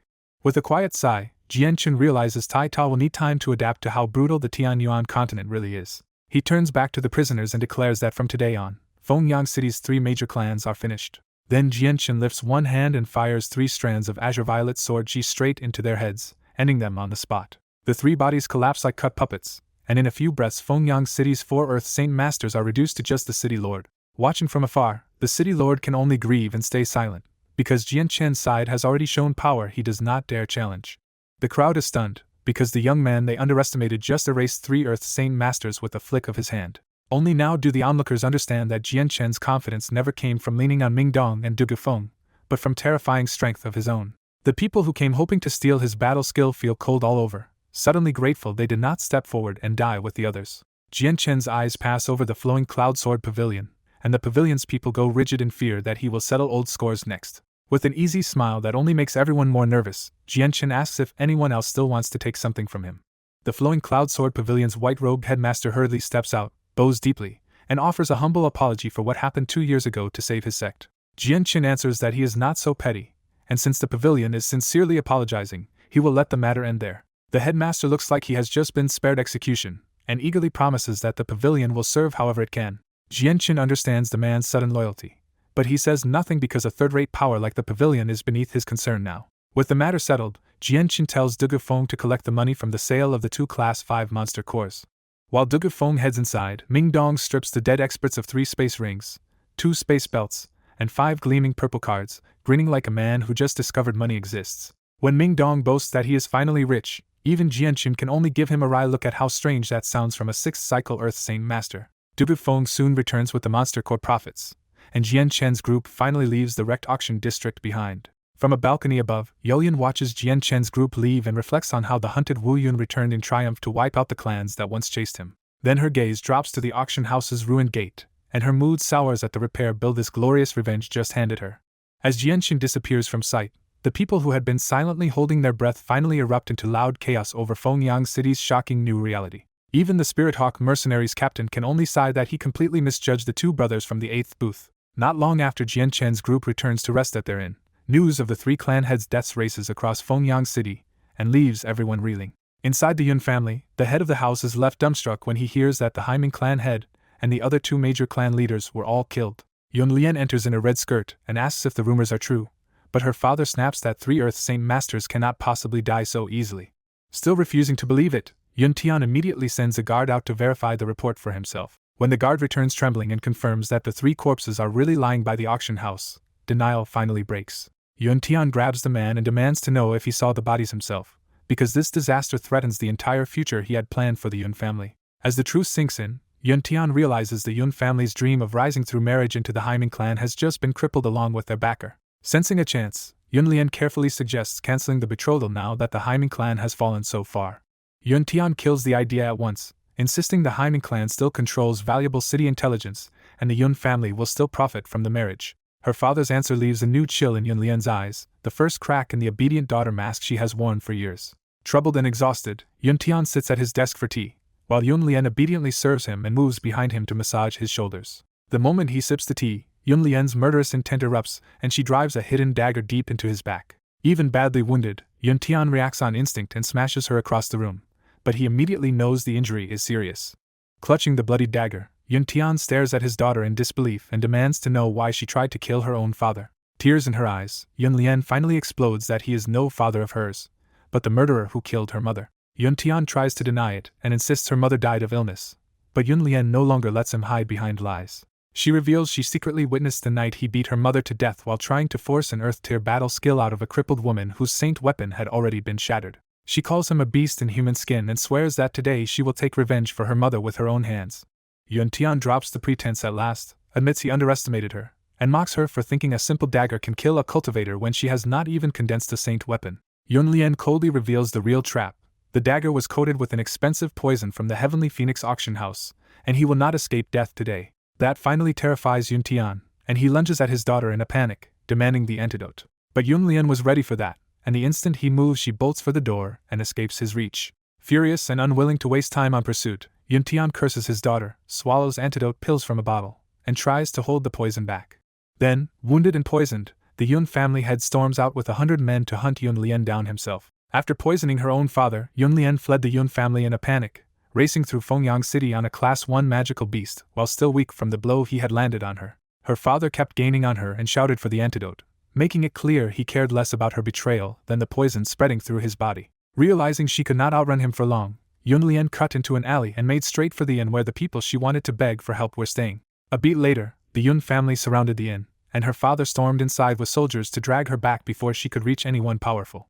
Upstairs, Jian Chen's group was already discussing unfinished trouble in Fengyang City, and Ming Dong bluntly argued that the Harito clan should be wiped out before it could take revenge later. Tai Ta pushed back at once, saying it was too cruel to destroy an entire clan over one dead offender. Jian Chen admitted Tai Ta had a point, but he also knew the Harito clan would never forget losing 2 experts, so the danger was only being delayed, not erased. Instead of rushing another purge, Jian Chen decided their real priority was building power and expanding the flame mercenaries until even hostile clans would have to bow their heads. Once that was settled, Jian Chen said they would rest for the night and leave Fengyang City the next morning to recruit more mercenaries in another first-class city. As the others were about to leave, Ming Dong admitted he still needed more time with the illusionary flash, and Jianqin was left quietly frustrated because he understood the skill but still could not use it without saint force. Jianqin's thoughts turned to chaotic force and the absurd cost of refining it, which only made his path forward feel longer and harsher. Just as Yu gently told Jianqin to rest too, the room's calm shattered when Yun Lian stumbled in like a red blur and collapsed on the floor. Ming Dong recognized the Yun family's daughter at once, and up close her usual grace was gone, replaced by panic, exhaustion, and a last-ditch resolve. She swallowed her fear and offered a shocking bargain: destroy the Yun family for her, and she would pay with an earth-tier battle skill. Ming Dong did not buy it, mocking the idea that a clan daughter suddenly wanted her own house destroyed and warning that they were not children easy to fool. Yun Lian pressed on anyway, insisting the battle skill was real because she had run out of every other option. Then her father barged in with soldiers, immediately painting her as a mad daughter who had tried to kill him and claiming the battle skill was a complete lie. He ordered his men to drag Yun Lian home, but Dugufeng stepped in first and coldly stopped them at the doorway, making it clear they had no right to enter this room. For a moment Jianqin seemed ready to stay out of it and told Yun Lian to leave, which made her face fall into instant despair. Knowing she would be imprisoned and broken if she went back, Yun Lian desperately raised the stakes and offered not just an Earth-tier skill, but an advanced Earth-tier one. That made her father slip for a second, and even through his denial his greedy excitement showed plainly enough to confirm she was hiding something valuable. Jianqin finally asked the key question: if she really had such a skill, why had she not traded it to another power in Fengyang City long ago? Yun Lian admitted she had never been sure it would be enough before, but now she was cornered, so she revealed the name of the skill her mother left her, the Miracle Water of Bai. That name hit Jianqin like lightning, and for the first time everyone around him saw him lose his composure over a mere battle skill.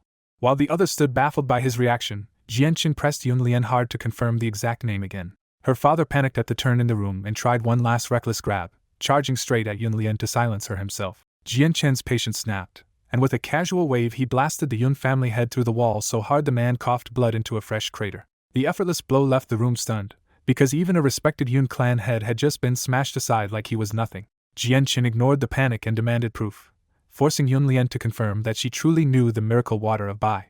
He immediately had parchment and a brush brought over, turning the room into a test instead of a negotiation. Yun Lian hesitated only long enough to demand his word first, and Jianqin gave it without delay, help in exchange for the truth of the skill. With no way back left, she wrote out the Miracle Water of Bai from memory, breaking the last command her mother had ever given her to keep it from outsiders. As Jianqin read the finished text, shock built instead of fading, because the first and second stages matched exactly what Bai Dao and his mother had once taught him. Now certain this was no fake, Jianqin asked the question that mattered most: where had Yun Lian learned it? Yun Lian said she had learned it from her mother, then, through tears and old grief, gave the name that froze Jianqin in place: Bai Yunhai. The surname Bai shattered Jianqin's calm completely, and even Ming Dong could only ask what had happened to make him react like this. Jianqin forced himself back under control, but when he looked at Yun Lian again his voice had turned unexpectedly gentle. He asked her name, and when she answered Yun Lian, she could clearly feel that Jianqin was no longer looking at her like a stranger. When Jianqin gently confirmed that her mother was already dead, Yun Lian could only nod through fresh grief. Jianqin realized Bai Yunhai had never told her daughter anything about the Bai family, so he moved to the darker question instead. Then Yun Lian finally told the full truth. The head of the Yun family had beaten her mother to death while trying to force the Miracle Water of Bai out of her. Hearing that, Jianqin's anger turned physical, his fist tightening until the bones crackled in the room. He ordered the Yun family head dragged back in at once, no longer as an unwanted guest but as a man marked for judgment. When the injured clan head was thrown onto the floor, Yun Lian exploded at last and kicked him in the head with all the hatred she had hidden for years. No one stopped her, because after hearing what he had done to Bai Yunhai, even the room full of outsiders thought he deserved every bit of it. But when her strength finally gave out, Yun Lian collapsed to the floor sobbing, trapped between a murdered mother and a father she could only hate as a monster. After crying until she has nothing left but pain, Yun Lian lies on the floor while Jianqin quietly decides to move the captive man out first. Jianqin orders Dugufeng to guard the prisoner carefully, and Dugufeng takes the hint that this matter is personal and asks no questions. Once they are alone, Jianqin suddenly tells Yun Lian to come with him to the Jessan kingdom. Yun Lian immediately grows suspicious and demands to know why he wants to bring her there. Jianqin says he needs to confirm something and hints that she may still have family in the Jessan kingdom. That word cuts deep, and Yun Lian bitterly says she has no family left except a dead mother and a man she refuses to call her real father. She vows to kill the Yun family head herself one day to avenge her mother. Jianqin steps closer and tells her this trip is tied directly to her mother, even if he cannot explain it yet. The moment her mother is mentioned, Yun Lian's resistance cracks and she agrees to go. Jianqin wastes no time, telling everyone else to stay behind and crush a paired jade stone if trouble starts. Ming Dong simply tells his brother to come back quickly, trusting him without pressing for answers. When Yunlian asks how they can possibly cover such a huge distance, Jianqin tells her they do not need any travel preparations at all. Jianqin grabs her arm, wraps them in wind, and launches both of them straight into the sky as a streak of azure light. The violent takeoff terrifies Yunlian, and she goes pale as Fengyang City shrinks far below her feet. Soon the city vanishes behind them, and the two race above a vast sea of clouds with nothing visible but white. Once she can think again, Yunlian finally realizes the truth and stammers that Jianqin is a Heaven Saint Master. To Yunlian, that revelation is overwhelming, because a Heaven Saint Master is the kind of figure who can raise or crush an entire kingdom. Jianqin only smiles slightly and keeps pushing forward, impatient to reach home and confirm her identity. After 6 hours they reach the Jesson Kingdom, and Jianqin does not slow down for a second as he heads straight for Lore City. Outside Lore City, Yunlian spots a huge military camp and learns the Qin Huang Kingdom has stationed 500,000 elite soldiers there. That sight confirms for Yunlian just how powerful the Changyang clan has become if even the Qin Huang Kingdom backs them openly. Before she can take it all in, Jianqin carries her into Lore City and lands right in front of Changyang Manor. The moment Yunlian sees the words Changyang Manor, she goes pale because this clan is far beyond anything her family could ever approach. Shaken, she grabs Jianqin's robe and asks if he brought her to the wrong place. Jianqin tells her not to worry and leads her inside. At the gate, the guards bow deeply and call Jianqin the fourth master, which leaves Yunlian stunned. She blurts out the answer herself at last. Jianqin is actually Changyang Xiangtian, the legendary fourth master of the clan. Jianqin confirms it with an easy smile and keeps walking, while Yunlian follows him with open admiration now mixed into her shock. They head deeper into the manor until Jianqin stops outside his mother Bai Yuntian's room and asks if she is inside. The doors open at once, and Bai Yuntian appears in white robes, warmly delighted to see her son back so suddenly. Yunlian is struck by how much Bai Yuntian resembles her own mother, even before she understands why. Jianqin says he came back for something important, and the three of them sit down inside to talk. When Bai Yuntian asks who the guest is, Jianqin carefully says Yunlian's mother may be someone she knows. Then Jianqin asks the name that changes everything. Does his mother know someone called Bai Yunhai?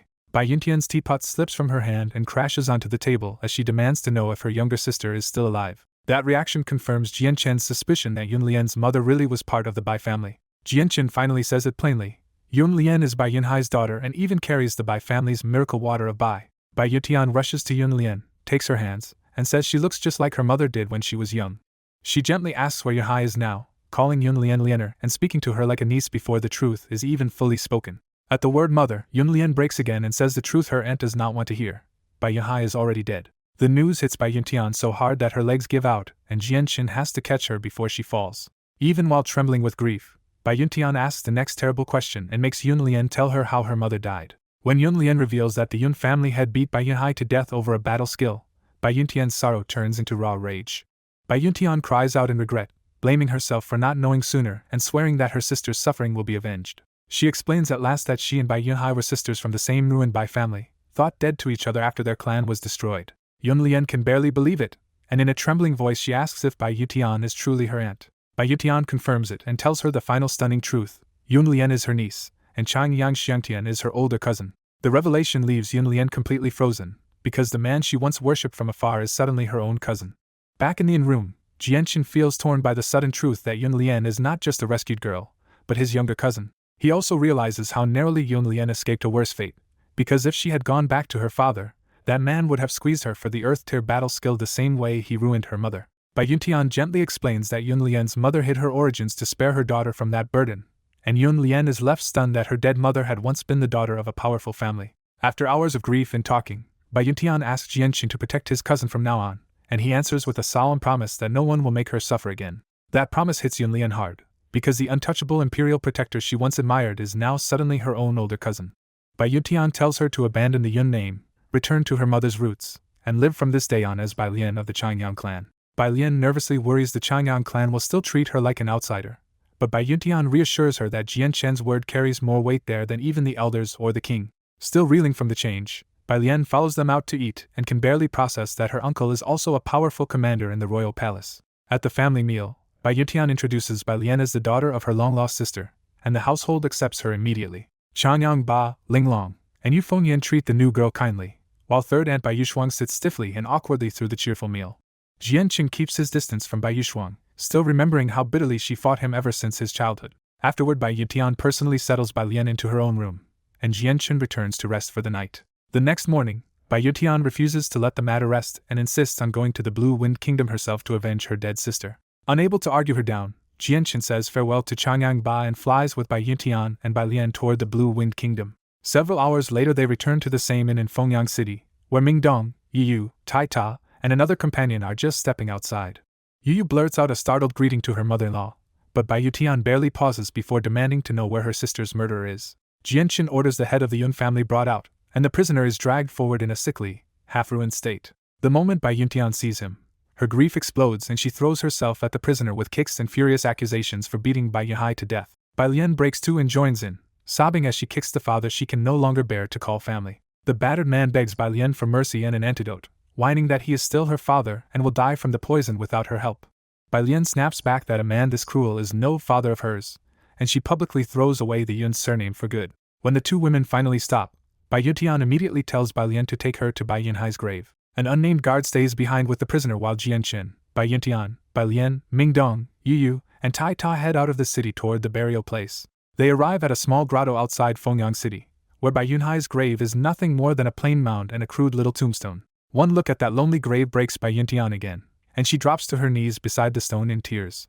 She cries out to her sister, blaming herself for not finding her in time and for letting her suffer all the way to such a poor burial. Bai Lian kneels beside the grave too, crying that she will avenge her mother herself. Off to the side, Mingdong, Yu, and Tai Ta stare in bafflement until Yu finally asks Jianchen what this impossible family scene means. Jianchen quietly explains that Bai Yutian and Bai Yihai were sisters, and that Yun Lian is now Bai Lian, his real cousin by blood. That revelation leaves Mingdong and Yu staring at Bai Lian in complete disbelief. Jianchen finally steps forward to comfort his mother, reminding her that the dead cannot come back no matter how hard the living ache. But Bai Yutian refuses to leave her sister there alone any longer, and vows to bring Bai Yihai back to Changyang Manor herself. She goes to the grave and starts clawing into the hard earth with her bare hands, too heartbroken to care when her fingers split and bleed. Jianchen tries to stop her suffering, but when she refuses to let go, he drops beside her and starts digging too. Bai Lian follows immediately, weeping as she digs too and begs her mother to come with them to a new home and family at last. Moved by the sight, Yu kneels down to help, even though the hard soil tears at her own soft hands. Mingdong watches in silence for a beat, then joins in as well, and even Tai Ta steps forward to help dig. Thanks to all of them working together, the grave opens quickly and a dark coffin appears 2 meters below. The sight of the coffin shatters Bai Lian all over again, and she cries out for her mother in pure pain. With a heavy heart, Jianchen uses the energy of the world to lift the coffin carefully out of the pit and set it on the ground. Bai Yutian approaches the muddy coffin like it is her sister herself, wiping the dirt away with bloodied hands and begging her to come home. Bai Lian half collapses over the coffin, crying until her eyes are red and swollen. Jianchen urges them to bring the coffin back to the city, saying Bai Yihai has rested in this wasteland long enough. This time neither woman objects, and Jianchen takes up the coffin himself as they leave the grave behind. When Jianchen carries that mud-streaked coffin straight back toward Fengyang City, stunned bystanders stop and stare at the shocking sight. People around the gate mock Jianchen at first, assuming this dirt-covered stranger is just a fool trying to carry a coffin into a city where coffins are forbidden. One guard steps up with the usual arrogant attitude to stop him at the gate. Jianchen cuts him off with a single furious order to get lost and kicks the soldier away before he can finish. The gate erupts at once as more soldiers rush in and crossbows swing into place on the wall above. Already carrying a coffin for the dead, Jianchen's mood finally snaps, and his killing intent bursts out so cold and heavy that the charging soldiers freeze in place. Up on the wall, the city guard commander has been brooding over Fengyang City's weakness ever since the disaster at the Heavenly Phoenix auction house. The instant that killing intent reaches the wall, the guard commander jolts upright in alarm and rushes out to see who could release something that terrifying. From the wall, the guard commander looks down, recognizes Jianchen's group from the Heavenly Phoenix auction house, and immediately panics. The commander shouts for every guard to stand down at once, knowing Jianchen's group is far too dangerous for Fengyang City to offend. At Fengyang City's gate, the guards go rigid when Jianchen's killing intent flares around the coffin on his shoulder. The city guard commander rushes down in a panic, terrified that one wrong move will bring another disaster to Fengyang City. He bows and begs Jianchen to calm down, blaming the trouble on his own poor discipline and asking him to let it pass. The commander whirls on his own men and demands that the fool who offended Jianchen step forward and beg for forgiveness. The pale soldier Jianchen kicked earlier finally stumbles out, already marked by the footprint on his chest. The commander kicks the soldier down at Jianchen's feet and orders him to beg properly before he gets everyone killed. Shaking with regret, the soldier grovels and pleads for his life right there in the dirt. Jianchen's mood is still black from Bai Yinhai's death, and for a moment it is clear he really was ready to kill over this insult. Yu steps in, gently catches Jianchen's arm, and tells him not to waste time on small people. Jianchen lets the killing intent fade and snaps a single order for the groveling guard to get out of his sight.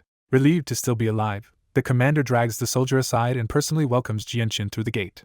Even though coffins are forbidden in Fengyang City, no one dares stop Jianqin as he carries Bai Yunhai inside. Behind them, the onlookers can only stare in silence, trying to guess what kind of status makes a guard commander bow like that. As Jianqin carries the coffin through the streets, the whole city turns to look because bringing such an unlucky thing inside is almost unheard of. Then some people recognize Jianqin as the man who killed the Earth Saint Masters at the Heavenly Phoenix auction house, and their curiosity turns straight into fear. Back at the inn, a waiter blurts out in alarm that they cannot bring a coffin into the building. The innkeeper hurries out too and awkwardly asks them to put the coffin somewhere else before it scares off his customers. Ming Dong solves it in one move by dropping a stack of purple coins into the innkeeper's hand and renting the whole inn. The innkeeper changes his tune instantly, smiling so hard it hurts and waving the group upstairs like the coffin was never a problem at all. Once they are gone, the innkeeper hugs the money like a windfall and brags about his lucky day. A mercenary ruins that mood by telling him exactly who just paid him, the group that killed the city's 3 clan experts and even Harito clan Earth Saint Masters. The innkeeper's face goes white on the spot, and he nearly collapses when he realizes he dared mouth off to monsters in human form. A day later, 50 black-armored soldiers riding Class 4 magical beast mounts thunder into Fengyang City without anyone daring to stop them. The troop stops right outside the inn and marches straight to Jianqin's room with formal purpose. Inside the inn, Qin Wujian arrives with black-armored soldiers and salutes Jianqin as the imperial protector, making his authority impossible to miss. Jianqin recognizes the commander as Qin Wujian and notes how fast he came. Qin Wujian answers without hesitation, making it clear that Jianqin's orders outrank any delay. Jianqin orders a proper carriage for Bai Yunhai's coffin because he wants her taken home with honor, not hurried along like baggage. Soon a grand flower-decorated carriage arrives outside the inn, new and striking enough to look almost festive. Jianqin personally carries Bai Yunhai's coffin out and settles it carefully into the carriage. The ordinary draft beast is replaced by 9 Class 4 magical beasts, turning the funeral carriage into a procession no one in Fengyang City has ever seen. The group leaves the city at once, with Jianqin's people walking beside the carriage and 50 mounted soldiers guarding it like an honor escort. People all along the road scramble out of the way, stunned by the magical beasts and the sheer weight of the escort. Jianqin also has the Yun family head brought along under guard, refusing to let Bai Yunhai's killer vanish from this journey home. After 7 days, the procession reaches Lore City, and the long road shows hardest on Bai Yuntian and Bai Lian. Even exhausted, Bai Yuntian immediately goes to arrange her sister's funeral inside the Changyang clan.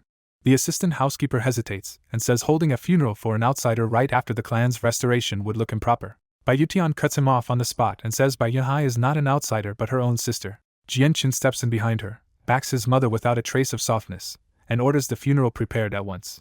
That ends the argument immediately, because everyone in the Changyang clan knows Jianqin's word outranks even the elders now.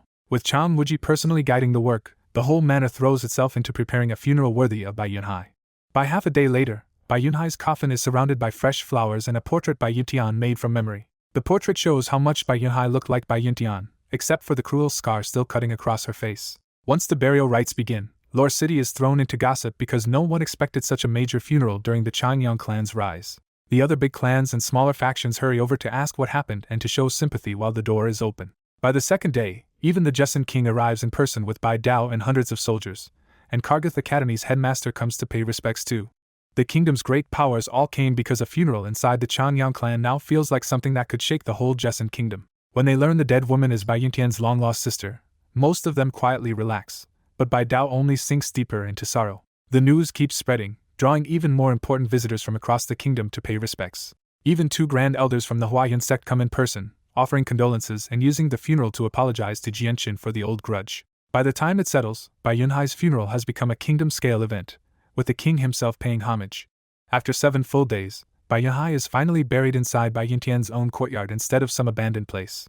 A special feng shui jewel is set into the grave, turning it into a grand resting place at last. As the guests leave, only Bai Dao stays behind, standing before his sister's grave for 3 days like a man nailed in place by regret. At the grave, Bai Dao whispers that he never knew Bai Yunhai survived that old disaster too, and now he has found her only to lose her again forever. Bai Yuntian brings Bai Lian over and tells Bai Dao that this is the daughter Bai Yunhai left behind. Bai Lian quietly calls him uncle, and the word lands harder on Bai Dao than any ceremony did. After a long pause, Bai Dao says that although his younger sister is gone, she at least left them a child. Then Bai Dao promises he will protect Bai Lian from now on, giving her the family bond she has been starving for. For the first time in a long while, Bai Lian feels real warmth from family instead of the coldness she knew in the Yun family, and she breaks down crying. Bai Dao suddenly asks where Bai Yunhai's murderer is, his grief turning sharp again. Jianqin tells him the man is locked in the tinder house because they did not want him dying too easily. Bai Dao strides off at once, and Jianqin calls after him not to let the man die too fast. Not long after, a hideous scream tears through the Changyang clan, and everyone knows Bai Dao has begun his revenge. Half a month passes, and though the funeral fades from public talk, Bai Yuntian and Bai Lian still wear their grief heavily. Bai Dao remains in the manor through that time, visiting the captive every day and using every cruel method he knows. Only after exhausting his hatred does Bai Dao finally give the Yun family head a slow death and throw the body to the wild beasts. With the killer dead, Bai Yunhai's vendetta is finally closed, and Bai Dao leaves for the imperial palace the very next day. After he leaves, Jianqin gathers with Ming Dong, Tai Ta, his parents, and the clan to prepare for the next departure and continue building the flame mercenaries. Just before they go, Bai Lian steps forward with an earnest face and asks Jianqin to let her come with him too. At Changyang Manor, Jianqin warns Bai Lian that the road beside him is full of ugly danger and tells her a young woman should not step into that life lightly. Bai Yuntian backs him up and urges Bai Lian to stay safely in Changyang Manor, where no one will mistreat her. The sheltered girl refuses to stay hidden in the manor and begs Jianqin to take her along so she can finally see the continent for herself. After a brief hesitation, Jianqin agrees, deciding the journey will toughen Bai Lian up and promising to guide her cultivation since she still has not materialized the saint weapon. Bai Yutian can only accept it and makes Jianqin swear to protect his weak cousin no matter what. Jianqin promises without hesitation, and the vow lands heavily because gaining a younger cousin suddenly makes him feel like a real older brother. After saying goodbye to the clan, Jianqin leaves with Bai Lian and the group, heading back toward the Blue Wind Kingdom. 2 days later the group crosses into the Blue Wind Kingdom, and after another half-day of travel they finally reach the first-class city known as Cloud Capital. Cloud Capital immediately feels different from Fengyang City, because Class 3 mounts are common here, even a Class 4 beast can appear on the street, and the roads are packed with strong mercenaries. The group settles into an inn for the night, then Ming Dong heads out to gather information, Tai Ta follows to learn the city's rougher rules, and the rest stay behind. Upstairs in the inn, Jianqin eats with Yi Yu and quietly listens to the nearby mercenaries, hoping some useful gossip will finally surface. The eavesdropping goes nowhere since the mercenaries only ramble about daily hunts, profits, and even brothel talk instead of anything that matters. When Ming Dong, De Gufeng, and Tai Ta return, Ming Dong quietly reports that Cloud Capital's power structure is far messier than Fengyang City's. He explains that 6 major powers dominate the city, 4 clans and 2 sects, and after centuries of intermarriage they are almost one giant connected family. Ming Dong adds that several lesser clans and mercenary groups still matter too, because some of them are led by Earth Saint Masters and a few clans even have more than one. When Jianqin asks about the mercenary groups specifically, Ming Dong says there are 4 worth noting in Cloud Capital. He names the Bloodthorn, Bloodrose, Feral, and Carnage mercenaries, then notes that Bloodthorn's captain has chased the beautiful but fiery Bloodrose captain for years, making those 2 groups nearly one camp already. The Feral mercenaries are also hard to provoke, because their captain is the city lord's sworn brother and every faction gives them face. Then Ming Dong gets to the strange one. The Carnage mercenaries were once wandering fighters, settled here only 5 years ago, and despite having just 300 members, every one of them is elite. He says their weakest members are still Saint Masters, around 50 are Great Saint Masters, and their captain plus 2 vice-captains are all Earth Saint Masters, enough to make even the city lord wary. What makes them even stranger is that they almost never leave their compound, show no visible source of income, and still survive in silence like they are hiding something big. The name Carnage Mercenary sticks in Jianqin's mind at once, because the more he hears, the less normal the group sounds. Bai Lian, now fully caught up in the mystery, guesses they might be hiding from an enemy or locking themselves away to cultivate. Jianqin says it is hard to tell, then asks Ming Dong exactly where the Carnage mercenaries are based. Ming Dong points out that their compound is only about 10 kilometers away and all 300 mercenaries live together there. Jianqin closes his eyes and spreads his presence over the city, immediately locating the compound with perfect clarity. What he finds confirms the suspicion, because every Carnage mercenary is indeed hidden inside cultivating with valuable monster cores in hand. He also senses sentries guarding the place and 3 Earth Saint Masters cultivating in the middle, which makes the whole compound feel even more secretive. When Jianqin opens his eyes again, he says the Carnage mercenaries are exactly as suspicious as they feared, with much more hidden inside that compound. Ming Dong reacts at once and asks whether they should subjugate the Carnage mercenaries first before the group becomes a bigger problem. De Gufeng urges caution instead, arguing they should learn whether the Carnage mercenaries have a larger backer before making a move. Ming Dong answers that digging deeper will not be easy, because almost no one seems to know anything solid about the group's background.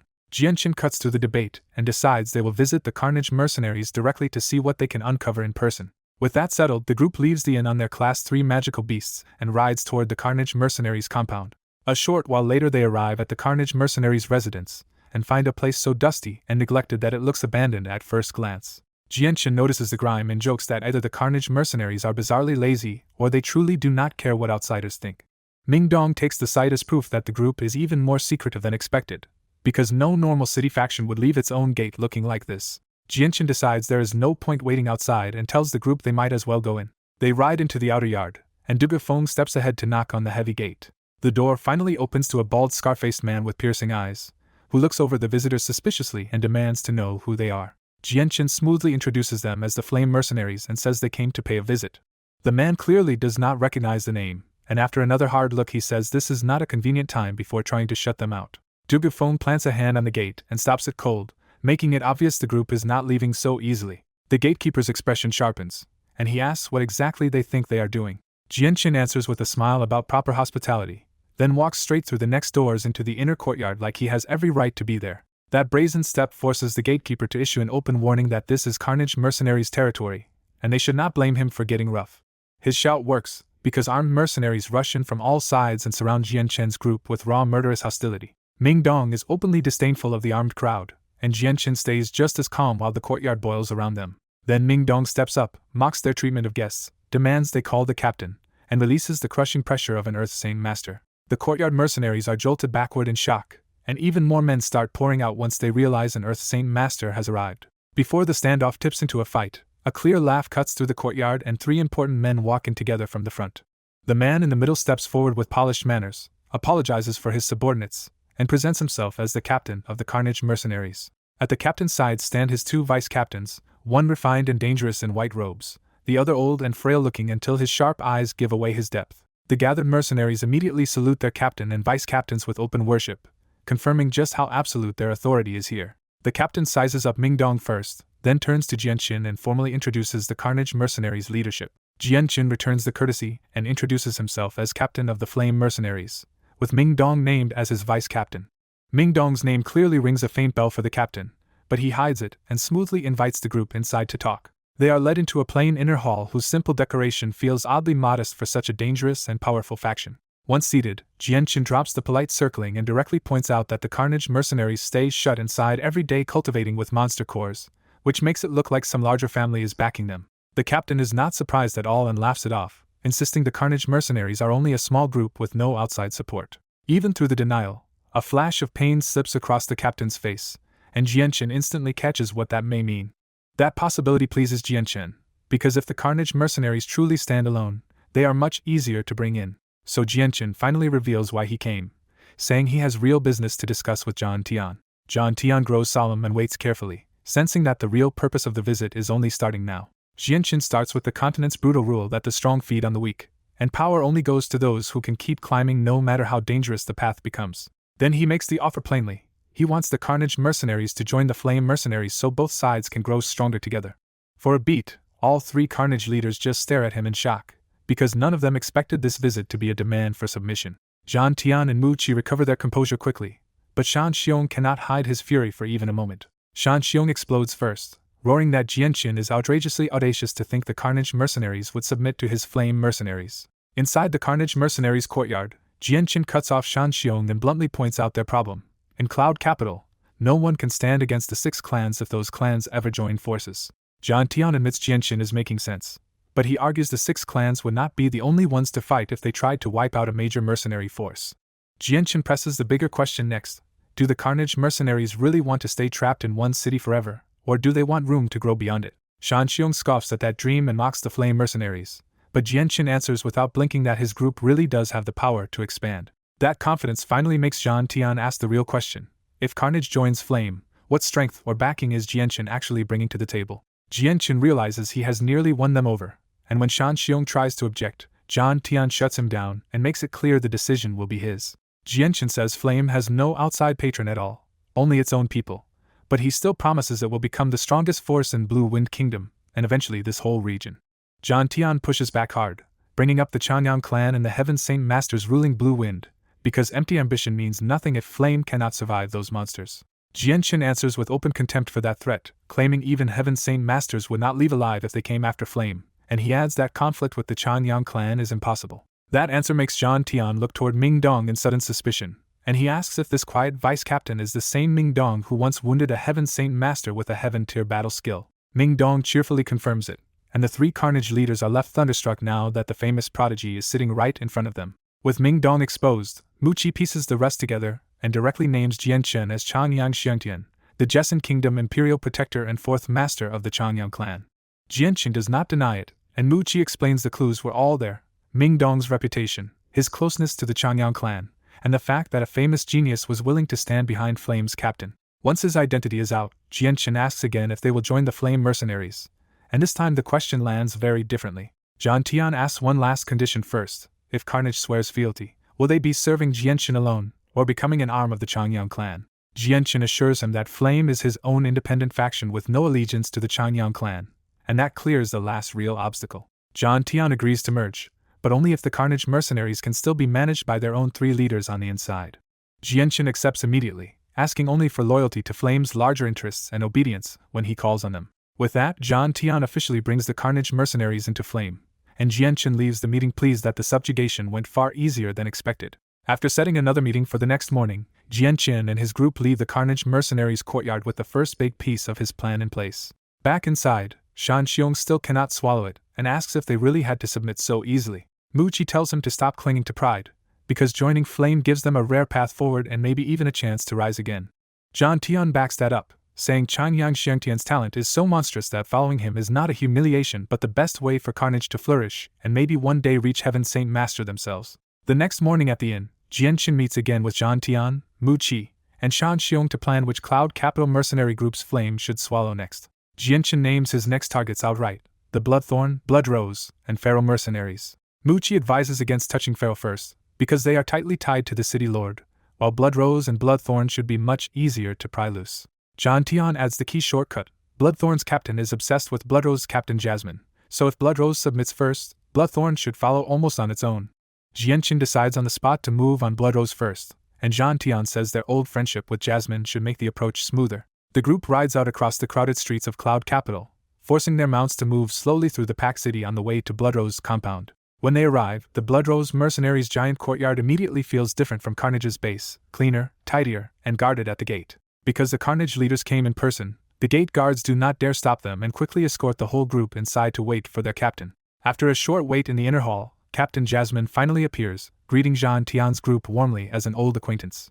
Jianchen sizes Jasmine up at once as a beautiful, poised woman with a heroic bearing, while Zhang Tian answers her greeting with practiced flattery. Jasmine's attention quickly shifts to the unfamiliar faces, and she asks Jianchen who he is. Jianchen introduces himself as the captain of the Flame mercenaries, and says he came with a proposal for Bloodrose. Jasmine notes right away that Jianchen is not from Cloud Capital, then tells him to stop circling the point and say what he wants plainly. So Jianchen says it cleanly: he wants the Bloodrose mercenaries to join the Flame mercenaries.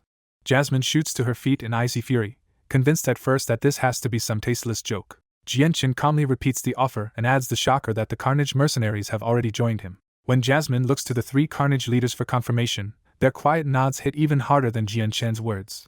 Jasmine can barely believe it, because Carnage is one of the strongest forces in the city, and yet Zhang Tian says they joined Flame because they refuse to stay trapped in this one place forever. To push her past disbelief, Jianchen asks a pointed question first: what is the strongest battle skill Bloodrose currently has?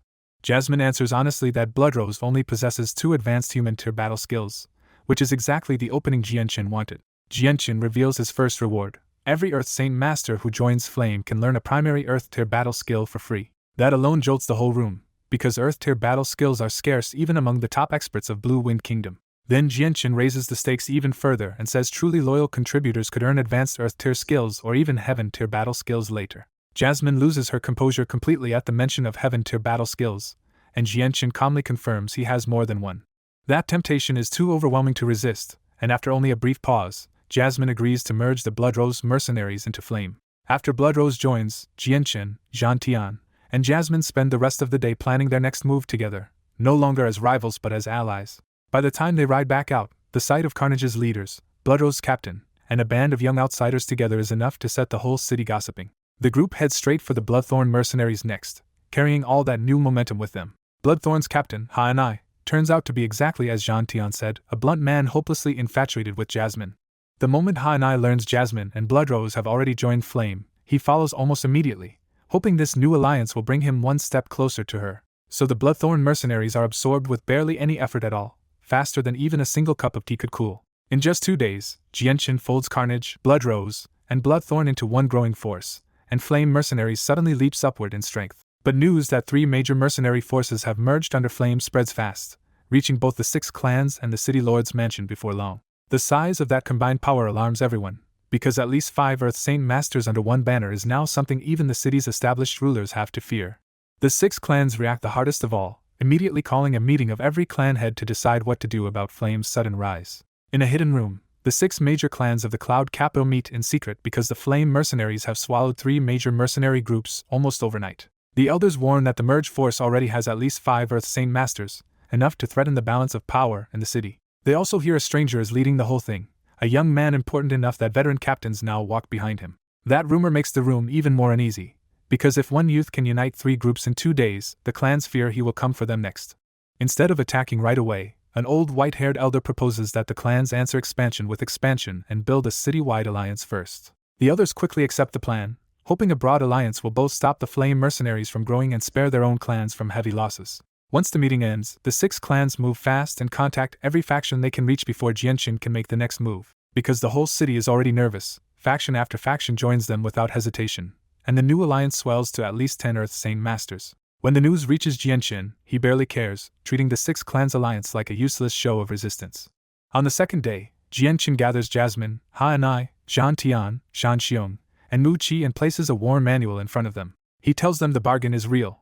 The manual contains 5 primary Earth tier battle skills, and loyal service could earn them a Heaven tier battle skill later. The reward hits exactly as Jianshin intended, and the captains thank him with burning excitement instead of any lingering resentment. Ha-Anai is the most stunned of all, because he joined mainly for Jasmine and never expected the Flame mercenaries to hand out treasures like this. Then Jianshin drops an even bigger plan and says the Flame mercenaries will not stay in the Cloud Capital for long. When Ha-Anai asks where such a growing force will settle, Jianshin admits there is no base yet because he is still expanding. He says his real goal is to absorb the whole Cloud Capital, then the Blue Wind Kingdom, and eventually the surrounding kingdoms too. Before the captains can dwell on that ambition, Jianshin orders the 5 of them to start subjugating every faction with an Earth Saint Master. After they leave, Jianshin picks up the white tiger cub from the bed and quietly thinks through what kind of force he is trying to build. He reminds himself that making the Flame mercenaries the strongest on the continent is both his promise to Kendall and a goal he fully intends to reach. He knows the group still looks powerful only on the surface, because aside from him it has no Heaven Saint Master and almost none of the new members have earned his trust. Even so, Jianshin believes loyalty can be grown over time, the same way Kai Er and the old core members already treat the mercenary group like family. 2 hours pass before a knock at the door breaks his thoughts. Ming Dong steps in with another man in red robes, and their expressions make it clear they did not come with good news. Ming Dong reports that Zhan Tian's group was trapped while trying to subjugate a sect, because they ran into the 6 clans and got surrounded on the sect grounds. Jianshin is briefly caught off guard, because he expected the 6 clans to react slower than this. Ming Dong urges him to stop chasing targets one by one and crush the whole problem at once, since only a Heaven Saint Master level threat can force the city powers to submit cleanly. After a short pause, Jianshin agrees and decides to use the 6 clans' interference to subjugate them all in one strike. He immediately brings Yu and Tai Ta with him, and the group rides out from the Anon Class 3 magical beast mounts. At the sect courtyard, hundreds of men have already boxed in about 50 Flame mercenary members so tightly that escape is impossible. At the center of the trap stand Jasmine, Ha-Anai, Zhan Tian, Shan Xiong, and Mu Qi, the 5 Earth Saint Masters everyone in the city recognizes.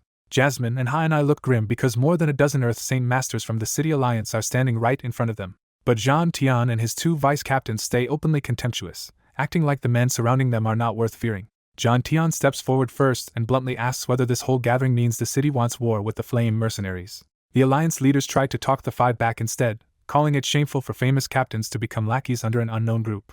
They keep pressing, especially at Zhan Tian, saying the Carnage mercenaries used to stand tall on their own and should not be handed over to another master. Mu Qi cuts them off in irritation and says the 5 joined the Flame mercenaries for glory, so their cheap attempt to stir resentment is pointless. Ha-Anai backs that up even more eagerly, because the Earth tier battle skill he just received has already locked his heart to the new group. The Alliance leaders darken at that answer, and realize the 5 are not wavering at all. Zhan Tian even laughs at them, and says joining the Flame mercenaries was none of their business in the first place. Then he goes a step further and calmly asks Lord Griff to reconsider the Flame mercenaries' offer right in front of the Alliance. That brazen move rattles the Alliance even more, because Zhan Tian is acting like their united front does not scare him at all. Before anyone can act, a clear voice cuts in from outside, and Jianshin arrives with his group like he expected to take over the scene. The trapped captains light up at once, because Jianshin's appearance means the real power behind the Flame mercenaries has finally arrived. When someone demands to know who he is, John Tian proudly announces that this young man is the captain of the Flame Mercenaries. That answer leaves the whole alliance stunned, because none of them expected the man behind 3 annexed mercenary groups to be this young. A black-robed elder breaks the silence with a sneer and mocks Jianqin as nothing but a brat. Another elder piles on and calls it shameful that famous captains bent the knee to someone so young, and Jianqin's eyes instantly turn cold. Jianqin does not argue back at all and simply calls Ming Dong and Du Gufeng by name. The two move instantly, drawing their saint weapons and lunging straight at the elders who insulted Jianqin.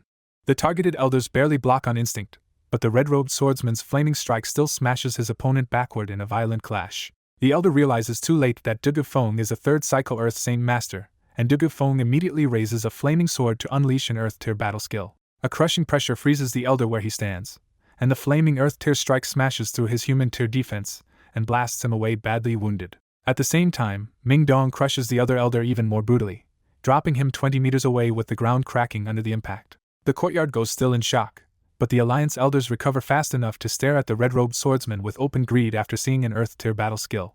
One elder snaps and orders the charge, and the remaining Earth Saint Masters rush the red-robed swordsman together, betting their numbers can bury him. Jianqin watches them charge with a cold sneer and decides to show them the gap they never understood. With one explosive blast of gathered world energy, Jianqin slams the entire charging group at once before they can even react. In a single breath, more than 10 Earth Saint Masters are smashed down across the courtyard, bleeding and helpless, as the Alliance finally feels what a Heaven Saint Master really means. In the Griff clan courtyard, everyone falls dead silent after Jianqin casually blasts more than 10 Earth Saint Masters to the ground. Bai Lian excitedly blurts out that Jianqin is a Heaven Saint Master, and her shout jolts the whole courtyard even harder. The crowd can barely process that this young man is one of the kingdom's top experts, and even Ha and I and Jasmine finally realize who they have been following. Only Zhan Tian and the vice captain stay calm, because they already knew Jianqin's real level. The battered Earth Saint Masters struggle back to their feet, but now they look at Jianqin with pure fear instead of defiance. One black-armored clan head finally says it out loud, trembling as he asks if Jianqin is really a Heaven Saint Master. Jianqin gives them one brutal choice: submit to the Flame Mercenaries and live well, or resist and be wiped out. No one dares answer, because against a Heaven Saint Master they know they would die like insects. Then the old clan master Griff kneels first and formally offers his entire clan's service to Jianqin. Jianqin accepts, and Griff makes it clear that serving a Heaven Saint Master is worth more than keeping old status alone. When Jianqin presses the rest for an answer, many hesitate because they do not want to hand over the power they built with blood and time. Yu Yu steps in at exactly the right moment and promises that joining the Flame Mercenaries will not strip them of their authority. Jianqin confirms her promise, but he adds one hard rule: keep ruling your own forces, just never betray or harm the Flame Mercenaries. That condition breaks the deadlock, and one elder from the Solar Sect is the next to bow in. With Jianqin's guarantee in place, the remaining leaders all give in, including the head of the 6-clan alliance that came to pressure him in the first place. Just like that, the Flame Mercenaries swell to around 20 Earth Saint Masters and become a real heavyweight inside the Blue Wind Kingdom. Jianqin immediately orders them to tear down their old signs and replace them with the Flame Mercenaries banner. Then he tells them to recover fast and settle their households, because once they heal, everyone is leaving the Cloud Capital. Some of them balk at abandoning the power base they spent years building in the city. Zhan Tian shuts that doubt down on the spot, mocking their short-sightedness and telling them Jianqin can bring them far more than one city ever could. After the orders are handed out, the allied leaders hurry off to handle their own affairs, leaving Jianqin's core group together in the courtyard. Bai Lian can hardly contain herself, because in 3 days Jianqin has turned the whole Cloud Capital upside down. Jianqin softens at hearing her call him brother, and he gently urges her to keep cultivating and asks him for monster cores if she needs help. Bai Lian admits her talent is poor and she is only at the 6th layer of Saint Force, but she laughs it off because she feels safe as long as Jianqin is there. Jianqin answers with a strained smile and admits he is not nearly as invincible as she imagines, because a heavy burden is still pressing on him. When Bai Lian asks what burden he means, Jianqin sidesteps the answer and promises instead to find a heavenly resource that could improve her bad aptitude. Du Gufeng quietly points out that such treasures are incredibly rare and worth a fortune even for kingdoms. Jianqin still laughs it off and says that when the chance comes, he will do everything he can to get one for her. Bai Lian is quietly touched, and Jianqin's attention shifts to Tai Ta, who is still riding in troubled silence after everything he has seen. Jianqin tells Tai Ta bluntly that this continent runs on strength, and without power a person has no right to speak. Tai Ta admits the world feels brutally lawless to him, like a land full of bandits. Jianqin says Tai Ta is not wrong, because what just happened at the Griff clan proved that the strong really do decide everything. Ming Dong lightens the mood by teasing Tai Ta for looking fierce while actually having a pure heart. Tai Ta turns red from the teasing and goes quiet instead of fighting back. As they travel, Jianqin catches himself staring at Yu and feels a flicker of guilt over a fiancé he still does not know how to treat. His thoughts spiral further as he remembers Yu, Huang Luan, and the Saint Ruler enemies hanging over his life, leaving no room for thoughts of settling down. Jianqin knows that before Saint Rulers, everyone else is just an ant, and he is still far from truly reaching that realm. Yu notices his gaze, blushes softly, and shyly asks if he wanted something. Jianqin snaps out of it and asks whether she has gotten used to life traveling the continent. Yu says she genuinely likes the wanderer's life, because every day on the road shows her a world far bigger and freer than palace walls ever did. She tells him she used to dream about the outside world through academy books, and now she is finally seeing it with her own eyes. Jianqin quietly warns her that the continent's beauty comes with constant danger and deadly fights. That makes Yu ask the question directly. If Jianqin is already this strong, what burden is so heavy that he still cannot relax? Jianqin only sighs and says there are matters he has to settle, but knowing more would not help her. Jianqin cuts off the personal talk and leads the group into practical planning for the flame mercenaries as they head back to the inn. While Jianqin returns to the inn, the new allied leaders rush home and start tearing down their old signs for flame mercenaries banners. News of Jianqin's takeover tears through the cloud capital, because in only 3 days all the old rival powers have collapsed into one force. When the lord of the cloud capital hears it, he goes stiff with shock because the city's old balance of power is simply gone. He immediately realizes his own authority is now mostly for show, because if the flame mercenaries act inside the city, he cannot stop them. Unable to handle a force like this himself, the city lord hurriedly writes a report to the king and sends it off at once. Half a day later in the royal palace, the king reads that report in his study and grows more solemn with every line. What troubles him most is that he has never even heard of the flame mercenaries, yet they have already swallowed multiple Earth Saint Master factions in one sweep. Then the king reaches the most worrying conclusion of all: a Heaven Saint Master is probably backing this sudden rise. That thought makes him call for Master Kuyun to come to the study immediately. Kuyun arrives in grey robes, calm and bright-eyed, carrying himself like a man powerful enough not to bow even before the king. The king hands over the report, and Kuyun reads it for himself with growing surprise.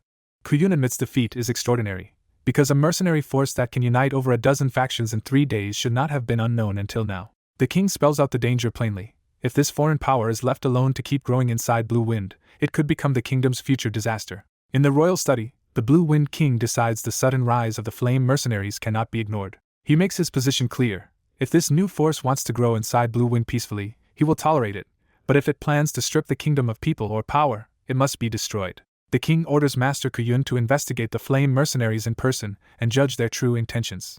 Before Kuyun leaves, the king warns him that the mercenary group may have a Heaven Saint Master behind it and tells him to bring reinforcements. Once Kuyun is gone, the king sits alone with a heavy sense of dread and fears his war-weakened kingdom cannot survive another disaster. Over the next 2 days, the cloud capital explodes with rumors about the flame mercenaries taking over the city's power structure almost overnight. The speed of that rise shakes the smaller factions badly, and some clans panic enough to flee the city before they can be swallowed too. But not everyone resists. Some factions decide it is safer or smarter to join the new power before they are forced to.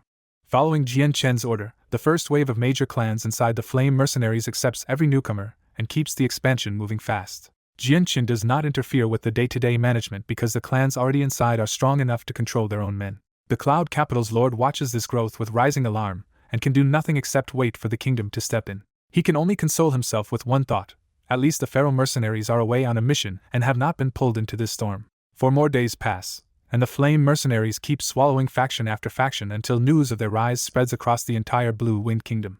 By then, whether people believe it or not, Blue Wind has to admit a new major power has been born. Far away in Tianlong City, the white-robed city lord stands by a pond and marvels that the weak little group from Wake City transformed this fast. Inside the same mansion, Katata and Katafei drink together and compare the new flame mercenaries to the ones they once saw in Wake City. Katafei says he is sure they are the same group, because only Jianqin fits a force that suddenly has a 6th cycle Earth Saint Master taking orders from him. Katata can only sigh at how impossible Jianqin's progress feels after just 2 years, and he wonders what happened to him in Mercenary City. Back in the Cloud Capital Inn, Jianqin stays in his room cultivating while he waits for his people to recover and finish preparations to leave. Meanwhile, Xiao Bai happily rolls around on the bed and has already shredded the cheap blanket with its claws. That quiet breaks instantly when a thunderous voice booms across the whole city and orders the captain of the flame mercenaries to come out. The city falls silent for one stunned breath, then everyone erupts at once and starts searching the sky for the speaker. Someone finally points them out, and the whole city realizes 2 Heaven Saint Masters are hovering overhead like gods. Many bystanders react with ugly satisfaction and decide the flame mercenaries are finished now that kingdom experts have arrived. The Cloud Capital Lord rushes out of his mansion, thrilled that the kingdom finally sent help and convinced the flame mercenaries are doomed. Across the city, the factions tied to the flame mercenaries spill into the streets, and their reactions split sharply between fear and secret happiness. Even before he moves, Jianchen hears the challenge from inside his room and slowly opens his eyes. At the same moment, Ming Dong and the others push into Jianchen's room to react to the sudden arrival of two Heaven Saint Masters.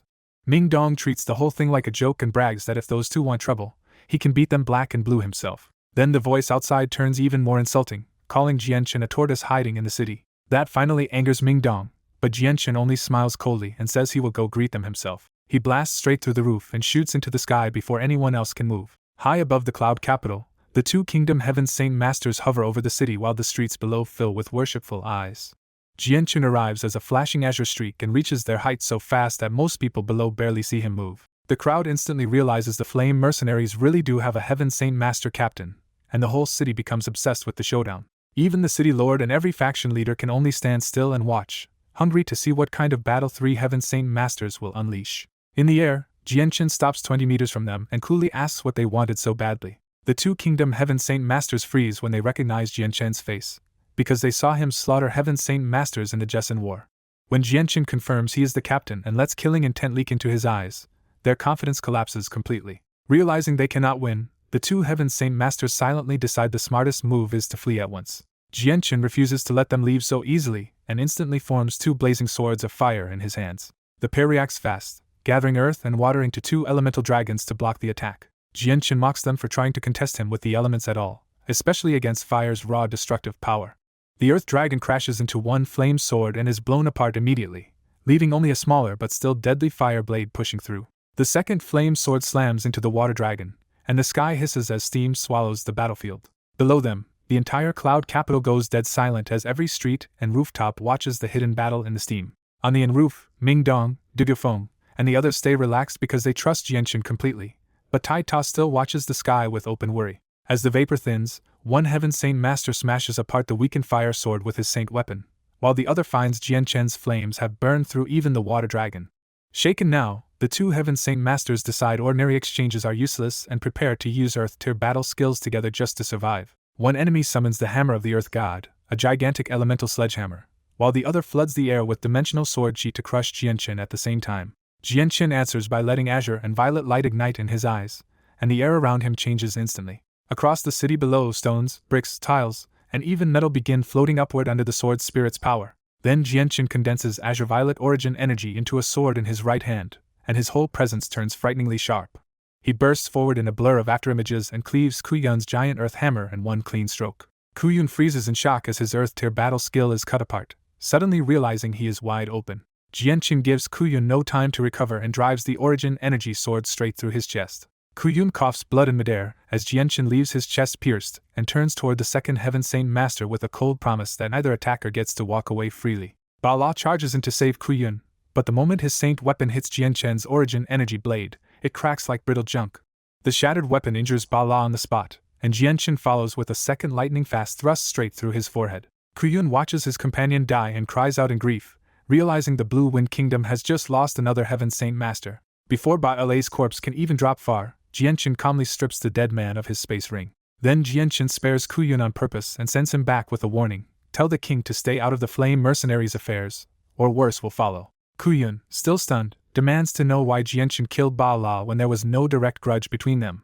Jianchen answers with a cutting lesson about reckless words, then leaves Kuyun to swallow the warning alone. On the street below, the crowd can only stare at the bloodied corpse, barely believing a Heaven Saint Master has fallen in public. At last Kuyun descends, gathers Ba La's corpse, and leaves Cloud Capital alone after arriving so arrogantly with a partner. The battle ends, but the whole city stays eerily still, as if everyone is waiting for reality to catch up with what they just saw. The city lord and the leaders of the strongest local factions rush to the blood-stained landing spot, only to find proof that the rumor is true. Meanwhile, Jianchen goes right back to the inn and sits on his bed again, as if killing a Heaven Saint Master was just a brief interruption. Bai Lian rushes into the damaged room with wide-eyed admiration, thrilled that Jianchen just crushed the kingdom's top experts. Ming Dong smugly corrects her: Jianchen did not just beat them back, he killed one and only spared the other. Yu looks at Jianchen with quiet admiration too, but she is the one who notices the practical problem and gently suggests they change rooms. Jianchen finally looks up at the smashed ceiling himself and can only answer with an awkward, embarrassed smile. Outside that room, the whole Blue Wind Kingdom explodes with the news that the Flame Mercenaries' captain defeated 2 Heaven Saint Masters and killed one of them. That public victory locks in the Flame Mercenaries' rise, because every faction now understands their captain is someone the kingdom cannot suppress. Back in the royal palace, Kuyun kneels before the king with Ba Ala's body and recounts exactly how badly they were beaten in Cloud Capital. After hearing the full report, the king visibly sags and admits the truth. The kingdom is too weak to stop the Flame Mercenaries now. Several days later, the Flame Mercenaries ride into Cloud Capital in a long, disciplined procession under banners marked with their blazing fire emblem.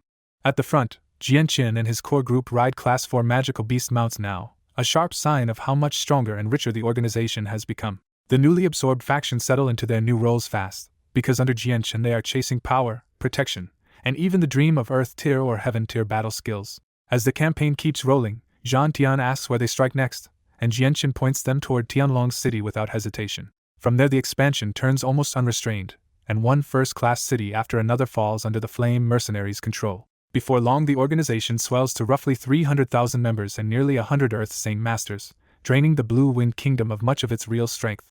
The kingdom can only watch miserably, and even the remaining major factions decide it is safer to submit than risk angering Jianqin. 2 months pass, and by then the Flame Mercenaries stand above the other great factions and even above the royal palace itself. In Wanzhou City, the Flame Mercenaries take over the strongest mansion in the city and turn it into their temporary headquarters. Inside the main hall, Jianqin gathers the top 100 members to settle the next stage of expansion. Zhan Tian reports that only 3 of the Blue Wind Kingdom's 6 strongest families agreed to join, while the other 3 would rather die than submit. Jianqin is pleasantly surprised by that result, and asks which 3 factions have chosen to join him. 3 delegates from the Daon clan, Domineering Heaven sect, and Xuelong clan step forward in person to answer Jianqin's question. The 3 delegates bow and formally pledge their factions to the Flame Mercenaries, making clear they are ready to follow Jianqin's lead. Jianqin welcomes them as family, and lets their clans and sects stay under their current leaders after being folded into the Flame Mercenaries as halls. The 3 delegates are visibly relieved, because they had expected to lose their authority the moment they submitted. Once that is settled, Jianqin orders Zhan Tian to go to Lust City and wipe out the Harito clan. A black-robed elder cuts in with new intelligence. The Harito clan already abandoned Lust City and fled the Blue Wind Kingdom. Jianqin narrows his eyes at the news, annoyed that the Harito clan moved fast enough to slip out of reach. When Zhan Tian offers to chase them, Jianqin refuses and decides the Harito clan is too weak to matter for now unless they someday raise a Heaven Saint Master. The discussion turns to the 3 strongest factions still refusing submission, and the room immediately divides over whether to crush them or leave them alone.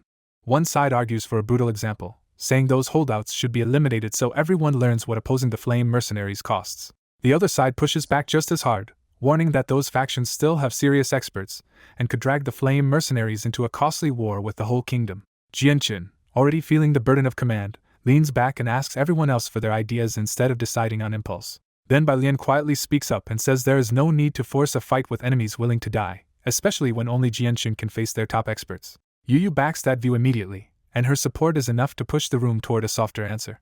Jianqin accepts their view at once, drops the matter, and announces a bigger move. In 3 days, the Flame Mercenaries will leave the Blue Wind Kingdom. After the meeting breaks, Jianqin returns alone to his room and finally lets the strain show. Yu Yu comes in wearing a pink long skirt and immediately notices how worn down he is from trying to manage an organization that has grown far past a simple mercenary band. Jianqin admits the truth to her: power is not enough anymore, and leading the Flame Mercenaries now means endless judgment, control, and responsibility. Yu Yu suggests the obvious fix that he has been avoiding: hand those smaller affairs to someone he trusts. Jianqin thinks through his circle one by one, rules out Mingdong, Digafeng, and Tai Ta for different reasons, and realizes the best candidates are Yu Yu and Bai Lian. So he asks Yu Yu directly whether she and Bai Lian can govern the Flame Mercenaries in his place. Yu Yu is caught off guard for a heartbeat, then lights up and promises she and Bai Lian will not let him down. Right then Mingdong walks in grinning and says Jianqin has a friend waiting outside, in a tone that makes the whole thing sound suspicious. Jianqin asks who it is, but Mingdong only keeps smiling and tells him to come see for himself.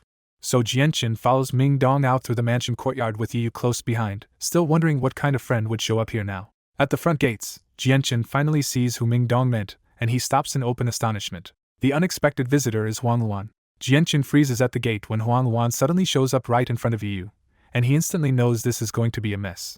Mingdong clearly understands the trouble Jianqin is in, so he slips away with a grin and stays just close enough to enjoy the show. Trying to stay calm, Jianqin forces out a welcome, and Huang Luan answers with an easy smile that already feels far too familiar. Huang Luan steps in happily, but the moment she notices the beautiful woman beside Jianqin, her attention snaps straight to Yu Yu. Yu Yu introduces herself first, and Huang Wan is visibly startled to learn that the woman beside Jianqin is the famous Grand Princess of the Jessun Kingdom. Huang Wan names herself as a member of the Huang family, and she and Yu keep smiling while quietly testing each other. Feeling the conversation turning dangerous, Jianqin hurriedly ushers both women inside before the gate-side standoff gets any worse. Once seated in a fine room, Huang Wan focuses entirely on Jianqin and chats excitedly about the flame mercenaries while he answers her openly. Then Huang Wan proudly reveals the real reason for her confidence. She has become the Huanggu clan patriarch's student and is learning a Saint Tier cultivation method. Huang Wan goes on to say she has water affinity, trained for only 2 months, and already rose from the first cycle to the second cycle Earth Saint Master realm. That news hits Yu hard, because Huang Wan suddenly looks superior to her in status, talent, backing, and even closeness to Jianqin. Jianqin catches Yu's mood at once, cuts the conversation short, and starts arranging a room for Huang Wan before sending everyone away.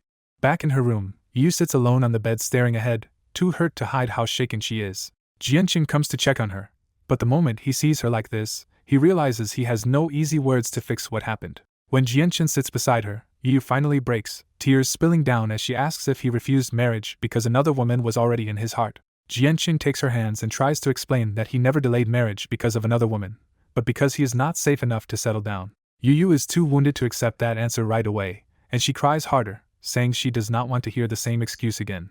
Seeing that anything less will only hurt her more, Jianqin decides to tell Yu the secrets he has kept even from his own parents. He tells her that beneath his standing as a Heaven Saint Master and Qin Huang Kingdom Imperial Protector, he is carrying deadly grudges with hidden powers led by saint rulers. Jianqin names the Shi family and the Jetta clan, saying both are hermit factions with saint rulers and that the hatred between them and him will only end with someone's death. He adds that the sect of Dragon and Tiger also has a saint ruler after one of his treasures, so even his current rank cannot promise his survival. Jianqin lays it out plainly: if he starts a family before growing stronger, he could drag that family into a saint ruler's retaliation and die with them.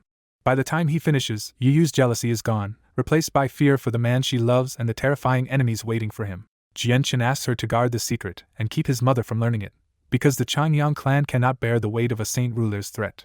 Ashamed of misunderstanding him, Yu apologizes, and Jianqin gently tells her it is enough that she finally understands. With her heart finally soothed, Yu lets Jianqin leave in peace, but the quiet does not last long. The instant Jianqin enters his own drawing room, he goes rigid, because an unknown elder in blue is already sitting there drinking tea as if the room belongs to him. Jianqin cannot even sense the man's presence properly, and that alone tells him this visitor can only be a saint ruler. When Jianqin asks who he is, the old man tells him not to be nervous and reveals that he is Huang Wan's teacher. That answer shocks Jianqin for a moment, and then he realizes the uninvited saint ruler is the patriarch of the Huanggu clan himself. Once the elder confirms it, Jianqin finally sits down, relieved that this overwhelming presence is not an enemy who came to kill him. The patriarch says he did not come to reopen Huang Wan's old betrothal issue, but to talk about her future instead. He explains that Huang Wan was born with a rare body suited for water affinity cultivation, which is why her progress under the Saint Tier method is so frighteningly fast. Then the warning lands: until Huang Wan reaches the 6th cycle Heaven Saint Master realm, she must remain pure or her cultivation path will suffer disastrous damage. Flustered, Jianqin insists his relationship with Huang Wan has not reached that point, and the patriarch bluntly tells him to keep it that way for her sake. Having said everything he came to say, the patriarch stands and vanishes without opening a door or window, leaving Jianqin staring at an impossible exit. Alone again, Jianqin can only marvel at how far beyond him a saint ruler's power really is, and he finally understands that Huang Wan's talent comes from her body itself. Far away, the Huanggu patriarch reappears in open air and coldly thinks that his warning should keep Jianqin from touching Huang Wan before her body fully matures. A full year passes, and in that time the flame mercenaries swallow up major factions across multiple kingdoms until they become a hegemon feared across the region. By then their strength has exploded to over 100,000 members, more than 500 Earth Saint Masters, and even several Heaven Saint Masters forced into their ranks.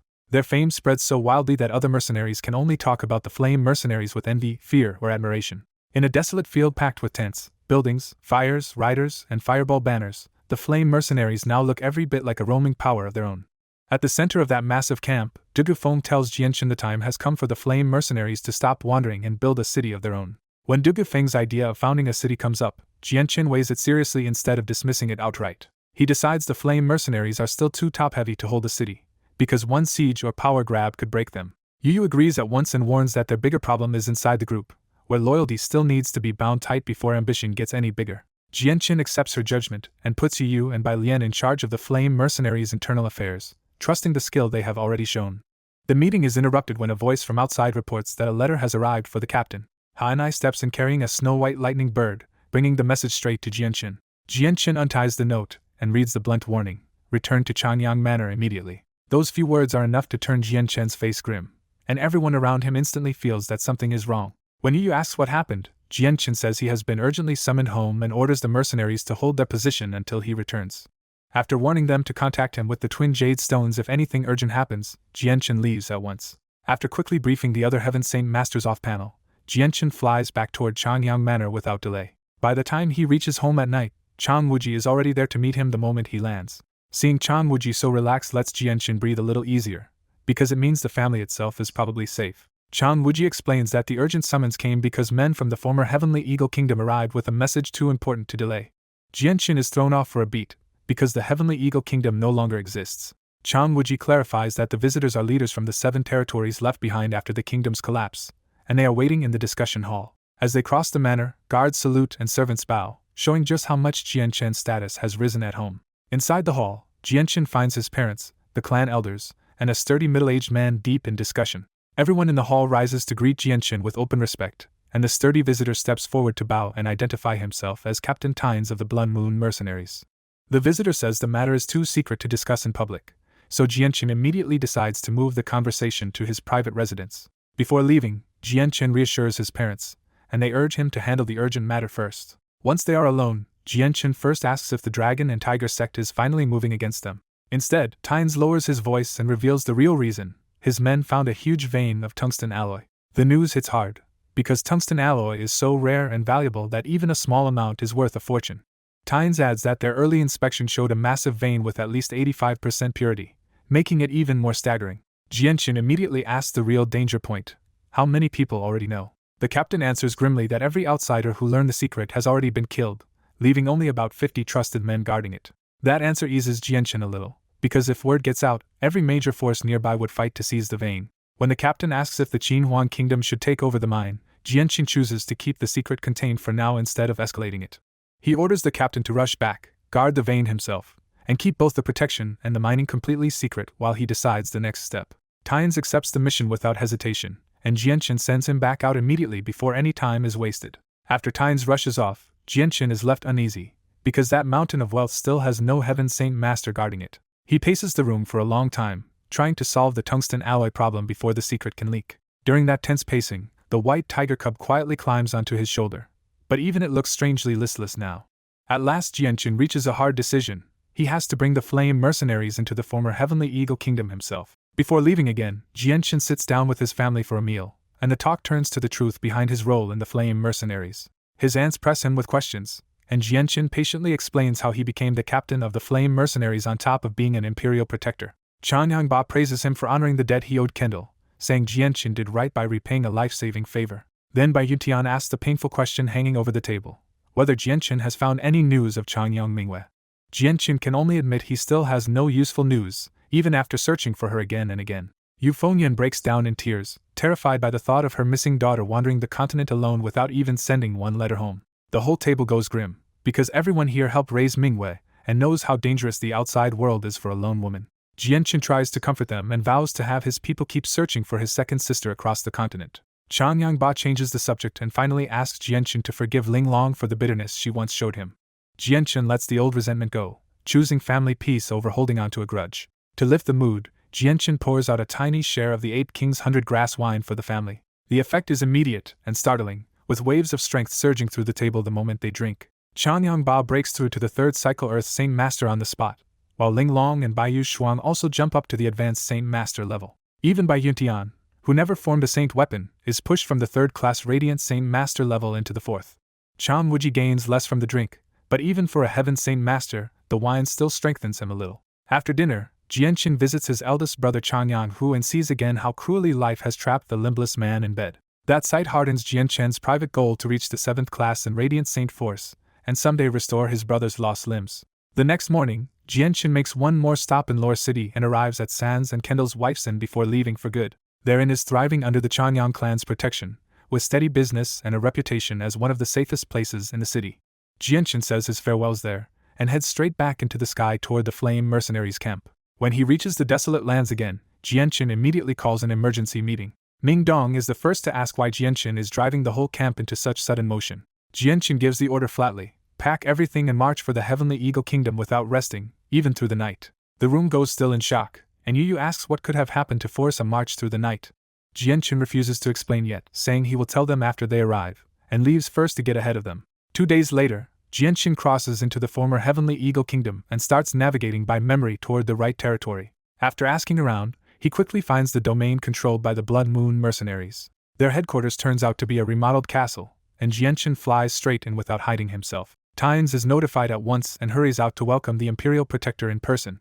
Jianchen skips every courtesy and quietly asks the only thing that matters now: has the tungsten alloy secret held? Tynes reports that the secret is still intact, tightly locked down among only a few trusted men, and even the other 6 factions know nothing. Satisfied, Jianchen promises Tynes a future reward and tells him to take him straight to the mine.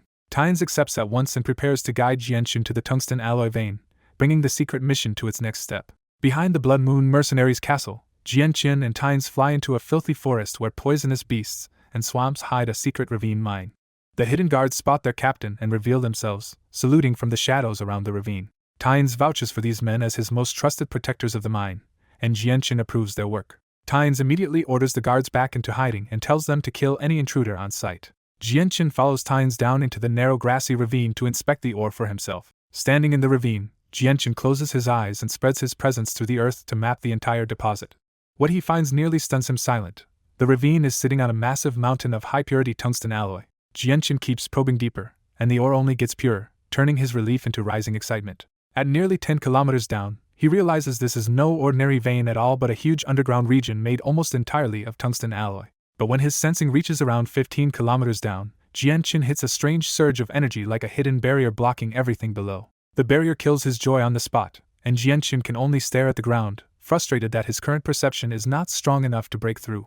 When Tynes notices his mood and asks what is wrong, Jianchen presses him for any old legend tied to this valley. Tynes has never heard anything unusual about the place, leaving Jianchen with only more unanswered questions. Jianchen finishes the survey, confirms the richest heart of the deposit lies within about 100 meters here, and then prepares to return.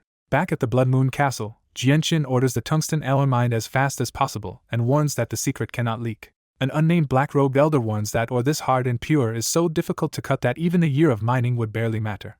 Tynes proposes bringing in the other 6 leaders through one trusted person each, and Jianchen agrees. Half a month later, all 7 leaders gather in secret and spend a long meeting dividing the mining work and the rules for keeping it hidden.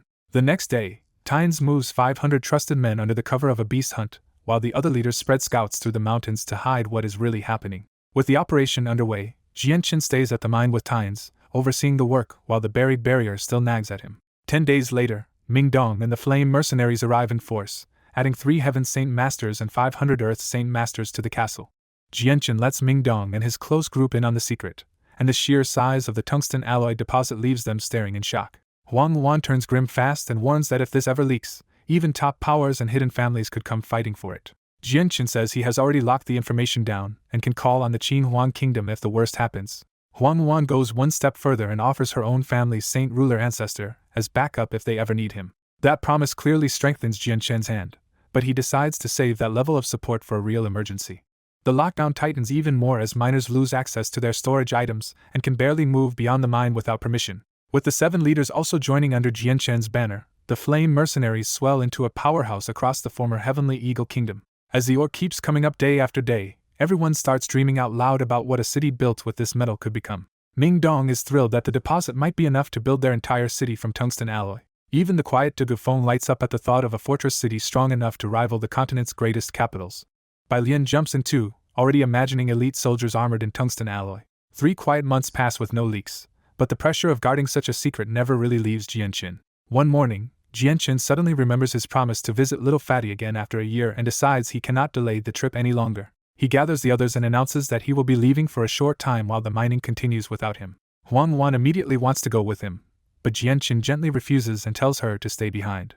Yu also hates seeing him leave, though she still tells him to go quickly and come back safely. Ming Dong gives him a serious warning about the Jetta clan and Sher family, and reminds him that Mercenary City is his safest refuge. Jianchen brushes off the threat with confidence, saying only their saint rulers would really trouble him now. Then Bai Lian grabs his arm and asks for one thing only: leave Xiao Bai behind so she can play with it. Xiao Bai understands perfectly, and instantly scrambles to Jianchen's other shoulder, clinging to his neck like Bai Lian is a kidnapper.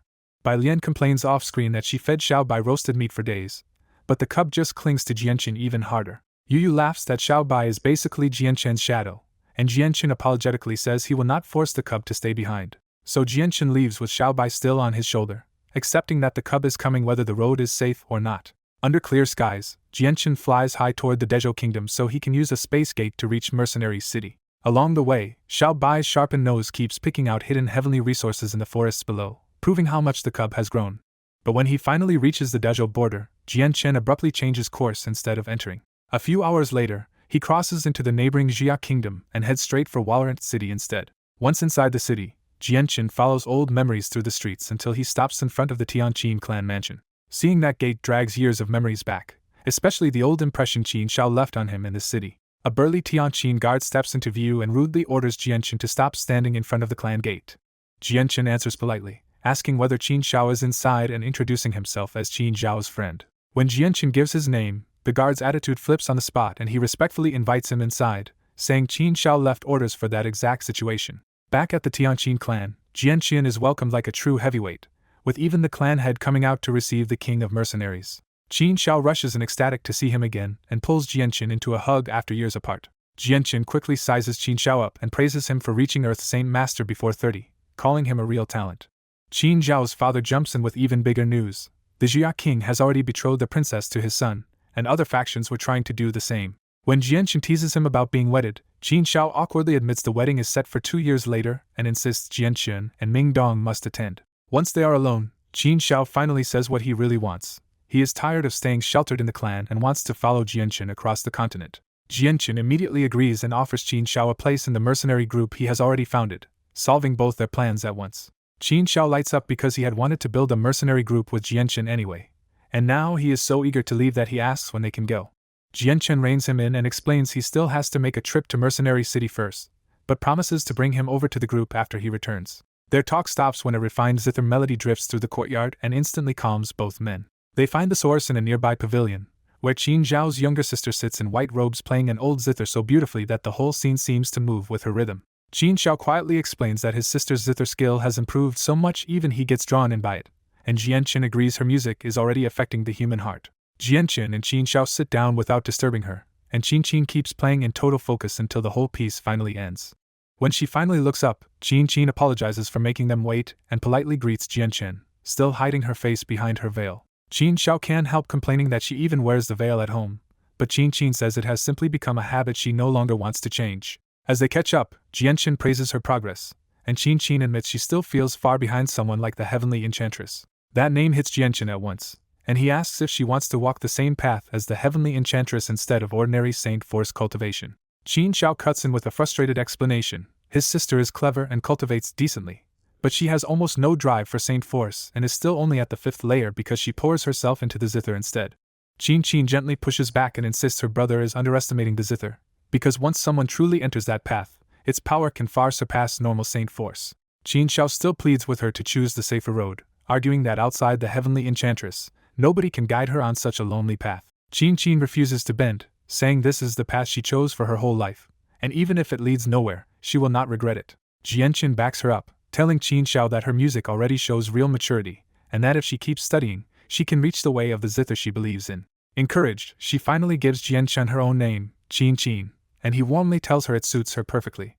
When Jianqin mentions he has met the Heavenly Enchantress in Mercenary City before, Qin's eyes light up because being accepted by her as a master has been her greatest wish since childhood. After a little more talk, Jianqin leaves the Tianqin clan and heads back toward the Dezhou Kingdom to continue on to Mercenary City. His return through the Dezhou Kingdom goes smoothly, and the king allows him to use the space gate to skip hundreds of thousands of kilometers in an instant. Reappearing in the forest near Mercenary City, Jianqin checks a map, confirms his position, and flies straight toward the city with a clear shopping list in mind for Elder Xiao. As he approaches, the story lingers on why Mercenary City matters so much. It is the holy land of mercenaries, built on strict peace where even the strong cannot ignore the rules.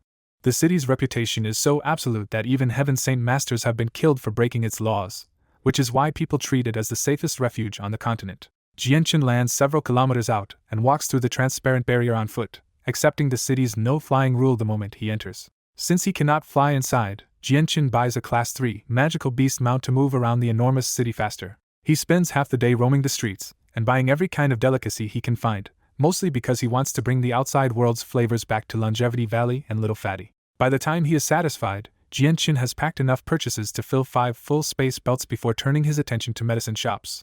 An hour later he reaches a grand 5-story pavilion known for selling priceless drugs and heavenly resources. The moment they arrive, the white tiger cub smells the heavenly resources inside and nearly launches out of Jianqin's grip in greedy excitement. Inside the pavilion, Jianqin quickly realizes the first floor only carries ordinary precious drugs, so he heads upward without wasting time. The second floor has some heavenly resources under 500 years old, but Jianqin still keeps going because he wants something much rarer. A guard blocks the stairs to the third floor until Jianqin casually flashes several purple cards and is waved through at once.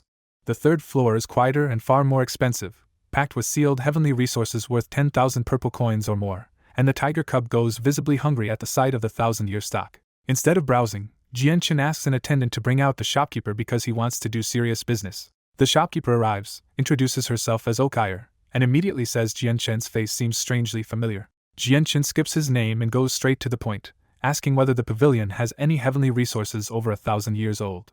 Okire says they have 28 in stock, and when Jianqin asks for the total price of all of them, she is clearly stunned. After running the numbers, Okire quotes 1,030,000 purple coins, then offers a bulk discount to make it an even 1 million. Jianqin accepts without hesitation and hands over a purple card, confirming that he is buying the entire lot. The deal leaves Okire almost trembling with excitement, and she quickly promises Jianqin especially favorable prices if he ever comes back for more 1,000-year heavenly resources.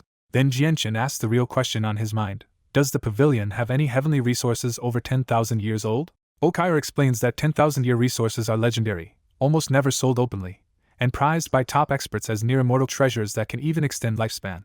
Pressed for a lead, Okire tells him those treasures usually appear only through major auctions in the capital cities or mercenary city, and if he still wants one, his best chance is an auction here 2 days after the next announcement. At Okire's pavilion, Jianqin thanks the shopkeeper for the tip and asks where the yearly auction is actually held. Okire explains that Mercenary City has many private auction houses, but only one grand auction house is run by the entire city, and that is where the rarest treasures always appear. She warns him that the 10,000-year heavenly resource he wants is always sold there too, but every sale turns into a brutal fight of money and purple coins. Jianqin accepts the warning, and Okire returns his purple card and hands over an exquisite space belt holding the heavenly resources he bought. After checking that the goods are all there, Jianqin stores everything away and leaves the pavilion. Left at the window, Okire watches him go and frowns, unsettled by the nagging feeling that she has seen this young man somewhere before. Back on the street, Jianqin rides a Class 3 magical beast mount and lets Xiaobai happily chew on a radish-shaped heavenly resource. Watching the cub feast like it just found the best thing in the world, Jianqin can't help feeling warmly attached to it. After asking around, Jianqin finally finds the auction house Okire meant at the very center of Mercenary City. Just as he takes it in, Ziying and Qingsuo suddenly cry out in his mind that they have found stardust. Their excitement hits him hard because stardust is one of the materials needed to forge the azulite swords, so this is a real chance to move that goal forward. When Jianqin asks where it is, a strange attraction tugs at his mind and points him straight toward the auction house in front of him. Qingsuo and Ziying press even harder, saying stardust can raise the swords to a completely different level and must be obtained at any cost. He dismounts at once and heads for the building, but the doors are still closed, and he learns the auction will only begin in 2 more days. Since he cannot get the stardust yet, Jianqin spends the rest of the day sweeping through drugstores and buying even more 1,000-year heavenly resources for Xiaobai. He burns through over 2 million purple coins without hesitation, because the cub's growth matters far more to him than the money. That confidence is real too, because with loot from slain Heaven Saint Masters, Kingdom Treasuries, and Monster Cores, Jianqin is basically carrying a moving treasury on his person. By dusk he finally settles into an inn, deciding to stay in Mercenary City 2 more days so he will not miss the auction. That night in his room, Jianqin sits on the bed in meditation, trying to comprehend the energy of the world and the Saint Tier battle skill fragment, so he can break into Saint Ruler sooner. Beside him, Xiaobai gobbles down 3 heavenly resources and quickly falls asleep to digest the energy. After the candle burns out, the room drops into complete black silence. High above the sleeping city, the giant barrier pulses once, and a girl's faint voice suddenly whispers that she has found her master's scent. The unseen voice grows more excited and convinced that her long-lost master has returned, then races down toward Jianqin's inn. The voice slips into Jianqin's room itself, still insisting that the scent is here. Jianqin's eyes snap open, and 2 sharp beams of light from his gaze relight the candle as he demands to know who is speaking. He spreads his presence through the hole to search for an intruder, but finds absolutely no living being at all, which makes the voice even creepier. When he orders the speaker to come out, a dark corner suddenly gathers wisps of light, and starts shaping a human silhouette. The light clears into a cute young woman made entirely of light, and even Jianqin is shaken by how unreal she looks. Jianqin demands her identity, but the strange girl just circles him, sniffing out the faint scent and muttering that he is definitely not her master. He introduces himself as Jianqin, and the girl's blunt reply is that she has no idea who Jianqin is. Little Spirit casually adds that Jianqin is far weaker than her master, then turns childlike and begs him to tell her where that master is. Trying to calm things down, Jianqin asks who she is and who this master might be. She says her name is Little Spirit, that others call her the Spirit of the Barrier, and that her master is the Lord of this city. That answer jolts Jianqin, because the one and only Lord of Mercenary City is Mo Tianyun, the strongest legend on the continent. Jianqin asks again in disbelief, and Little Spirit confirms with total certainty that Mo Tianyun is her master, and that she has missed him ever since he left. Now the real horror dawns on Jianqin. If she truly served Mo Tianyun, then this spirit has existed for an impossibly long time. Little Spirit keeps pleading for answers, but Jianqin can only admit that he has never met Mo Tianyun at all. She flatly refuses to believe him, insisting her nose cannot be wrong because his body clearly carries her master's scent. When Jianqin says Mo Tianyun should have died long ago from old age, Little Spirit flares up and snaps that her master had already broken free from age itself. Pressed from every side, Jianqin finally guesses the truth might be simpler. He may only be carrying something that once belonged to Mo Tianyun. He swears outright that he has never seen Mo Tianyun, hoping the oath will finally make her accept it. After a long stare, Little Spirit's hope breaks, and she dissolves into grief, crying that her master never came back for her. Still sobbing, she fades completely out of the room, and her cries drift away into the night until the inn falls silent again. The encounter leaves Jianqin deeply unsettled, so he relights the room and opens the window to stare into the quiet midnight sky outside. Back on the bed, he takes out a space ring holding 3 fist-sized white patches of animal skin, the only mysterious items he still cannot place. Remembering that he once hoped these skins might lead him to the Saint ruler tied to the Bai family's destruction, Jianqin now suspects they may actually have been left behind by Mo Tianyun. Back in his room, Jianqin studies the 3 strange skin fragments again, but they still look like an unbreakable mystery with no clue how they fit together. Since one fragment came from the destroyed Bai family, he quickly hides all 3 pieces in his space ring and keeps the matter to himself. Jianqin stays shut in for 2 days waiting for the annual auction, and Little Spirit never comes to see him during that time. On auction day, Jianqin carries the sleeping white tiger cub to the venue, buys a ticket for several purple coins, and joins the crowd going in. Inside, he finds a seat in the immense 7-level hall and sees that Mercenary City packs nobles and ordinary travelers together with no special treatment. 2 hours later the hall is packed to capacity, yet the whole crowd keeps an almost eerie silence as everyone waits for the auction to start. Then the lights drop, the hall goes dark, and bright beams suddenly lock onto the front podium. When the lights snap onto the podium, a beautiful woman in azure blue robes appears with the auction mallet, and Jianqin is startled to sense that even the hostess is a Heaven Saint Master.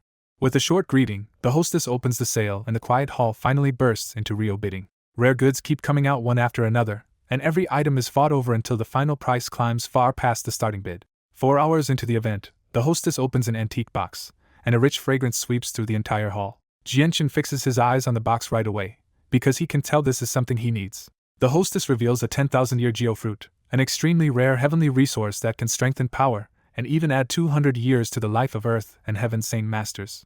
That promise of more power and more lifespan instantly sets the whole hall on fire, especially for the older experts who care more about surviving than money. The bidding opens at 500,000 purple coins, and the first shouts come fast and much higher than the minimum. The man seated beside Jianqin joins the fight too, and Jianqin quietly senses that this sharp-eyed, purple-robed bidder is actually a Heaven Saint Master. The price keeps jumping until most people are driven out, and even Jianqin's neighbor finally gives up with obvious regret. When the geofruit nears 2 million, Jianqin finally cuts in with a brutal bid of 2,800,000 to scare the room quiet. The purple-robed man stares at him and guesses Jianqin must be buying the fruit for some elder, only to get a quiet shake of the head. When the man explains that a great Saint Master can use a 10,000-year heavenly resource to safely break into Earth's Saint Master, Jianqin is jolted by the chance it offers his younger cousin. From that moment on, Jianqin stops hesitating and raises the bid again to 3,500,000. Another bidder still answers, so Jianqin pushes all the way to 4 million even though the price already makes his heart ache. Impressed by that stubbornness, the purple-robed man introduces himself as Hu Xiaotian and asks for Jianqin's name. Jianqin gives his real name, and Hu Xiaotian reacts in genuine shock when he realizes he is speaking to the king of mercenaries himself. Hu Xiaotian quickly salutes him with respect, regretting that he missed the gathering of the mercenaries and never saw Jianqin fight in person. As the bidding finally dies down, Jianqin wins the geofruit for 4,800,000 purple coins and becomes the focus of the whole hall. On the 3rd floor, a white-robed elder hears Jianqin's voice, goes still, and suddenly realizes the bidder might be the man everyone thought had died. The elder hurries downstairs, finds Jianqin, and trembles with greedy excitement because he thinks the seal of Treasure Mountain is still on him.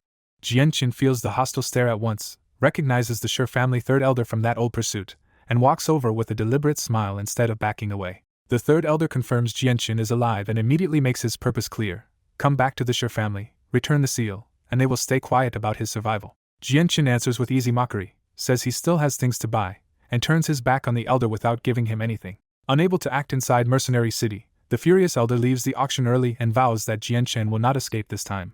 Back at his seat, Jianqin openly tells Hu Xiaotian that the old man really is an enemy.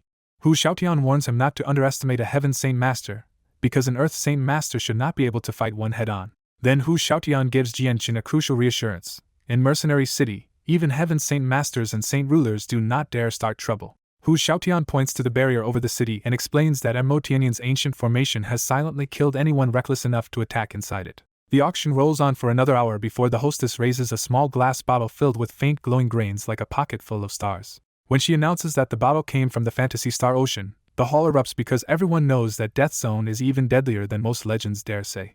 Jianqin knows at once that this glowing sand is the material the sword spirits told him to find: stardust. Inside his mind, Ziying disappointingly tells him the amount is far too small, because forging the azurite swords would need several kilograms of stardust. Ziying urges him to go to the Fantasy Star Ocean itself for more, but Jianqin can only grimace after hearing that even Heaven Saint Masters die there and Saint Rulers may not survive either. At the auction, the auctioneer reveals that spiritized dust is not just pretty dust at all, but a treasure that speeds cultivation almost like monster cores. He pushes the reveal further and says the dust constantly draws in world energy, so a family could turn its home into a cultivation holy ground just by keeping it there. That promise lights a fire under the whole crowd, because one handful of spiritized dust now looks more valuable than a legendary heavenly resource. The bidding opens at 3 million purple coins, and the auction instantly turns into a brutal money war. Jianqin stays quiet through all of it, because he already knows this tiny amount of dust would be useless for what he actually needs. Instead, Jianqin quietly decides he will have to go to the Fantasy Star Ocean himself if he wants enough stardust to smelt the azurite swords. After an hour of bidding, a mysterious buyer on the second floor finally wins the spiritized dust for a staggering 80 million purple coins. With the auction over and dusk settling outside, Jianqin leaves the hall at last. Hu Xiaotian catches up beside him, casually acting friendly as he asks which inn Jianqin is staying at. Jianqin tells him he is staying at the Sweet Fate Inn and politely tries to end the conversation for the night. Hu Xiaotian smoothly sticks to him anyway, claiming he has no inn of his own and asking to come along. As they walk, Hu Xiaotian starts probing for information and asks what the holy lands of Mercenary City are really like. Jianqin answers honestly that the real prize inside is Saint-tier battle skills, the kind even Saint Rulers covet. Hu Xiaotian immediately shows he knows more than he lets on, talking about how only Saint Rulers can even begin to comprehend those techniques and true masters of them become Saint Kings. That answer makes Jianqin glance at him more sharply, because Hu Xiaotian's knowledge clearly runs deeper than ordinary traveler gossip. Hu Xiaotian brushes it off with a chuckle and claims he only picked up common knowledge from traveling the continent. By the time they reach the Sweet Fate Inn, Jianqin keeps his thoughts to himself and goes inside. The moment he closes his room door, Jianqin goes straight to the window and checks outside. Outside his window, Jianqin spots the Shi family's third elder sitting openly on a nearby rooftop, still watching him after following him all the way back. Jianqin greets the old stalker with a playful taunt, asking if the third elder is not tired yet. The third elder drops the pretense and coldly warns him to hand over the ruler armament, because Jianqin cannot hide inside Mercenary City forever. Jianqin shuts the window on him without another word and starts weighing his next move in silence. Sitting on the bed, Jianqin weighs two risky paths: kill this elder now and head for Longevity Valley, or wait and let Elder Shio deal with the Shi family's Saint Ruler. What troubles him most is that he still does not know how strong the Shi family's Saint Ruler really is, so even that backup plan feels uncertain. After thinking it through for a long time, Jianqin finally makes up his mind and settles into meditation to recover his strength. At dawn, Jianqin says goodbye to Hu Xiaotian and leaves Mercenary City carrying the sleeping white tiger cub with him. He does not stop until he is about 10 kilometers beyond the city, just outside Mercenary City's protective barrier.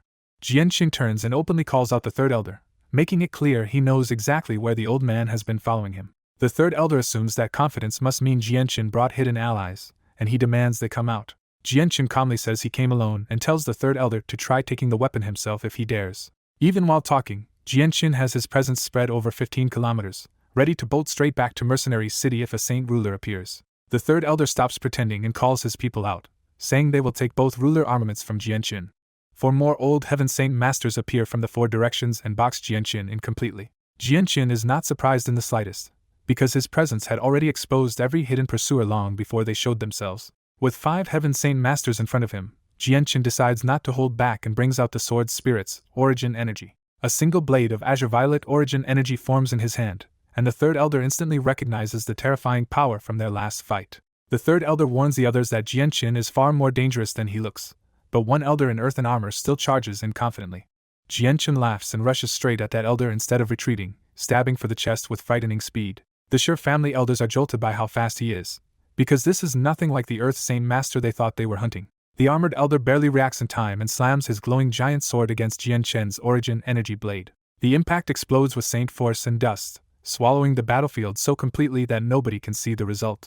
Watching from outside the dust, the other elders can hardly believe that Jianqin might have gone from Earth Saint Master to Heaven Saint Master in just 1 year after losing his saint weapon. Then Jianqin bursts out of the dust completely unharmed and shoots straight into the sky toward the third elder. The third elder flees upward in alarm, and the others are hit with the even bigger shock that Jianqin can fly too. Face to face in the air, the third elder finally loses his composure and demands how Jianqin became a Heaven Saint Master instead of a cripple. Jianqin sneers that this is payback for what happened a year ago and promises the third elder will not leave alive today. He lunges for the elder's throat, forcing the old man to rely on speed instead of trying to block the origin energy head-on.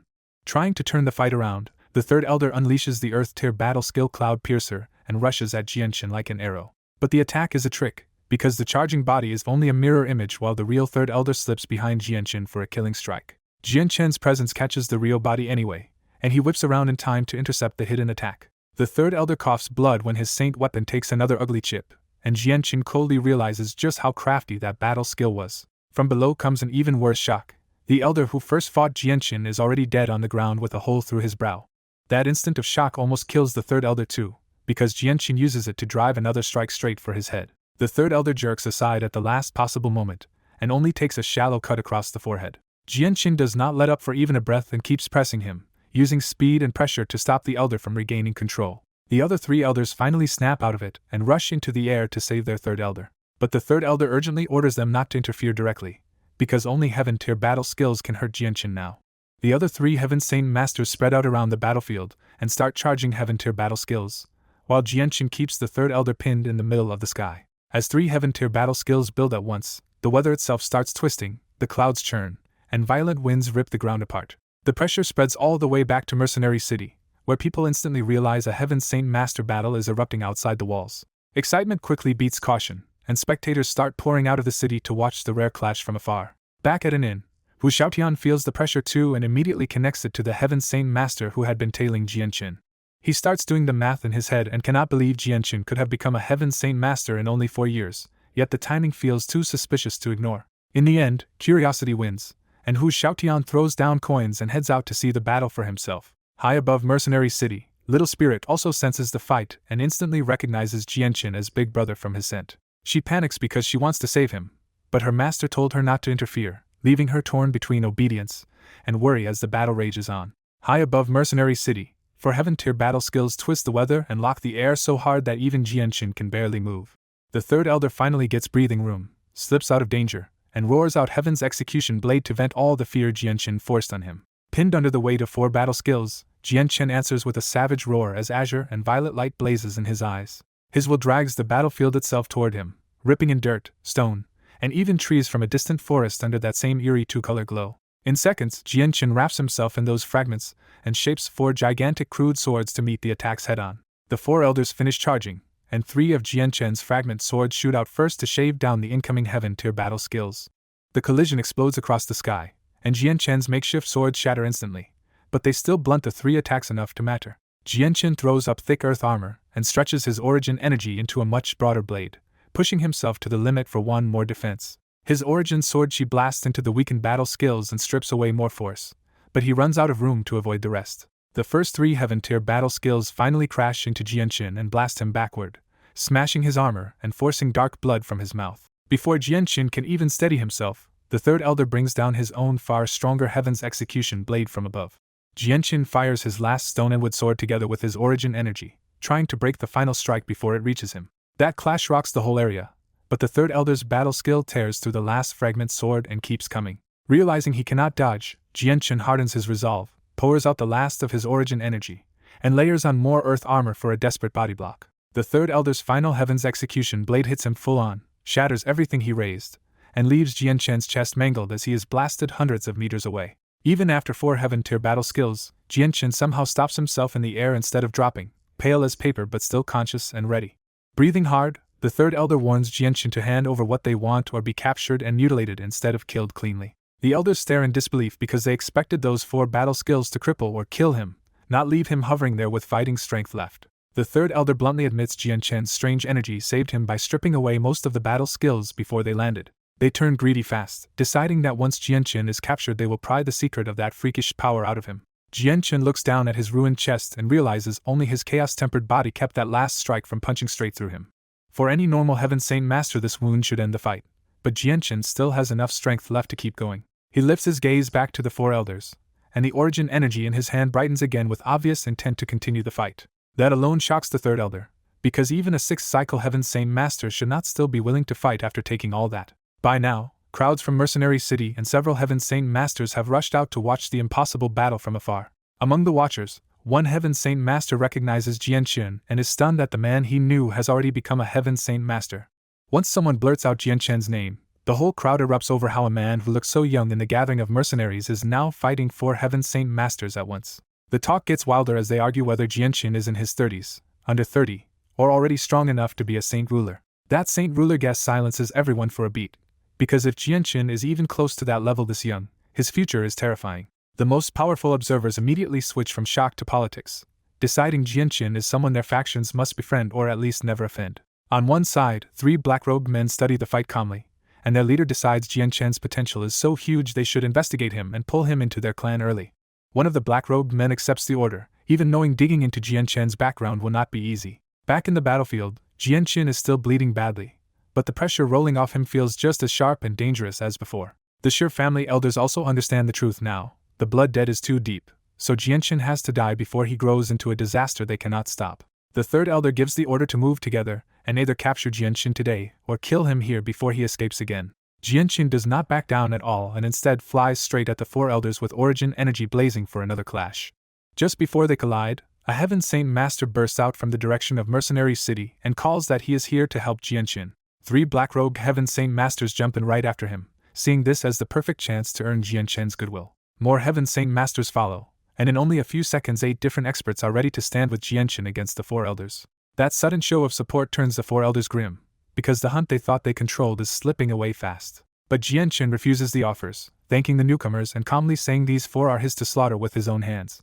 He refuses because only their heaven-tier battle skills worried him, and without outside help he still believes he can finish the Shi elders himself. The allied Heaven Saint Masters stop in midair and hold back, partly out of respect and partly because they want to see what Jianchen can really do. One of the allied Heaven Saint Masters is the first to agree, smiling that if Jianchen wants those for himself, he will not get in the way. The black-robed men and the other Heaven Saint Masters follow that lead, promising to stay out unless Jianchen personally asks for help. Jianchen stops holding back and rushes the 4 elders head-on, his origin energy stabbing so fast that afterimages blur around him. Even with numbers on their side, the elders fight nervously because one wrong clash with that origin energy could ruin them. One elder curses that Jianchen is already wounded, yet somehow still pressing them this hard. Another elder wants all 4 of them to unleash a heaven-tier battle skill together, desperate to break the stalemate. But the third elder refuses, knowing a second heaven-tier battle skill would drain them dry and leave them helpless. That hesitation costs them everything when Jianchen suddenly drives origin energy straight through one elder's chest. The other 3 try to save Elder Mark with earth-tier battle skills, but Jianchen moves first and finishes him with a thrust through the forehead. While the survivors are still reeling from Elder Mark's death, Jianchen snaps out 3 rays of sword chi at once.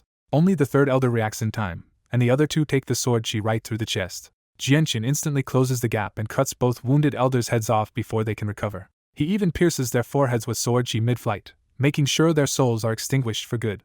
In moments, 3 Heaven Saint Masters are dead, and the last elder loses every trace of courage. The third elder turns and runs, finally realizing the Jianchen he once hunted is gone. Jianchen catches up anyway and drives a burst of sword chi straight through the elder's chest during the chase. Knowing he cannot escape, the third elder turns back with a vicious final promise that the Shi family will never let Jianchen live in peace. Then he sacrifices himself to cast imprint of death, and red mist pours out of his body as he withers into a dry husk. That blood-red pattern forms in the air and shoots into Jianchen so fast he cannot dodge it. The third elder dies satisfied, while Jianchen immediately checks himself and finds a branded seal left where the curse struck. Hu Xiaotian arrives and explains that imprint of death is a last resort tracking curse made from a person's vital energies. He spells out the price too: the caster dies, but anyone carrying the mark can be tracked no matter how far they run. Hu Xiaotian warns Jianchen that the Shi family's saint ruler will be able to find him, so Mercenary City may be his only safe refuge. That warning lands hard, because Jianchen realizes there is no point in fleeing if the mark exposes him anywhere. Seeing Jianchen's mood, Hu Xiaotian tries to steady him and points out that many experts in Mercenary City would be willing to stand with him. A black-robed man openly praises Jianchen for shocking everyone by killing 4 Heaven Saint Masters almost single-handedly. Others rush to offer shelter too, eager to win his favor before the Shi family comes. Jianchen thanks them but refuses, unwilling to drag others into his trouble or owe easy favors. Hu Xiaotian changes the subject and hands over a Class 6 Radiant Spirit pill, telling Jianchen to treat his injuries first. Because he trusts Hu Xiaotian, Jianchen accepts the pill and immediately feels some color return to his face. Before leaving, Jianchen collects the dead elder's space rings and heads back toward Mercenary City with the others. The stunned spectators can only stare after him, already realizing this fight will send Jianchen's name across the continent. As soon as Jianchen crosses into Mercenary City, Little Spirit calls out in panic over his injuries. Little Spirit suddenly appears as a small transparent girl, relieved Jianchen won but upset to see how badly he is hurt. Her concern hits Jianchen harder than he expects, and he gently reassures her that his injuries are only temporary. Hu Xiaotian, who sees nothing at all, starts waving a hand in front of Jianchen and wonders why he is talking to empty air. When Jianchen asks if they can see Little Spirit, Hu Xiaotian flatly says no, and Little Spirit explains that only Jianchen is allowed to see her. Realizing how strange this looks, Jianchen gives the group an awkward smile and stops answering Little Spirit out loud. Once he rents a room at an inn, Jianchen finally shuts the door and starts dealing with the damage alone. He strips off his ruined clothes and reveals chest wounds so severe that parts of the bone are visible. Jianchen grimly admits that without his chaotic body, he might not even have stayed standing after that fight. He sets the white tiger cub onto the bed, and the little beast keeps sleeping through everything, still digesting the heavenly resources it ate. To stay hidden in a city full of experts, Jianchen avoids using Radiant Saint Force and heals only with more Radiant Spirit pills. Just as he begins to recover, Little Spirit appears inside the room and freezes at the sight of his chest. Without asking, she reaches out a finger and sends a small stream of energy into him. The effect is unbelievable, and wounds that should have taken days start closing in barely a minute. Jianchen thanks her, and Little Spirit just beams, happy that helping him makes her feel useful. Then her real worry slips out. She asks one more time if Jianchen has truly never met her missing master. Jianchen answers honestly that he has never seen that person, and Little Spirit's hope drops all over again. Too sad to stay, Little Spirit fades away and leaves Jianchen alone with the silence. After washing off the blood and changing clothes, Jianchen sits down and studies the imprint of death branded into his body. He cannot sense anything strange from the runes, but the mark still leaves him deeply unsettled. In the end, Jianchen gives up on going to Longevity Valley and decides to stay inside Mercenary City instead, because taking this curse to Elder Shio could drag that whole valley into disaster. Back in his room in Mercenary City, Jianchen sits on the bed and grimly turns over one problem after another. If the imprint of death stays on him, the Shi family can track him anywhere. Hu Xiaotian's warning keeps echoing in his head. The imprint is made from a person's 3 vital energies, so once it marks someone, it is almost impossible to erase. That leaves him with one ugly truth: unless he grows strong enough to ignore a saint ruler, he cannot safely leave the city at all. He considers his few possible shields, starting with Tianjian and the saint rulers of the Qin Huang Kingdom, because only people at that level can stop the Shi family. But he quickly rules Tianjian out, because that Grand Elder only helped last time because of Mingdong, and Jianchen has no way to just ask for another favor. The Qin Huang Kingdom looks stronger on paper, but Jianchen knows the Jetta clan has its own saint ruler, and if both enemy clans press together, even that option becomes dangerous. He also cannot shake the memory of the Qin Huang saint rulers leaving the sect of Dragon and Tiger looking gloomy, which makes him suspect there is more pressure on them than he understands. Half a day slips by with no answer, and Jianchen ends up rubbing his temples in frustration, wondering if he is really about to hide in Mercenary City until he becomes a saint ruler himself. What makes it worse is the promise he made to Little Fatty. The 1-year deadline is almost here, and he can feel time closing in on him. Out of options, Jianchen finally asks the sword spirits whether they know any way to remove the imprint of death. After a long silence, Qingsuo answers that they can erase it, but with their current power the process will be slow because the mark is tied to living vital energies, not simple energy. When Jianchen asks how long, Ziying gives the answer he was afraid of. At this pace, it will take 3 full months. Ziying offers a second path too. If Jianchen can rapidly strengthen his chaotic body, chaotic force would simply devour any foreign imprint on him. He rejects the chaotic body shortcut as unrealistic for now and chooses the sword spirit's slow 3-month purification instead. While Jianchen shuts himself away to begin the slow cleansing, News of him killing 4 Heaven Saint Masters by himself starts spreading across the continent like wildfire.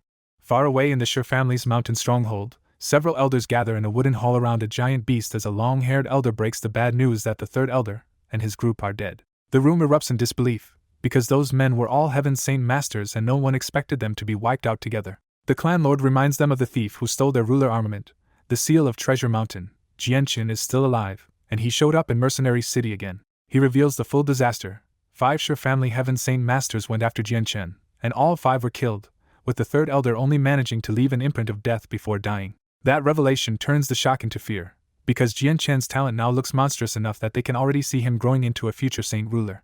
The Sure family lord makes the decision immediately. Jianqin cannot be left alive, and they will move fast while he is still within reach. He orders the Jetta clan to be informed at once so their side can block any reinforcements Jianqin might seek, while several named elders are told to prepare for the capture. Before the meeting can even end, a crushing new aura suddenly floods the compound, so overwhelming that every Heaven Saint Master in the hall feels the air jam in his throat.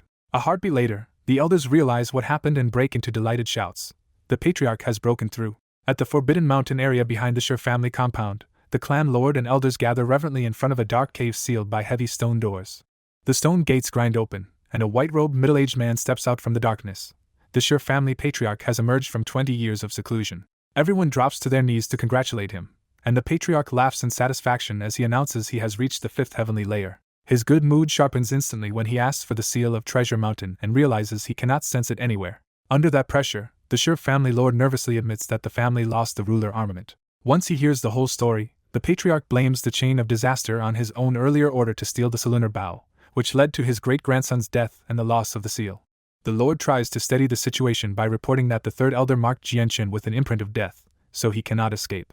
The patriarch closes his eyes, tracks Jianqin's location through the imprint, and immediately notices the alarming part. He still cannot sense or recall the seal of Treasure Mountain at all. That missing connection finally unsettles even him, because if the seal is truly lost, his future breakthrough to Saint King becomes much harder. He tells the family to notify the Jetta clan but not provoke unnecessary new enemies, then declares that he will personally go seize Jianqin and recover the seal. With that, the Sure family patriarch turns into a bolt of lightning and shoots into the sky. The clan lord follows up immediately by sending word to the Jetta clan about Jianqin's whereabouts and the Duanyan sword. The Jetta clan has already learned the same news on its own, and once they hear Jianqin is alive and strong enough to kill 5 Sure family elders, they send a full group toward Mercenary City and even dispatch their saint ruler. 2 days after the 5 elders died, Jianqin is still locked in his room in Mercenary City, spending every moment with the sword's spirits on the imprint. The progress is painfully slow, and after 2 full days they have only worn away a tiny speck of the imprint of death, exactly as the 3-month estimate warned. Another 2 days pass, and when Jianqin finally opens his eyes, he feels a wriggling weight across his legs. It is the white tiger cub, freshly awake and sprawled over him in bored hunger, pawing insistently at his space ring for more heavenly resources. Jianqin pets its head and complains that the little glutton has already eaten huge amounts of 1,000-year resources and still has not broken through to Class 5. Even so, he gives the cub another 5 or 6 heavenly resources, and it gobbles them down in seconds. The moment it finishes eating, the cub flops down in total contentment and drifts right back to sleep. Jianqin leaves the sleeping cub behind without worry, because inside Mercenary City almost no one even knows the little thing is there. Down in the dining hall, he orders roast meat and the finest wine, expecting a quiet meal for once. Instead, the waiter instantly recognizes him as the king of mercenaries and blurts it out so loudly that the whole hall turns to stare. Then 2 men rise from another table and walk straight over to him, one a sloppy-looking middle-aged man in cheap azure robes, the other a white-robed elder with a peaceful but dangerous face. They sit down without invitation, and Jianqin's expression stays calm even as he realizes his senses cannot read either of them at all. The middle-aged man breaks the silence by asking if he is Jianqin and coolly remarks that a mere Heaven Saint Master has never been worth this kind of waiting before. He drops the pretense right after that.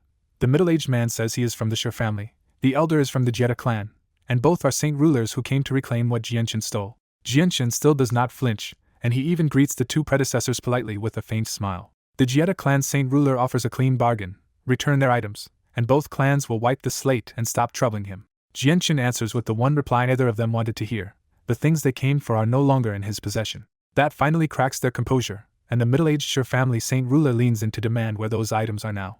At the inn table, Jianqin bluntly tells the 2 saint rulers that their lost weapons are gone for good. The Jetta clan saint ruler loses his calm for a moment, because a ruler armament is too valuable to disappear without explanation. Patriarch Sure tries a softer tactic, saying the seal of Treasure Mountain only works for Sure blood and urging Jianshin to return it so the Sure family will drop the feud. The Jieta clan Saint Ruler joins in and offers the same deal: return the weapon now and Jianshin will not have to hide in Mercenary City forever. Jianshin rejects them again and says the items are no longer on him, leaving the two Saint Rulers grimly worried that another major faction may now have them. When Patriarch Sure demands to know who has the seal, Jianshin points upward and says it has already become a part of him. That answer shocks both Saint Rulers, because they immediately think Jianshin is claiming he fused with the ruler armament. Jianshin instantly realizes he just learned something valuable: a ruler armament can be fused with the body, even if the method is still out of reach for him. The Jieta clan Saint Ruler snaps that fusion would require a 9th heavenly layer Saint Ruler, so Jianshin must be lying. Since the talk is going nowhere, Jianshin ends the meeting and walks back toward his room without another word. After Jianshin leaves, Patriarch Sure finally lets his temper show and vows that force will come next. The two decide Jianshin must still have their weapons hidden somehow, and Patriarch Sure relies on the imprint of death to track him if he ever leaves real safety. Once they leave, the inn's hidden observers slip out too, ready to report every word to their own factions. In one corner, Hu Xiaotian eats alone and quietly guesses that only Saint Rulers could have sealed off the sound so completely. He considers helping Jianshin, but gives up with a sigh because his clan avoids continental affairs and his own strength is nowhere near enough. After that, Jianshin seals himself in his room for days, while the sword spirits keep working on the imprint of death. Faction after faction comes to recruit him with promises of protection, but every offer demands he join them, and Jianshin refuses them all. Those recruitment attempts make the Sure family and Jieta clan increasingly uneasy, because some of the interested powers are dangerous even to them. Several days later, Qinji arrives in Mercenary City with 4 imperial advisors and tells Jianshin to stay put longer and stop making new trouble for the Qinhuang kingdom. Qinji leaves in obvious haste after only a few words, and the rushed visit leaves Jianshin with a bad feeling about the kingdom. 2 months pass in grim isolation, and Jianshin manages to erase roughly 2/3 of the imprint of death. Not far away, the two Saint Rulers still watch his window in person, too afraid to lose sight of the man carrying their last chance at recovering the weapons. When the Jieta clan Saint Ruler suggests checking the imprint of death, Sure Qing senses it and jolts in shock because the mark is fading fast. The two Saint Rulers are stunned that Jianshin found a fast way to erase the imprint of death, because a mark like that should normally take centuries to wear away. Afraid he will vanish once the mark is gone, they decide to move immediately instead of waiting any longer. Back in his room, Jianshin is resting on the bed while the sword spirits quietly continue stripping away the mark, unaware the Saint Rulers are already coming. That calm breaks when the locked door is smashed from its hinges and both Saint Rulers stride straight into the room. Sure Qing coldly exposes Jianshin's secret, saying he knows Jianshin has been removing the imprint of death and nearly escaped their watch. Jianshin stays cool and reminds them that even with this discovery, Mercenary City still keeps them from openly harming him. The Jieta clan Saint Ruler reveals a backup plan, a secret sealing technique that can track Jianshin even after the death mark is gone. As the seal takes shape in the room, Jianshin realizes this technique could track him all over again and finally loses his calm. Not willing to wait for the seal to land, Jianshin snatches up the still sleeping white tiger cub and dives out the window. He hits the busy street below and runs hard through Mercenary City, knowing he cannot outrun two Saint Rulers for long. Jianshin's real goal is not escape yet, but breaking line of contact before that new tracking seal can be planted on him. But the Jieta clan Saint Ruler flashes ahead of him in an instant and blocks the path before Jianshin can slip away. Before Jianshin can react, the completed technique shoots into his body like lightning. The energy spreads through Jianshin like a net, tightening over his whole body and making every movement suddenly heavier. The Jieta clan Saint Ruler smugly explains that this seal both tracks Jianshin and restricts his movement as long as he stays weaker. That ugly setback enrages Jianshin, because he had been only a little longer away from freedom before this new trap landed on him. Then a familiar little voice speaks in Jianshin's mind, asking if these two are the bad people bullying him again. Little Spirit gets angry on Jianshin's behalf and points at him, instantly wiping away the Saint Ruler's binding technique. The Jieta clan Saint Ruler feels his technique break and stares at Jianshin in stunned disbelief, unable to understand how it happened. The Jieta clan Saint Ruler is left rattled, unable to understand how Jianshin somehow erased a Saint Ruler's seal right in front of him. Little Spirit eagerly tells Jianshin to hit them back and teach the bad guys a lesson. Jianshin hesitates because this is still Mercenary City, where fighting should bring brutal punishment no matter who starts it. Little Spirit reveals the twist that changes everything. The city's punishments come from her, and she simply will not punish Jianshin today. That promise lights Jianshin up, because after 2 months of being smothered by these two, he finally has a chance to strike back while they cannot retaliate. Energy surges out of Jianshin as he starts shaping origin energy into a sword-like weapon right there in the street. People all along the street turn to watch, assuming Jianshin has gone mad because everyone knows Mercenary City forbids fighting. Patriarch Sure still treats Jianshin like a fool, warning that anyone who starts a fight in Mercenary City is tired of living. The Jieta clan Saint Ruler backs him up with the same smug warning, certain no one can save Jianqin if he really follows through. Jianqin doesn't hesitate, because Little Spirit already gave him cover inside Mercenary City, so he can break the city's ban on fighting without fearing its usual punishment. He flashes forward first and thrusts straight at the nearest Saint Ruler's forehead, making it clear he really is daring to fight in the city. The Jietta clan Saint Ruler dodges instead of counterattacking and smugly tells Jianqin that starting a fight here has already sealed his death. Jianqin answers with force, pouring the Azure Violet origin energy into his attacks and turning the whole street bright as he hunts the Saint Ruler again. But the gap is brutal. The Saint Ruler just flickers through space and keeps evading, treating Jianqin's full effort like something beneath him. Even so, Jianqin keeps pushing, because this is the first time he can unload all his frustration on a Saint Ruler without holding back. The Saint Ruler slips onto a rooftop again, and Jianqin's missed blow detonates below with enough force to shake the area even though the protected street itself stays undamaged. The explosion sends the whole neighborhood into an uproar, and people rush over to see which fool dared to fight under Mercenary City's iron rules. As the crowd swells, everyone comes for the same reason. They want to witness the city's legendary punishment with their own eyes.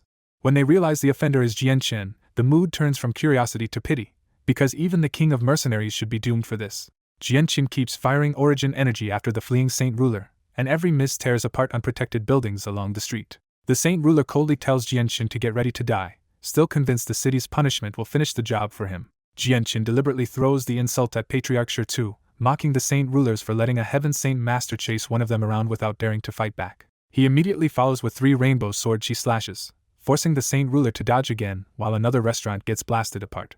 The spectators panic and scatter, because they are terrified of getting caught in the blasts but also too afraid to use their own power and trigger punishment themselves. Patriarch Shi refuses to be baited and says he has no reason to die with Jianqin, who should already have earned Mercenary City's wrath. By now the strangest part is impossible to ignore. Jianqin has fought long enough and wrecked enough buildings that the barriers should have punished him already, but nothing happens. Elsewhere in Mercenary City, the officials are just as confused, but they still decide they have to move out and stop the illegal fight. The first elder who tries to leave suddenly freezes in midair, horrified that he cannot move even a finger. His companions rush to report the anomaly, because this is no normal enforcement failure anymore. 3 Mercenary City elders come out from the City Lord's mansion to investigate, but at this distance they can only see the battle and one Heaven Saint Master frozen in midair for no clear reason. Around them, more people start voicing the same uneasy thought. The old stories say Mercenary City should strike first and ask questions never, so why is Jianqin still alive? Patriarch Shi also stares at the Great Barrier in disbelief, unable to understand why it still hasn't moved against Jianqin. Back in the palace, the Mercenary City elders are still arguing over the barrier when another huge crash from outside proves the fight is only getting fiercer. The 22nd elder orders the 23rd and 24th elders to intervene while he investigates the elders suspended in the air. But the moment the 2 elders rush out, the barrier itself slams them backward and hurls them into the palace wall. Now there is no doubt at all, and the stunned elders realize the city's own barrier is actively stopping them from interfering. That revelation rattles everyone, because Mercenary City's ancient guardian has always been treated like something sacred, not something that blocks its own enforcers. Then space ripples open, and Tianjian steps out through a dimensional gate with 2 elderly white-robed grand elders behind him. After hearing the report, Tianjian looks over the battlefield and is briefly startled to realize the one causing all this is Jianqin. Tianjian tells the elders that Jianqin is the genius who won the gathering of mercenaries, the kind of talent that only appears once in 10,000 years. Because of that, Tianjian decides they must stop the fight before Mercenary City destroys a genius worth preserving. A young woman's voice cuts him off mid-step and warns them not to pass, revealing that the spirit of the barrier itself is speaking. The voice calmly confirms it is the barrier's spirit, and says Little Spirit will hurt them if they interfere with Jianqin. Instead of resisting, Tianjian and the others obediently stay put, because the spirit of the barrier holds a status in Mercenary City that even they cannot challenge. The elders can barely believe what they just heard, and they start piecing together the impossible idea that Jianqin has some direct connection to the barrier spirit. Out on the street, Jianqin is still relentlessly chasing his target, and the Saint Ruler finally snaps and demands to know why the barrier still hasn't punished him. Patriarch Shi seizes on that mystery at once and decides the barrier must have failed, so he orders Jietai to stop hesitating and attack. Then Patriarch Shi moves himself, locking the space around Jianqin so completely that Jianqin can't move a single finger. The Saint Ruler's palm strike gathers terrifying saint force and twists the air itself, carrying far more power than any Heaven Saint Master attack. But just before that killing blow lands, a beam of light suddenly drops from the sky and strikes Patriarch Shi first. Just as Patriarch Shi's killing palm is about to land, a scorching pillar of light crashes down on his head from above. The Saint Ruler's power vanishes on the spot, and the space-locking Jianqin in place finally releases him. Jianqin retreats fast, shaken to the core by how completely a Saint Ruler had overwhelmed him a second earlier. Then Patriarch Shi finally tips sideways and crashes to the ground, dead before anyone can process it. The whole city goes dead silent as everyone stares at the fallen body of a saint ruler who was just executed inside Mercenary City. Even the Jetta clan's saint ruler panics, yanking back his own attack as fear hits him all at once. He blurts out in disbelief that Jianshin struck first, so he cannot understand why the barrier killed Patriarch Sure instead. Jianshin himself is still staring blankly, stunned that a saint ruler really died that easily in front of him. Little Spirit suddenly pops out beside him and impatiently reminds him there is still one more enemy to beat before he gets away. That snaps Jianshin back into action, and he lunges straight at the remaining saint ruler. But the Jetta clan elder is too frightened to stay, and he flees Mercenary City at full speed before Jianshin can reach him. Little Spirit is furious that the bad guy escaped, but Jianshin can only admit he has no way to catch a saint ruler. Back on the ground, Jianshin quietly takes Patriarch Shure's space ring, knowing a saint ruler's belongings will be priceless. Before he can do anything else, several powerful figures arrive, led by Ming Dong's uncle Tianjian. Jianshin immediately bows, and Tianjian gives him no explanation beyond a firm order to come along. A strange force lifts Jianshin up, and Tianjian's group escorts him away through space gates toward the floating shrine. They bring him back to the floating shrine, and this time Jianshin feels even more clearly that the place is filled with deep laws of the world. The shrine feels like a perfect place to comprehend breakthrough mysteries, which only makes Jianshin more aware that he cannot grasp them yet. Facing Tianjian, the second elder, and the fourth elder, Jianshin braces himself, worried they called him here to punish his chaos in the city. Instead, Tianjian asks the real question: how was Jianshin able to fight in Mercenary City without the barrier punishing him? Jianshin answers honestly that it was all because of Little Spirit, which only makes the elders press him harder. Jianshin hesitates because he cannot really explain his strange bond with Little Spirit even to himself. Before the pressure can build, Little Spirit appears inside the shrine and immediately declares that no one is allowed to bully her big brother. For Tianjian and the elders, this is their first time ever seeing Little Spirit with their own eyes, and the shock hits hard. Little Spirit doubles down and warns them she will hit them if they trouble Jianshin, making their respect for his connection to her even more obvious. Tianjian respectfully promises they will not bully Jianshin, and only then does Little Spirit relax. Satisfied, Little Spirit cheerfully tells Jianshin she will wait to play with him later and disappears from the shrine. Once she is gone, Tianjian and the remaining elder look at Jianshin even more differently than before, and Tianjian admits he is nearly speechless about that relationship. Then Tianjian notices the white tiger cub on Jianshin's shoulder, and his whole expression turns sharply serious. Jianshin tries to brush it off and says he found Xiaobai in the magical beast mountain range, but Tianjian demands to inspect the cub himself. Without even touching it, Tianjian pulls Xiaobai out of Jianshin's arms with a mysterious force and starts examining it with golden beams from his eyes. Jianshin panics and begs Tianjian not to hurt Xiaobai, even as the fourth elder studies the cub with the same grave focus. Watching the terrified cub fight uselessly in midair, Jianshin realizes they may have seen through its real identity. After the inspection ends, Tianjian confirms his suspicion and presses Jianshin to tell the truth about where the cub came from. When Jianshin asks if he really knows the truth, Tianjian flatly reveals that the cub is a winged tiger god and that Jianshin clearly knows it too. Tianjian warns that a second winged tiger god appearing on the continent is no small secret, because it could shake the entire balance between humans and magical beasts. After weighing the danger, Jianshin decides to trust them and tells Tianjian and the fourth elder everything he knows about Xiaobai and the Gilligan clan king hunting it. The elders grimly piece together the threat. Other magical beasts may want the winged tiger god's body and inheritance to create a second divine beast of their own. Then Tianjian brings up an old law left behind by the grand elder, and the fourth elder immediately understands why it matters now. Jianshin immediately worries the law might endanger Xiaobai, but Tianjian tells him the exact opposite is true. The first law says that if Mercenary City ever finds an immature winged tiger god, they must help it. Jianshin is floored, and the fourth elder confirms they will honor that law even if they would rather avoid the trouble. Relieved at last, Jianshin thanks them, and Tianjian explains that the best help they can offer is a massive supply of heavenly resources to speed up Xiaobai's growth. Tianjian secretly sends an order out, and soon an elder arrives carrying a space ring prepared for the cub.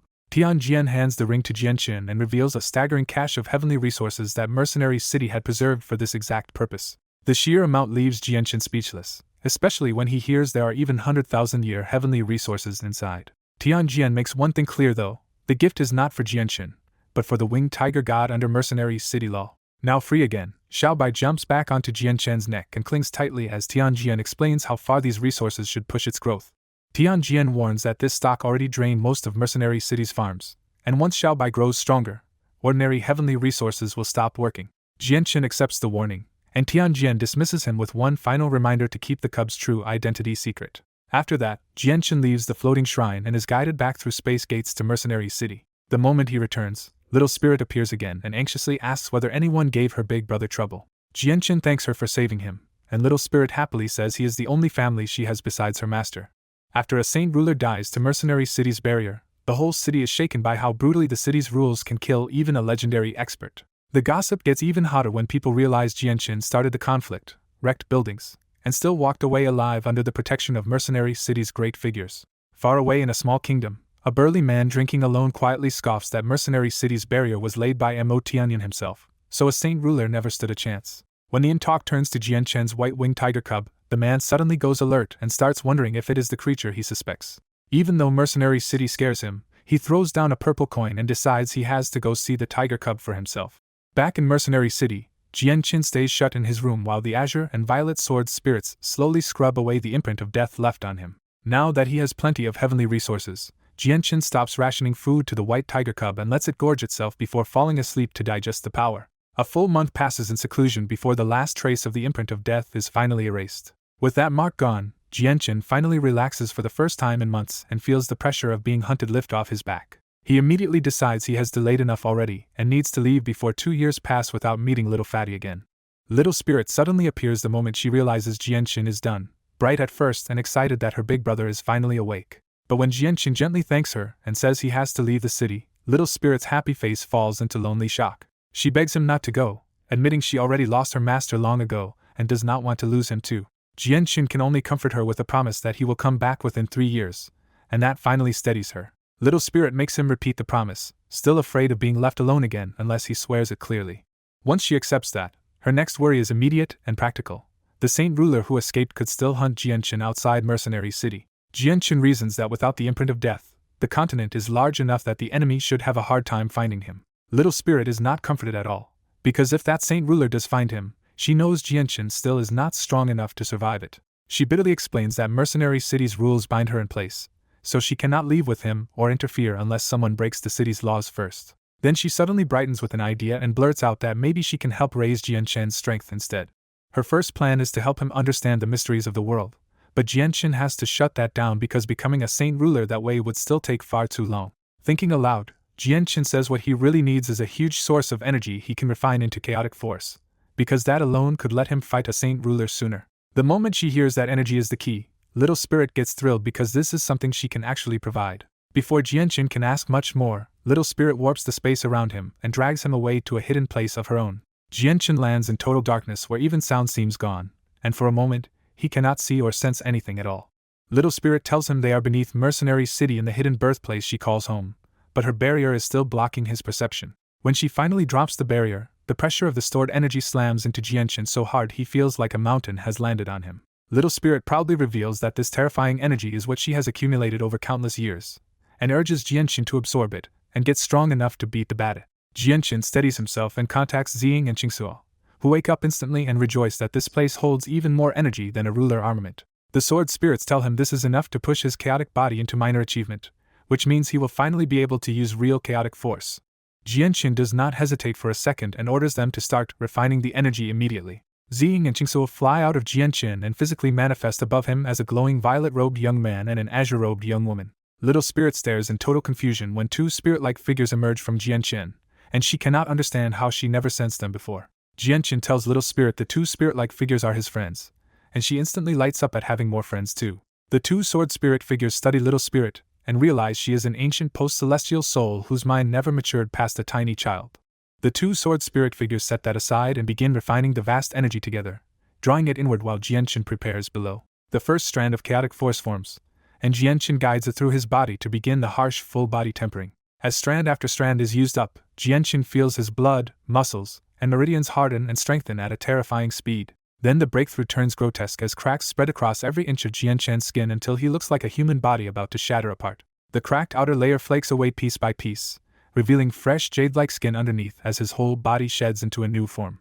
By the end of the process, chaotic force moves through him as naturally as breathing, without the violent pain it used to cause. After more than 100 strands are spent, one sword spirit finally announces that Jianqin has reached minor achievement with the chaotic body. Jianqin checks his new body in excitement, and realizes ordinary Heaven Saint Masters likely could not even scratch him anymore. When Jianqin asks about facing a saint ruler, a sword spirit tells him he still may not win, but the one who escaped earlier should no longer be able to kill him. That answer leaves Jianqin openly delighted, because minor achievement has finally given him the power to stand against a saint ruler at all. After confirming his breakthrough, Jianchen listens as Ziying warns that the chaotic body is only half complete, and that he still has to condense chaotic force into a Niden. Little Spirit curiously asks what the chaotic body even is, now that she can clearly see Jianchen's body has changed again. Jianchen explains just enough to ask for more of the underground energy, and Little Spirit immediately agrees to give him as much as he needs to stay safe. With Little Spirit's approval, Jianchen starts cultivating again, this time guiding chaotic force into his dantian instead of using it to temper his body further. As more chaotic force gathers inside him, a tiny gray sphere finally forms in Jianchen's dantian like a soybean-sized Niden. As soon as the Niden takes shape, the sword spirits stop converting energy for him, and a much heavier torrent of raw energy starts rushing straight into Jianchen's body instead. Thanks to his minor achievement body, Jianchen can finally endure that monstrous influx without being torn apart, and his spinning Niden begins converting the endless outside energy into chaotic force by itself. Deep under Mercenary City, Jianchen keeps refining the wild energy around him, and his new chaotic core swells from a tiny speck into something real. Little Spirit stares in open amazement because Jianchen is absorbing energy even faster than she can. Time keeps slipping by, and Jianchen's core grows to thumb size while the vast energy reserve beneath the city starts looking noticeably thinner.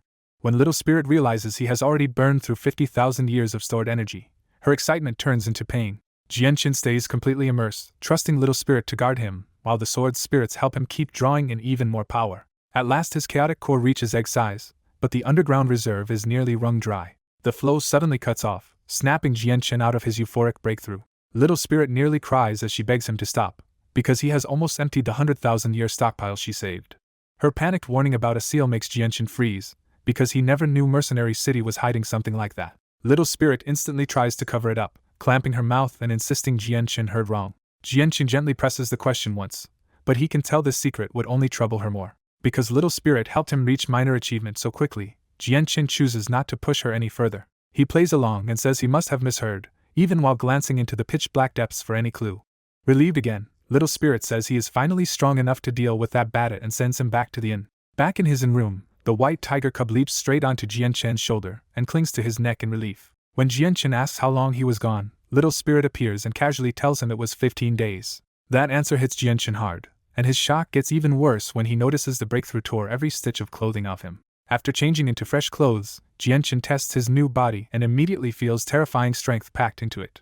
One casual punch is enough to warp the space in front of him, proving his chaotic body has become something monstrous. Little Spirit cheers, and Ziying tells Jianchen that now even a saint ruler should struggle to seriously injure him. With that promise of strength, Jianchen coldly vows to settle scores with both the Jieta clan's saint ruler and the sect of Dragon and Tiger. He says goodbye to Little Spirit and heads downstairs with the tiger cub at his side. The moment he appears downstairs, eager people crowd around him and try to pull him into their circles now that everyone believes he has a frightening backer. Jianchen handles the crowd with a few polite words, then walks out of the inn and heads off with the white tiger cub still on him. At Mercenary City's barrier, Little Spirit floats after him and makes him promise one more time to come back within 3 years. Jianchen promises again, and this time he really leaves in a blur toward the Cross Mountains. Using illusionary flash with chaotic force, Jianchen rediscovers a movement skill so fast it beats ordinary flight. He enjoys the sheer speed on the open plains, relieved to move with his own legs again after so long spent flying.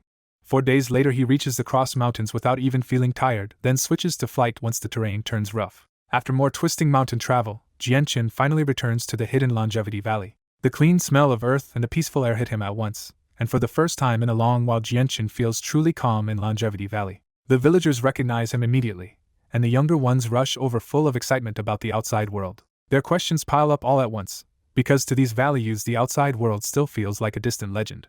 Then Little Fatty's uncle walks over, laughs, and immediately guesses Jianchen has come back for Little Fatty. Jianchen apologizes for arriving so late, explaining that trouble outside the valley forced him to delay. The villager laughs off the apology, then mentions that Jianchen's timing is bad after all, making Jianchen listen more closely. He learns Little Fatty already reached Earth's Saint Master in half a year, but an elder took him away for extra teaching before letting him leave for the Tianyuan continent. When Jianchen asks when Little Fatty will return, the villager estimates another 3 months.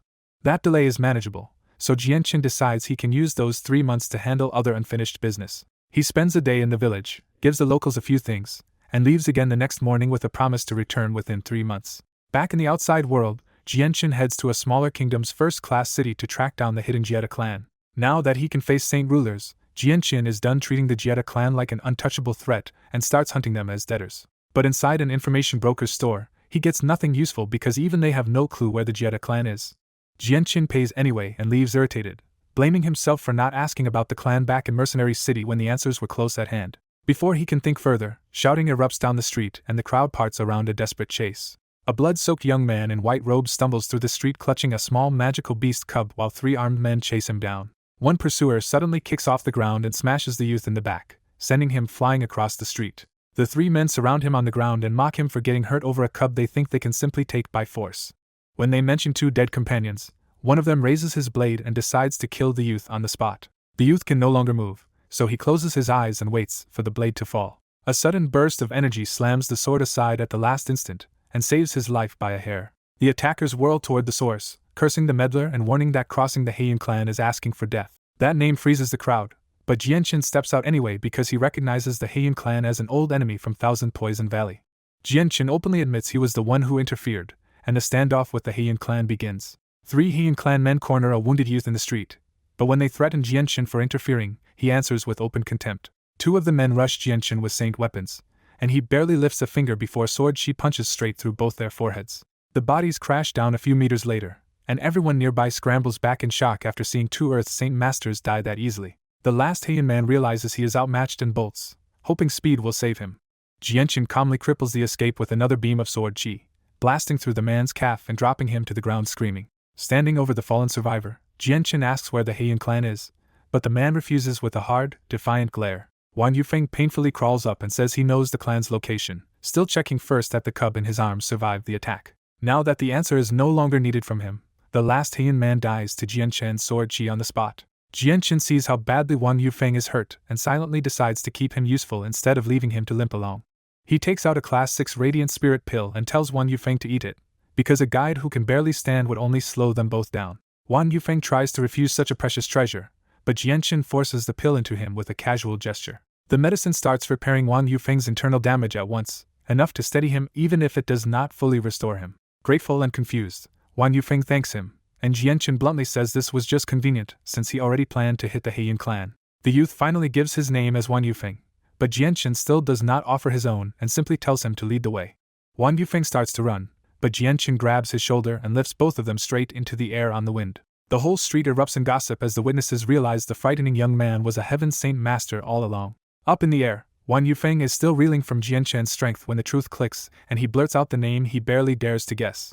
Jianqin confirms it without drama, and Wan Yufeng goes from shock to open awe at finding himself beside the king of mercenaries. Caught up in that excitement, Wan Yufeng immediately asks to follow Jianqin and serve under him with complete loyalty. Jianqin warns him that staying close means sharing his deadly enemies too, and it could end very badly. Wan Yufeng still refuses to back down, saying this rare chance matters more to him than the risk and that he would rather face enemies than waste his life alone. After a brief thought about how few loyal men he has, Jianqin accepts Wan Yufeng into the Flame Mercenaries. With Wan Yufeng now on his side, Jianqin asks why the Heian clan chased him so relentlessly in the first place. Wan Yufeng reveals it was all for the steel-winged beast cub he stole from a nest a month ago, and that greed drove the Heian clan to hunt him for weeks. Jianqin takes a proper look at the cub and notes that a Class 5 flying beast raised from infancy could become extremely valuable support. He also warns that flying magical beasts can suddenly go berserk, so trusting one with your life in the air always carries risk. Wan Yufeng agrees with the danger but believes a mature Class 5 beast should be steadier, especially if he raises this one carefully from now on. Jianqin tells him to tame it while it is still young, and Wan Yufeng promises he will raise the little creature like his own child. The two keep talking through the journey, and Jianqin learns more about Wan Yufeng while carefully avoiding questions that would force him to reveal his own past.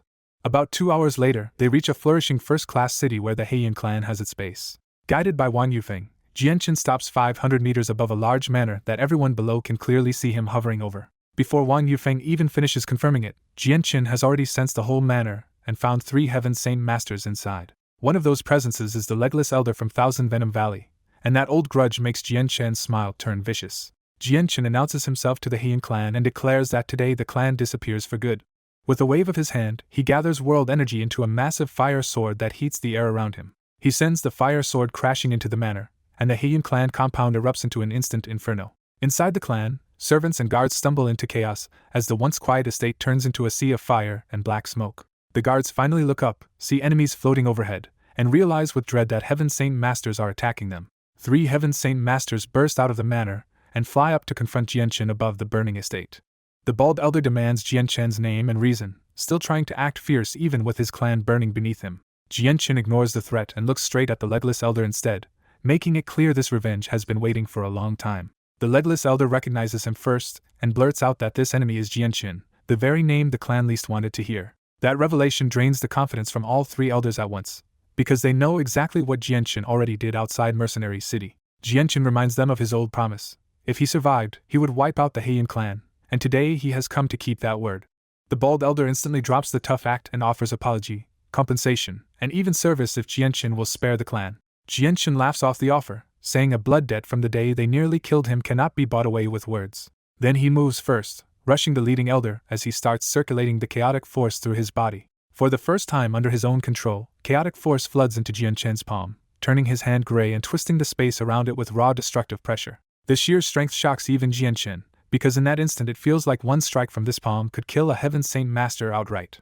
He slams that power forward, violently distorting the air and even cracking space with a tiny fissure as the attack erupts like a freed dragon. Jianqin's palm strike came down like a released dragon, and the three Heian clan Heaven Saint Masters froze in terror before the force even hit them. The impact was merciless, and the three Heaven Saint Masters were blown apart on the spot without any chance to resist. The attack did not stop with them, and the leftover force smashed straight into the Heian clan manor below. When the dust settled, the proud Heian clan was gone, replaced by a smoking wasteland and a huge crater that had wrecked buildings across the surrounding city.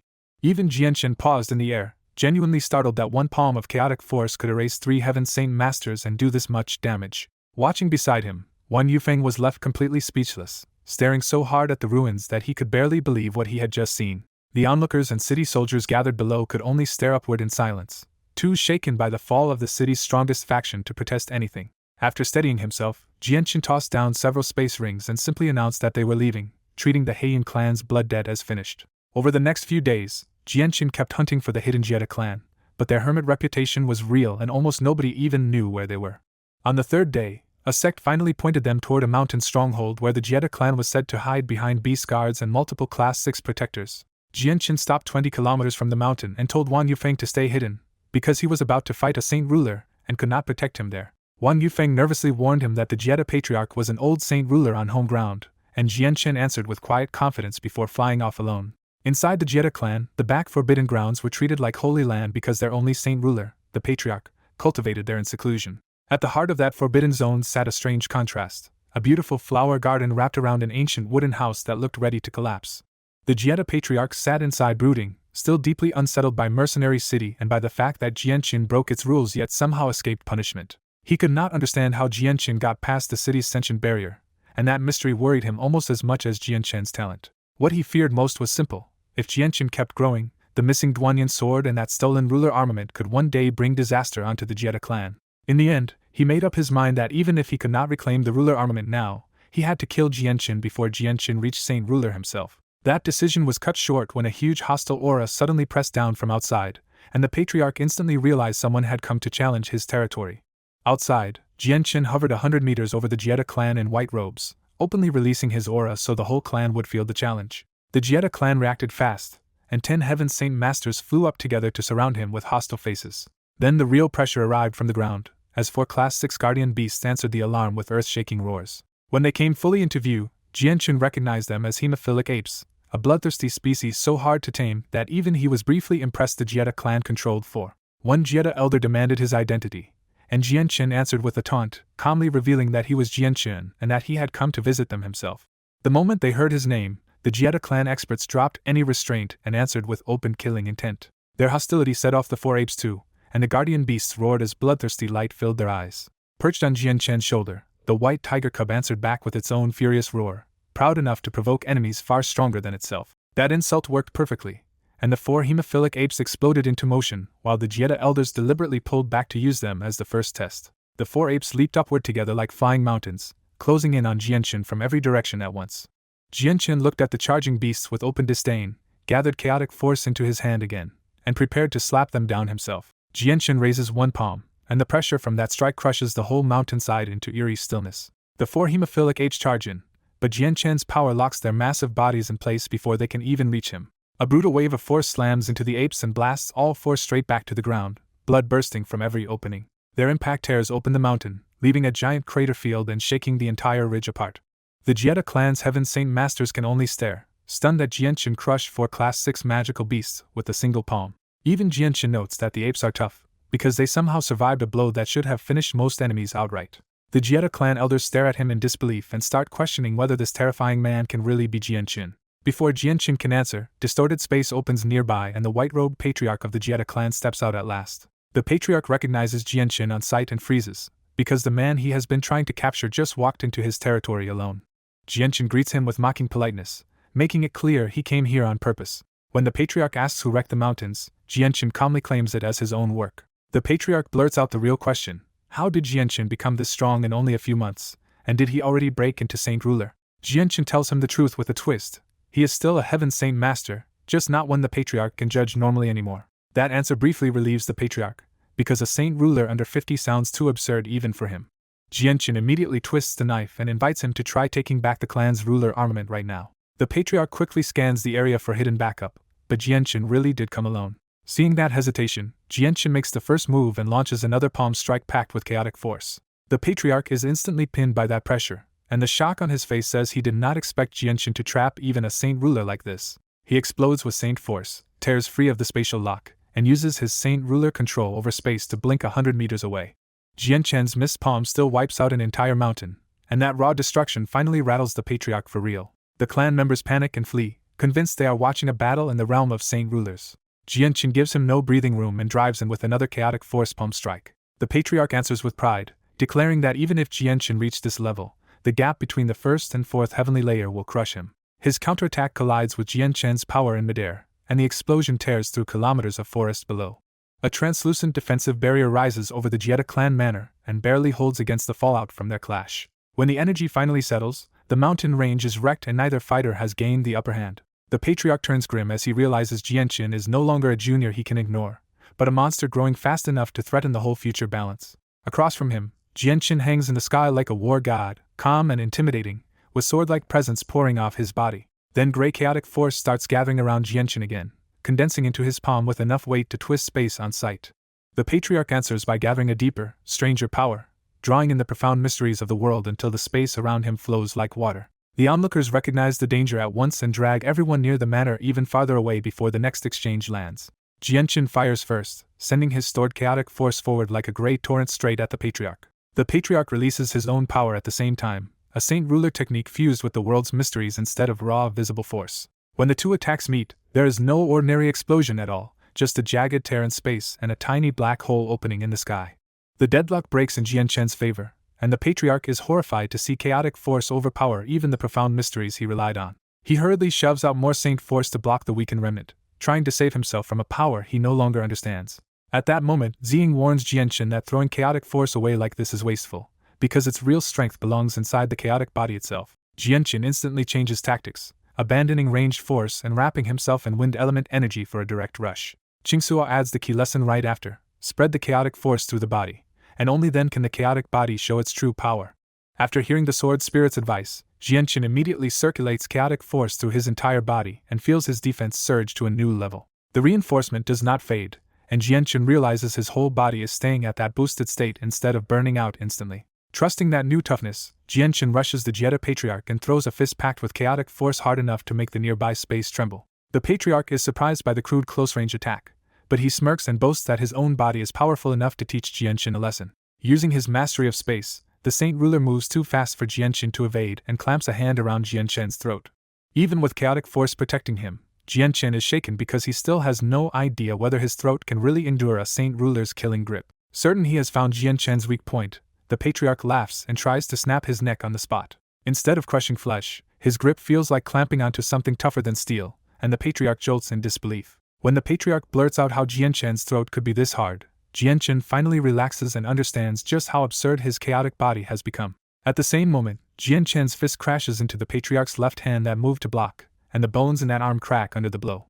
The patriarch grunts in pain as his broken left arm drops uselessly, and Jianchen immediately presses in with another punch. Jianchen swings at the patriarch's chest, freezing the nearby space around his fist to make the blow even faster. Now fully wary of that monstrous punch, the patriarch slips away with spatial movement and escapes several meters before it lands. Jianchen's missed punch detonates against empty sky and twists the space there into a violent distortion. He hisses in frustration and charges again, but the patriarch opens the distance by retreating hundreds of meters through space.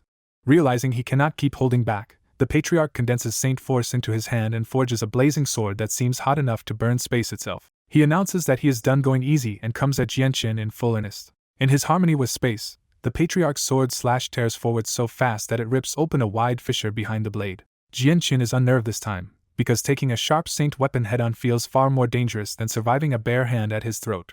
He tries to dodge, but without any understanding of spatial mysteries, he cannot shake off a saint ruler's sword path. The flaming blade strikes Jianchen squarely in the chest, yet it only cuts a shallow layer of skin and draws a tiny dot of blood. The patriarch can barely believe it, because even a strike carrying most of his strength has done almost nothing. Jianchen glances at the mosquito bite injury on his chest and breaks into a wide smile, finally sure that this saint ruler cannot cut him down. Xing warns him that their origin energy is still too weak, so for this fight he should rely on chaotic force instead. Jianchen drops the idea of using origin energy, floods his body with chaotic force again, and commits to fighting this saint ruler with his own fists. The patriarch slips around Jianchen's attack, appears behind him, and brings his saint weapon down with full power onto Jianchen's back. The sword only shreds Jianchen's robe and leaves a thin white line across his skin before a little blood trickles out. Then the cut heals almost instantly, leaving the patriarch staring in mute disbelief at a result that makes no sense to him. Even the white tiger cub on Jianchen's shoulder is rattled by the saint ruler's terrifying aura and clings to his neck with a frightened cry. Feeling the sting on his back, Jianchen's expression turns savage, and he tucks the cub under his left arm so he can keep attacking. The fight drags into a brutal sky battle, with every clash blasting winds across the wasteland and ripping open fissures in space. As the duel continues, the Jetta clan manor below is completely leveled, and the clan members only survive by evacuating far away under the Heaven Saint Master's protection. Jianchen grows increasingly sullen because no matter how hard he presses, he still cannot even touch the patriarch's robes. The opposite is just as clear. The patriarch has struck Jianchen again and again, but chaotic force turns every serious hit into a wound that heals in moments. Jianchen finally understands the deadlock. He has Saint Ruler battle strength, but without any grasp of spatial mysteries, he can only endure a real Saint Ruler, not finish one.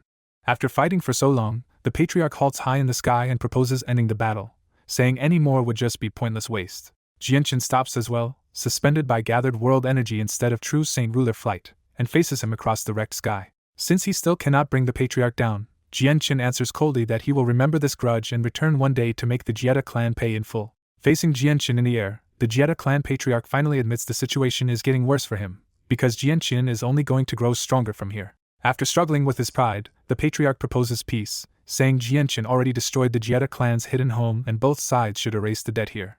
Jianchen rejects that outright, because if the patriarch had asked earlier he might have listened, but now the Jetta clan is no longer strong enough to frighten him. Cornered, the patriarch threatens the people around Jianchen instead, warning that the Jetta clan can still find his home and the ones closest to him. That threat snaps Jianchen's restraint, and he explodes with killing intent, vowing to slaughter every Jetta clansman if the patriarch dares touch anyone he cares about. Realizing he just pushed Jianchen toward the clan members he cannot protect, the patriarch panics and rushes to stop him before the massacre starts. Jianchen swings a chaotic force-coated right hand at the patriarch, making it clear he is done talking.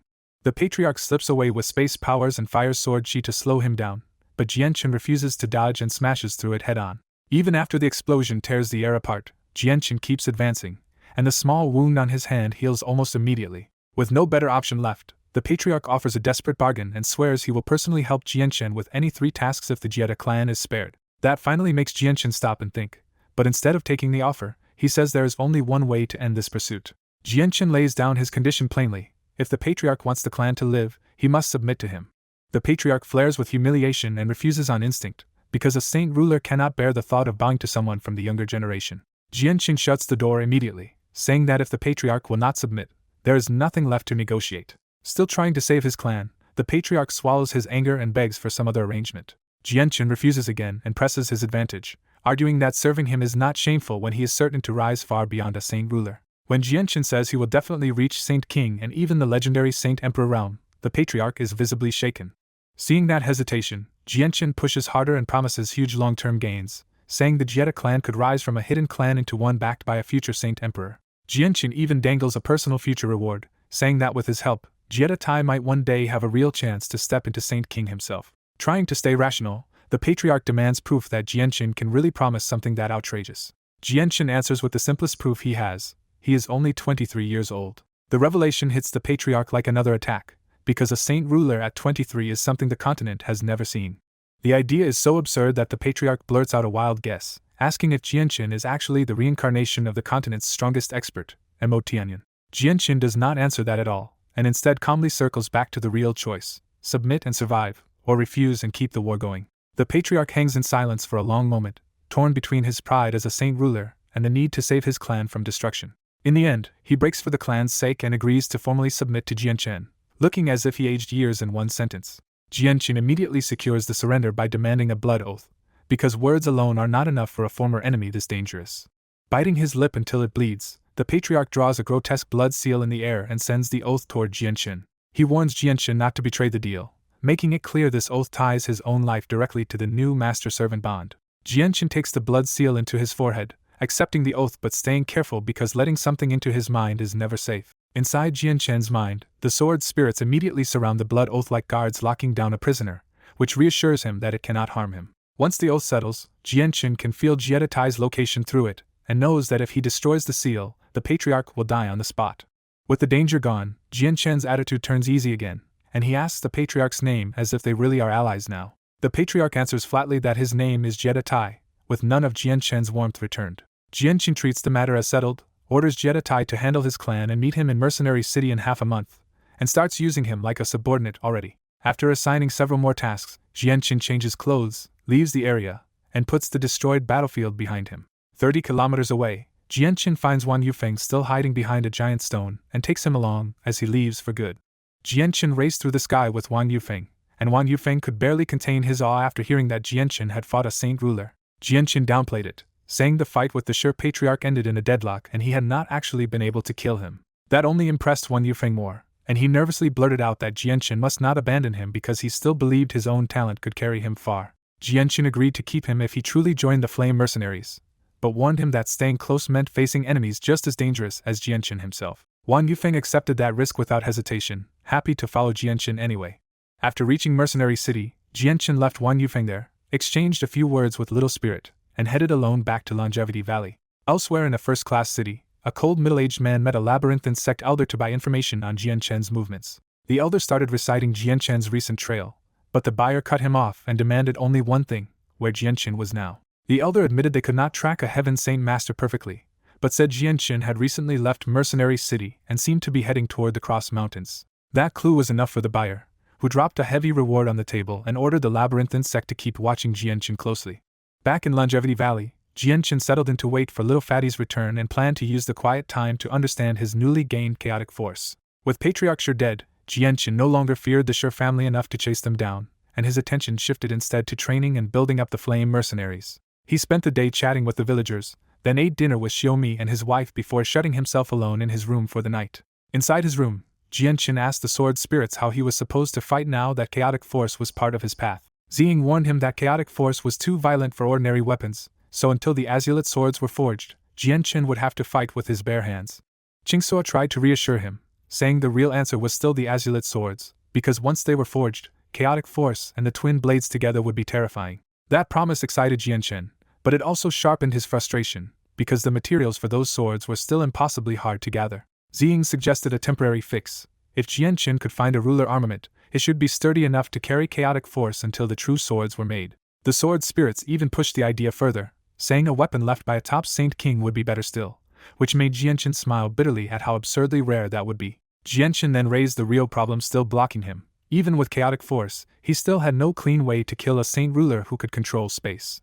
Ziying answered bluntly that Jianqin's current grasp of chaotic force was still too shallow, so against true spatial control, he was stuck unless he improved further or forged the azulite swords. Qingsuo reminded him of illusionary flash, explaining that its speed was rooted in the laws of space, so if he could truly comprehend it, he might finally threaten saint rulers. The spirits clarified that illusionary flash would not make Jianqin a real saint ruler, but it could still let him exploit part of space's laws through speed alone. Jianqin accepted that answer and decided his next path was clear. He had to devote himself to mastering illusionary flash. When he asked how far the chaotic body could go, the spirits laughed and told him he was wildly underestimating it. They explained that his current state was only the first of 8 layers they used to describe the path, and even this opening level already matched a saint ruler in power. That revelation thrilled Jianqin, because if the first layer was already this frightening, the completed chaotic body had to be far beyond anything he had imagined. Over the following days, the sword spirits filled in the deeper rules of the chaotic body, slowly turning Jianshen's vague understanding into something solid. Jianshen settled into a harsh routine in Longevity Valley, training illusionary flash in the forest by day and studying it in silence every night. The white tiger cub trained in its own way too, stuffing itself with heavenly resources and collapsing into sleep after every round of digestion. A full month passed like that, and Jianshen's mastery of illusionary flash rose noticeably even if he still was not ready to challenge a saint ruler head-on. During that same month, the white tiger cub broke through to Class 5 and its body changed with it. Even after the breakthrough, the cub kept its small adorable size, but now it looked softer, warmer, and far more extraordinary than before. One day in the forest, Jianshen's movement through the trees had become so clean and fast that he seemed to blend into the world itself. Then Jianshen suddenly stopped and discovered that a white jade token in his hand had silently cracked in two. His face hardened at once, and after crushing the broken jade to dust, he rushed back toward the valley without wasting another heartbeat. Back at Longevity Valley, Jianshen first checked on the sleeping tiger cub in his room before heading out to find Xiaomi in the fields. Before he even reached the fields, Jianshen sensed something and snapped his head toward the entrance of the valley. Two figures were flying in fast, and a familiar voice shouted from the air so loudly that the whole valley immediately knew who had returned. The villagers reacted at once, dropping their work and rushing toward the entrance because Little Fatty and the village elder were finally back. The two flyers landed in front of Jianshen, and one of them really was Elder Xiao, but the other was no longer the Little Fatty Jianshen remembered. Little Fatty had transformed into a stalwart young man with a proud aura and the faint bloody edge of someone who had survived brutal killing and near death, leaving Jianshen genuinely stunned. When Little Fatty finally appears, Jianshen just stares, because the broad-shouldered lean young man in front of him looks nothing like the boy he remembered. Even Xiaomi blurts out his disbelief, while the whole village gathers around and struggles to accept that this skinny fighter is really Little Fatty. Little Fatty's mother rushes out almost in tears, not proud of how strong he looks, but heartbroken that he must have suffered so much to become this thin. Trying to calm everyone down, Little Fatty laughs and says he does not know why he changed so much, but inside he is still the same old Little Fatty. He then turns serious with Jianshen and apologizes for missing their meeting, explaining that Elder Xiao took him away to train a year ago. Jianshen waves it off and congratulates him instead, because Little Fatty has already become an Earth Saint Master at a shockingly young age. Little Fatty brightens immediately and asks when they can leave, because his grandfather finally promised to let him travel the outside world with Jianshen. Jianshen admits he wants to return home as soon as possible, but Little Fatty's mother asks for one more night of rest, and he agrees.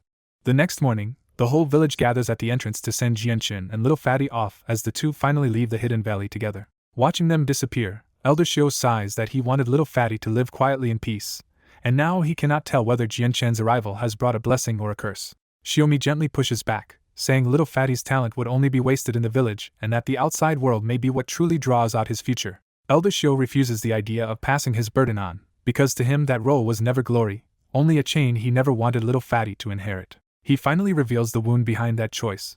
Little Fatty's grandmother died because of the Bloodsword sect, and before she passed, she made him swear to stop involving himself in the continent's struggles.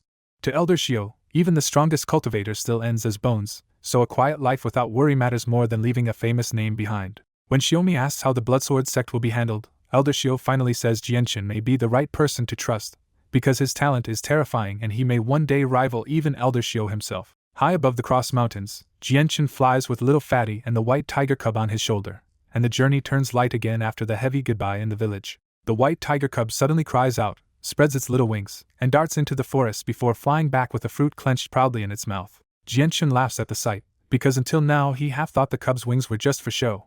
Little Fatty studies the cub and correctly judges that it has already reached Class 5, showing that his training has changed far more than just his body. When Jianshen asks how he could tell, Little Fatty explains that Elder Xiao dragged him through brutal beast-killing training in a strange place until high-level magical beasts became familiar to him. Then Jianshen abruptly freezes midair, because something inside his body suddenly turns wrong. His blood starts to boil through his whole body, his temperature rises fast, and even Jianshen cannot tell if the chaotic body has gone wrong. Ziying and Qingsu immediately explain that the reaction comes from the antivenom in his body, which means the golden-striped silver snake is somewhere nearby, and likely a terrifying Class 7 beast.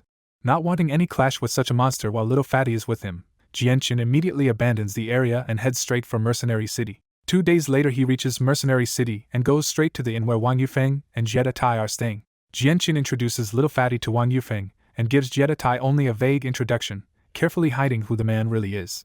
Little Fatty and Wang Yufeng hit it off almost at once, laughing together like old friends despite only just meeting. Jianshen then pulls Jetta Tai aside in private and abruptly says he wants to return to the Cross Mountains. Jetta Tai is instantly alarmed, because to him the Cross Mountains are a forbidden death zone where even the strongest should not wander unless they are Saint Kings. Jianqin calms him by saying they will only search the outer perimeter, not the depths, because he knows exactly how dangerous the place is. Once he hears they are not going deep, Jiedatai finally agrees, though he still demands to know what could possibly be worth that risk. Jianqin refuses to explain yet, puts the white tiger cub to sleep with heavenly resources, and prepares to leave at once. After a quick word to Wan Yufeng and Little Fatty, Jianqin leaves Mercenary City with Jiedatai and heads back toward the mountains. 2 days later the pair are back above the Cross Mountains, stopping on a peak as Jianqin searches the land below with full focus. When Jiedatai asks what he is really after, Jianqin finally says it plainly. He has come to find a golden striped silver snake and see if he can make it submit. That answer shocks Jiedatai, who explains that golden striped silver snakes are royal among snakes, almost impossible to find, and far too proud to follow anyone once grown. Even so, Jianqin decides to try, tells Jiedatai to keep watch, and goes off alone to find the beast's nest. Before he leaves, Jiedatai gives one last warning that the snake's venom has no true antidote, and even Jianqin's body may not save him if it lands cleanly. Jianqin answers with quiet confidence, because the 1,000 immunity inside his chaotic body gives him real protection against poison.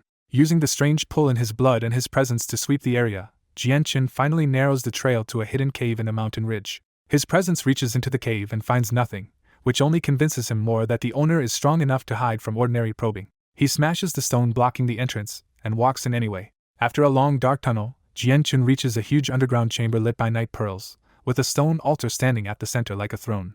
Coiled around that altar is the golden striped silver snake itself, only 2 meters long and finger thin, but radiating enough danger to make its small size feel deceptive. Jianqin stays polite and introduces himself like a guest, trying to open with respect instead of force. The snake answers in human speech and immediately threatens him, making it clear that entering this cave was already a life-or-death insult. Jianqin says he came with a gift that could help the snake greatly, and that claim finally catches its full attention.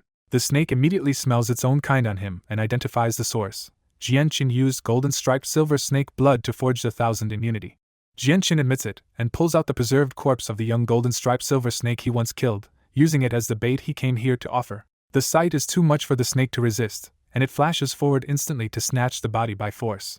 Jianqin vanishes with illusionary flash, dodges the strike, and puts the carcass away again before the snake can touch it. Furious, the snake launches a second kill shot straight for Jianqin's throat. This time Jianqin meets it head-on with chaotic force coating his body, and one brutal punch sends the snake crashing into the cave wall. Even after taking that hit, the snake rises unbroken and coldly demands the body of its kin, proving how tough this enemy really is.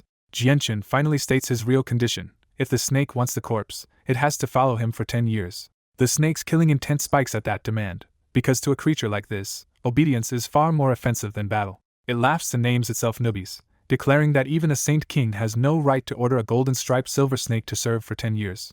Jianqin does not back down, and explains why the deal is still tempting. Golden striped silver snakes can devour their own kind to absorb hidden essence, and evolve even further. He presses the point harder, saying this corpse may be a once-in-a-lifetime chance for Nubis to grow stronger in a world where his own species is almost impossible to find. Nubis admits the secret is true, revealing that devouring that hidden essence could even let his kind evolve into a legendary divine beast. But instead of agreeing, Nubis twists the logic into a threat, and says he can just kill Jianqin and peel the prize from his corpse. Then the snake's body shifts in midair and transforms into a skinny handsome young man in golden robes, with long golden hair and predatory golden eyes. Facing this new form without flinching, Jianqin answers the threat with one blunt question. Does Nubis really think he can kill him?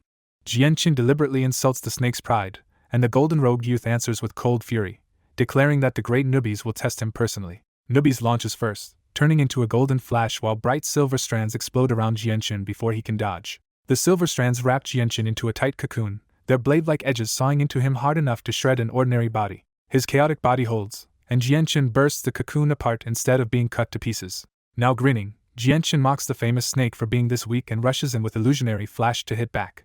Nubis meets the punch head-on, but their fists collide like a blast inside the cave. The impact sends Nubis flying backward into the wall, proving that even a Class 7 magical beast can lose a pure strength contest to Jianqin. Nubis climbs out with his body intact, but his shaken arm and serious face show that his earlier contempt is gone. Jianqin admits the snake's body is incredibly tough, and Nubis fires back with a new suspicion that this human might be some ancient war god bloodline instead. Jianqin brushes the idea off and pushes the same deal again. Follow him for 10 years if Nubis wants the dead snake's body. Nubis refuses to bow so easily and warns that the battle has barely begun, because he still has ways to harm Jianqin.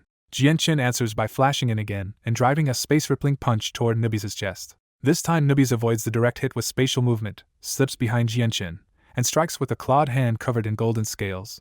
Even those sharp claws stop on Jianchen's skin, as if his body has an invisible barrier wrapped around it. Jianchen instantly retaliates at point-blank range, and Nubis jerks his hand back fast after realizing the counterforce has already hurt his fingers.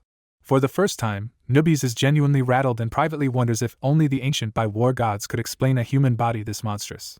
Jianchen keeps the pressure on, chasing Nubis through repeated spatial dodges until he corners him anyway with another unstoppable punch. Out of room to dodge, Nubis gathers a mysterious mass of world energy between his hands and uses it to meet Jianchen's strike. Their next clash is so violent that the entire cave finally gives way and collapses into rubble around them. With the cave collapsing into darkness and dust, Jianchen rises on wind energy through the falling rock, while Nubis breaks out elsewhere above the mountain.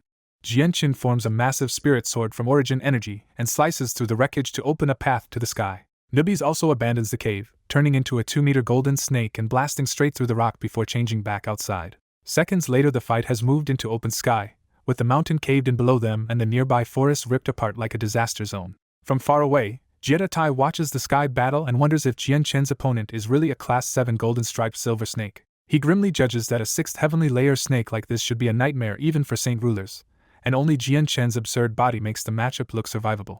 Back in the sky, the two opponents pause 100 meters apart, and Nubis' grim stare makes it clear this easy victory he expected is gone. Jianchen presses the negotiation again, reminding Nubis that he cannot kill him, cannot take the corpse by force, and only has one practical option left. He adds more pressure by saying he will leave soon with the treasure, and once he returns to human lands, Nubis may never find him again. Nubis' killing intent flares again, but Jianchen calmly points out that even Nubis' hidden strength cannot stop him from escaping, especially since he has another powerful ally nearby. Nubis finally shifts from threats to practical concerns and asks whether traveling with a magical beast in human territory would only bring Jianchen trouble. Jianchen answers with a sharp read on the political rules, saying the human-beast treaty only strictly binds the Gilligan clan, not Nubis. When Nubis asks how he figured that out, Jianchen points to the obvious clues. A Class 7 beast living here and fighting openly would never make sense if he belonged to Gilligan. Nubis confirms it, and reveals his pride outright, sneering that the Gilligan clan are just chess pieces from the divine beast continent, and that he would never lower himself to that. Jianchen sees exactly what kind of opponent he is dealing with now, a deeply arrogant royal snake whose pride matters almost as much as power. So Jianchen stops circling and asks for a final decision. Nubis falls silent because the choice cuts straight through his pride. Serving a human humiliates him, but giving up his dead kin's origin essence is even harder. At last Nubis gives in and agrees to follow Jianchen for 10 years, making it clear the arrangement ends the moment that term is over. Jianchen is quietly delighted, because adding a Class 7 magical beast would make the flame mercenaries far harder for any enemy sect to bully. Nubis immediately sets one boundary. During those 10 years, he will not do anything cruel, or anything he personally refuses to do. Jianchen accepts that limit, but only on the condition that Nubis cannot stand aside when real danger comes for them. Nubis agrees, and the deal finally settles into a clean partnership instead of a fight. To seal it, Jianchen pulls the dead golden-striped silver snake from his space ring and tosses the corpse across the air to its new owner. Nubis catches sight of the corpse with open excitement, but he still tests Jianchen by asking if he really trusts him not to take it and run. Jianchen answers by trusting Nubis' pride, saying a royal snake's words should weigh like sacred tripods and not be spoken lightly. Those words hit exactly where it matters, and Nubis breaks into a broad smile as he promises that 10 years means 10 years, not a single day less.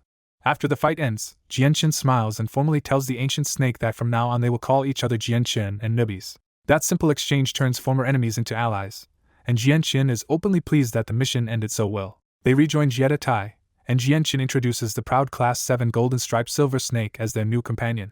Nubis immediately corrects him with a sulky edge and insists on being called the Great Nubis. Jiedatai quickly cups his hands and shows full respect, because even as a saint ruler he does not dare offend a venomous ancient beast like this. Nubis looks Jiedatai over and coolly says his 3rd heavenly layer strength is barely adequate, instantly souring the mood. Jianchen steps in at once and asks Nubis to treat Jiedatai as a future comrade instead of humiliating him. Nubis only agrees because Jianchen asked, and Jiedatai quietly feels less bitter about serving under him. With the awkward introduction settled, the three leave the area and head straight for Mercenary City. After they are gone, a purple-robed elder appears from nowhere and watches Jianchen's retreating figure with open amazement. The elder is stunned that only a year later Jianchen is tough enough that even Nubis could not seriously harm him, and he wonders if some ancient secret lies behind that body. He decides Jianchen is not one of the ancient war gods after all, but some other secret technique has made his body almost inhumanly durable. That answer reassures him, because if Jianqin can withstand a 5th heavenly layer saint ruler, little fatty should be safe traveling at his side. Satisfied for now, the elder fades back out of sight like a ghost. 2 days later the group reaches Mercenary City, but Nubis has to stay outside because high-class magical beasts are forbidden beyond the barrier. Because his jade slip broke, Jianqin refuses to waste even a moment, and quickly gathers little fatty and Wan Yufeng to leave again. The moment Jianqin returns to Nubis with the sleeping tiger cub on his shoulder, the proud snake is shaken so badly he can barely speak. Nubis stares at the cub and blurts out that such a being has appeared in the world again, sounding genuinely terrified for the first time. Even though the cub looks weak, its bloodline pressure crushes Nubis so hard that he feels an instinctive urge to kneel and submit. With his knowledge as a golden-striped silver snake, Nubis quickly realizes exactly what the cub is and is left completely stunned. Jianqin notices that realization at once and quietly warns Nubis to keep the cub's identity secret. When Nubis asks if Jianqin already knows the truth, Jianqin confirms it and pulls him aside so Tai cannot overhear. In private, Jianqin tells him the cub is the winged tiger god and says this is the perfect moment for Nubis to build goodwill with the future king of magical beasts. Those words hit hard, and Nubis understands this is a once-in-a-lifetime chance tied to a creature no force in the world could stop once grown. Nubis steadies himself and promises he knows exactly how to act from here on. Relieved, Jianqin leads the group toward the Qinhuang kingdom, while Nubis keeps sneaking uneasy looks at the cub during the flight. Tai notices Nubis' fear and starts wondering what terrifying secret that harmless-looking cub is hiding. Elsewhere in a first-class city, a spy handler tells a stalwart middle-aged man that Jianqin has left Mercenary City and is likely the same Jianqin who became an imperial protector of Qinhuang. Pleased with the report, the man tosses down a reward space ring and leaves immediately. After another 2 days of non-stop flight, Jianqin's party finally reaches the border of the Qinhuang kingdom and rushes straight for the palace. High above them, a faint sinister image of that same middle-aged man tracks the group and quietly confirms he has finally found the winged tiger god. He watches the cub greedily, thrilled that by sheer chance he has stumbled onto the divine beast's trail. But when he recognizes Nubis traveling with Jianqin, he realizes the ancient snake has also chosen to back the cub's future rise. He could kill Jianqin's companions, but so close to Mercenary City and the Qinhuang kingdom he does not dare expose himself, so he swallows the urge and retreats. Still unaware they were ever followed, Jianqin's group arrives at the palace gates and walks in openly. Because Jianqin is already known as an imperial protector, nobody tries to stop him and the palace guards all bow out of his way. That calm welcome breaks in an instant when 4 terrifying Saint Ruler auras explode from the palace and lock onto the newcomers. 4 imperial protectors tear through the air with cracks in space behind them and surround Jianqin's entire party from all sides. Jianqin stays calm, greets the 4 seniors respectfully, and takes control of the situation before anyone mistakes his companions for enemies. When the protectors ask about the 2 Saint Rulers beside him, Jianqin simply introduces Tai and Nubis as his good friends. The declaration shocks the protectors, because even for Qinhuang this means Jianqin has brought back extraordinary strength. Nubis ruins the solemn moment by irritably insisting again that he is the great Nubis. Wan Yufeng tries to humor him with a teasing compliment, but the joke lands terribly. Taking the words as mockery from a tiny nobody, Nubis flares with killing intent and grabs Wan Yufeng by the throat. Jianqin immediately shouts for Nubis to stop, furious that he would attack one of their own in the middle of the palace. Nubis gives Jianqin face, drops Wan Yufeng, and coldly warns that next time he will kill him no matter whose friend he is.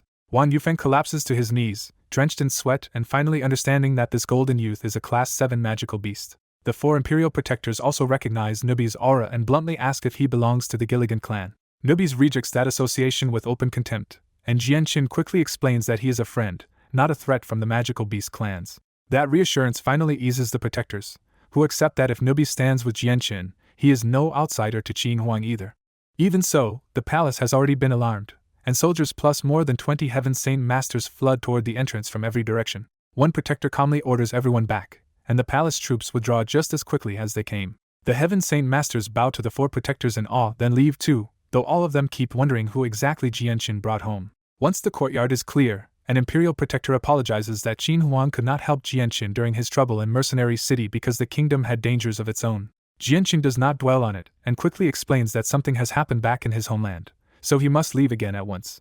The protectors respect that urgency instead of holding him back and agree to speak another day. After saying goodbye to the 3rd Prince Jinji, Jianqin's group is personally escorted by the 4 imperial protectors toward the space gate to leave the kingdom. Jianqin's group crosses the space gate into the old Heavenly Eagle Palace and immediately feels that the place has turned into a wartime headquarters. Before he can even settle in, several hundred armed men rush in and surround the newcomers, demanding Jianqin's name. The moment Jianqin gives his name, the captain recognizes him, and the whole ring of soldiers drops into a hurried salute. That salute echoes through the palace, and Jian Chen's return spreads so fast that his closest people come running at once. Once the greetings settle, everyone gathers in the renamed Flames Hall, where Jian Chen takes the golden throne and the room falls into formal ranks around him. Jian Chen briefly introduces the companions he brought back, but he still keeps their real strength hidden from the hall. He then cuts straight to the real reason he was summoned and asks what crisis forced them to use the twin jade stones. Yu Yu answers that the tungsten alloy deposit has been exposed, and now the whole region knows the flame mercenaries are sitting on it. Jian Chen is not surprised the secret got out, but he immediately asks what the outside powers have done about it. Bai Lian explains that jealous neighboring forces are watching, but the real danger is the sect of Dragon and Tiger pushing to seize a share. The instant that sect is mentioned, Jian Chen's old grudge flares back up and the room can feel his anger sharpen. Yu Yu confirms the sect demanded a brutal price, 2/3 of the entire deposit, and only paused because they were wary of the Qin Huang kingdom. Bai Lian adds the hard truth. Without outside backing, the flame mercenaries do not have the strength to stop that sect from taking the vein by force. Yu Yu says calling Jian Chen back was their only real option, because he is their one direct link to Qin Huang protection and the deadline is almost here. When Jian Chen asks how much time is left, Ming Dong gives the bad answer. The sect's final day is tomorrow. That only makes Jian Chen colder, and he flatly decides to wait for the sect of Dragon and Tiger to come to him because he will handle it himself. With that promise in place, the emergency meeting breaks up and the huge hall quickly empties. Once the crowd is gone, Jian Chen finally notices how exhausted Yu Yu and Bai Lian look and apologizes for leaving so much of the burden on them. Bai Lian smiles it off and says the pressure is worst only because the flame mercenaries are still in their rough early stage. Jian Chen decides the answer is to bring in capable, trustworthy managers, and Bai Lian already has a name ready, Zhang Tian.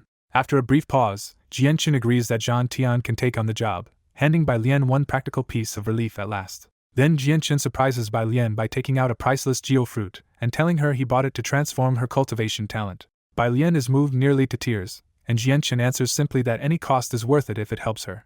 Nubis immediately tries to bargain for the geofruit himself, calling Jian Chen a spendthrift and offering 3 more years of service in exchange. Jian Chen refuses without hesitation and promises he can buy Nubis another heavenly resource later, which finally calms him down.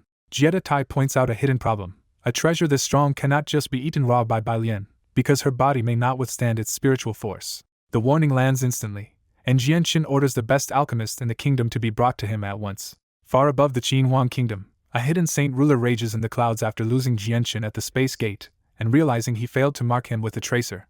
He quickly changes plans and decides to track Jian Chen indirectly by listening for where the Qin Huang kingdom says its imperial protector has gone. Back in Flame Mercenaries' territory, Jian Chen chooses not to strike first and instead waits, wanting the sect of Dragon and Tiger to come in full and leave humiliated. On the second morning, the summoned alchemist Hiyun bows in the Flames Hall before Jian Chen and respectfully presents himself. Jian Chen asks how skilled the old alchemist really is, and Hiyun answers with careful confidence that he can refine many high-level medicines if given the right materials. But when Jian Chen mentions a 10,000-year heavenly resource, even Hiyun has to admit he cannot refine such a treasure into a true pill.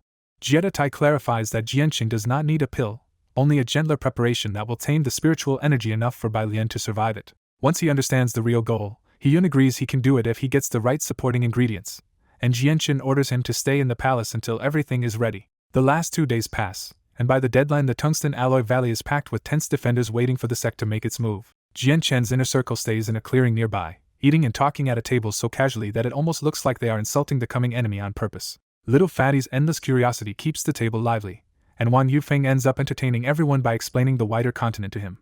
An hour later the mood snaps back to battle when Nubis and Jieta Tai both open their eyes first and realize the enemy is finally here. Jian Chen senses them a moment later and quietly orders Nubis and Jieta Tai to hide their auras so the sect will not understand what it is walking into. Soon a dozen Heaven Saint masters from the sect of Dragon and Tiger sweep into view and stop across the sky from the Flame Mercenaries line. Jian Chen recognizes several of those faces from his past clash at the sect gates, and his stare turns glacial. Sect Master Chris opens the negotiation with a smug reminder that the 7-day deadline has run out.